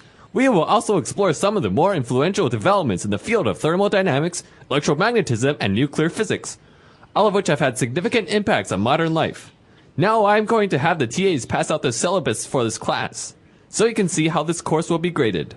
Oh man, looks like this isn't going to be the easy A I thought it'd be. All right, we're back. So obviously we are in a class, as you said, and the professor is pretty much introducing the course and what's going to happen during the semester. That's right. So he's talking about the different kinds of physics or the different elements of physics that will be a part of this course. And there's a very eager student. He's very excited, and he wants to know, are these interesting things going to be a part of the course? And so when we start out, we talked about these two different fields of physics, and I think maybe it would be helpful to start there with these two branches of this field. That's right. He mentioned this boy Matt said if they're going to be focusing more on theoretical physics or experimental physics. Now, theoretical physics and experimental physics are what we call two different branches of physics. That means they're both physics, but people who do them have different methods and maybe focus on different things. Theoretical comes from the word theory. Right. So I have a theory about something, and I'm going to think about whether or not it's possible, and maybe, you know, there's some math involved. But with experimental physics, the key word here is experiment, experimental. That means we actually build experiments to test our theories. That's right. So I guess theoretical physics, we can just have theories about how things happen or explain them, but we can't really prove them. We can just have theories around them. Maybe we can try and prove them mathematically. But experimental physics, you can actually, as you said, create an experiment to prove it or not. That's right. And so those are the two main branches that the young man asks about. But the professor says, you know, listen, we're going to be talking about the fundamental concepts of physics. And so fundamental concepts are things that you often hear a professor talk about in your introductory class. So introduction to mathematics or introduction to physics. So fundamental concepts are the basics. That's right. So the most important, but also the ones at the very bottom, the foundation. Because you can learn about more difficult or more complicated things later. But first you have to have a foundation. So those are the fundamental concepts. Right. And actually, after the professor said that, this guy Matt went on to ask if they were going to learn about black holes, wormholes, and string theory. Okay, so three very important parts of physics, but very, very complicated things. The first two are related, right? So we've got astrophysics. Astro means star. So astrophysics is the physics of things, bodies in space, planets, stars, things like that. That's right. And so two concepts that we often talk about in astrophysics are black holes and wormholes. That's right. So I think many of you have already heard this word, black hole. The concept of it is basically a huge hole in space that just sucks up everything. The gravitational force, so the pull of gravity is so strong that nothing can resist it. Everything that comes close to a black hole, it's like in a drain. Everything that comes close to it gets sucked into it, right? No light can escape it. That's right. And the other concept there is a wormhole. So it's basically a sort of bending of space and time in which you can travel from one point to another a lot faster than going in a straight line. Or from one time to another. So That's this is right. a very, very popular concept in science fiction movies and books. For example, Star Trek, the most recent movie, the new movie, Star Trek, there was a wormhole. So one ship goes from the future and it comes into the past. That's right. So it has to travel through this wormhole. That's right. So, and actually, yeah, you say science fiction, and obviously it's hard to prove it, but this is one of the concepts that physicists think they can prove someday. Someday. And this is why it's a part of theoretical physics. That's right. And what about this other concept, string theory? Okay, string theory is a theory about the way the world works, basically. And it is a theory that actually competes with Einstein's view of the way the world works, right? And string theory is about basically strings that are vibrating, and that's the way the entire universe is kind of built. Yeah, so basically at the subatomic level, usually you're supposed to have an atom, but also supposedly these atoms are made up of strings that, depending on the frequency at which they vibrate, they could constitute different elements or different parts. Kinds of matter, right? Exactly. And so we're talking about the very, very, very, very, very, very, very smallest building blocks of the things in the world, atoms and even quarks and joules and those things. Exactly. So it's actually one of these new things that, people are talking about, string theory. It's kind of this new way of seeing the world and explaining the unexplainable, because there are so many things still in the world that we can't explain. And people argue about this because obviously if you can't prove it, it's hard to say what is right and what is wrong. Exactly. But actually, one thing that was proven was Einstein's general theory of relativity. So this is something we all learned back in high school or in college. That's right. So basically, the general theory of relativity is this idea that space and time are not fixed. They're relative to each other. So an example my teacher used to use is that when you travel very, very, very fast, imagine going around a jet around the world counterclockwise, time slows down the faster you move. Okay, so that proves that that time and space are not fixed. That's right. Actually, this the general theory of relativity, and specifically this aspect of speed and time, was proven with the example that you give with two atomic clocks. That you kept one on the ground, like, I don't know, in your house, and you put one in an airplane that was traveling faster than the speed of sound. And so after maybe an hour, the plane would land, and the clocks would have not the same time anymore, but they would be the clock that was in the airplane traveling faster would be maybe half a second off or something very, very small. But you would see that time moved slower because your speed is faster. All right, so that's the general theory. Oh, that's a part of the general theory of relativity. Right. It's a very important theory in the history of the world, but also in the history of physics. Another thing, though, that the professor mentioned that is very important in physics these days is quantum mechanics. Yes, this is actually a very interesting field of physics, but very hard to understand. In my opinion, for me, it's very, very hard. I find it very complex too. Well, mechanics are the way things work, right? And so quantum is at the atomic and subatomic level, right? And so you're talking about basically the building blocks of the things in the universe. And the people who are studying this or working on this, quantum mechanics, they don't like the Einsteinians. They don't like the people who follow Einstein, because these two theories, they don't actually go together very well. You either have to believe one or you have to believe the other. Well, the problem is that when you're talking about at the macro level, the way things work and the way things move, like for example, you and me, of course there are formulas and there are everything that explains and that prove that things are the way they are. But the problem is that in quantum mechanics at the subatomic level, it's so different. Like for example, electronics, the reason why we're able to have microprocessors and electronics is because, for example, atoms can be in two places at the same time, which is impossible in our world. It's like saying, Catherine can be in two places at the exact same time.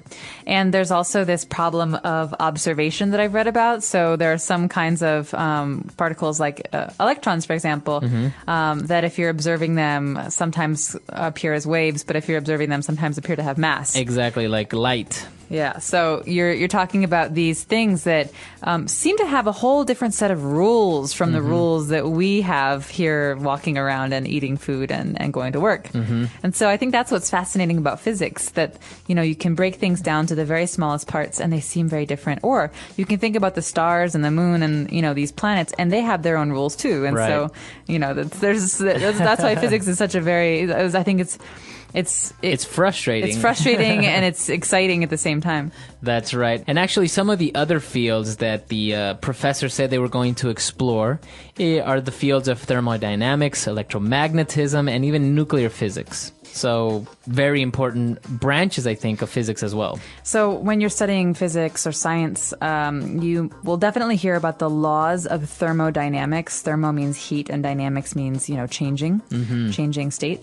And electromagnetism, of course, is the combination of two words, electricity and magnetism. Like magnets, you have the plus end and the minus end, and they attract or they repel. Then finally, nuclear physics. Nuclear physics is very important because it's, again, about atoms and breaking down atoms and finding out what their parts are. So you might have heard about the Hadron Super Collider. Right. This is like a big racetrack for atoms, and they basically spin these atoms around the racetrack, going faster and faster, and then they put objects in their way so that they break. And they crash. And they study what the pieces look like. And what happens and how much energy is released. It's all very interesting, and it seems like things that are out of science fiction because it's not something mainstream that you hear about in the news very often, or that sometimes we understand. Like, obviously, we all hear about the gossip magazines and who's dating who and all this other type of news, but very rarely do we really pay attention to this type of information or news because it is a little bit complex to understand. And it seems that I think scientists are not the best writers for average people like you and me. They write in their own language almost.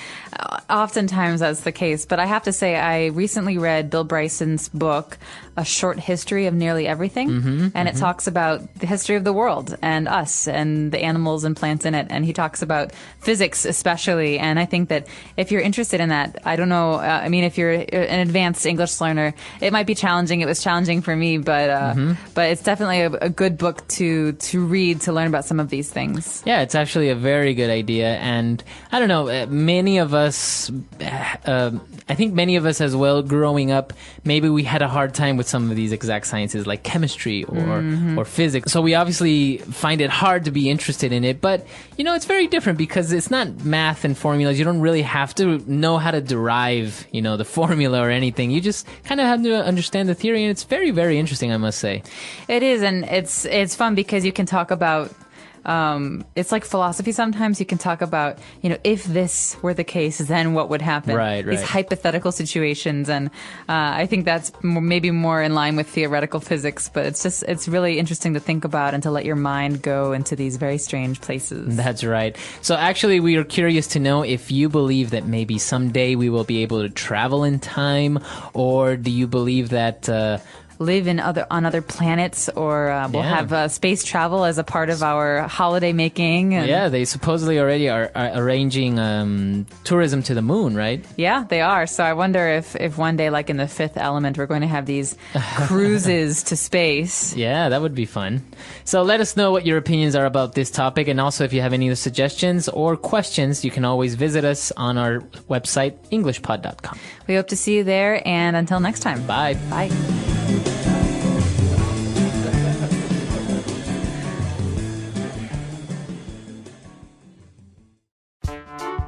The English Pod Audio Review.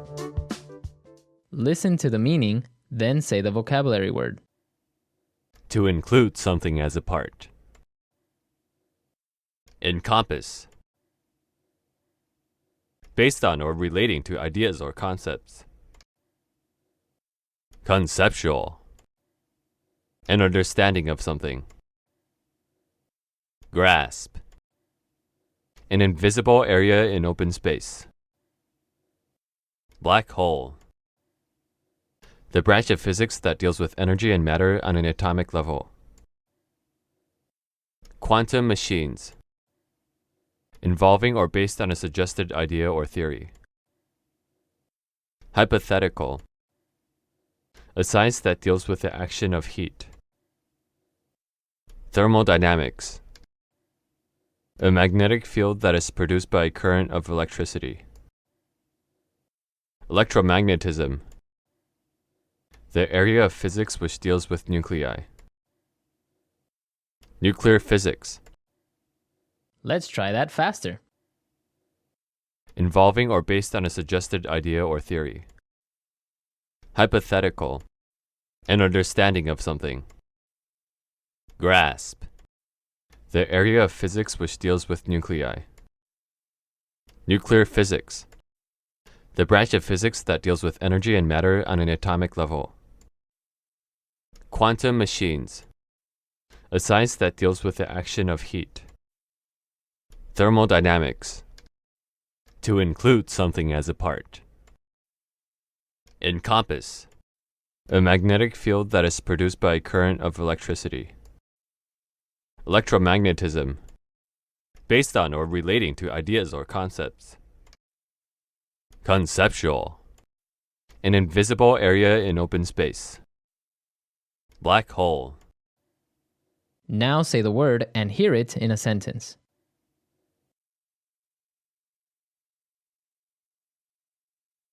Even though he makes a good case for his theory, it has never been proven.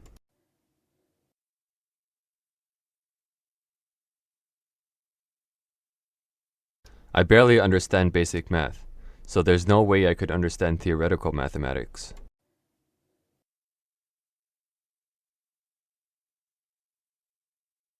Sometimes theories of social interaction don't hold up when you apply them to the real world.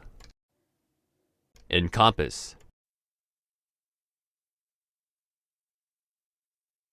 This manual encompasses everything that you will need to know when you go abroad. Encompass.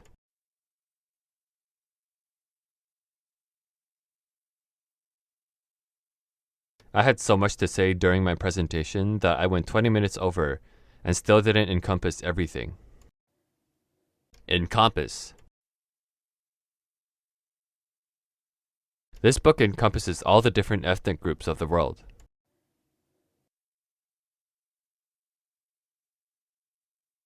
I don't understand the American concept of the bigger, the better.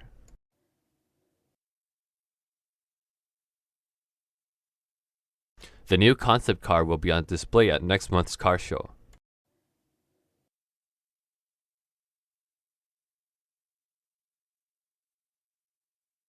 Even after months of research, they still could not get a conceptual understanding of the subject matter. Grasp. Once you practice your new vocabulary a few times, you will begin to grasp it. Grasp. I had a good grasp on the topic, but I don't think I could teach it to anybody. Grasp.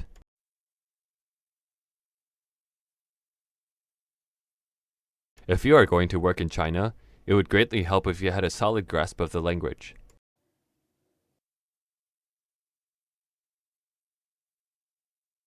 The scientists designed an experiment in order to test their hypothesis.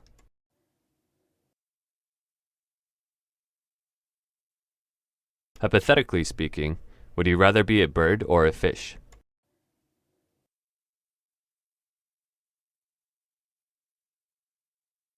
The researcher gave us some hypothetical situations in order to see how we would react.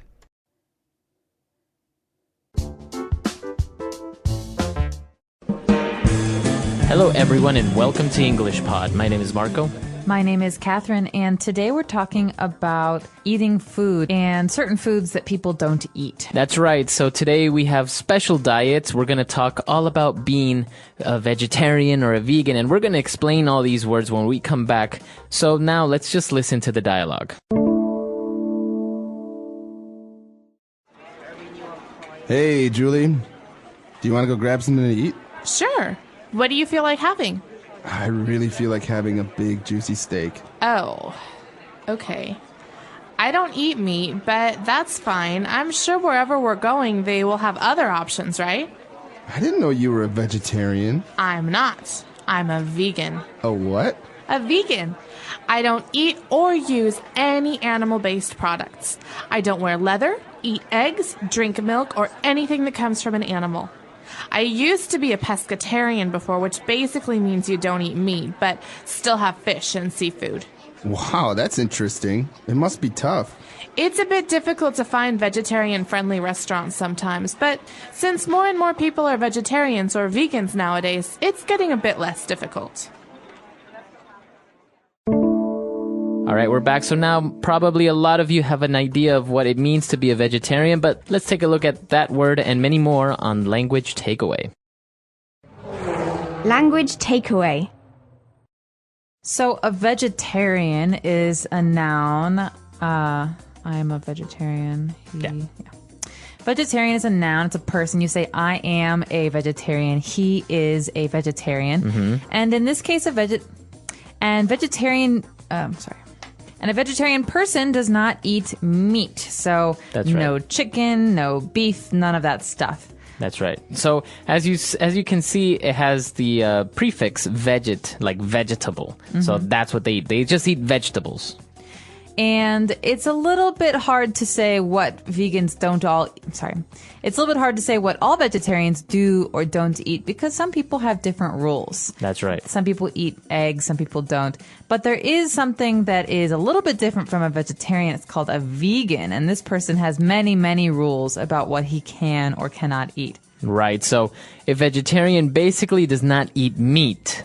A vegan, as we saw in our dialogue, doesn't wear leather, for example, doesn't wear leather shoes or a jacket, or use or eat anything that comes from an animal. That's right. So no eggs, right? Mm-hmm. No foods that might have any animal products in them. So vegans often try to find foods at the grocery store that come from natural products that are not animal based. And so right. there has to be a symbol on the back of the box or the jar Mm-hmm. that says that it's vegan. That's right. So in that case, they don't drink milk, they don't eat eggs, nothing that you can think of that comes from an animal. But on the other hand, this person used to be a pescatarian. So this is another type of person that has a special diet, very much like a vegetarian. A pescatarian is a person who is a vegetarian, but who also eats fish. And so maybe I'm a pescatarian because I don't consider fish to be animals. Okay. So I don't eat lamb, I don't eat chicken, but I do eat fish. I'm a pescatarian. All right. So a vegetarian does not eat fish or any type of meat, the same as a vegan, but a pescatarian does eat maybe shrimp and fish and any type of animal from the sea. Okay, and well, that brings us up to our next word. A pescatarian will eat seafood.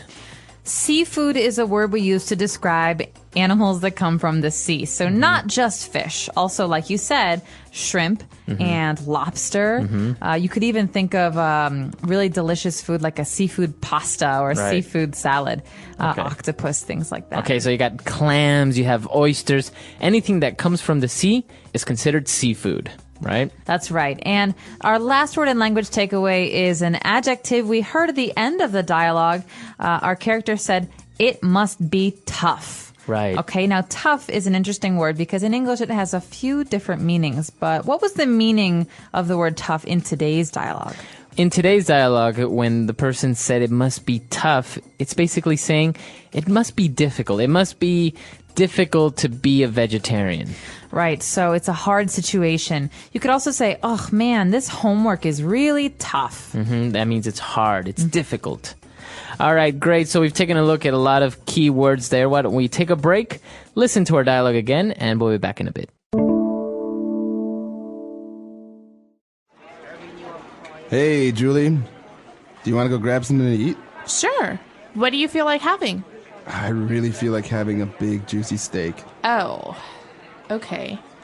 I don't eat meat, but that's fine. I'm sure wherever we're going, they will have other options, right? I didn't know you were a vegetarian. I'm not. I'm a vegan. A what? A vegan. I don't eat or use any animal-based products. I don't wear leather, eat eggs, drink milk, or anything that comes from an animal. I used to be a pescatarian before, which basically means you don't eat meat, but still have fish and seafood.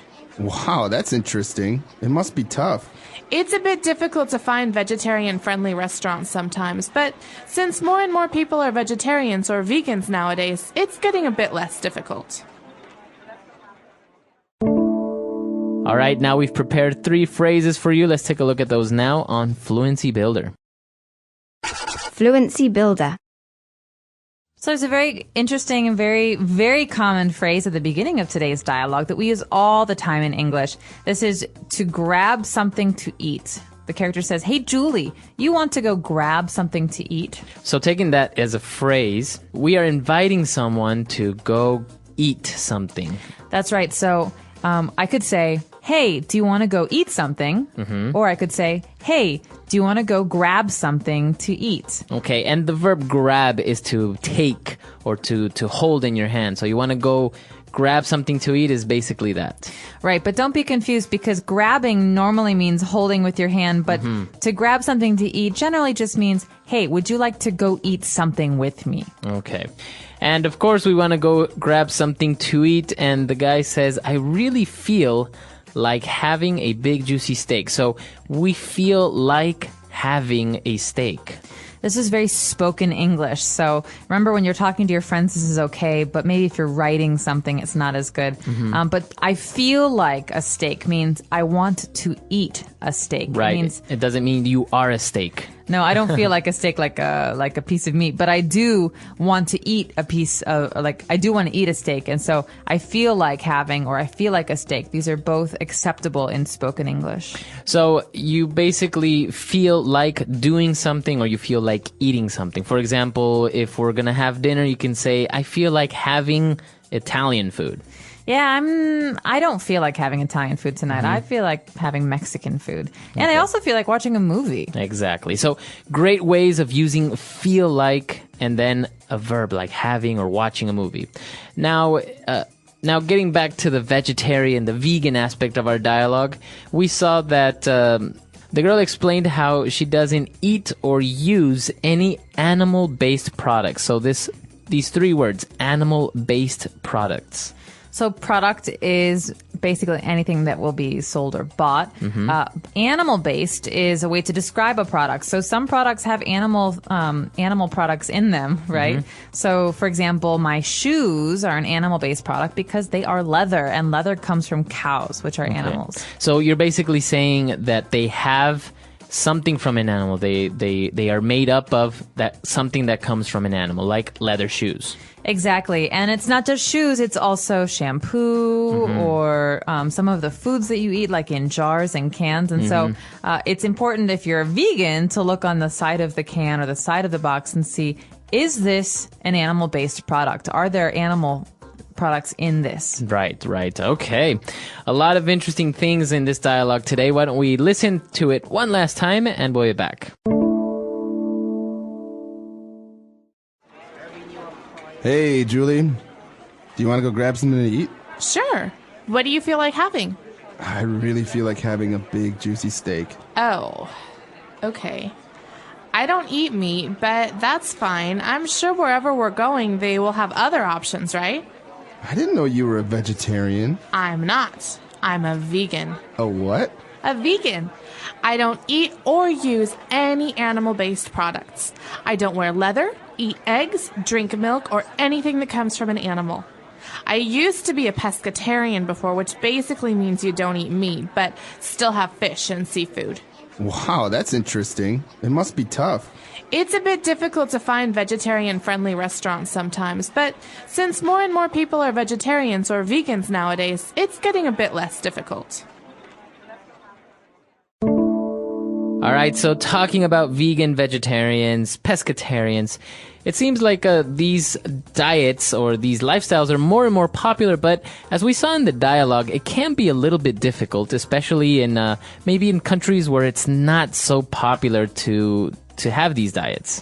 Definitely. I think that in places where you can find vegan and vegetarian products very easily, being a vegetarian becomes much more easy because you have more options. Right. But if you're living in a country where it's very hard to eat a meal without having meat, then you might just eat potatoes every day. And that will get very, very difficult and very boring. Well, that's one of the main arguments or the main concerns with people is that even though you can argue that you can get all the vitamins or many of the vitamins and minerals from nuts and from vegetables, it's still not healthy to completely exclude from your diet maybe sources like of proteins like meat or eggs or dairy products. That's right. And so in America, for example, it's very easy to find supplements. You can take vitamins like calcium, and you can have pills that will give you some protein, and you can find all sorts of exotic vegetables that will help you supplement your diet. But in a place like China, for example, I think it can be a lot harder to find those products and to find those supplements. And so being a vegan, especially, or a vegetarian poses a lot more challenges. Especially, I think, with what you mentioned, that products are usually labeled, where they tell you if they have any animal-based products in there. Whereas in other countries, it's probably not labeled, and it's a little bit, even things like getting the fat-free things are a little bit more difficult in other countries, like, for example, China. That's right. So we would like to know, are there many vegans or vegetarians in your country? And if there are, do you think it's hard for them to buy food? Why or why not? Let us know. Our website is englishpod.com. All right. We'll see you guys there. Bye. Bye.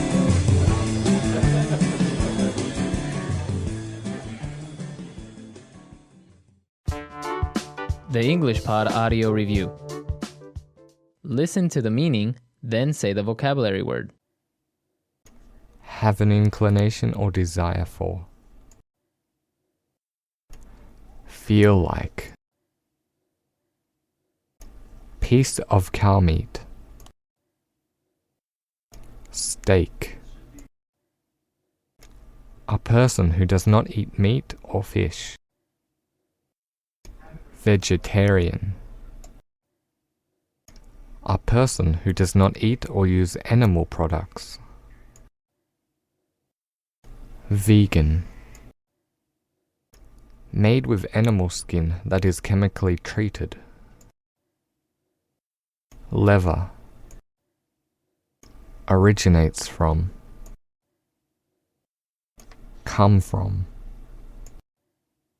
Continuing to become larger in number. More and more. Let's try that faster.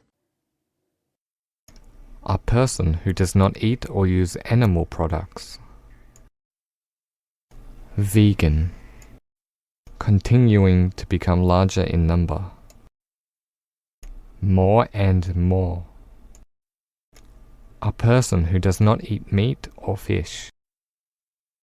Vegetarian. Originates from. Come from.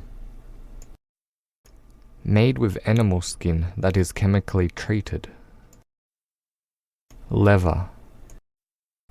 Piece of cow meat. Steak. Have an inclination or desire for. Feel like. Now say the word and hear it in a sentence. Feel like. I don't like ice cream. I want cookies instead. Feel like. What do you feel like doing today? Feel like.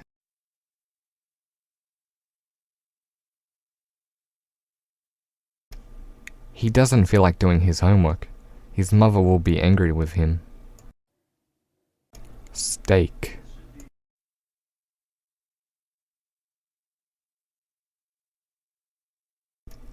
There is no steak on the menu. This is a vegetarian restaurant. Steak.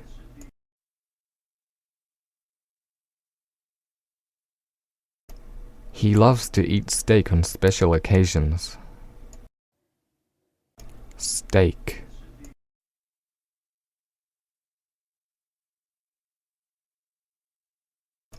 I refuse to eat rare steak. I only eat it when it's well done. Vegetarian.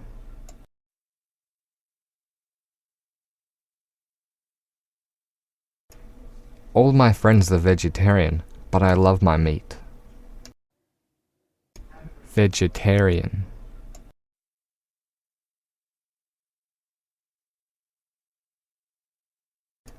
Now that he is a Buddhist, he is a strict vegetarian. Vegetarian.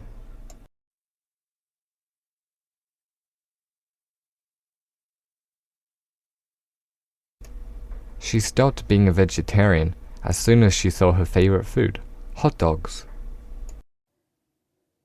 Vegan.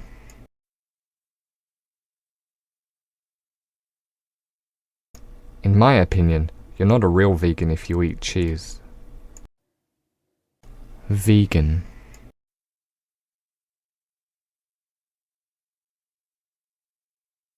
She believes that being vegan is not just a choice, it's a lifestyle.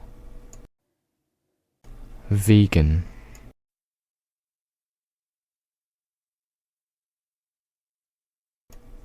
Now that my friend is a vegan, he no longer wears leather. Leather.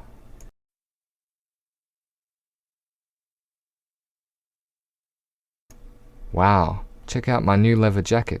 I'm so cool. Leather.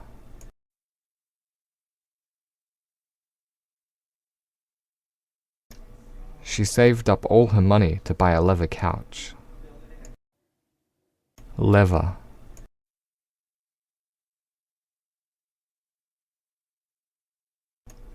I don't like leather. It's ruined if it gets wet in the rain.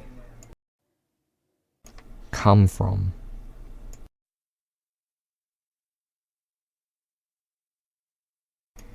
Where do you come from? I come from Australia. Come from.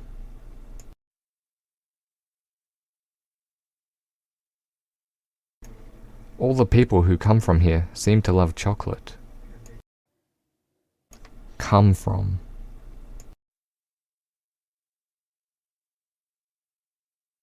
You scared me. Where did you come from? More and more.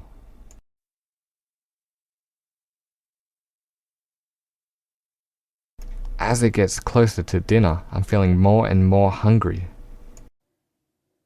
More and more.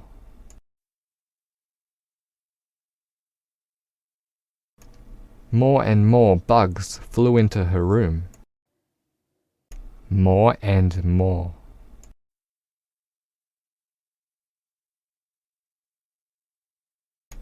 The police were becoming more and more convinced that he was the killer.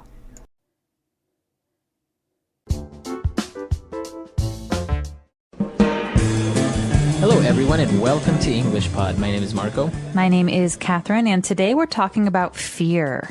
That's right. Today we're going to talk about phobias, different types of fears that you have. Many people are scared of different things, and that's what we're going to talk about today. Okay, so let's listen to today's dialogue and find out what the people in our dialogue are very, very afraid of.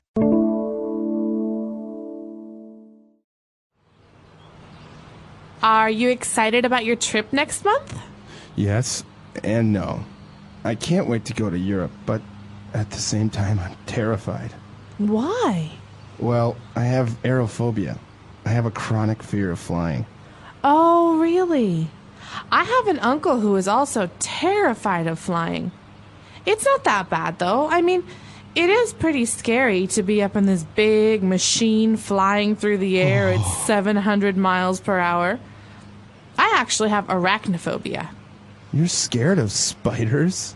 I actually have two more phobias, acrophobia and glossophobia. I guess that explains why you're afraid of flying, but public speaking is not that bad. Oh, are you kidding?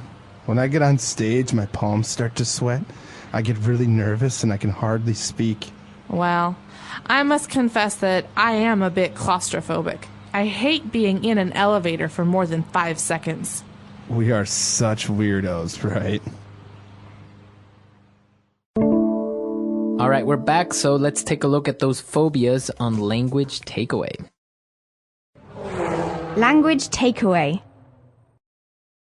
The first phobia that we have is called aerophobia.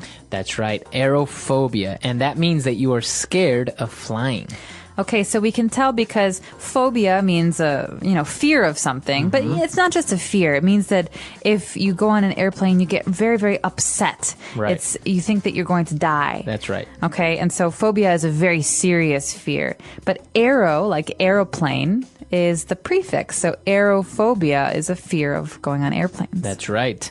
And another phobia that we have is arachnophobia. So again, as you see in the prefix, arachno is related to a spider. That's right. So this comes from the origins of English. I'm not sure if it's Greek or Latin, but arachnophobia, like arachnid, has to do with spiders. So I'm afraid of spiders if I have arachnophobia. That is right.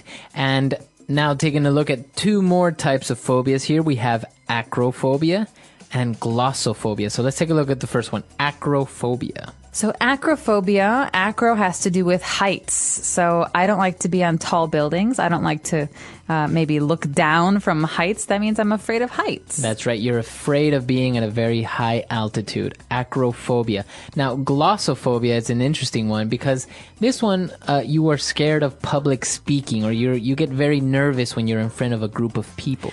Right. So this is actually a very, very common fear. But if it's a serious fear, it's a phobia. So glossophobia means that when you go in front of people, you get very, very anxious, upset, your stomach hurts, you have wet hands. So that's a very serious fear. That's right. And for our last phobia, we have claustrophobia. I think is one of the most common ones. If you have claustrophobia, you're afraid of smaller, tight spaces. That's right. So you heard the word claustrophobic. People who are claustrophobic or people who suffer from claustrophobia don't like to be in small, tight places like elevators, for example. Or tunnels. Tunnels. So now you brought up an interesting point. Our last phobia, we said claustrophobic.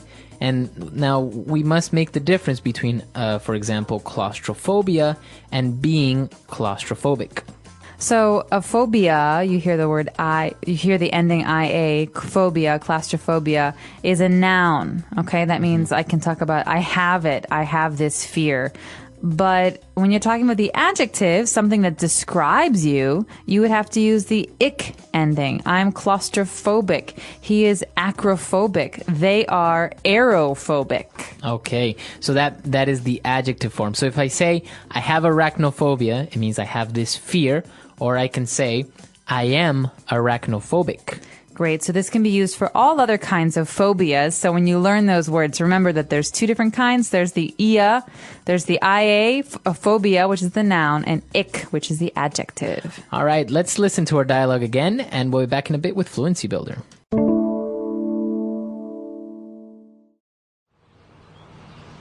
Are you excited about your trip next month? Yes and no.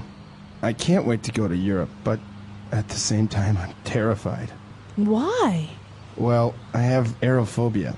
I have a chronic fear of flying. Oh, really? I have an uncle who is also terrified of flying. It's not that bad, though. I mean, it is pretty scary to be up in this big machine flying through the air at 700 miles per hour. I actually have arachnophobia. You're scared of spiders?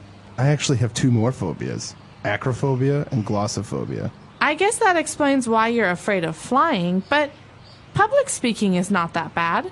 Oh, are you kidding? When I get on stage, my palms start to sweat. I get really nervous and I can hardly speak. Well, I must confess that I am a bit claustrophobic. I hate being in an elevator for more than 5 seconds. We are such weirdos, right? All right, so we've picked out a couple of different phrases today. Let's take a look at those now on Fluency Builder. Fluency Builder. So in the beginning of today's dialogue, the character said, I cannot wait to go to Europe, but at the same time, I'm terrified. So at the same time.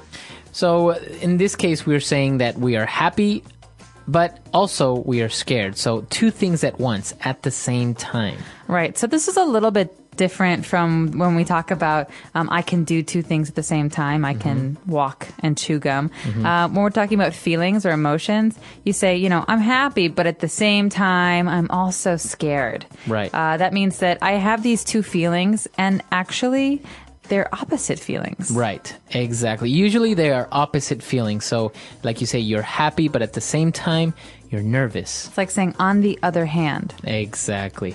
All right. Now, when we talked about all these fears, we're afraid of flying, we are afraid of spiders, we describe them as a chronic fear. Okay, so this adjective chronic is very important because it has to do with time. Okay, so I have a chronic fear of heights. That means this is a fear I've always had. Okay, and I will always have. Right. You can also say she has chronic back pain. Okay, that means it comes back again and again. It's not just one time. It's some person's whole life, maybe. Not every day, but it comes back. Right. Okay, so that's, if you say you have a chronic something, you're explaining that you've had it for a while or you will always have it. It's something usually very serious also. And going back to one of the phobias, we mentioned glossophobia. And the other person said, well, you know, public speaking is not that bad. It's not something to be so afraid of. And the other person replied by saying, are you kidding? Are you kidding? So this is actually a way of showing some sarcasm when you're talking, because public speaking is not that bad. The person wants to say, no, it is that bad. Right. It is awful. So are you kidding is a way to say, no, I totally disagree. Right. So you're being a little bit sarcastic, but at the same time, you're also acting a bit surprised. Like, I can't believe you said that. Or like if I said, I really like the Twilight movies, Marco. Are you kidding? Those movies are terrible. All right. So Marco does not agree with my opinion. All right. Now, when we're talking about public speaking, we mentioned that you get on stage. So this is very important because this is the action, to get on stage and speak. Okay, so if you have a stage or maybe even you don't have a stage, but you're talking about performing in front of other people, like a speech or a play, you say you get on stage. And it's important to remember this as a phrase. So whenever I get on stage, I start to sweat. Now, you may want to add the there. You want to say to get on the stage, but it's not necessary. It's not incorrect, but the usual or let's say more correct form would just be use the phrase to get on stage. When I get on stage, I get very nervous. You don't have to say when I get on the stage. Or she's normally very shy, but when she gets on stage, she opens up and becomes very, very talkative. That's right. All right, so that's all the phrases we've picked out for you. Let's listen to our dialogue one last time, and we'll be right back.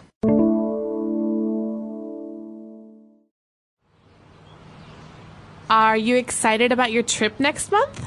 Yes and no. I can't wait to go to Europe, but at the same time, I'm terrified. Why? Well, I have aerophobia. I have a chronic fear of flying. Oh, really? I have an uncle who is also terrified of flying. It's not that bad, though. I mean, it is pretty scary to be up in this big machine flying through the air at 700 miles per hour. I actually have arachnophobia. You're scared of spiders? I actually have two more phobias, acrophobia and glossophobia. I guess that explains why you're afraid of flying, but public speaking is not that bad. Oh, are you kidding? When I get on stage, my palms start to sweat. I get really nervous and I can hardly speak. Well, I must confess that I am a bit claustrophobic. I hate being in an elevator for more than 5 seconds. We are such weirdos, right?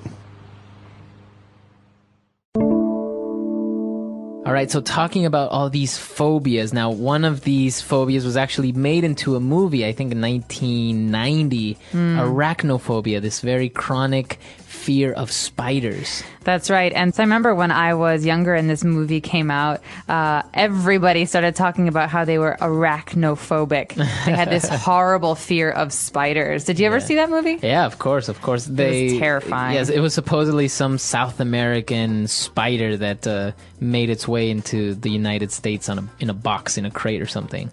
Now, many people handle phobias differently. Now, do you have any phobia? Are you claustrophobic? Are you arachnophobic?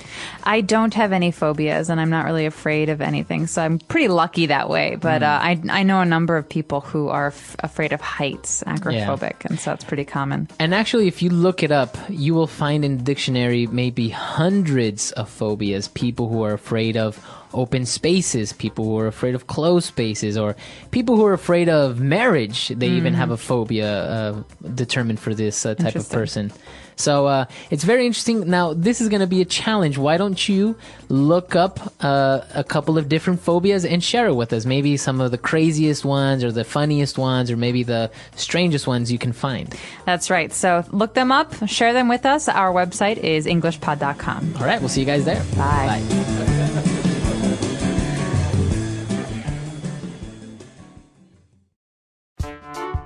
The English Pod Audio Review. Listen to the meaning, then say the vocabulary word. Journey to a place. Trip. To fill with terror or alarm, make greatly afraid. Terrify. An abnormal fear of drafts of air, gases, or airborne matter. Aerophobia. Constant, habitual. Chronic. Irrational fear of a specific object, activity. Phobia. The fear of public speaking. Claustrophobia. A pathological fear of heights. Acrophobia. To excrete through the pores of skin. Sweat. Being worried about what might happen. Nervous. Fool or joke. Kidding. An abnormal fear of being in enclosed or narrow places. Claustrophobia. To admit or acknowledge something damaging. Confess. A strange person. Weirdo. Let's try that faster. Fool or joke. Kidding. To fill with terror or alarm, make greatly afraid. Terrify. Journey to a place. Trip. Being worried about what might happen. Nervous. Irrational fear of a specific object, activity.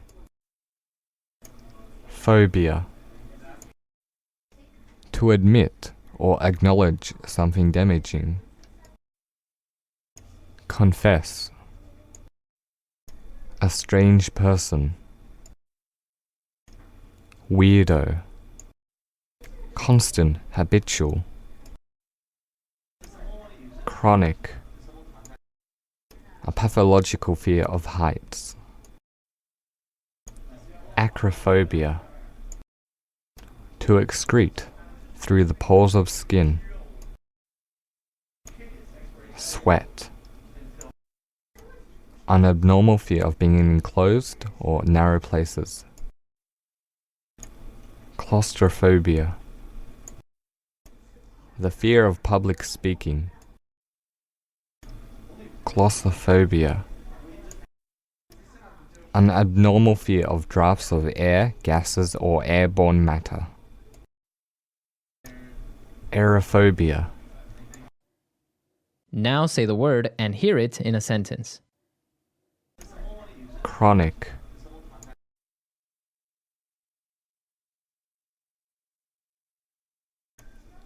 I feel sick. I have a chronic headache that won't go away. Chronic.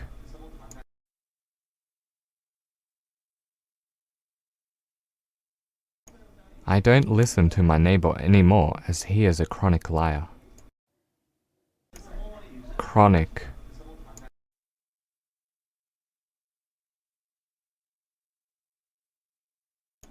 When I was watching that horror movie, I was in a chronic state of suspense. Phobia.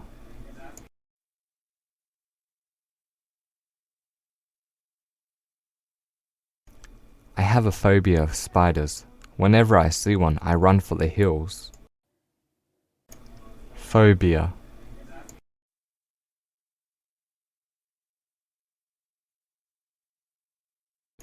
She tried to cure her phobia of heights by going bungee jumping. Phobia.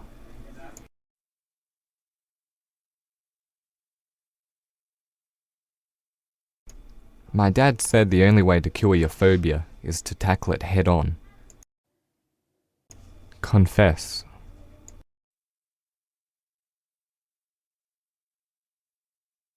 I must confess that I love chocolate milkshakes. Confess.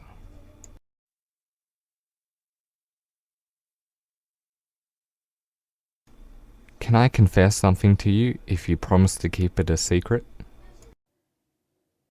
Confess.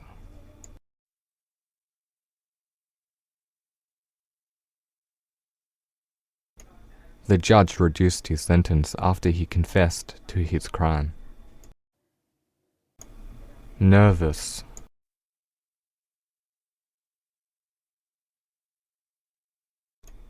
I always get so nervous when I go on the roller coaster. Nervous.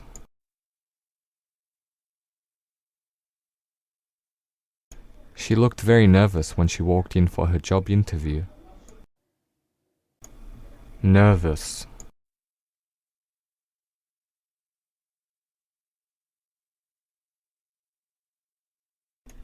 I was so nervous on a date with a girl I liked that I accidentally spilled wine on her dress. Kidding.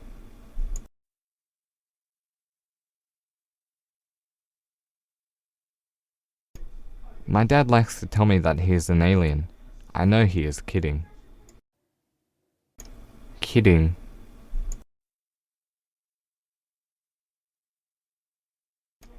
I'm going to eat you. Haha, just kidding.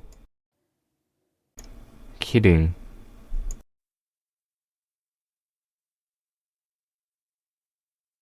You must be kidding. Another parking ticket.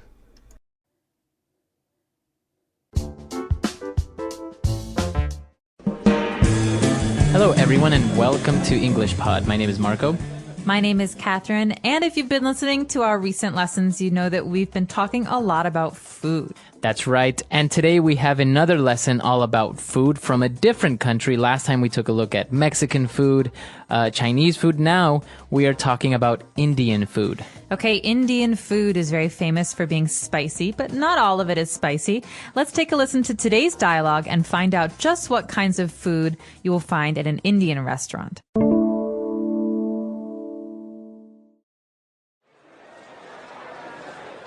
So, where's this mystery restaurant that we're going to? It's an Indian restaurant. I know you have never had Indian food, so I thought you might want to try it.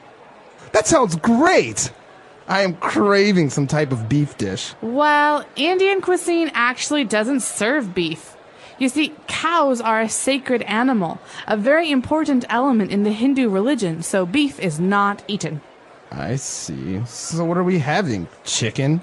There are many amazing dishes to choose from. We can have some chicken tikka masala, which is an amazing curry. It's a bit spicy, but I think you can handle it. Sounds good. I've always heard that Indian spices give a rich flavor to food. Yeah. Also, we can have some naan bread, which is baked in a tandoori oven. Since you don't use any utensils to eat, you can use this bread to scoop up the curry or rice. What about veggies? Oh, they have a good variety of vegetable-based dishes like palak paneer, vegetable samosas, or dal. It all sounds so exquisite. I can't wait. All right, we're back. So now let's take a look at a couple of words and phrases here on language takeaway. Language takeaway.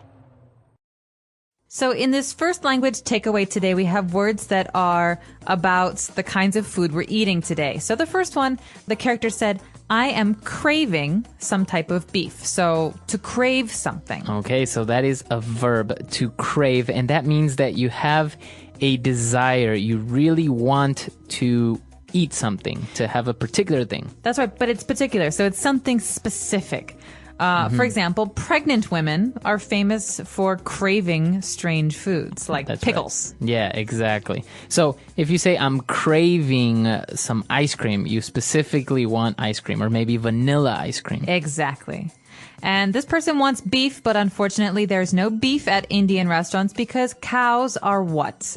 Cows are a sacred animal, so they are sacred in India. Sacred means special or somehow important in a religious way.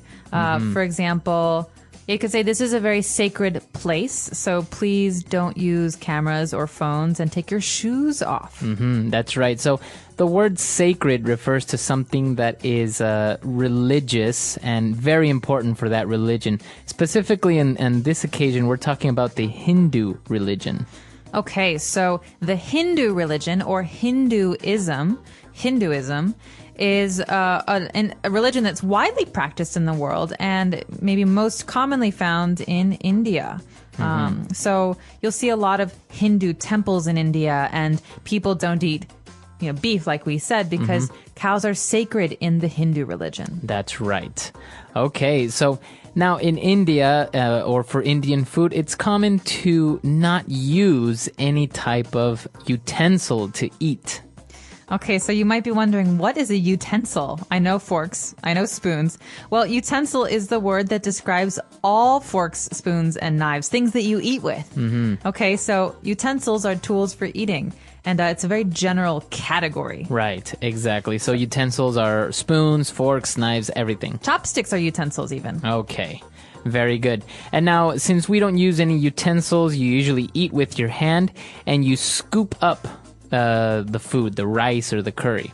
Okay, to scoop up, this is a verb, and usually you use your hands to scoop something. So in this case, I can use a piece of bread to scoop up or to pick up some food.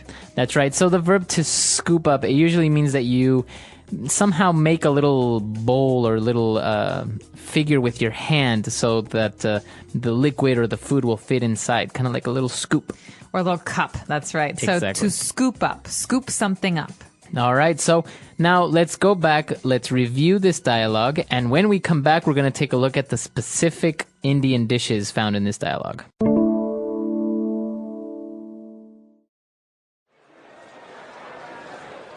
So, where's this mystery restaurant that we're going to? It's an Indian restaurant. I know you have never had Indian food, so I thought you might want to try it. That sounds great! I am craving some type of beef dish. Well, Indian cuisine actually doesn't serve beef. You see, cows are a sacred animal, a very important element in the Hindu religion, so beef is not eaten. I see. So what are we having? Chicken? There are many amazing dishes to choose from. We can have some chicken tikka masala, which is an amazing curry. It's a bit spicy, but I think you can handle it. Sounds good. I've always heard that Indian spices give a rich flavor to food. Yeah. Also, we can have some naan bread, which is baked in a tandoori oven. Since you don't use any utensils to eat, you can use this bread to scoop up the curry or rice. What about veggies? Oh, they have a good variety of vegetable-based dishes like palak paneer, vegetable samosas, or dal. It all sounds so exquisite. I can't wait. All right, we're back. So now let's take a look at those dishes on Language Takeaway Part 2. Oh, Marco, these lessons are making me so hungry. We've been doing them for a couple weeks now. And this one is no exception. We talked a little bit today about chicken dishes and vegetable dishes, but a very general kind of dish in Indian food is a curry. That's right, a curry. Now, this is a noun, and it's a dish that has a variety of spices in it. That's right. So there are many different flavors, not just one flavor. You can have chicken curries and vegetable curries and mutton or lamb curries. But the thing that you need to remember in Indian food is that there's usually different colors of curry. Red, yellow, or green curries. That's right. Exactly. So the dishes are usually called curries, and an example of a curry, we have a chicken tikka masala curry.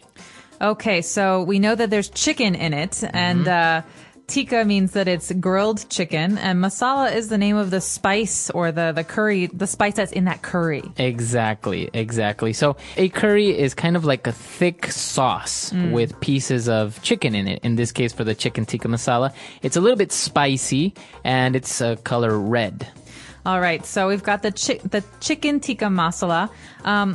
Or masala, and usually you eat this with rice or bread. But in India, there are many different kinds of bread, but the special bread we heard today was called naan bread. Right, naan bread. And it's just basically a type of bread. Now, it's not like the bread that you usually have at home. It's a flat bread, so it kind of looks like a pancake almost. It does. It's not fluffy. It's flat. And the way they cook it is they use this special oven and they cook it inside the oven. Now the question is, what is that oven called, Marco? That's right. The oven that we heard is a tandoori oven.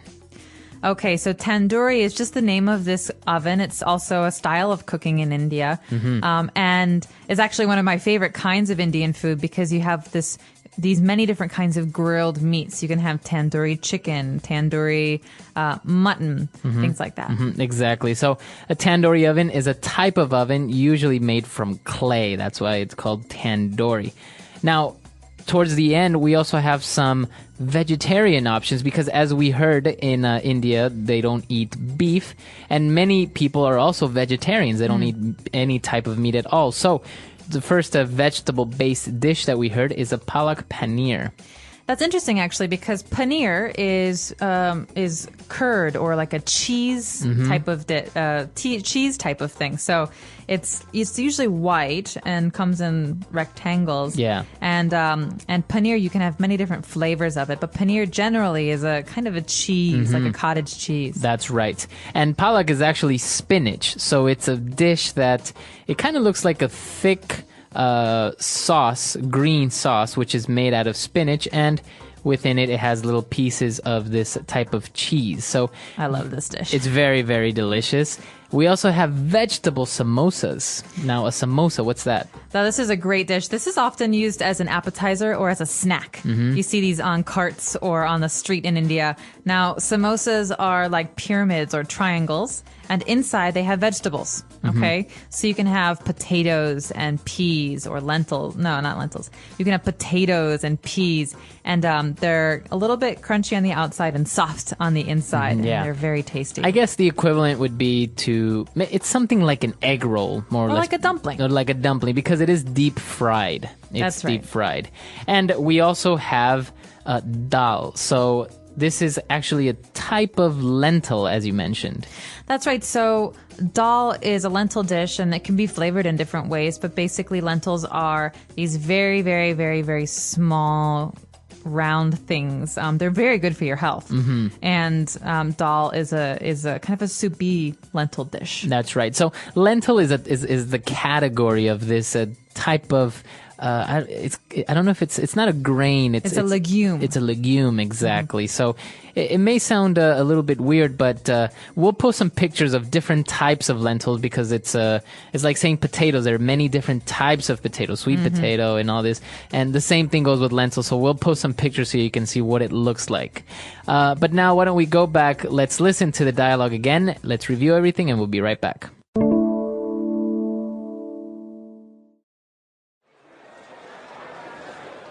So, where's this mystery restaurant that we're going to? It's an Indian restaurant. I know you have never had Indian food, so I thought you might want to try it. That sounds great! I am craving some type of beef dish. Well, Indian cuisine actually doesn't serve beef. You see, cows are a sacred animal, a very important element in the Hindu religion, so beef is not eaten. I see. So what are we having? Chicken? There are many amazing dishes to choose from. We can have some chicken tikka masala, which is an amazing curry. It's a bit spicy, but I think you can handle it. Sounds good. I've always heard that Indian spices give a rich flavor to food. Yeah. Also, we can have some naan bread, which is baked in a tandoori oven. Since you don't use any utensils to eat, you can use this bread to scoop up the curry or rice. What about veggies? Oh, they have a good variety of vegetable-based dishes like palak paneer, vegetable samosas, or dal. It all sounds so exquisite. I can't wait. All right, we're back. So Indian food has a reputation of being spicy, but it's very, very delicious. That's right. And you know, what people always tell me, at least my Indian friends always tell me, is that saying Indian food is like saying Chinese food.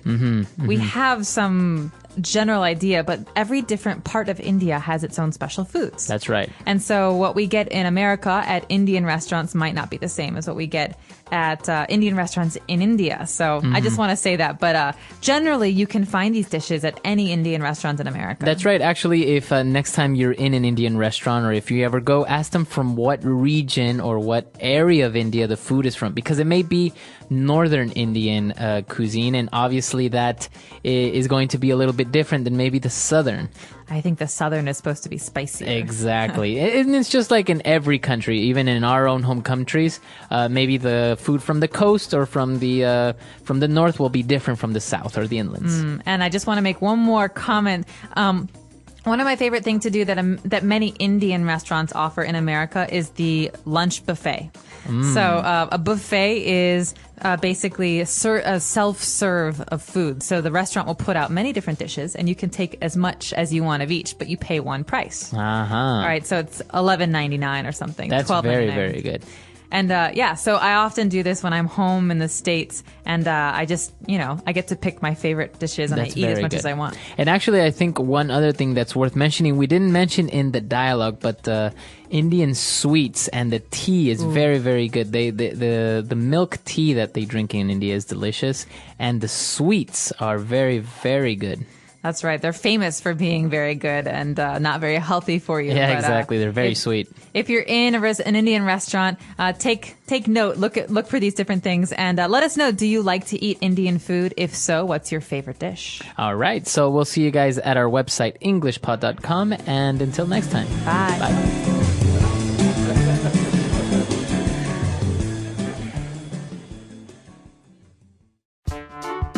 The English Pod Audio Review. Listen to the meaning, then say the vocabulary word. Something that is unknown or lacking in information. Mystery. A person who adheres to the religion of Hinduism. Hindu. A style or quality of cooking. Cuisine. A stuffed pastry, triangular in shape. Samosa. A meal containing lentils. Dal. Possessing qualities of unusual delicacy and fine craftsmanship. Exquisite. Chicken marinated in yogurt and spices, served in tomato sauce. Chicken tikka masala. Holy. Sacred. Want something very much. Craving. Let's try that faster. Holy. Sacred. A meal containing lentils. Dal. A person who adheres to the religion of Hinduism. Hindu. A stuffed pastry, triangular in shape. Samosa. A style or quality of cooking. Cuisine. Chicken marinated in yogurt and spices, served in tomato sauce. Chicken tikka masala. Possessing qualities of unusual delicacy and fine craftsmanship. Exquisite. Want something very much. Craving. Something that is unknown or lacking in information. Mystery. Now say the word and hear it in a sentence. Cuisine.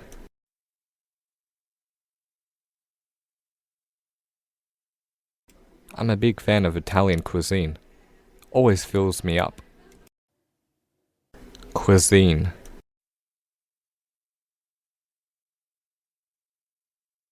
My friend is coming over tonight to cook his regional cuisine for me. Cuisine.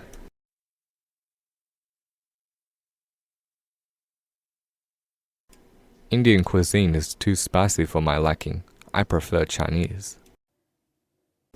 Craving. I'm craving for some chocolate right now. Craving.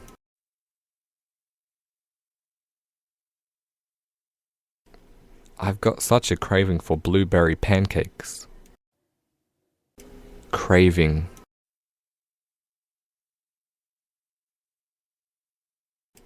My friend is always craving for cigarettes. He should quit. Exquisite.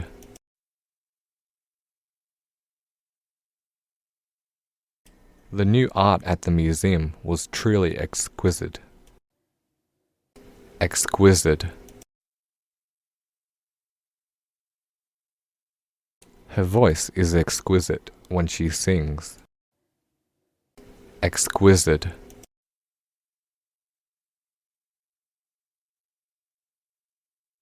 His performance was an exquisite example of how to cook. Sacred.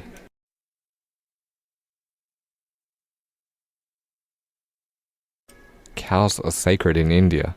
That's why they do not eat beef. Sacred.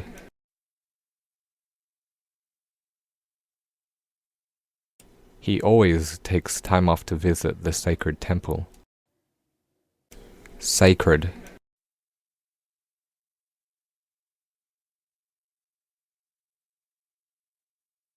Many religions around the world have sacred books or items, such as the Bible. Mystery.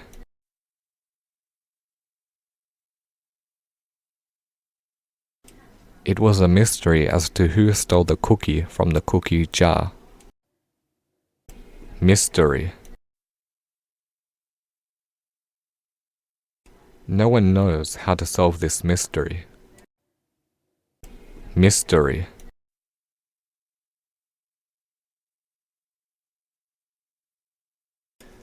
She didn't know where her boyfriend was taking her. It was a big mystery.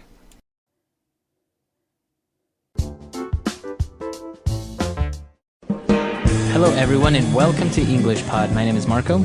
My name is Catherine, and today we're talking about something that I think a lot of people experience, especially with certain things like peanuts and cats. So what are we talking about? That's right. Today we are talking about allergies. So that means that we have a problem with maybe cats. They make us sick, or with certain foods. Like a lot of people who are allergic to milk, actually. That's right.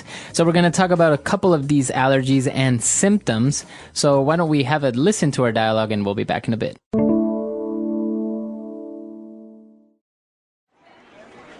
Oh, I feel terrible. I keep sneezing and my eyes are all watery. What's wrong with me? Wow, you're not dying, are you? Looks like you have a cold. You should take some medicine. I don't think it's a cold. I feel fine if I move a few feet away from my desk. Maybe we should put you into quarantine. Jokes aside, I think you might have an allergy. An allergy? I never thought about that. I don't think I'm allergic to pollen, though, and I'm desensitized to bee stings after being stung so many times. Ow! Why did you chuck that peanut at me? Just checking if you're allergic to peanuts. I guess not. Not funny. I could have gone into anaphylactic shock. Okay, my bad. How about dust? This office is full of it. Yes, the whole office is dusty, yet I only feel affected near our desks. You brought your cat into the office? Yeah, it's Mr. Snuffle's birthday today. I didn't want him to be alone on his special day. Put it away! I guess we found the problem. You're allergic to cats. All right, so now let's take a look at vocab on language takeaway. Language takeaway.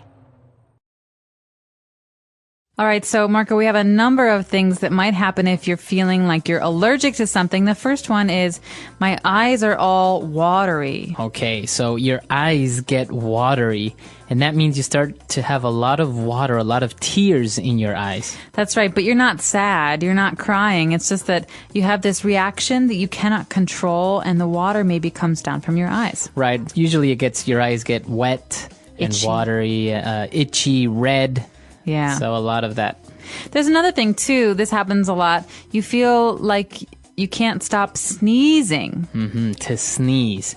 A sneeze is something you do when the air comes out of your nose. Out of your nose, out of your mouth, out of everywhere. Yeah, and you can't control it. And sometimes it's very, very strong. Right. You move your head, but it's something that you do when you're allergic to something like a cat or a flower, but also maybe when you smell something very some spice like pepper. Hot pepper. Yeah. Or when you're sick, when you have a cold. That's right. And so his friend says that maybe they should put him into quarantine. All right, now this is a joke. If you have allergies, you don't have to go to quarantine. But quarantine is very serious. It's a place where people go when they have a dangerous or very infectious disease. Right. And quarantine means that no one else can come in and you cannot go out. Right, exactly. So I think when they had the pig flu, the swine flu, many people were put into quarantine to make sure they didn't give it to someone else. That's right. So usually in quarantine, you have to wait until you can prove that you're not sick anymore, and then you get to leave. That's right. All right. So they were talking about maybe the options of what he is allergic to. So he says, I don't think I'm allergic to pollen. So what is pollen and where does it come from? All right. Now, pollen is actually a very common allergy, and pollen comes from flowers. It's kind of like a special dust or special kind of thing that you see on flowers that gets blown away. So when it's springtime, many people suffer from allergies because there's a lot more pollen in the air. So it's that little dust, usually sometimes yellow, that you can find on flowers. And this is actually what butterflies and bees look for. That's right. Okay. And then he talked about, he's not allergic to bees. And his friend threw a peanut at him, but he said it in a very strange way. He said, "Why did you chuck that peanut at me?" To chuck. All right. To chuck. Now, this is a very spoken English way of saying something. To chuck means to throw. So like, Marco, why did you chuck that pillow at me? That was mean. All right, so to chuck is to throw, but usually to throw something strongly. So, as you said, it's very spoken English. It's not really proper to actually write it or say it to someone in a formal occasion. Yeah, that's right. So you wouldn't say this in your English exam, but you could say this with your friends. Okay, so to chuck something. So that's all the vocab we have for you. Why don't we go back and listen to the dialogue again?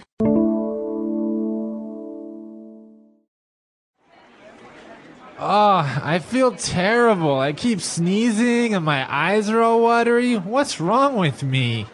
Wow, you're not dying, are you? It looks like you have a cold. You should take some medicine. I don't think it's a cold. I feel fine if I move a few feet away from my desk. Maybe we should put you into quarantine. Jokes aside, I think you might have an allergy. An allergy? I never thought about that. I don't think I'm allergic to pollen, though, and I'm desensitized to bee stings after being stung so many times. Ow! Why did you chuck that peanut at me? Just checking if you're allergic to peanuts. I guess not. Not funny. I could have gone into anaphylactic shock. Okay, my bad. How about dust? This office is full of it. Yes, the whole office is dusty, yet I only feel affected near our desks. You brought your cat into the office? Yeah, it's Mr. Snuffle's birthday today. I didn't want him to be alone on his special day. Put it away! I guess we found the problem. You're allergic to cats. All right, we're back. So now it's time for Fluency Builder. Fluency Builder. All right, now we heard a very difficult word later on in the dialogue. Jim said, not funny. I could have gone into anaphylactic shock. Right. All right, so this phrase, to go into shock, is very important. Go into shock. Now, what does it mean to go into shock?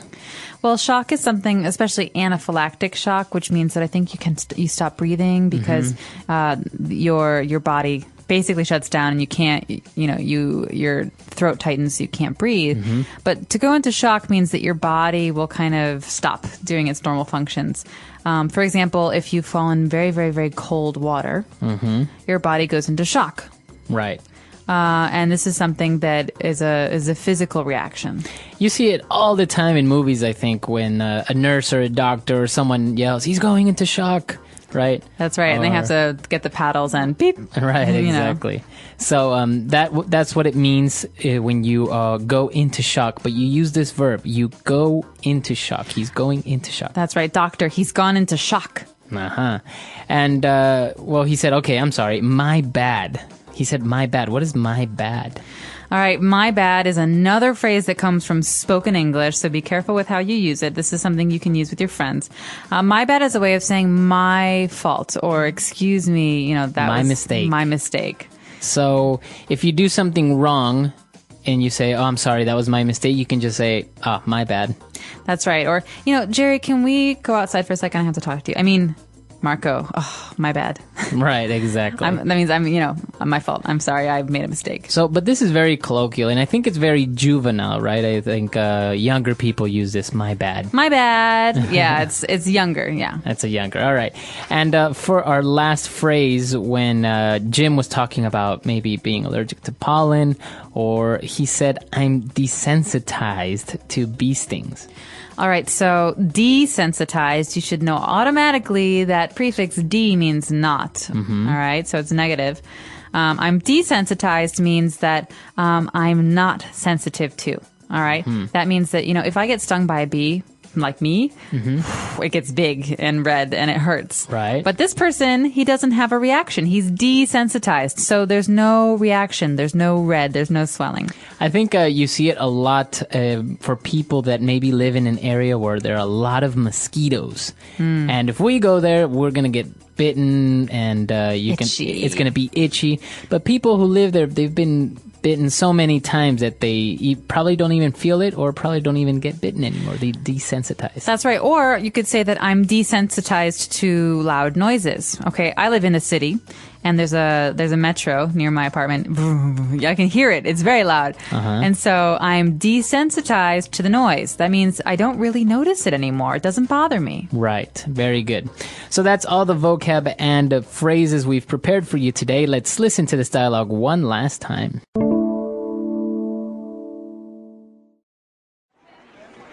Oh, I feel terrible. I keep sneezing and my eyes are all watery. What's wrong with me? Wow, you're not dying, are you? It looks like you have a cold. You should take some medicine. I don't think it's a cold. I feel fine if I move a few feet away from my desk. Maybe we should put you into quarantine. Jokes aside, I think you might have an allergy. An allergy? I never thought about that. I don't think I'm allergic to pollen, though, and I'm desensitized to bee stings after being stung so many times. Ow! Why did you chuck that peanut at me? Just checking if you're allergic to peanuts. I guess not. Not funny. I could have gone into anaphylactic shock. Okay, my bad. How about dust? This office is full of it. Yes, the whole office is dusty, yet I only feel affected near our desks. You brought your cat into the office? Yeah, it's Mr. Snuffle's birthday today. I didn't want him to be alone on his special day. Put it away! I guess we found the problem. You're allergic to cats. All right, so speaking about allergies, we always talk about the common ones like pollen, dust, and you also mentioned about food, like somebody who cannot drink milk. They're allergic to milk. That's right. We have a special name for this, actually. Someone who cannot drink milk or dairy products like ice cream is called lactose intolerant. So if you're lactose intolerant, it means that your stomach is very upset after you have dairy products, because lactose is basically dairy. And there are some people also who are allergic to seafood, for example, fish or shrimp or any type of seafood. That's right. And also people who are allergic to gluten. Now, gluten is a very common product that is found in breads and cereal, things like that. And so people who have an allergy to gluten actually have to change their diet quite a bit. Yeah, they have to look for things that are gluten-free, which is very hard because apparently it's in everything.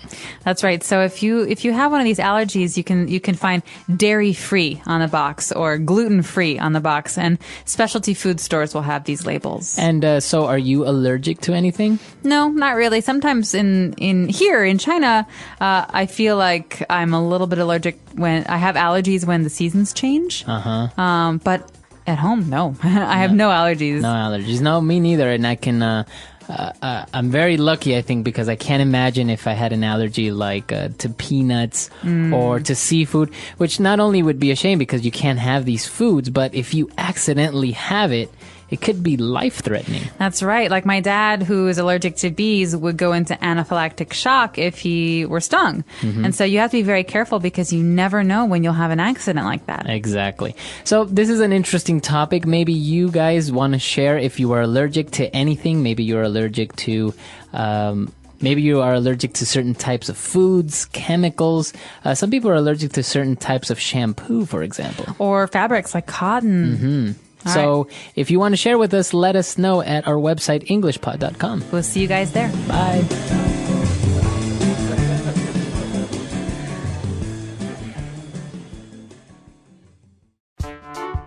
The English Pod Audio Review.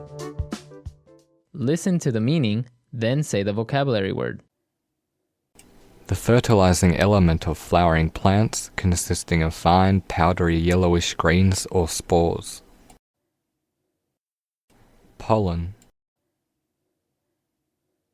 To lessen the sensitiveness of. Desensitize. Have allergy towards something. Allergic. To act on, produce an effect or change in. Effect. Dry, fine, powdery material such as particles of dirt, earth, or pollen. Dust.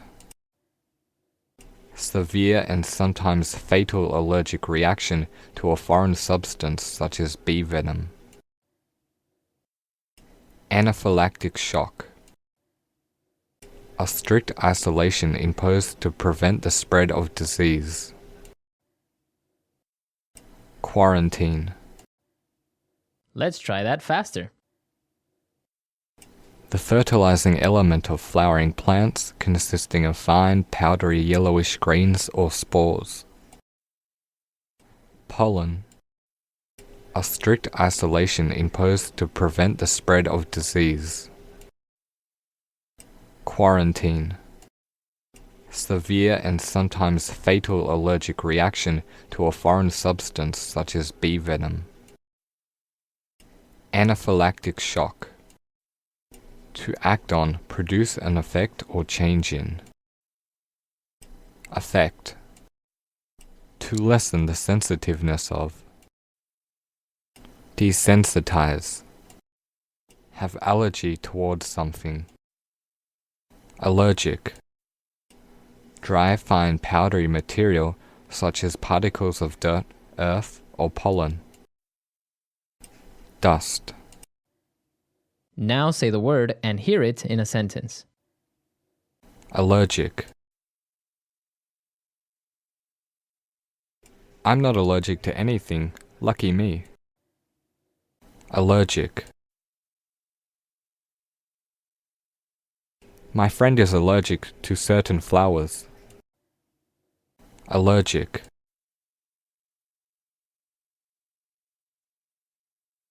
If I have an allergic reaction to peanuts, I may die.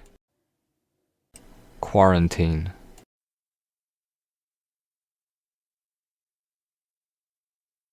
When we moved to Australia, we had to put our cat into quarantine. Quarantine.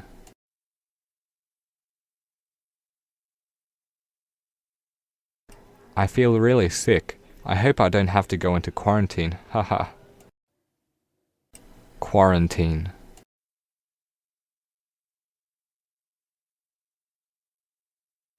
I have to wait 6 months before I can collect my plant from quarantine. Dust.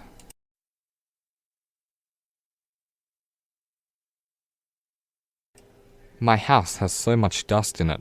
I really need to clean it. Dust. I hate dust. It always makes me want to sneeze. Dust.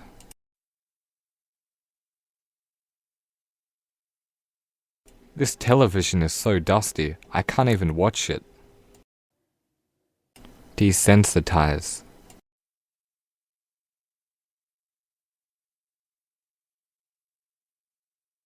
After watching so many horror movies, I've become desensitized to violence.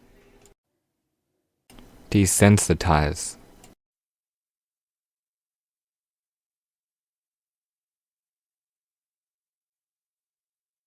I will desensitize my son's allergy to nuts by slowly entering them into his daily diet. Desensitize.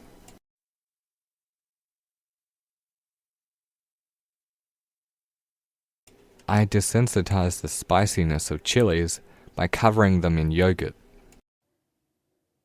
Affect.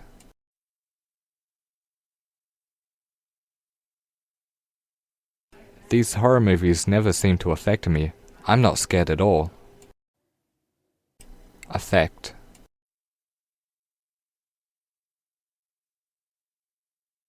I was deeply affected after the death of my brother.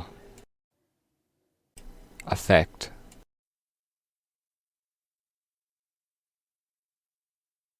She seemed to affect her brother with her constant whinging.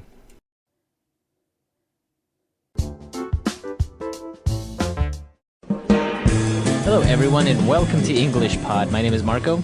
My name is Catherine, and today we have a special dialogue for you all about this important test that you need for going to graduate school. That's right. So today we're going to talk about the famous or very scary GMAT. All right, so the GMAT, G-M-A-T, is the test that students will take when they want to go to graduate school for business management, so an MBA program. That's right. And it's pretty much a standard test that you have to take, as you say, to get into one of these programs. And so today we're going to talk a little bit about the sections of the test and more or less how it's structured, but not too much in depth. That's right. So let's take a listen to our dialogue. We'll be back in a moment.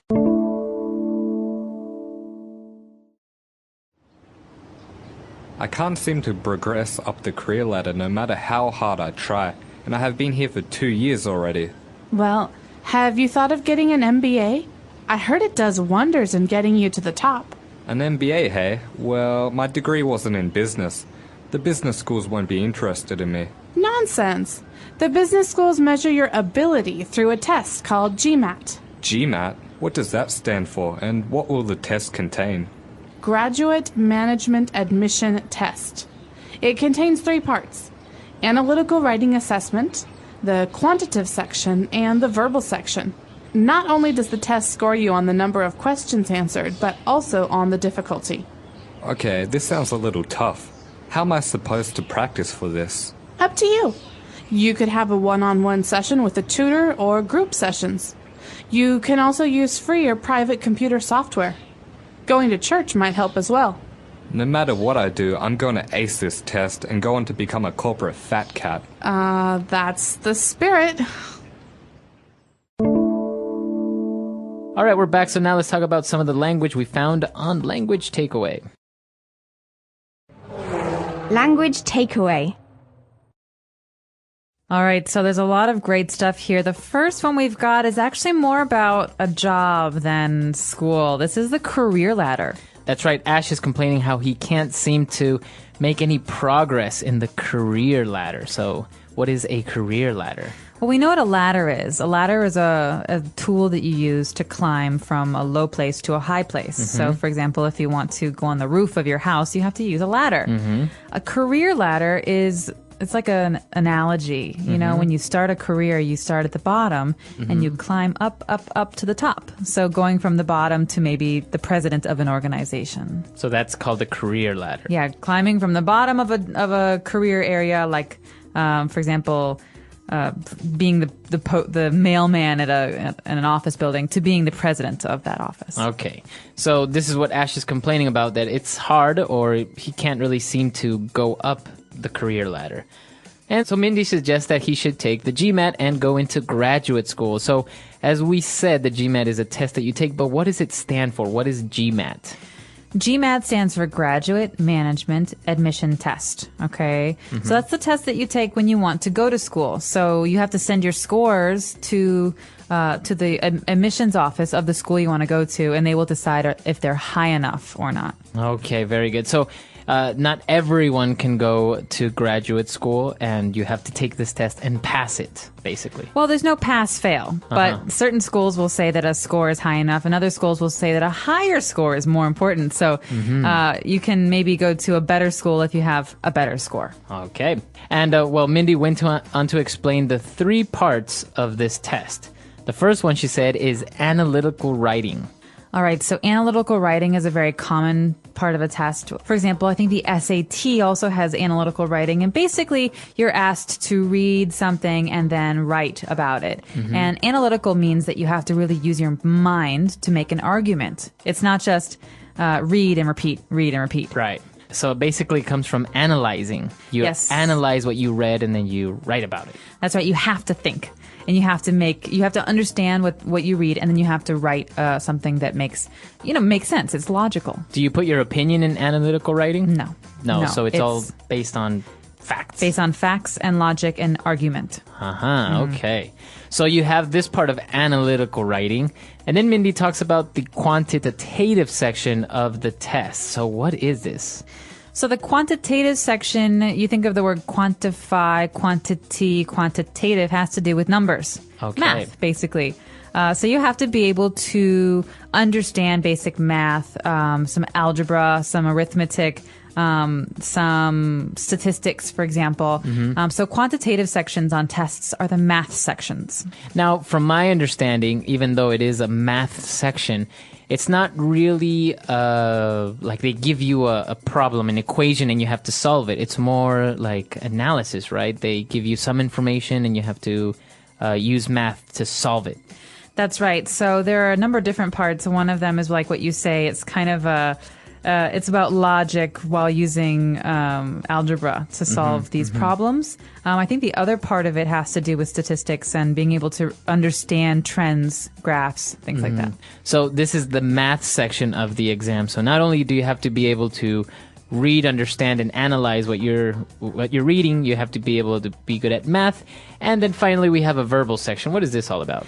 This is about your English language and grammar skills. And so the verbal section will test your vocabulary knowledge. Do you understand what big words mean? Also will test your ability to read passages and analyze them. So I guess this part is one of the most important parts for foreign students who obviously don't speak English as their first language. That this makes sure that you have a good enough English level to be able to take a graduate program in English, right? Part of it's that there's a special test that will test your English abilities, but this is absolutely an important part for a non-native English speaker on the GMAT. You have to, it's hard for English speakers who are born speaking English, natives English speakers, yeah. So it's something that really you should devote your time to if you are a non-native English speaker, because there will be some very challenging words there. Okay, so those are the 3 sections of the GMAT. And so to finish off language takeaway, Ash said that he's going to take this test because he wants to become a corporate fat cat. All right. Now, this is an interesting term. This is not something we talk about in the office. This is something we talk about with friends. So corporate fat cat, you think corporation, this has to do with business. So basically, we're talking about very important businessmen. But fat cat's not a good thing, right? No, it's not really. You refer to a fat cat, a corporate fat cat, is a businessman who you consider to have a lot of money, but obviously you make the analogy that they're fat because they have so much money, and it's kind of a way of saying that businessmen are not corporate fat cats are not the best people around. No, you're basically saying that these guys, these men on top, they're rich, but they're kind of lazy. And so he wants to be a corporate fat cat. He wants to be very rich and powerful and not have to work so hard. Which obviously is not really the case always, but this is a common term that, as you said, you wouldn't really mention it in the office, but it's more of a satirical way of speaking about businessmen. All right, so now let's finish off language takeaway and move on to some phrases on Fluency Builder.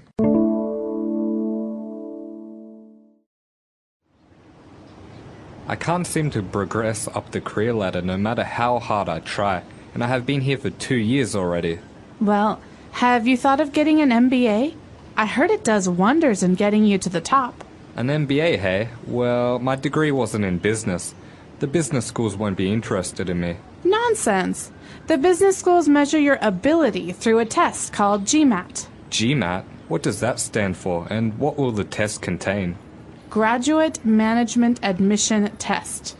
It contains 3 parts: analytical writing assessment, the quantitative section, and the verbal section. Not only does the test score you on the number of questions answered, but also on the difficulty. Okay, this sounds a little tough. How am I supposed to practice for this? Up to you. You could have a one-on-one session with a tutor or group sessions. You can also use free or private computer software. Going to church might help as well. No matter what I do, I'm going to ace this test and go on to become a corporate fat cat. That's the spirit. All right, in Fluency Builder today, we have a number of really great phrases you can use. The first one is from Mindy. She says, I heard it does wonders in getting you to the top. Right. She suggests getting an MBA. I heard it does wonders to, improve your career. All right, this is actually something that you might hear in a commercial. So it does wonders means it really helps. It's really beneficial to you. Right. You might hear it in a commercial, for example, with a face cream. It does wonders, to your skin. It really makes your skin look good. So by using this phrase, it does wonders, you're basically saying it's fast, it's effective, it's almost a miracle of how much it can improve your career, or in this case of the cream, how it can improve your face. That's right. So the MBA does wonders. It's almost miraculous how positive an effect it will have on your career. Exactly. Okay, it does wonders. And then Ash was asking that how he's supposed to study for this, and Mindy answered, well, you know what? It's up to you. You have a lot of options. So up to you. Up to you. This means it's your decision. Okay. So we can use this in normal life. You and I are out, Marco, and I say, well, I don't know what to eat. What do you want to eat? I can say, whatever. It's up to you. Up to me. That means I get to decide what we eat, and I want pizza. Okay, very good. All right, so up to you is a way to say, no, you decide. It's up to you. It's your decision. Okay, and for our next phrase, Ash was saying that he's going to study really hard, and he's going to ace the test. All right. Now, to ace a test, this is a phrase that we use. We can use it in high school and college as well, not just MBA programs. And to ace a test means to do perfectly on it. Okay. Okay, that means to get an A or even 100%. So it's important to remember that we have this grading system, A, B, C, D, F.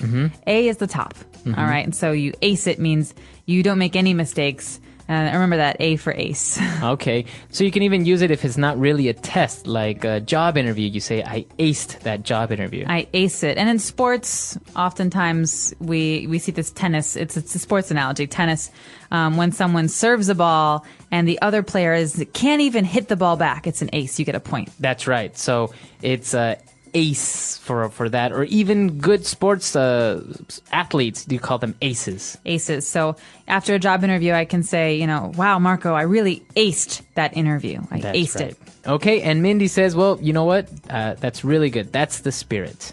That's the spirit. Now, this is something you say to someone when you like their attitude. Okay, so if I say, oh man, I did really bad. This is stupid. I don't want to study. You say, well, that's a bad attitude. Right. But if I say, you know what? I'm going to do awesome. This is great. I'm going to kill this. I'm going to ace it. Now, you can say, that's the spirit. That's the spirit. That means good attitude. That's the right way to think about this. So you're kind of even encouraging that person. You're saying, you know what? I really like your attitude. That's the good way of thinking. Exactly. So if you want to push someone and say, good for you, this is a good way to approach it, you say, that's the spirit. Okay. Awesome. So this is all the language that we have for Fluency Builder. Why don't we take a break and we'll be right back.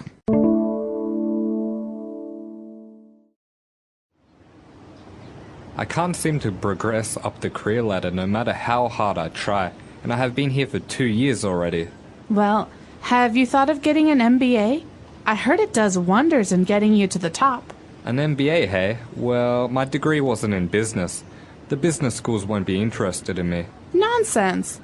The business schools measure your ability through a test called GMAT. GMAT? What does that stand for, and what will the test contain? Graduate Management Admission Test. It contains 3 parts: analytical writing assessment, the quantitative section, and the verbal section. Not only does the test score you on the number of questions answered, but also on the difficulty. Okay, this sounds a little tough. How am I supposed to practice for this? Up to you. You could have a one-on-one session with a tutor or group sessions. You can also use free or private computer software. Going to church might help as well.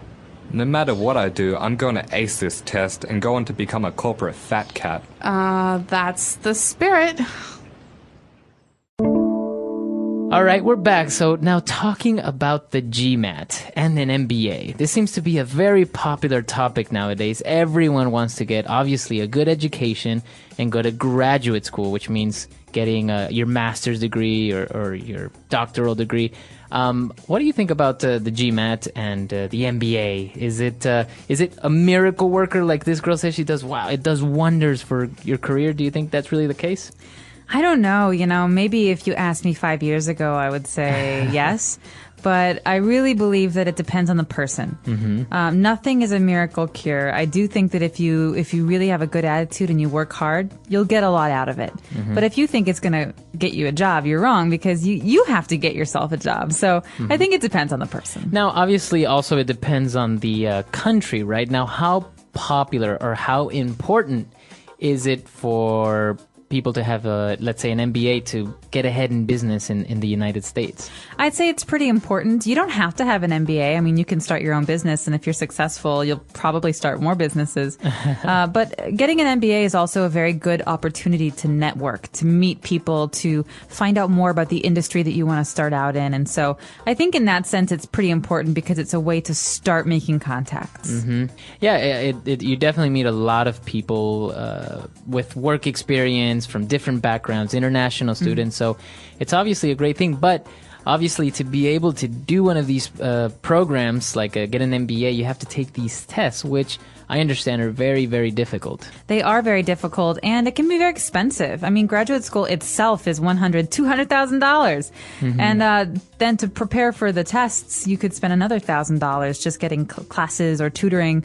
So I do think that it can be a lot of it can be a lot of money up front, but there are places that you can go to study, and you could even study on your own using your computer. So yeah, exactly. I think this is a very interesting topic because in many different cultures, in many different places, education or, for example, higher learning like getting an MBA has different levels of importance. Like in Europe, a lot of Europeans maybe don't really even pay too much attention to getting an MBA. Whereas in other countries, they might really emphasize, like, you have to have an MBA. It's really good. It's going to be good for your career. So it's very interesting to see how in different places they handle it. it is interesting, and I'm actually very curious to hear from our users. Have you ever thought about getting an MBA?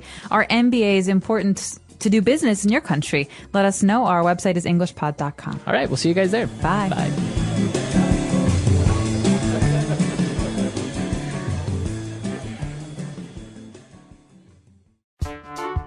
The English Pod Audio Review.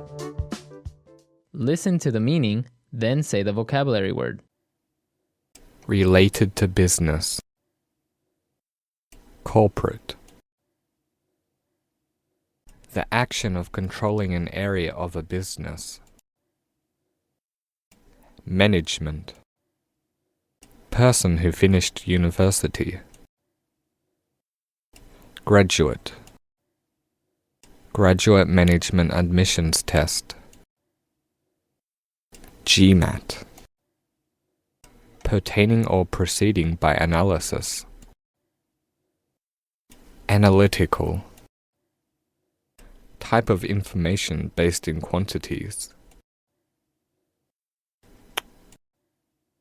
Consisting of or in the form of words. Verbal. Master of Business Administration. MBA. A wealthy and privileged person. Fat cat. Let's try that faster. Graduate Management Admissions Test. GMAT. Person who finished university. Graduate. Related to business. Corporate. Type of information based in quantities.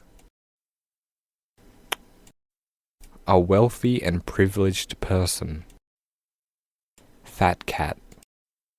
Pertaining or proceeding by analysis. Analytical. The action of controlling an area of a business. Management.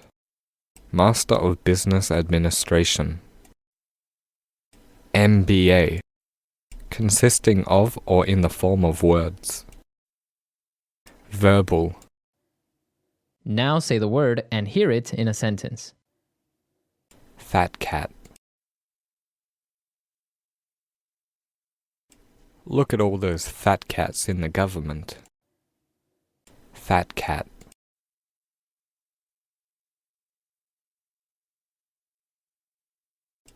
I bet they only got into university because of their fat cat parents. Fat cat.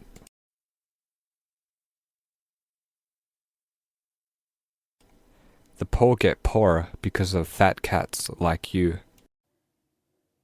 Graduate.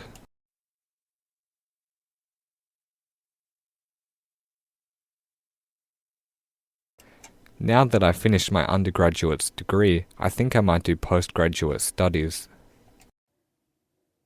Graduate.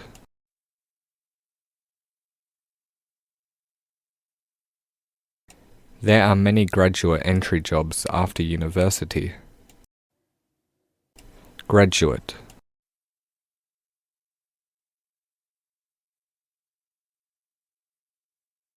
Though graduates may look good on paper, they don't have much real-world experience. Management.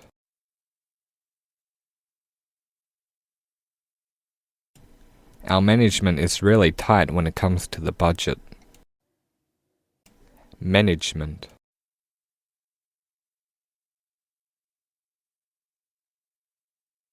Management has decided to lay off some staff in order to cut down costs. Management.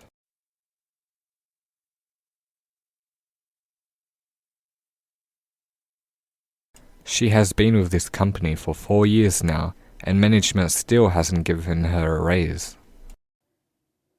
Verbal.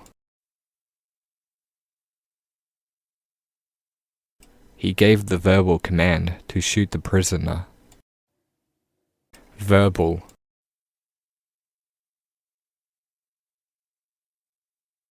I believe I can teach better verbally than visually. Verbal.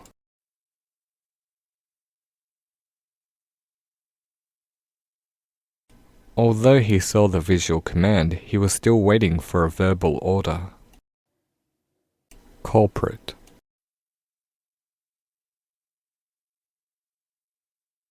I don't like this corporate culture. It's always about money. Corporate. These corporate guys think they're so good. Corporate.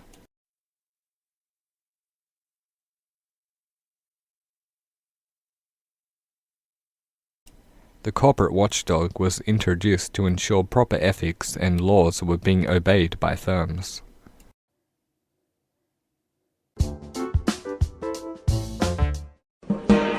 Hello, everyone, and welcome to English Pod. My name is Marco.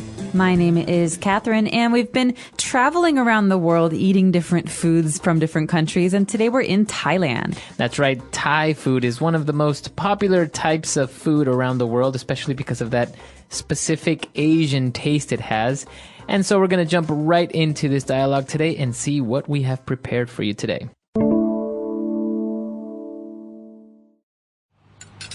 What did you cook? Well, as you know, I was in Thailand last month and I took a cooking class. So I prepared some of my favorite dishes. Great idea, as long as I don't get food poisoning. So what is on the menu tonight? Okay, for starters, we have tom yum soup. It's a bit spicy, but really good. This is delicious. The ginger and lemongrass really give it a nice taste. Now, this next dish is one of the most famous. Foreigners call it papaya salad, but the proper name is tom sam. It is a spicy salad made from a mix of fresh vegetables, including shredded, unripened papaya and tomato. This is delicious. The combination of sour and spicy is really interesting. I could have this every day. Okay, now for the last and best dish, in my opinion. This is called pad thai. It's stir-fried noodles with eggs, fish sauce, tamarind juice, red chili pepper, plus bean sprouts, shrimp, and tofu, garnished with crushed peanuts and coriander. It's practically Thailand's national dish. Wow, this is great. I never knew Thai food was so creative and delicious. Want some more? I'm stuffed. All right, so we've got a number of different dishes we'd like to talk about, as well as phrases. So let's look at some of those dishes and important keywords in language takeaway. Language takeaway. All right, so the first word we have on language takeaway today is food poisoning. So we don't want to get food poisoning when having this any meal. Any meal. No, that's right. Food poisoning is a bad thing. Now, this is something that happens when you eat bad food or dirty food. Basically, you get very, very sick and you feel like you have to vomit. You have to throw up. That's right. So your stomach hurts. You feel like you have to throw up. You may be going to the bathroom very often. That means usually you have food poisoning. All right. And so people often associate food poisoning with food that you eat on the street, maybe dirtier food. But this is something you should be very careful of when you're traveling, not to Thailand alone, but maybe to any other country. You can get it in America. You can get it in Mexico. So just something to be careful of. That's right. So apart from that, we're going to jump into our first dish for today. We're having a soup called tom yum soup.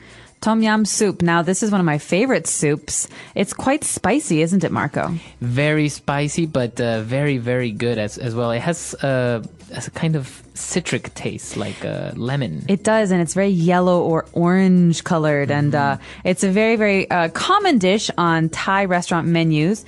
And there's some key ingredients in this soup that I think are important to discuss. They're often found in Thai food and other kinds of Asian food. The first one is ginger. Ginger, that's right. This is a root. It kind of looks like a potato almost. It does. It's usually white and it has little arms, you know. It kind of It's not a round object. It's got pointy little arms. That's right. And ginger is, the characteristic taste of ginger is kind of strong and bitter. It is quite strong. You'll find it in Japanese food. Oftentimes you get pickled ginger to eat. It's like a pink food you get with sushi.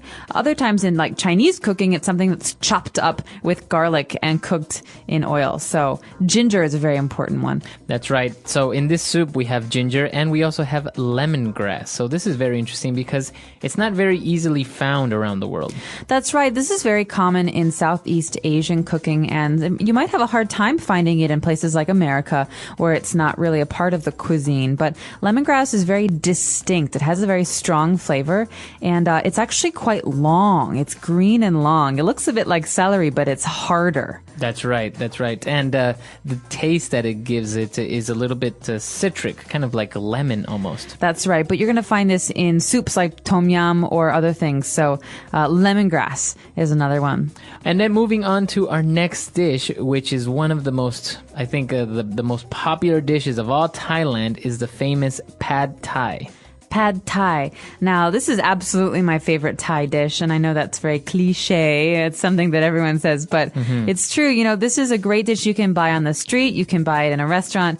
It's basically a noodle dish, right? That's right. It's stir-fried noodles with eggs and peanuts are the most, like the key ingredients in there. That's right, but you might also get a little bit of hot red pepper, some sugar, some lime, and the noodles are flat. They're not round. That's right. And actually, one of the key ingredients also that gives it this very distinct taste is tamarind juice. All right, tamarind juice. This is, again, another one of those flavors from Southeast Asia that you might not find in many other places, certainly not America. Now, tamarind, they're funny-looking things. They look like peas, but they're dark brown. That's right. So tamarind juice gives it this kind of sweet flavor. So this is the interesting thing about pad thai, is that you have these sweet flavors from the tamarind juice, from even the fish sauce, combined with chili. So it's kind of like a spicy, very sweet taste. And then you have citrus. You have some lime maybe and some sugar. So it's a lot of different tastes and flavors, but it's a really magical combination. That's right. So that's all we have for language takeaway. Why don't we take another listen to our dialogue?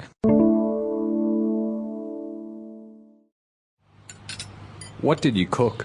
Well, as you know, I was in Thailand last month and I took a cooking class. So I prepared some of my favorite dishes. Great idea, as long as I don't get food poisoning. So what is on the menu tonight? Okay, for starters, we have tom yum soup. It's a bit spicy, but really good. This is delicious. The ginger and lemongrass really give it a nice taste. Now, this next dish is one of the most famous. Foreigners call it papaya salad, but the proper name is tom sam. It is a spicy salad made from a mix of fresh vegetables, including shredded, unripened papaya and tomato. This is delicious. The combination of sour and spicy is really interesting. I could have this every day. Okay, now for the last and best dish, in my opinion. This is called pad thai. It's stir-fried noodles with eggs, fish sauce, tamarind juice, red chili pepper, plus bean sprouts, shrimp, and tofu, garnished with crushed peanuts and coriander. It's practically Thailand's national dish. Wow, this is great. I never knew Thai food was so creative and delicious. Want some more? I'm stuffed. All right, we're back. So now let's take a look at 4 key phrases on Fluency Builder. Fluency Builder. So first up, we have the phrase on the menu. What's on the menu tonight? That's right. That person asks, well, so what's on the menu? And by saying this, we're saying, well, what are we having for dinner? What are we going to eat? That's right. So you might want to think, okay, menu, I'm going to look at the menu, but you could even say this at home where there is no menu. This is a spoken language way of saying, what are we eating tonight? Right. That's right. What's for dinner? What are we eating? What's on the menu? Even though, as you said, there's no menu. That's right. And after that, we have another phrase that's really important. We say, for starters, we're going to have this or that. So for starters. That's right. We said for starters, we are having a soup, a tom yum soup. So a starter dish is something that you have to begin the meal, a small dish maybe. That's right. Starter. So a starter is a noun, it's a thing, and it's something you eat at the beginning. Usually it's not very heavy. A steak would never be a starter, right? Right. All right, so here we have tom yum soup, which is our starter, and after that we have the national dish. Now this is a great phrase. Right, we had the pad thai, which is considered to be the national dish, and so usually every country has their national dish, something that's unique or that a country is famous for. Like, for example, China would be famous for Kung Pao chicken. Kung Pao chicken, yeah. In America, you might even say that apple pie is the most, important national dish. But do you guys have one in Ecuador? What's your national dish? I would say I have no idea which would be. It's very not very well known. Maybe ceviche is kind of shared between Peru and Ecuador. Like maybe in Argentina, you would say steak. Is a national dish. Yeah, absolutely. Or in Mexico, like tacos or enchiladas, stuff like that. Or in Italy, spaghetti bolognese. That's right. All right, so we have a number of different countries, and each country maybe has one or two national dishes. These are very special dishes that are important for that country. That's right. So we have our national dishes, and after we finish dinner, we ate so much that we say, "I'm stuffed."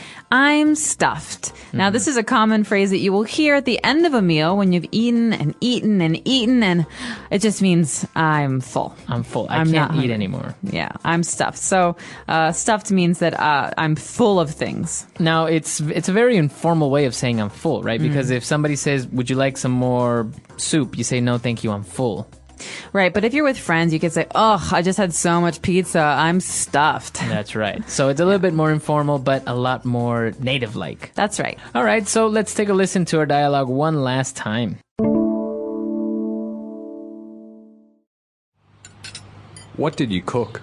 Well, as you know, I was in Thailand last month and I took a cooking class. So I prepared some of my favorite dishes. Great idea, as long as I don't get food poisoning. So, what is on the menu tonight? Okay, for starters, we have tom yum soup. It's a bit spicy, but really good. This is delicious. The ginger and lemongrass really give it a nice taste. Now, this next dish is one of the most famous. Foreigners call it papaya salad, but the proper name is tom sam. It is a spicy salad made from a mix of fresh vegetables, including shredded, unripened papaya and tomato. This is delicious. The combination of sour and spicy is really interesting. I could have this every day. Okay, now for the last and best dish, in my opinion. This is called pad thai. It's stir-fried noodles with eggs, fish sauce, tamarind juice, red chili pepper, plus bean sprouts, shrimp, and tofu, garnished with crushed peanuts and coriander. It's practically Thailand's national dish. Wow, this is great. I never knew Thai food was so creative and delicious. Want some more? I'm stuffed. All right, so speaking of Thai food, it's very famous around the world, but it's very spicy.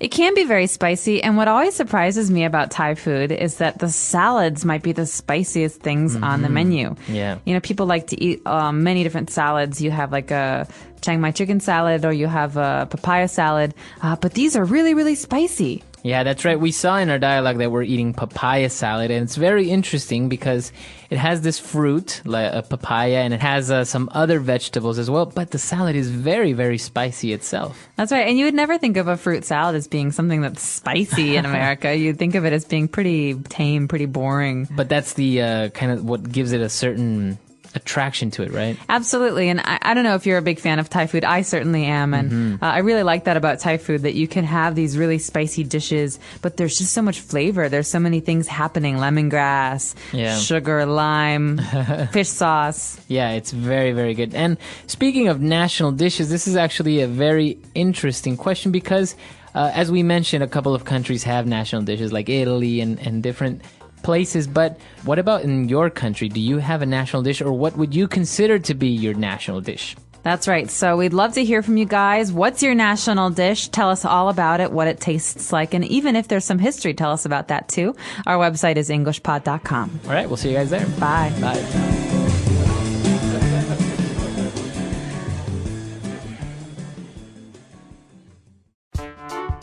The English Pod Audio Review.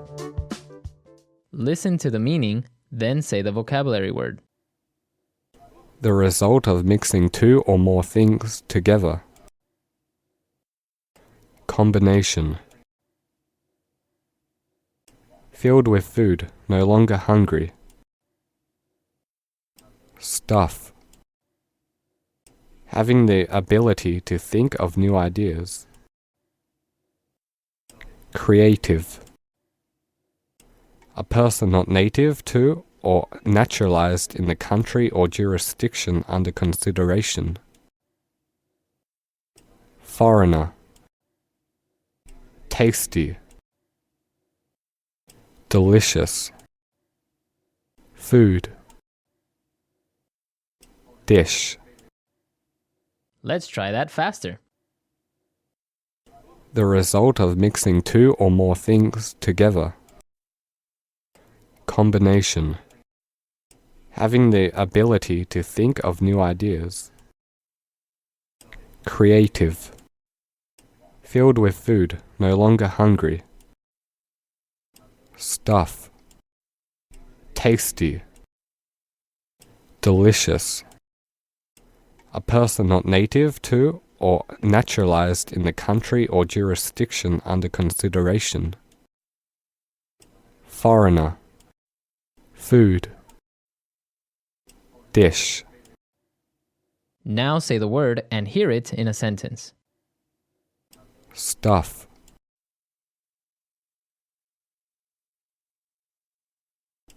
I ate so much last night. I'm so stuffed.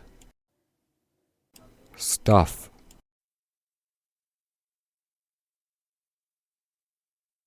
Don't stuff yourself with too much candy. We still have dinner left. Stuff.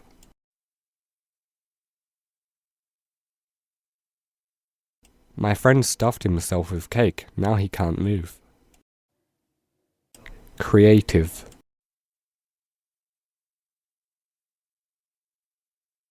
Your cooking is so creative. I wish I was good as you. Creative.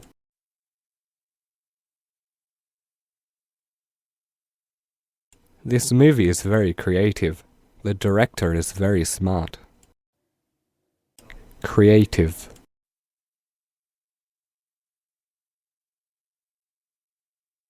I like people who are creative, who think outside the box.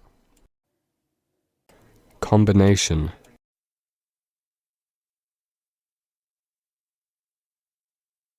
This is a great combination. The flavors really work well together.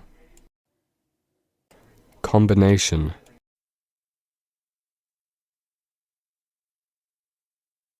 Yuck. I don't like the combination of salt and pepper. Combination.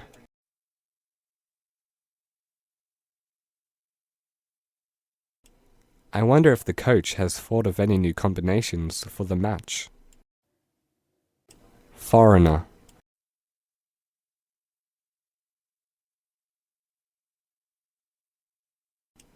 I don't like foreigners. They are always disrespectful to local culture. Foreigner.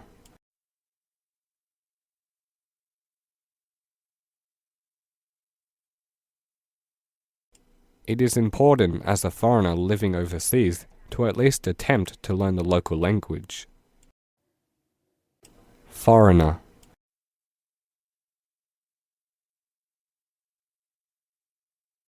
We should make foreigners feel welcome and safe in our home country. Delicious.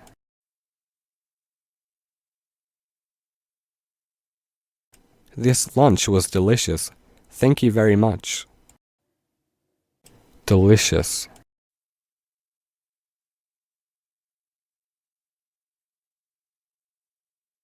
I love eating at this Italian restaurant. They always make delicious pasta. Delicious. My favorite food is mango. It's so delicious.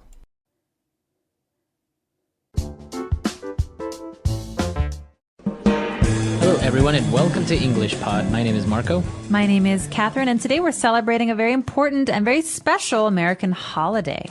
That's right. Today we are celebrating and talking about Thanksgiving, a very, as you say, traditional and big holiday in the United States. That's right. So this year it's on November 25th. It's always on a Thursday. Let's check out our dialogue to hear about what happens at this special dinner and why this is a holiday, and then we'll be back to talk about it in just a moment.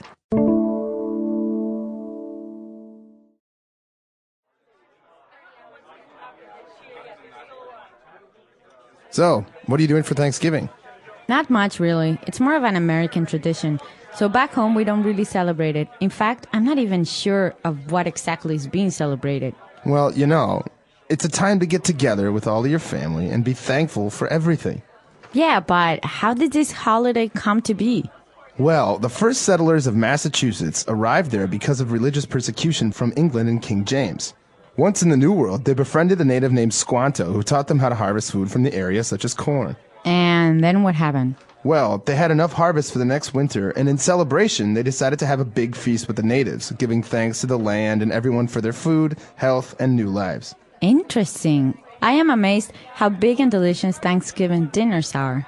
Come to my house for Thanksgiving. We're having turkey, pumpkin pie, mashed potatoes with gravy, and lots of stuffing. Count me in! All right, we're back. So a very interesting holiday. We learned a little bit about why it's celebrated, how it came to be.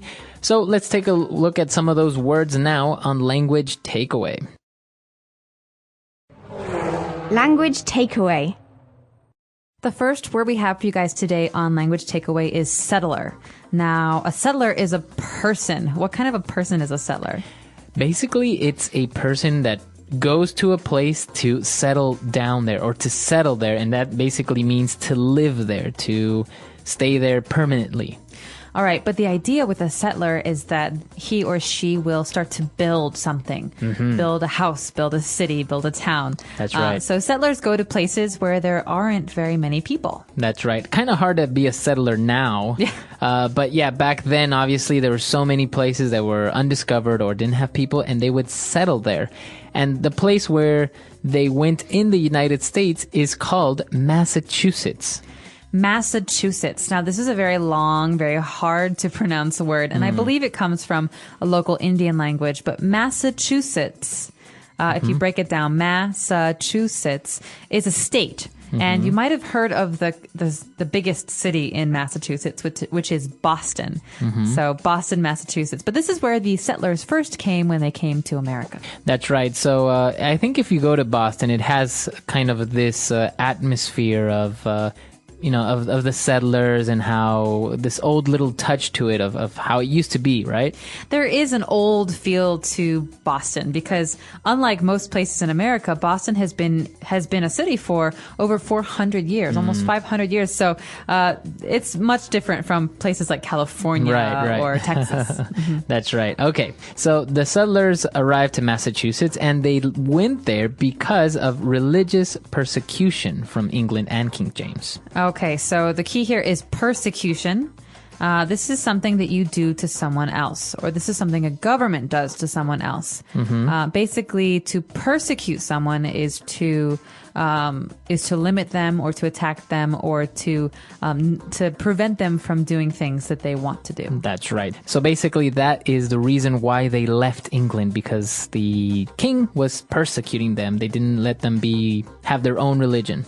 Right, they had this religion and the king did not approve of the religion, and they felt like people were critical of them or attacking them or preventing them from practicing this religion. And so their religious persecution in England pushed them to this place, the New World. So that's our next word, right? That's right, the New World. And this is what they used to call the continent of United States or North America. They used to call it the New World. All right, so New World, Old World. So if we think of Europe as being the Old World, America, like you're saying, Latin America, North America, these are part of the New World. So it's almost like they had never been discovered before. Right. So, yeah, basically everyone was concentrated in Europe at that time. And then when they went to the West, they went to the New World.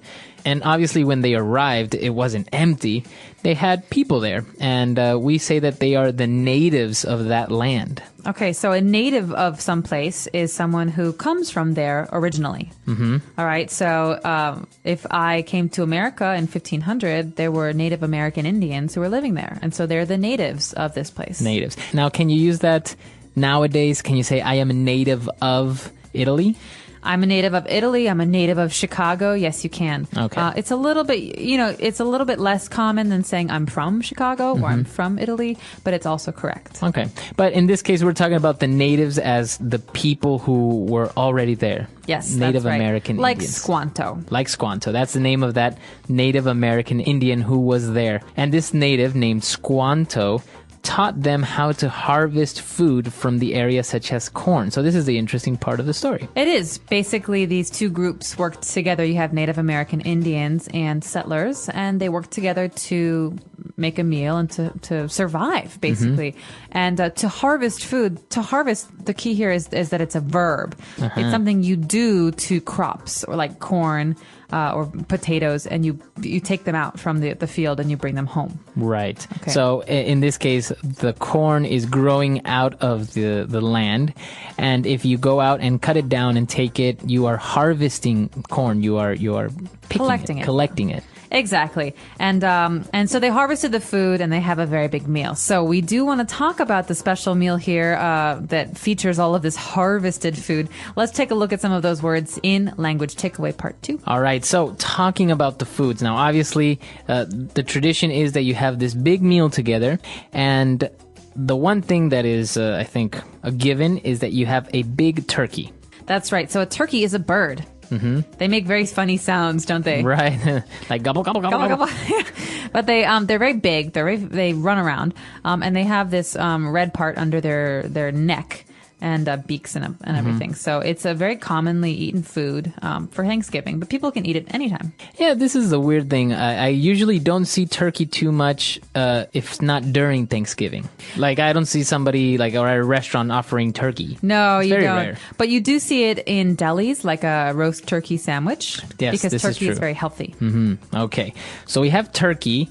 We also have pumpkin pie. So pumpkin pie. Pumpkin pie, this is a classic. You've heard of apple pie, all right? But pumpkin pie is a baked dessert that is filled with some pumpkin filling. Mm-hmm. So, as you know, pumpkin is a big... It's a gourd. It's a gourd. Yeah, I think it's kind of vegetable. Kind of like a vegetable. It's big and orange. And basically, this is... It's kind of sweet, right? The insides. It is. It's a little bit sweet. It's big, orange, and round, like you say. People often start to harvest them around October, I'd say. Some people like to eat the seeds, but you can also scoop out with your spoon. You can take out some of the meat, some of the filling, and that's what we use to create this pumpkin pie. Very good. So pumpkin pie, delicious food. Now we also have a typical mashed potatoes with gravy. All right. I love mashed potatoes. Mashed means to squish or to break down or to push down. And so mashed potatoes, you have a normal potato and you mix up all the potatoes together. So it's kind of like soft and creamy. It almost becomes like a paste or almost like, let's say, like ice cream, but not cold. Not cold and not sweet. But yeah, that's the consistency. That's what it feels like. And so when we eat potatoes like this, in America, we often like to eat it with a sauce. And the sauce that we eat with mashed potatoes is called gravy. Gravy. And now gravy is usually made out of what? Gravy is made from, well, you can make different kinds of gravy, but the way that we make it at my house is we take all of the juice from the turkey, because when you bake a turkey in the oven, some on the bottom of the pan you'll get some liquid, some water, some fat, and you use that to make a gravy. So it's brown and it's very salty and delicious. Awesome. Sounds delicious. And to end things, we have stuffing. Now this stuffing is goes inside the turkey, right? But then you take it out. That's right. So stuffing, we talk about stuffing in general as being something that you put inside something else. So if I have a stuffed animal, he has some cotton inside or whatever. But if you have a turkey, you take out all of the organs, the heart, the liver. You take those parts out because we don't eat those. And you put some bread, onions, and vegetables inside the turkey to cook. And then you take it out and you eat it. So it tastes a bit like turkey and meat, but it's very delicious. But you eat it apart. It kind of like, let's say, rice. It's like a side dish. Like a side dish. All right. It sounds delicious. And obviously, it's a very big meal. And but very, very common, a traditional holiday in the United States. It's very fun to celebrate as well. You get together with family and you have this nice meal together. That's right. It's a wonderful holiday, and we'll be talking a bit about it in a second. But let's just take one more listen to today's dialogue.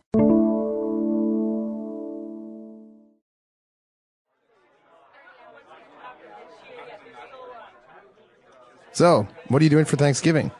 Not much, really. It's more of an American tradition.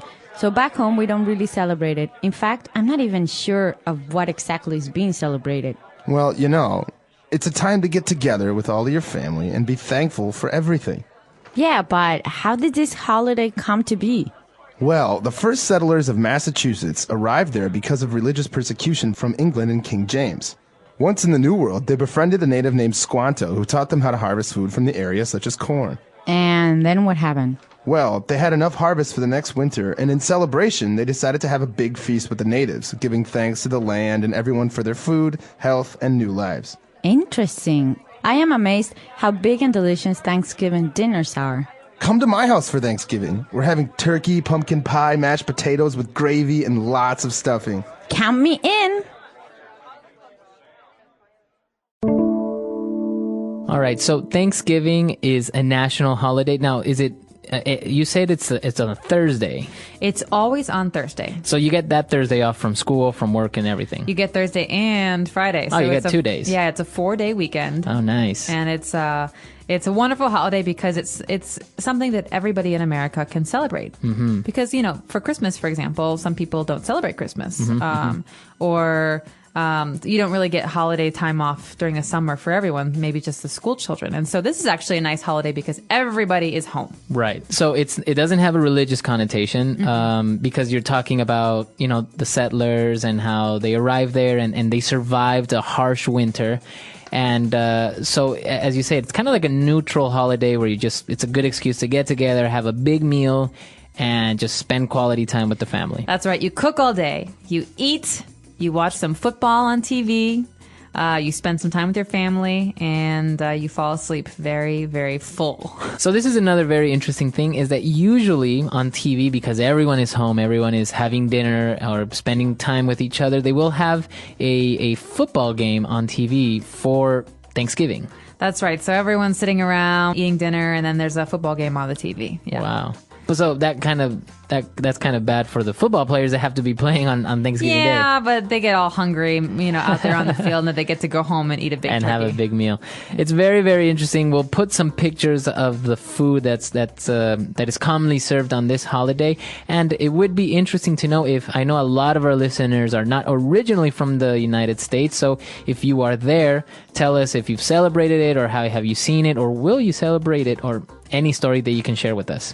That's right. We are very excited to hear this from you, and we wish you all a very happy Thanksgiving. Visit our site, englishpod.com, to tell us more. All right. We'll see you guys there. Bye. Bye.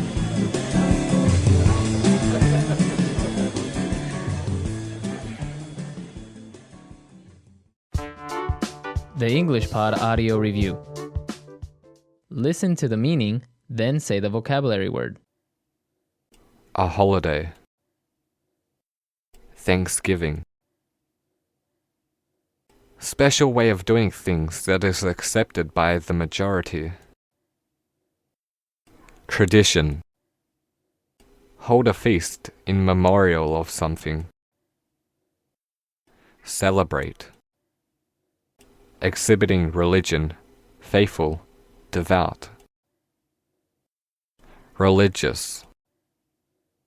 To exterminate, drive away, or subjugate a people because of their religion, race, or beliefs.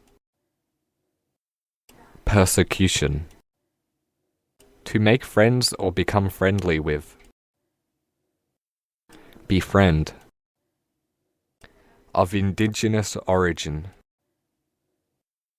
Native. The gathering of crops. Harvest. Sauce for meat, potatoes. Gravy. A large American bird similar to the chicken. Turkey. Let's try that faster. Hold a feast in memorial of something. Celebrate. To exterminate, drive away, or subjugate a people because of their religion, race, or beliefs. Persecution.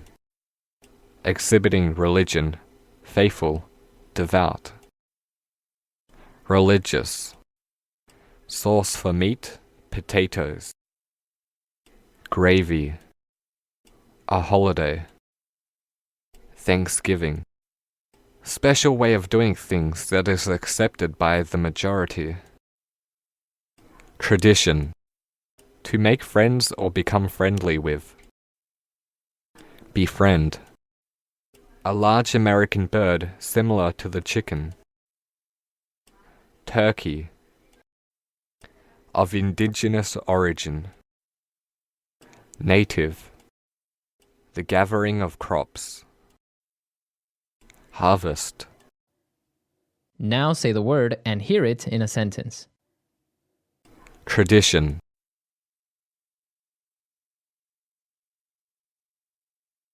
A great Australian tradition is going to the beach after Christmas Day. Tradition.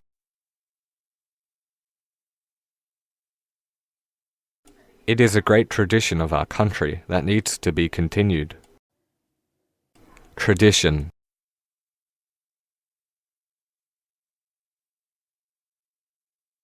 Some people say that the Japanese tradition of hunting whales should be stopped. Celebrate.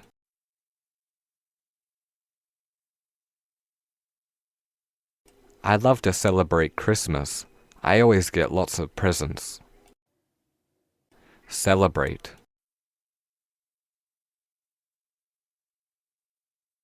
Every year I celebrate my birthday with beer and nachos. Celebrate.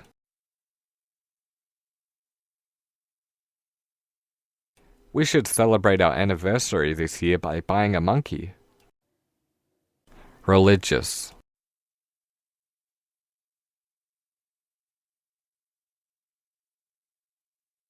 I don't feel that I'm a very religious person. I go to church maybe twice a month. Religious.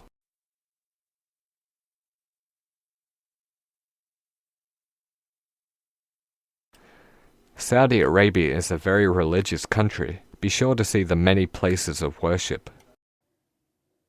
Religious.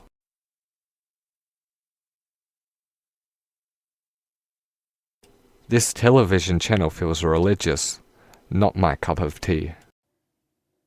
Persecution.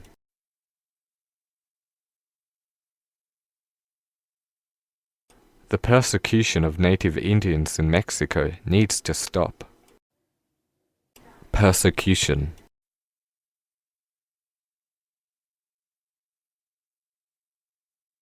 I think the current religious persecution in our society needs to be stopped. Persecution.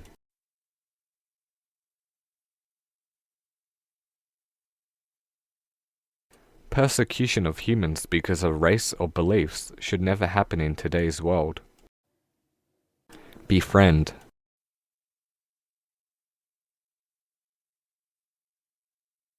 You should be careful in befriending strangers. It can be dangerous. Befriend.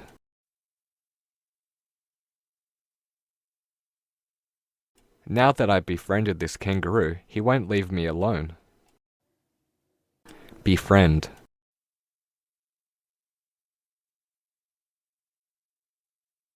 I told my son to befriend whoever doesn't have a friend at his school.